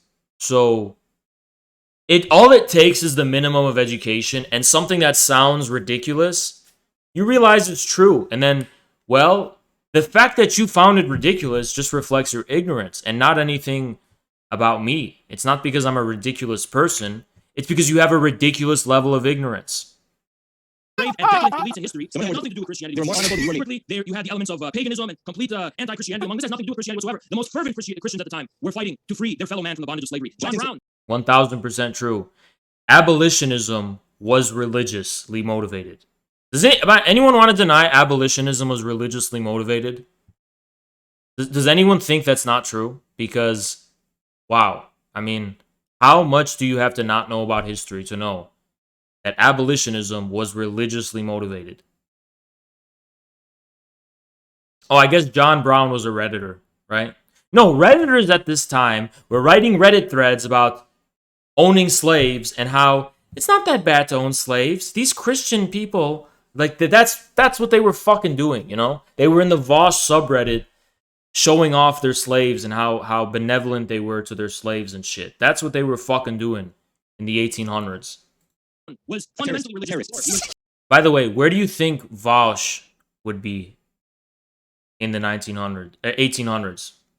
Keep in mind, Vaush has fantasies of sexual assault, forced sexual slavery. We already got that one. He's got all of these twisted, disgusting fantasies in his head. Where do you think Vaush... What kind of person do you think Vaush would be in the 1800s? He was an angry terrorist. John Brown was an angry terrorist and a murderer. You call John Brown a terrorist and a murderer, and meanwhile the Union Army was singing his This is communism. By any means necessary. Just anger and lies. And murder. Listen, human beings have the right to be angry about fundamentally unjust things. Not true. Yeah. No, they don't have that right to be angry. Were the Yes, blacks enslaved in Africa? Is that evil? They absolutely do. And you are playing into the tropes of the media that all conservatives are racist, which I do not fundamentally believe. You think I'm racist? I think it is fundamentally racist to try and downplay the historical evil of slavery, and you are particularly insulting the black community to such an extent that no possible... I'm about to vomit. I'm actually about to vomit. This is...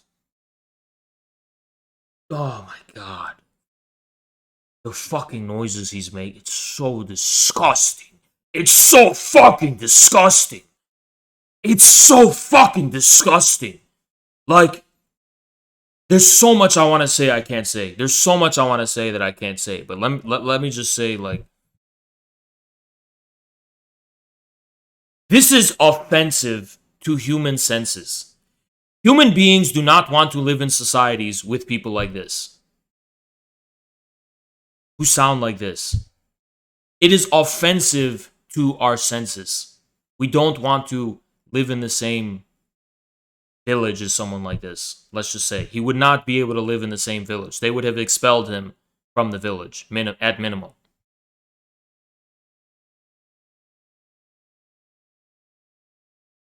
Yet he has a fan base. But they're giving themselves away because they're all like him. Inroads or lines or reaching out is possible. Yeah, disgusting, man. The way he jiggles physically and how he laughs, and you could just see like the inside of his mouth, like it's so visceral. There's such a viscerality about this person that makes them so revolting to the human senses. You know? It's like you can see his fat cheeks just flap and flap and flap while he laughs. His just fat is jiggling. It's so visceral. Dude, I know fat people. Fat people are very graceful, and they're like gentle giants. And it's like you don't even notice it, right? But with him, it's so visceral. Why is that? Why is he such a viscerally fat person? Black's calling in my show every day agreeing with me. They're not Guys. Utterly disgusting. Like, I could hear his back fat when he talks. He like flaps. It's so weird. If anti-slavery types really aren't communist, then why was it called the Union Army? And like every time he talks or laughs, his face like pinches in and he becomes like blood red. His face just becomes blood red. And you can just see the sweat and heat rising to his face.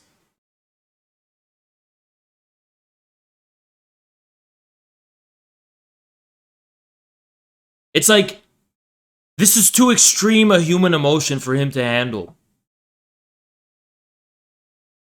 Checkmate. If you were to say that slavery was not that bad, I do not think.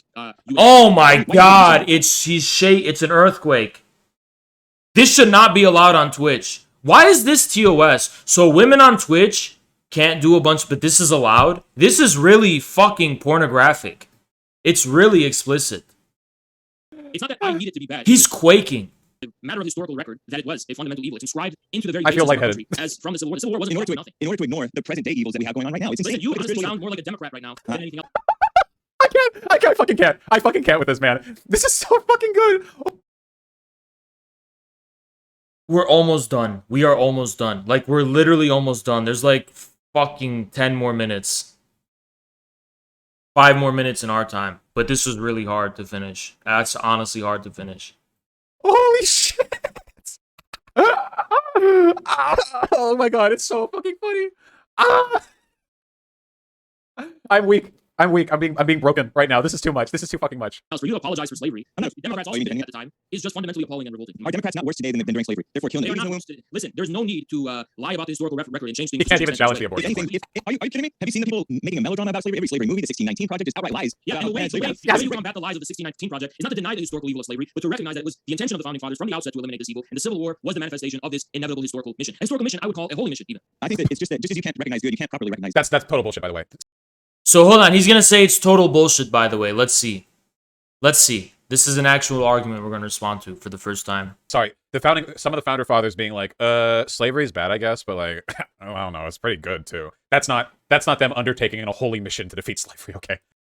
First of all, I didn't say the founding fathers undertook themselves this holy mission. I said it was a holy mission that was inscribed into the fabric of the Republic from the very beginning. It was a holy mission that was fulfilling something that was there from the very beginning.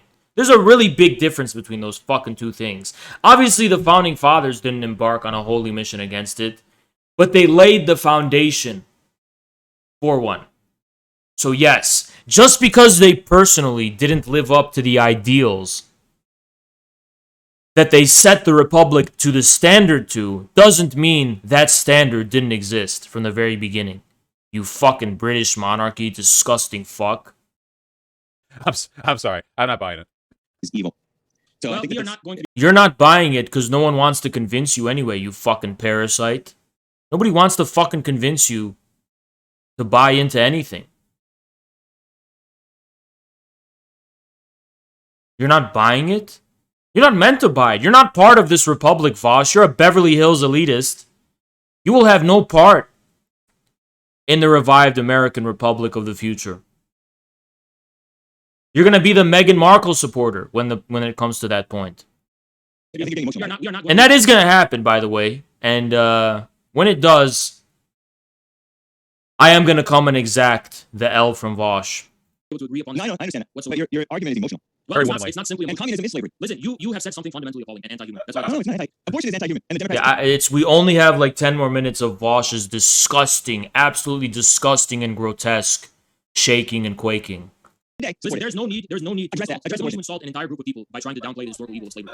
The last thing they need is people feeling sorry for them and pretending that it was so bad. We're talking about very normal. I don't think American conservatives agree with you. We're talking about very normal baseline. That's why they lose. No, that's why American conservatives lose. You are beyond the threshold of sanity. Who are you? Asks the American conservative. Hake looks back. Destroy Vaush in a debate. He's too scared to fucking debate me. He's running away from me to this day. Them. I'm you, but stronger. And Hake's carrying Mein Kampf. And also he has a slave with him. I don't know. Whatever. You get the joke. Yeah, Hake is not a Nazi. He's actually not. Once again, Vaush doesn't know how to diagnose ideologies. Got a few more questions that just came in. This one from Chris Morlock says, how can James Hake claim to be a Christian when he cannot see evil? Oh my god, amazing comedy bit, okay? Amazing comedy bit, okay? The far right is resurging in America. To trigger the libs, they're doing slavery again. It's crazy, right? Cops aren't stopping them, okay? But one far right pro-slavery guy gets really mad because he's walking his slave around like on like a big metal collar and chain during Pride Month, and people keep thinking it's kink. And he gets really frustrated and hijinks ensue. That's a fucking banger comedy premise right there. Holy shit, that's good if done well. That could... What? That's comedy?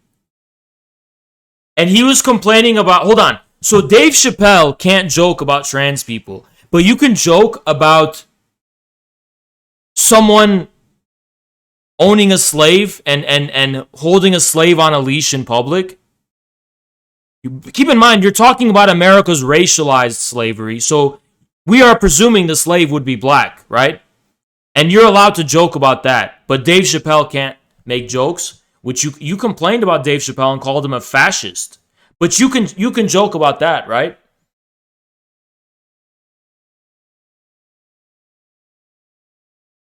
That's disgusting. That's disgusting, actually. I'm not even a politically correct guy, and even I'm fucking disgusted by that joke. It's not a funny joke. It's just disgusting and weird. It's weird and disgusting. It's a really weird and disgusting fucking joke.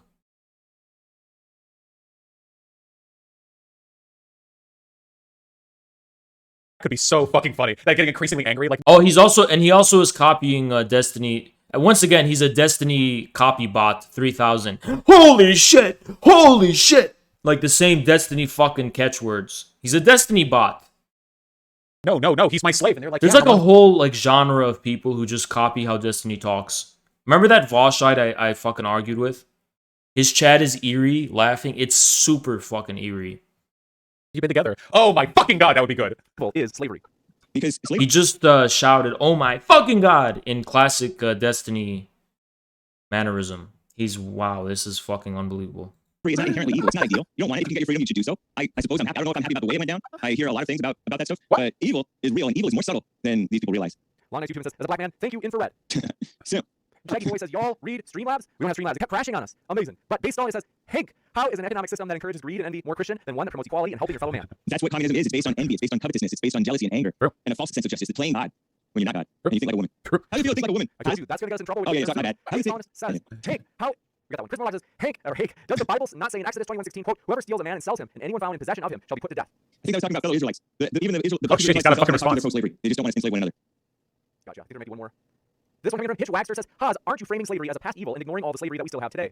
No, my position is crystal clear. All I'm doing is doing the baseline recognition that slavery was an utmost historical evil that should not be apologized for, downplayed, or there should be no revisionism of this fact. We should recognize this baseline fact. I'm like war that tore this country apart on the basis of the recognition of this fact. In Islamic countries, they were castrated. In African countries, they're enslaved to this day. I think you're downplaying the worldwide evil. I'm not downplaying any instance or evil of slavery whatsoever, but I'm just recognizing the qualitatively distinct and distinctly evil nature of slavery. Yeah, actually, you can't actually argue with anyone. Hake is an NPC. He's also, by the way... He's genuinely fucking... his chat's really disturbing. A troll. Why do you think he kept saying, you're getting pretty mad? Why are you a woman? Why are you a woman, Haas? Like, he's a troll. He knows... Oh, wait. You're saying he's a troll? So that means if I would have reacted harshly, that means I would have taken the troll's bait. Isn't that what that means, Vaush? So what's so manly just about taking a troll's bait? Doesn't that evince a severe lack of fucking self-awareness? Wouldn't that mean Hake wins and I lose if I took the fucking bait? You fucking idiot. That's what he's doing. It's almost like I knew what I was doing. Also very stupid. Those aren't mutually exclusive. He can be both of those things, I think. It's just... But yeah, no, you can't actually... There's no real point in debating people like this, except for the spectacle of things. But for me, this debate is only fun because Haas is also a lolcow. If Haas was replaced with a sensible person... Hold on. Listen. In what world does Vaush call me a lolcow? First of all, more people have laughed at your stupidity than mine. Because you are genuinely and authentically a stupid person. Sure, I'm an intentionally funny guy. And yeah, I'm never unintentionally funny, by the way. It's always intentional. Because I know how to be funny. I'm genuinely a funny guy. But behind that is an extremely knowledgeable and articulate person. No one can deny that, by the way, right? Here we go, a holes guy.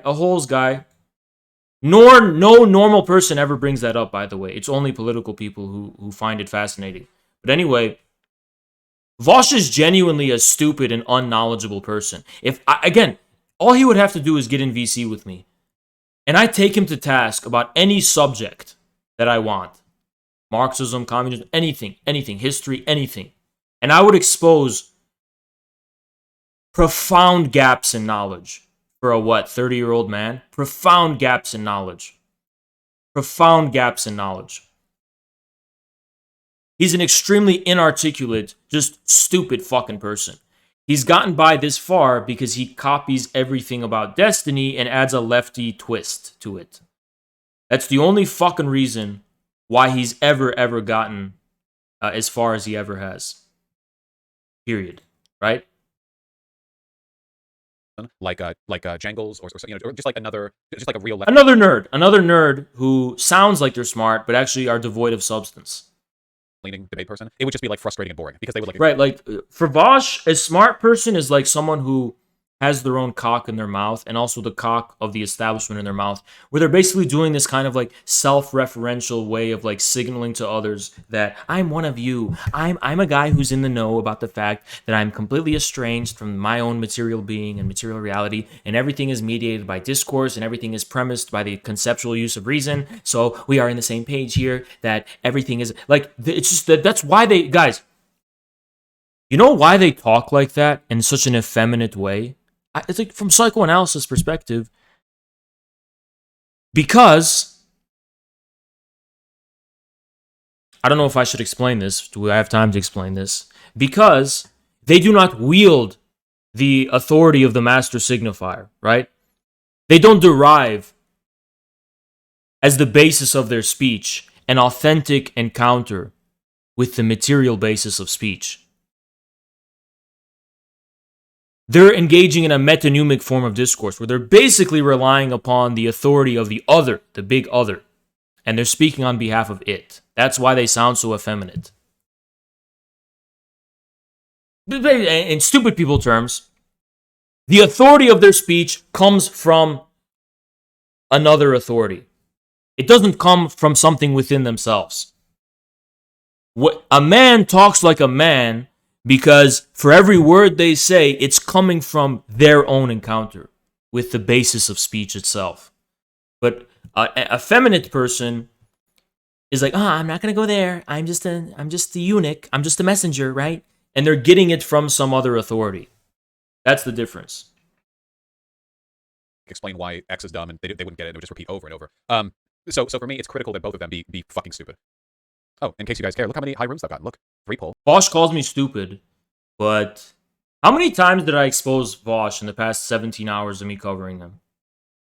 There's no recovery for Vaush after this, by the way. We're going to conclude it, and Vaush is done. I don't want anyone ever to tell me that Vaush said this, Vaush said that. Just from this alone, I have exposed such a profound level of stupidity on Vaush's part that if this were to be public, it would end his fucking career in a heartbeat. It would end his fucking career. 2 3 mile, 10 ist, 2 vex, 2 and also I have one of each of them right over here. I have enough to barter for a bear rune, at least. On the American continent specifically, like we went through a lot. From Vaush not knowing that Malcolm X was not killed by the Nation of Islam, to his stunning lack of knowledge about philosophy and history. It's like there's so much shit he fucked up that we caught, right? From this alone. Leading up to the Civil War. How old are you? 25. Yeah, see, that's why you're brainwashed in this way. I'm 40. When I was in school, we learned that there were good and bad slave owners. Listen, I think this view is fundamentally incompatible with communism. This is like saying there can be a good and bad rapists. That's kind of true. Yeah, it is kind of incompatible with communism. But except that's not what I said. What I said is incompatible with common sense. That's what I said. He said communism. That's true. There's nothing about slavery that's rape.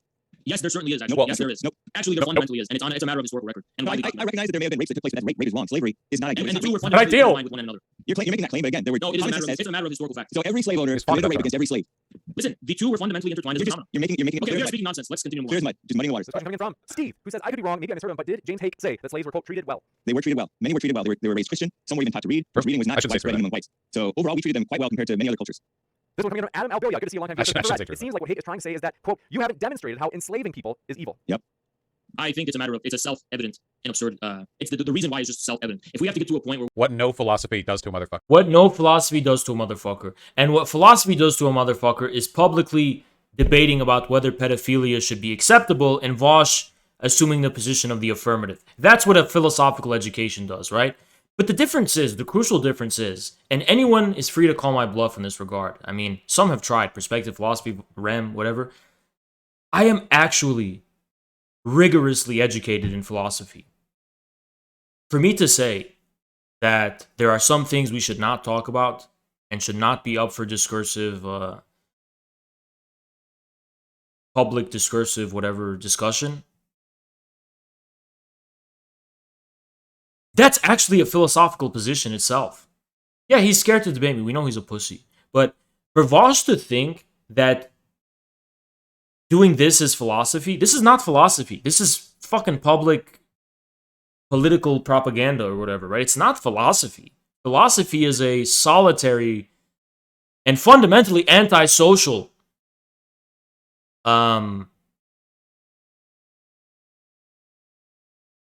sphere of inquiry and development, right? It's not something that's like has all these viewers and has all this fucking bullshit. That's not philosophy. Philosophy is something you do by yourself. So if you want to think about these things by yourself, yeah, nothing's off the table when it comes to philosophy.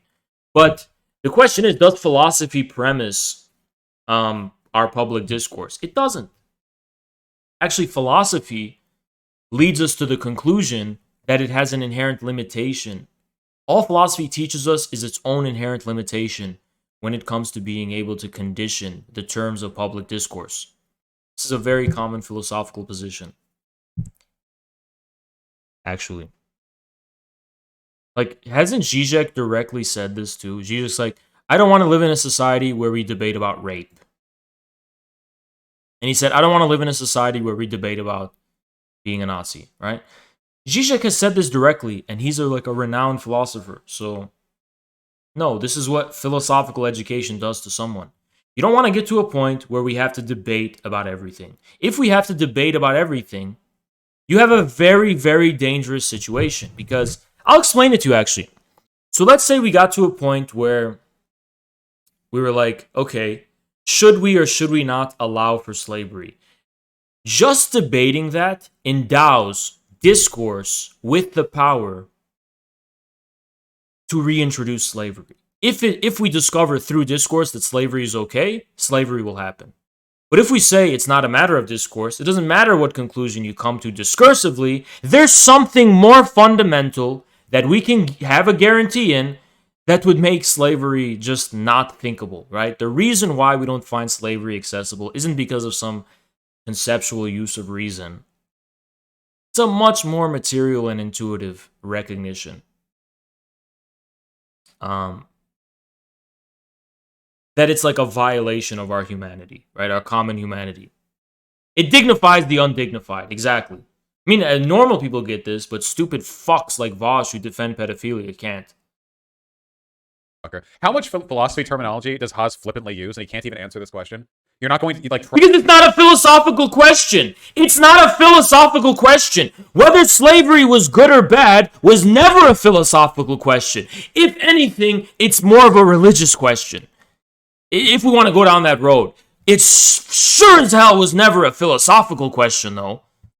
If slavery was a philosophical question, then the Civil War would have been fought with quills and fucking books and not with rifles.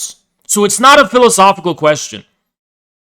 Actually, many would argue that a fundamental prerequisite to participate in philosophy is a more fundamental ground of freedom that can only be acquired at the level of something beyond philosophy, like physical force, right? Then you can do philosophy. I mean, there's a reason Socrates and Plato and Aristotle were not slaves, because slaves can't really do philosophy, right? So what a stupid fuck. And by the way, Vaush says I only use philosophical terminology and that I'm not actually educated in the sphere of philosophy. But Vaush literally didn't even know that certainty and faith are considered opposite to one another in philosophy. So, and a bunch of other shit too I'm not even talking about right now. So, yeah. Crash argument. It's self-evident. You're not going to make an appeal to, like, bodily autonomy or to... No, I'm not. I'm not going to make a fucking appeal to bodily autonomy or any fucking else, because I'm not going to try and premise and condition our rejection of slavery upon some kind of fucking Twitch or YouTube debate bro talking point. Because at that point, what if we decide to come to a different conclusion, right? Then it's up in the air. The question of slavery is not a matter of philosophy. Hold on. Let me reel it back. That's not even philosophy. If you were to talk about bodily autonomy, you're not participating in philosophy. You're trying to create an arbitrary moral system. Creating an arbitrary moral system is just as much philosophy as is, I can't even say this, a person with certain, let's say, cognitive limitations trying to build a nuclear reactor out of Legos. And like spitting on it and shitting all over and being like, look, this is my science experiment. That's not fucking engineering, okay? And Vaush trying to create a fucking arbitrary moral system. We're talking about, well, bodily autonomy. What does that even mean, bodily autonomy? I believe, listen, Vaush, axiomatic systemic thinking is not philosophy. It's not. As much as you like to believe it is, it's not. If you like, for example, axiomatic systemic thinking is about drawing red lines and then proceeding from those premises. That is not philosophy, okay? The only premise philosophy has ever proceeded from is the Platonic idea and its consistency thereof. But the thing is, that's not even necessarily true, because the Platonic idea is metaphysically ambiguous. It is latent with all of the mythical, poetic poetry of being that you had in the pre-Socratics. The idea contains, like, a metaphysical wealth that is irreducible to the concept. Some kind of barren, purely formal concept. The idea is, like, metaphysically dense, okay? So even then you can't say that we only begin with the idea estranged from the rest of being. Well, no, the idea is part of a more harmonious world of being, right? Like, for example, Heidegger says that all the problems begin with the Platonic idea, right? I disagree. Platonic idea is not the pure form of modernity, which is just like an empty, pure form, totally estranged from all reality. No, Platonic idea is a way of giving form to the whole of being. It's not an empty, pure form that's set against the whole of being, as is the case in the modern philosophy.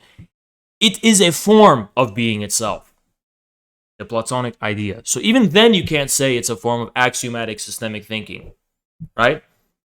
Even then, modern philosophy is not even an axiomatic systemic form of thinking that begins with first premises. The only example of that in the history of modern philosophy, if we assume Hegel is the last philosopher, which I do, would be Spinoza. Spinoza, right? We begin from substance. All body, substance is extended in space, some shit like that. And he keeps building off of the premises, right? Spinoza kind of works that way. Only Spinoza. Consent. What about individual liberties? The way Hake was talking about earlier. Like, I feel like there are directions you could go with this. You know. Rem talking mad shit about you, saying he will debate you on the nature of goodness. I don't give a fuck. We have to debate about why slavery is fundamentally evil, then everything else becomes up to debate too, right? Yeah. I don't want to arrive at a situation where we have to start debating about things like pedophilia and things we know intuitively and inherently to be wrong. See, Vaush attacked me, and then I just said, I don't want to debate about things like pedophilia. And look at the nervous look on his face. He's like, uh-oh, I feel called out. Yeah, that's why, Vaush. That is self-evident, but you're relying on your feelings. You're lost about that. Like I said, there are lines we should not cross as human beings, as a matter of basic human decency and humanity. Sorry. These are such bad arguments. Hake, how do you... These are bad arguments. Prove it. I'm calling your bluff. Prove why that's a bad argument. Prove why it's a bad argument. I'm actually interested. Prove why it's a bad argument, Vaush. You can't. Because you're going to say something like, well, if that's the case, then there's a whole lot of other arbitrary things that people can say we shouldn't cross. They can say it, but the question of if whether they're going to be successful in persuading the audience is different, right? I mean, you can say we should not cross the line of debating Medicare, right? Let's say Vaush is like, what's going to stop us from doing that if we don't have clear philosophical distinction lines, right? Nothing's going to stop you, but you're not going to be successful. Because the difference between Medicare for all, for example, and slavery isn't the difference premised by conceptual reason or philosophy itself. It's a difference, again, that is both objective and at the same time, as far as its significance is concerned, unconscious and intuitive. You react to the British deep state's attempt to assassinate Lincoln by supporting unpatriotic John Wilkes Booth and the Confederacy. Also, shout out to Infrared and RTSG. I don't know much about that, but it sounds like it was evil fighting against maybe evil. I don't know. So fucking stupid how people don't understand that. It's a bad argument. What do you mean it's a fucking bad argument? We should recognize there's some shit we shouldn't cross. Why do you want to debate about slavery? Why do you want to... First of all, it's like, when you begin, like, was slavery good or was slavery bad? What does the historical record show us as far as we fought a civil war about it? That's all done. Why are you asking whether it was good or bad or not? Of what? Again, I'm a pragmatist and Vaush is a fucking Anglo whatever. So to me, what is the meat and potatoes point of this discussion, right? Do you want to reverse the tides of history and reintroduce slavery? Maybe you should humble yourself before the history and ask the question of why a war was fought over this in the first place. Maybe you need to humble yourself. You're not a fucking God who stands above history and reality. Whether Abraham Lincoln was good or evil, because you can't trust any history nowadays, much less the mainstream media present day.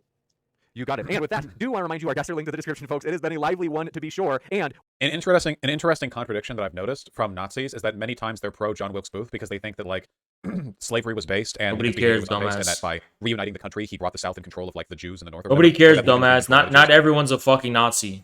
But the interesting thing is that also when Nazis talk about slavery, they'll say that Jews scapegoated onto white people, and that in reality Jews were responsible for slavery in the South. Have you guys noticed that juxtaposition? They do both of those things at the same time. Wow, you're telling me that ideological people are inconsistent logically, including you, Vaush? You're also inconsistent logically too, you stupid fuck.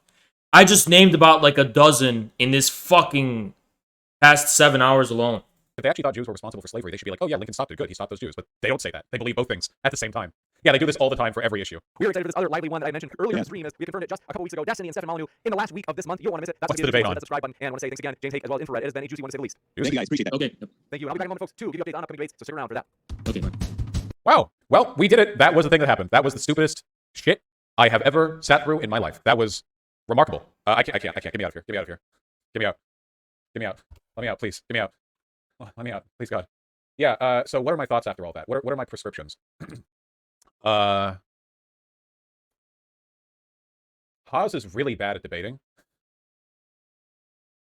That's why he's scared to debate me. Who gives a fuck what you think anyway, huh?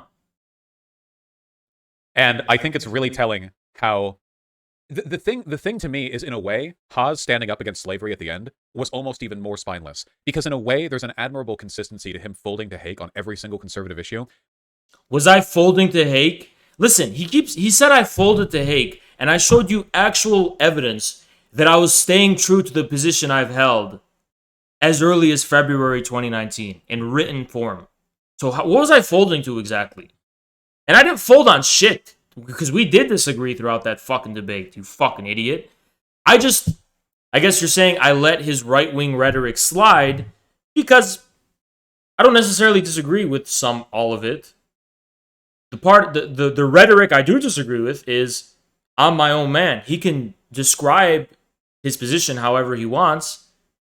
I wouldn't describe it that way, but I'm my own man. What am I going to do? Tone police him and police his speech? You know? So fucking stupid. But he wasn't even consistent on that. There was the last one he had to challenge. You know what I mean? Like he wasn't even. This is, by the way, such an incoherent, illogical, stupid fucking thing to say. You're spineless because you were folding to Hake, and that was admirably consistent. But then you pushed back against Hake, and it's not the only time I pushed back against him, but it's the time I did it the most intensely. You pushed back against Hake, and that was cowardly. And why was it cowardly? Because it wasn't being consistent. So let's just adopt the premise that I was being cowardly. There's something admirable about being consistently cowardly. And when you're inconsistent about being cowardly, it's even more cowardly. What?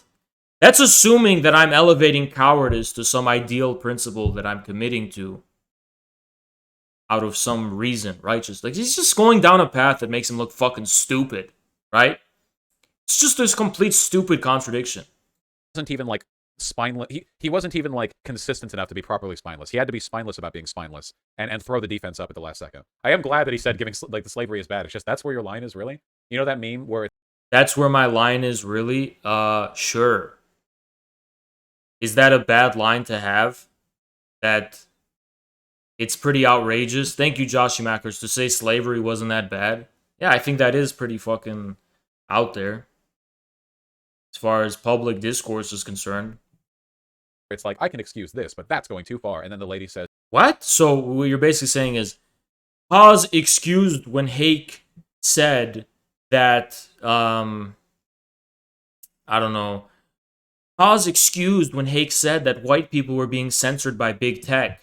But when Hake said that he defends slavery, that's ridiculous. Haas is so inconsistent. Like, what? You can excuse that? Like, yeah, because that was by far the most outrageous thing Hake said the whole fucking time, you fucking idiot. You know what I'm talking about. Anyway, phenomenal meme. Fantastic stuff. They didn't even talk about communism, like at any point during any of that. I did in the introduction. It's not my fault Hake didn't want to. Rem says he will donate $10,000 to any political movement of your choice if you can show proof you wrote books about Hegel. I can, but he can't leak it. Hold on, he can't leak it. Tell him he can't leak it, but privately I can show him on Discord. I can show him privately. He cannot leak it. He cannot leak it, though. And he has to swear. And I might even force him to write an NDA to swear. That's an easy 10K. And political movement of your choosing. Infrared's a political movement. Infrared's a political movement. Really? He will? Wait, I actually can. I can. No way. I can. I can do that. Hold on. I can do that. No way. No way. No way. No way. No fucking way. No fucking way. Hold on.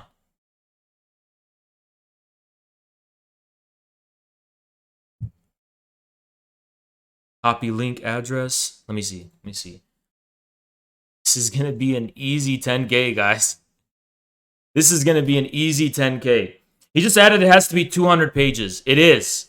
It's 180,000, 200,000 words, something like that. And then I have another one that's 90,000 words. I don't know which one I should do. Actually, it's more than 100. Are you kidding? Combined? Yeah, it's way more. He can't be trusted. It's way more than 200 pages, dude. It's, way more than 200 pages. Infrared. If Infrared sends me $200. Sends me 2 of his Hegel book manuscripts, I will donate $10,000. I didn't actually write 2 books about Hegel specifically. Did I?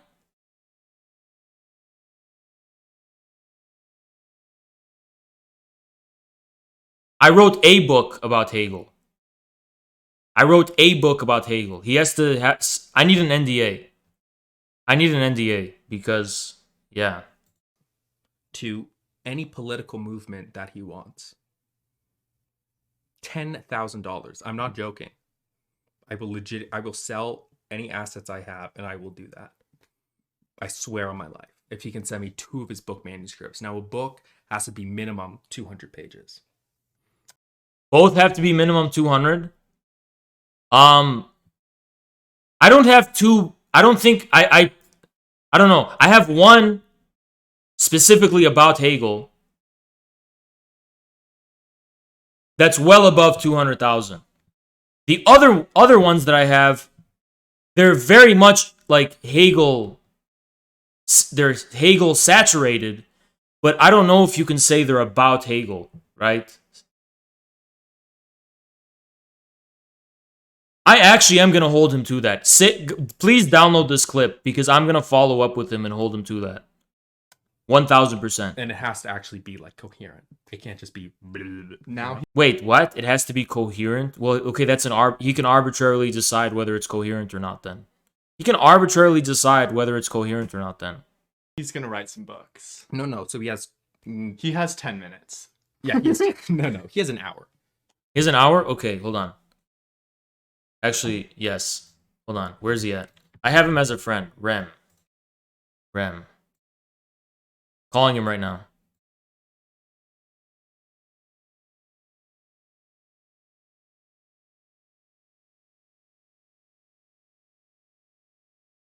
I just DM'd him.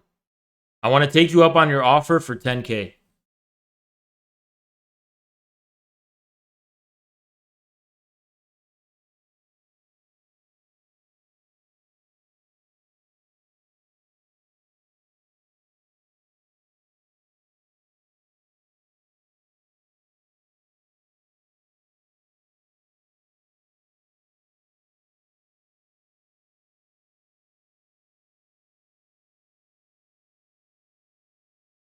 I actually have them right here. Like, right here. This is actually going to be easy. Hold on.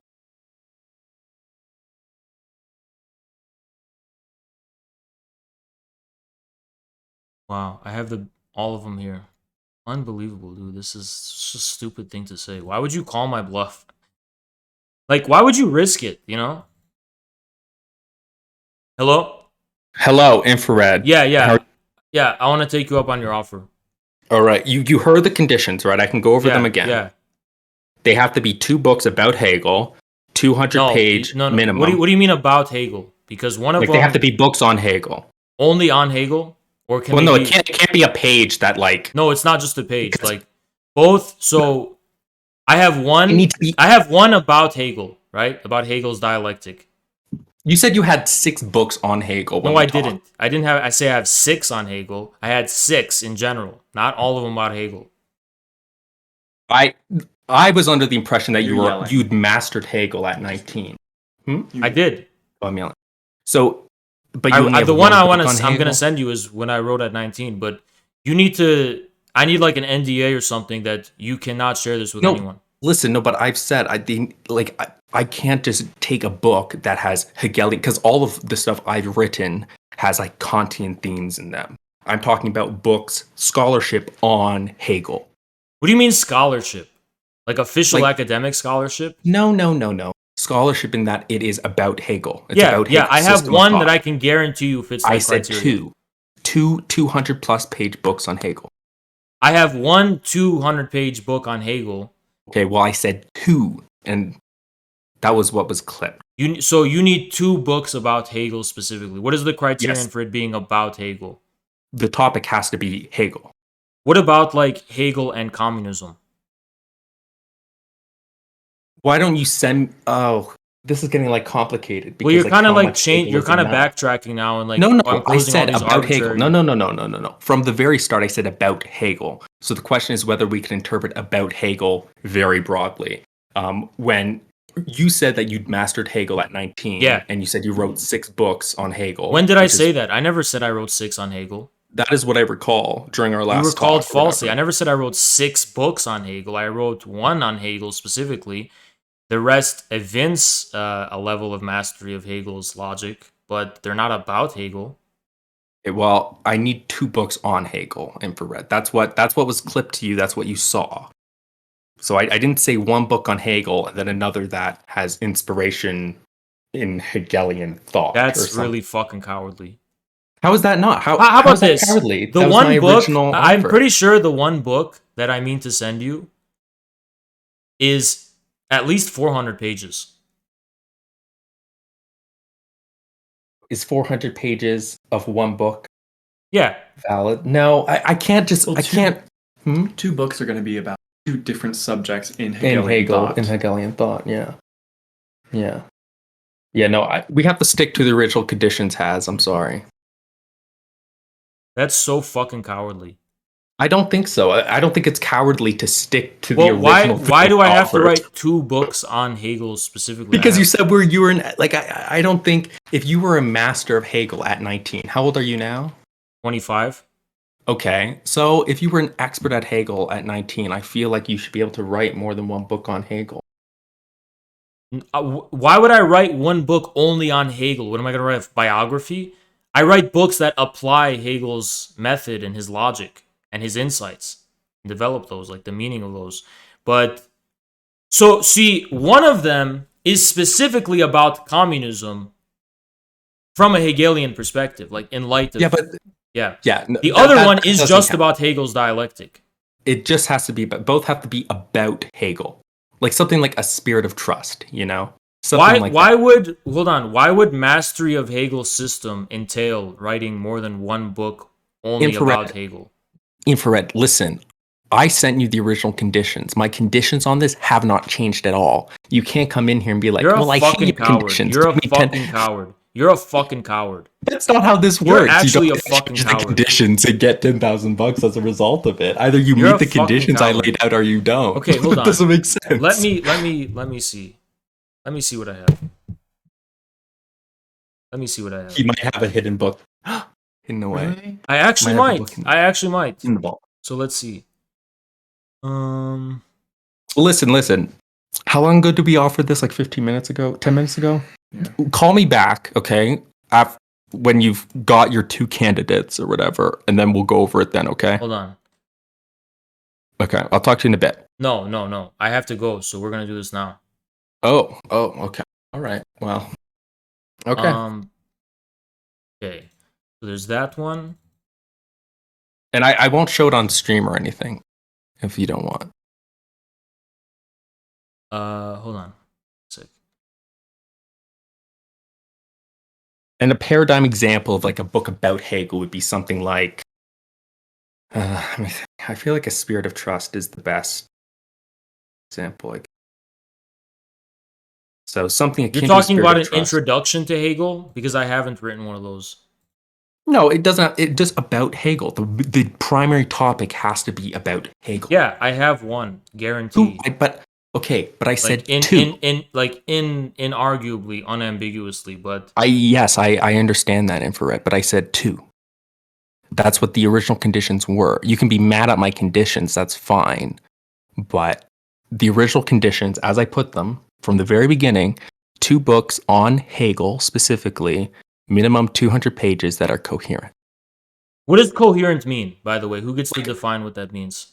I mean that it's not like an undergraduate level paper kind of thing. Like the arguments have to make sense. It has to be readable. Okay, there you go with that, because you're obviously going to say they don't. No, I will not. No, I will not. If a reasonable person can be like, oh, this is a coherent, like no, something, you have to be a person who's like heavily knowledgeable about Marxism, about continental philosophy. It's about Hegel. What? If it's a book about Hegel, I would just need to have knowledge about Hegel to understand. No, I don't know. One of Hegel's most lasting influences was Marx, so the book is obviously about defending Hegel from a Marxist perspective. I don't think Hegel's legacy is Like Hegel would not agree with Marx's conclusion. That doesn't matter. One of the things, yeah, but Hegel's in practical terms, I understand his most that important Marx lasting drew upon- influence on the way he affected the world was through Marx. Easily. Yeah, but see, like, I can write a book on, like, Gottlob Frege, and his lasting influence was on Russell. So if I write a book on Russell and Frege, that doesn't count as 2 books on Frege. That counts as a book on Frege and a book on Russell. No, In the same that's way not that what a a book book on about Hegel- Hegel means. A book about Hegel doesn't just mean it confines itself only to talking about Hegel or what Hegel confined his own philosophy to. It's a book about giving meaning and explanation to the meaning of Hegelian philosophy. I've told you what I interpret about Hegel means, which are books about Hegel. Okay, so you listen, Rem, you're a fucking pussy. I called your fucking bluff, and we were ready to go. You just changed the terms and conditions so fucking narrowly to get yourself out of it. Just admit you look like a dumb little bitch, and I called your fucking bluff. You weren't willing. You were at no point were you gonna fucking commit to spending $10,000. You fucking coward. At no fucking point were you gonna fucking spend $10,000. You just tried to worm your fucking way out of actually committing to putting your fucking money where your mouth was after I fucking called you out. got so excited. You're a fucking initially. coward. You're actually a fucking coward. Listen, bro. My conditions were very clear. No, they have not weren't. changed. No, and nowhere in those conditions did you say a book about Hegel means that it can't explore other topics. It's only going to mention Hegel.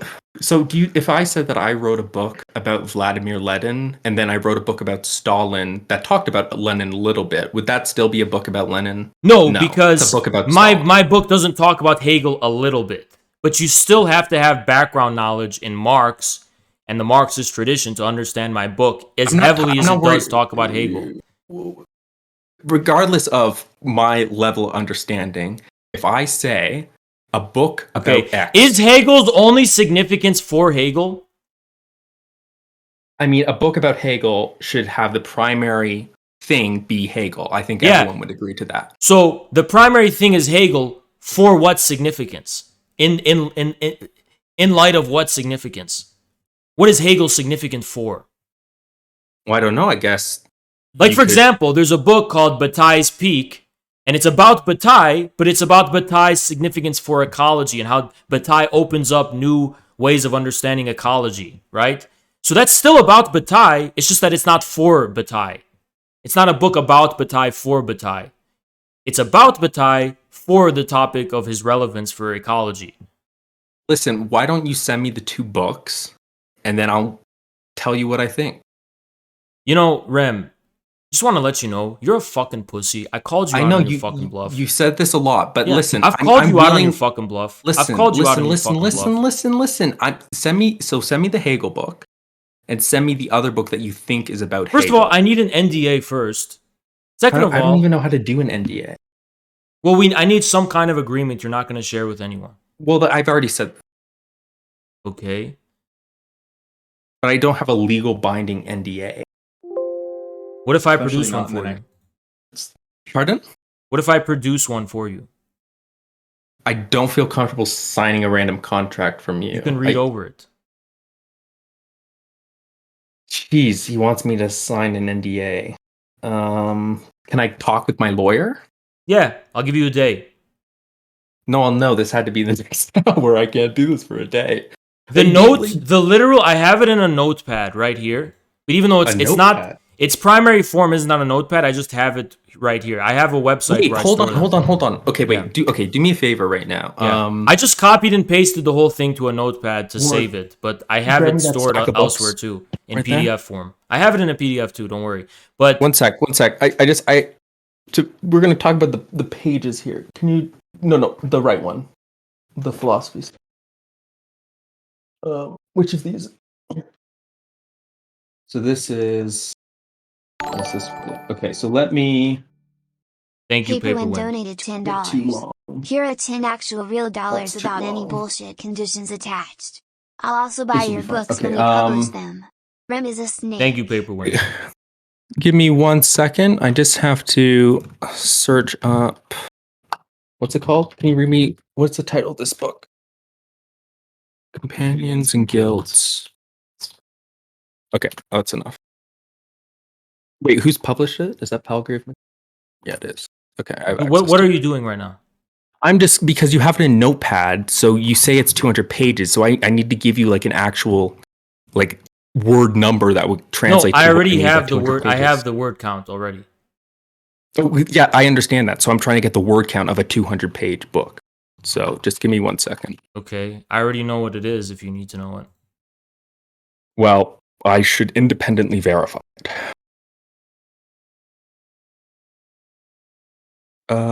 Here it is. I hope I can easily full text.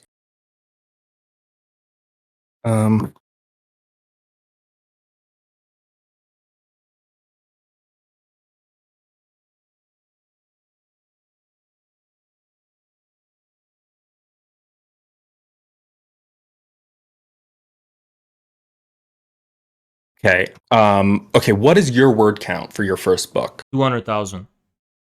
Wow. 200,000 just Hegel. Pages? No, words. And what is your word count for your second one that isn't actually about Hegel, but you want to say it's about Hegel? 90,000, and it's not finished. It's not finished? No. That's not a book? What do you mean it's not finished? It's a manuscript. Yeah, but I mean, you said you wrote 2 books. Yeah, but it's book length. Oh, Infrared. I asked for 2 books. You can't say, well, I have 1 book and then 1 book that's not finished. This is the only one that's finished. Almost all the rest are not published yet. So that's what it means to be unfinished. It's not published. Okay, what do you mean by not finished? Like, it needs to be like edited and revised and a bunch of stuff. The second one I'm talking about. I don't... Like, does it, in order for it to be a complete book, does it still need more content? I don't know. I haven't decided. Yes. Well, listen, Infrared. I didn't say it could be I have unfinished. others too, though. That I never said it could be unfinished. That doesn't make any fucking sense. I have unfinished books. It's listen, I'm sorry, Infrared. You can call me pussy all you like. Yeah, you are bitch made. You are absolutely fucking I know, but I was looking for 2 books about Hegel. Yeah, on you Hegel. just decided that about Hegel means like they only talk about Hegel. Hold on. Because yes, isn't so that on? most people would Zizek's understand? less than nothing. Is that about Hegel? I don't know. I haven't read. Less than nothing. Is it about Hegel? I haven't read Zizek. Obviously you haven't. Well, yeah, I've never claimed to have. Okay, so that's not about Hegel, right? How am I supposed to know if I haven't read Zizek? Well, your qualifications for a book about Hegel is either a new introduction to Hegel's thinking, a reinterpretation of Hegel's thinking very narrowly confined to the range of thinking Hegel himself contended with, which is like non-existent. If the book is about Marxism, it's not a book about Hegel. Yes, it can very easily be about Hegel if it's Is it called Hegel and Marxism and says... Yeah, that's very much possible. It's called Hegel and Marxism. So why don't you send me... Mine is not called Hegel and Marxism, but I'm defending Hegel against Marxists who don't think he's necessary for Marxism. So is it about Hegel? Yes. Or Marxism? It's about both. This is very confusing. What do you think? Do you think that a book about Marxism is about Hegel? What a stupid fuck. A book can be about more than 2 things, but yes, it is primarily about Hegel. I would love to read your book sometimes, but unfortunately, I don't think you meet the original conditions. Infrared. Yeah, who writes a 200-page book exclusively about Hegel? I will tell you. Yeah, a Hegel scholar at 19 would. That's all I'm saying. No, I never said I was a Hegel scholar. I just said I mastered Hegel's system. Yes. What I said is that I mastered Hegel's system. Yes. All right. Well, I'm sorry, Infrared, but I'm going to have to end this here. If you ever do produce another book about Hegel, let me know. And let me know when they're published. What a It'd be very Weasley interesting snake read. little fuck coward bitch pussy. What a literal fucking pussy. I think you're violating TOS right now, Infrared. I don't think that's okay. Shut the fuck up. Get the fuck out of my call, you fucking pussy. Absolute fucking coward. Unfucking believable.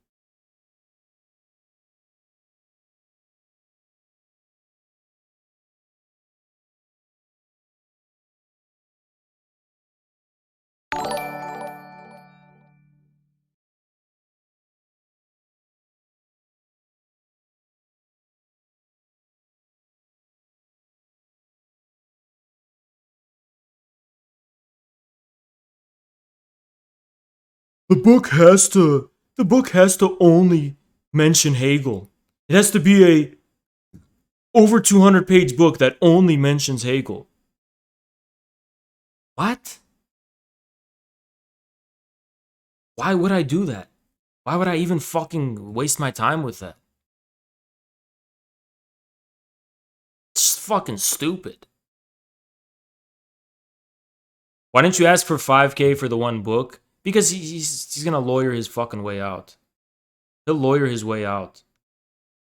Yeah, he did that condescending fucking voice, and he was like, oh, well, if you were a Hegel scholar at 19, surely you would have written 2 books about Hegel. It's like, when I said I mastered Hegel's system at 19, and I wrote books about Hegel, first of all, the idea that that has to be at least 200 pages is just fucking arbitrary, right?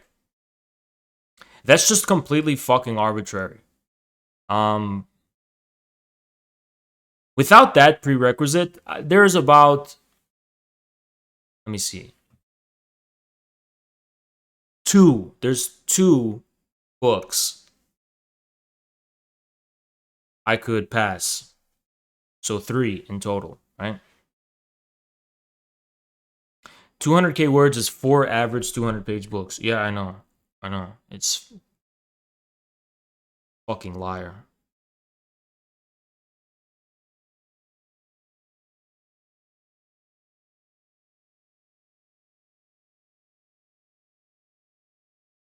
No, I don't listen to audiobooks, okay? What a pussy, dude. What a fucking pussy. I can't believe that shit.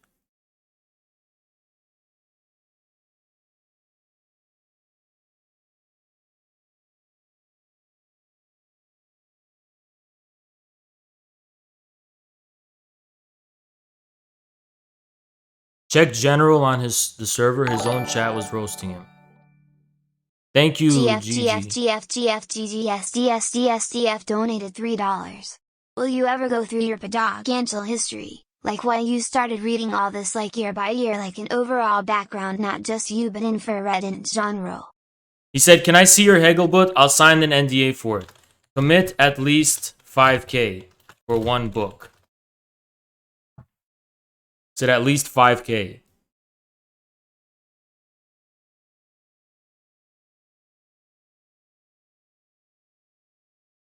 He said he'll sign an NDA for it. He says, can I see your Hegel book? I'll sign an NDA for it. He said, commit at least 5K for one book.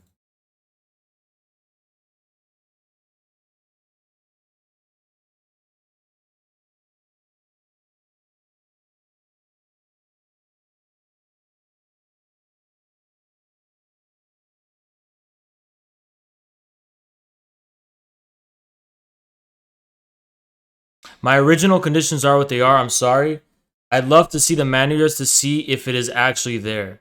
I don't give a fuck if you believe me or not, you little bitch. Do you think I value your opinion of me as worth 5K? I don't give a shit what you think. I don't give a shit what you think, stupid bitch. Fuck.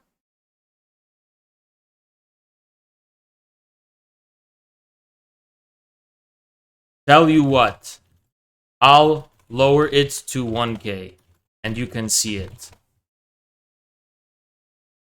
I'm gonna be fair. I'll lower it to 1K. Matter of fact, I might lower it even to $500, and he can see it. Matter of fact, no, let's just see if he'll accept those terms.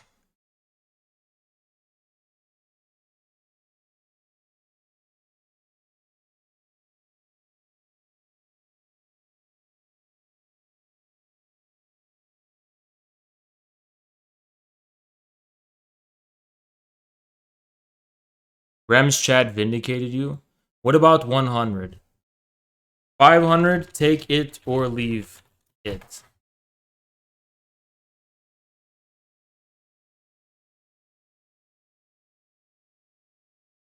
Yeah, people read Hegel to use his method, not to write about him pointlessly.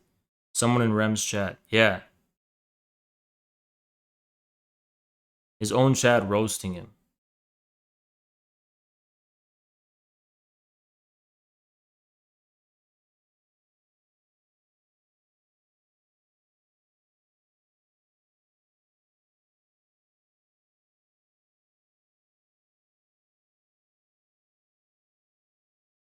Let me see. I just told him 500, take it or leave it. This is like, so this is 10 times less. This is 20 times less than what he originally committed to. And I'm giving him that opportunity.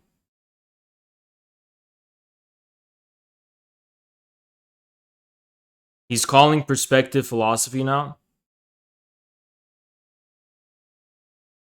It's 3:20 a.m.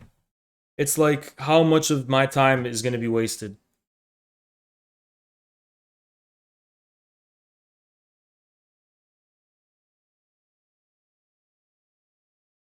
He's in Canada. It's hard to sign an NDA. I don't...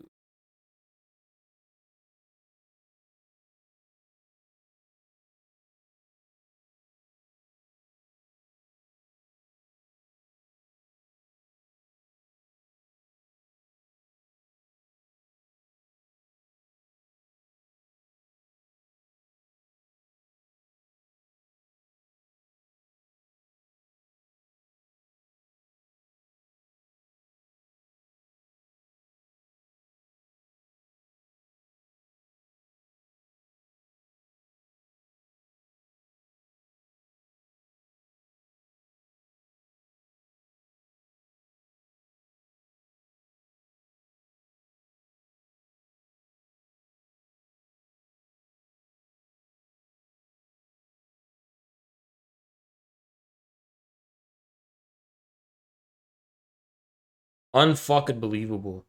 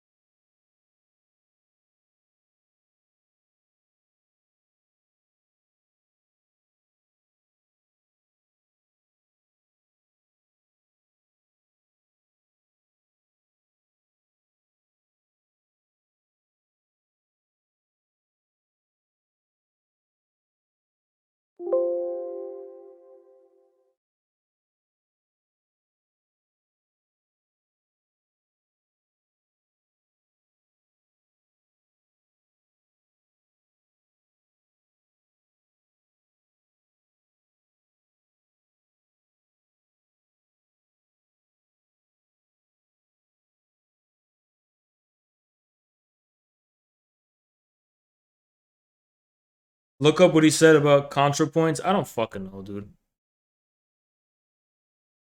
You kind of gave him an out by backtracking that, but I understand why you did it. Yeah, oh my god. Like,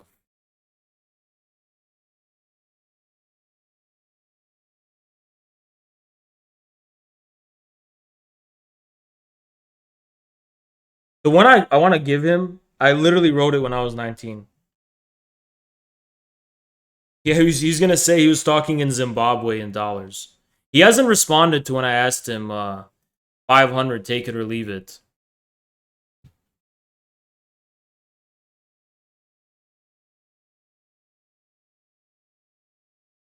You know, like you know what I mean.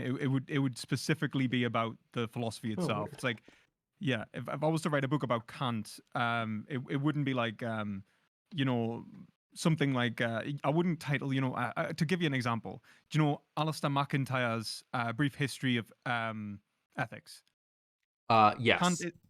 Kant is in that book. That doesn't mean it's a book about Kant. Yes, right. Well, he said that it was a... What did he say? He said it was a... He's just circle jerking with perspective philosophy, lying about what I said. But originally he said it was a book about communism. So is it a book about communism in which he uses Hegel as a defense for like a specific point, or is it like a Hegelian interpretation of like a Hegelian, I don't know, Yes, it's a Hegelian, it's an interpretation of communism. It's a regrounding of what communism is from a Hegelian perspective, is what it is. Purely like he has Hegel from start to finish on communism. Mm-hmm. If you were to apply his thought on communism, that would be on Hegel, I would Yes, say. I would agree. I would agree. Yeah. If it was just like, here's my exposition of communism, and by the way, he has some Hegelian arguments I'm using to justify it. Yes. Yeah, justify it. Then that's not on Hegel. That's No. using Hegel. It would be me writing like a book on applied ethics, and obviously it's Kantian. And see what this dude is doing is he's doing this for his own chat. He's doing it for his own chat. He's not doing it for me. Even with my arguments. Are we gonna give him the book? Don't get me wrong. I'm writing a Hegelian defense in the sense that I'm having to. Yeah, I don't give a fuck about this dumb copium. This shit has lasted way too long. Wow, Latina's the only one online. I'm sending you guys to her. And I'm getting the fuck out of here. What a fucking pussy, though. What an absolute pussy.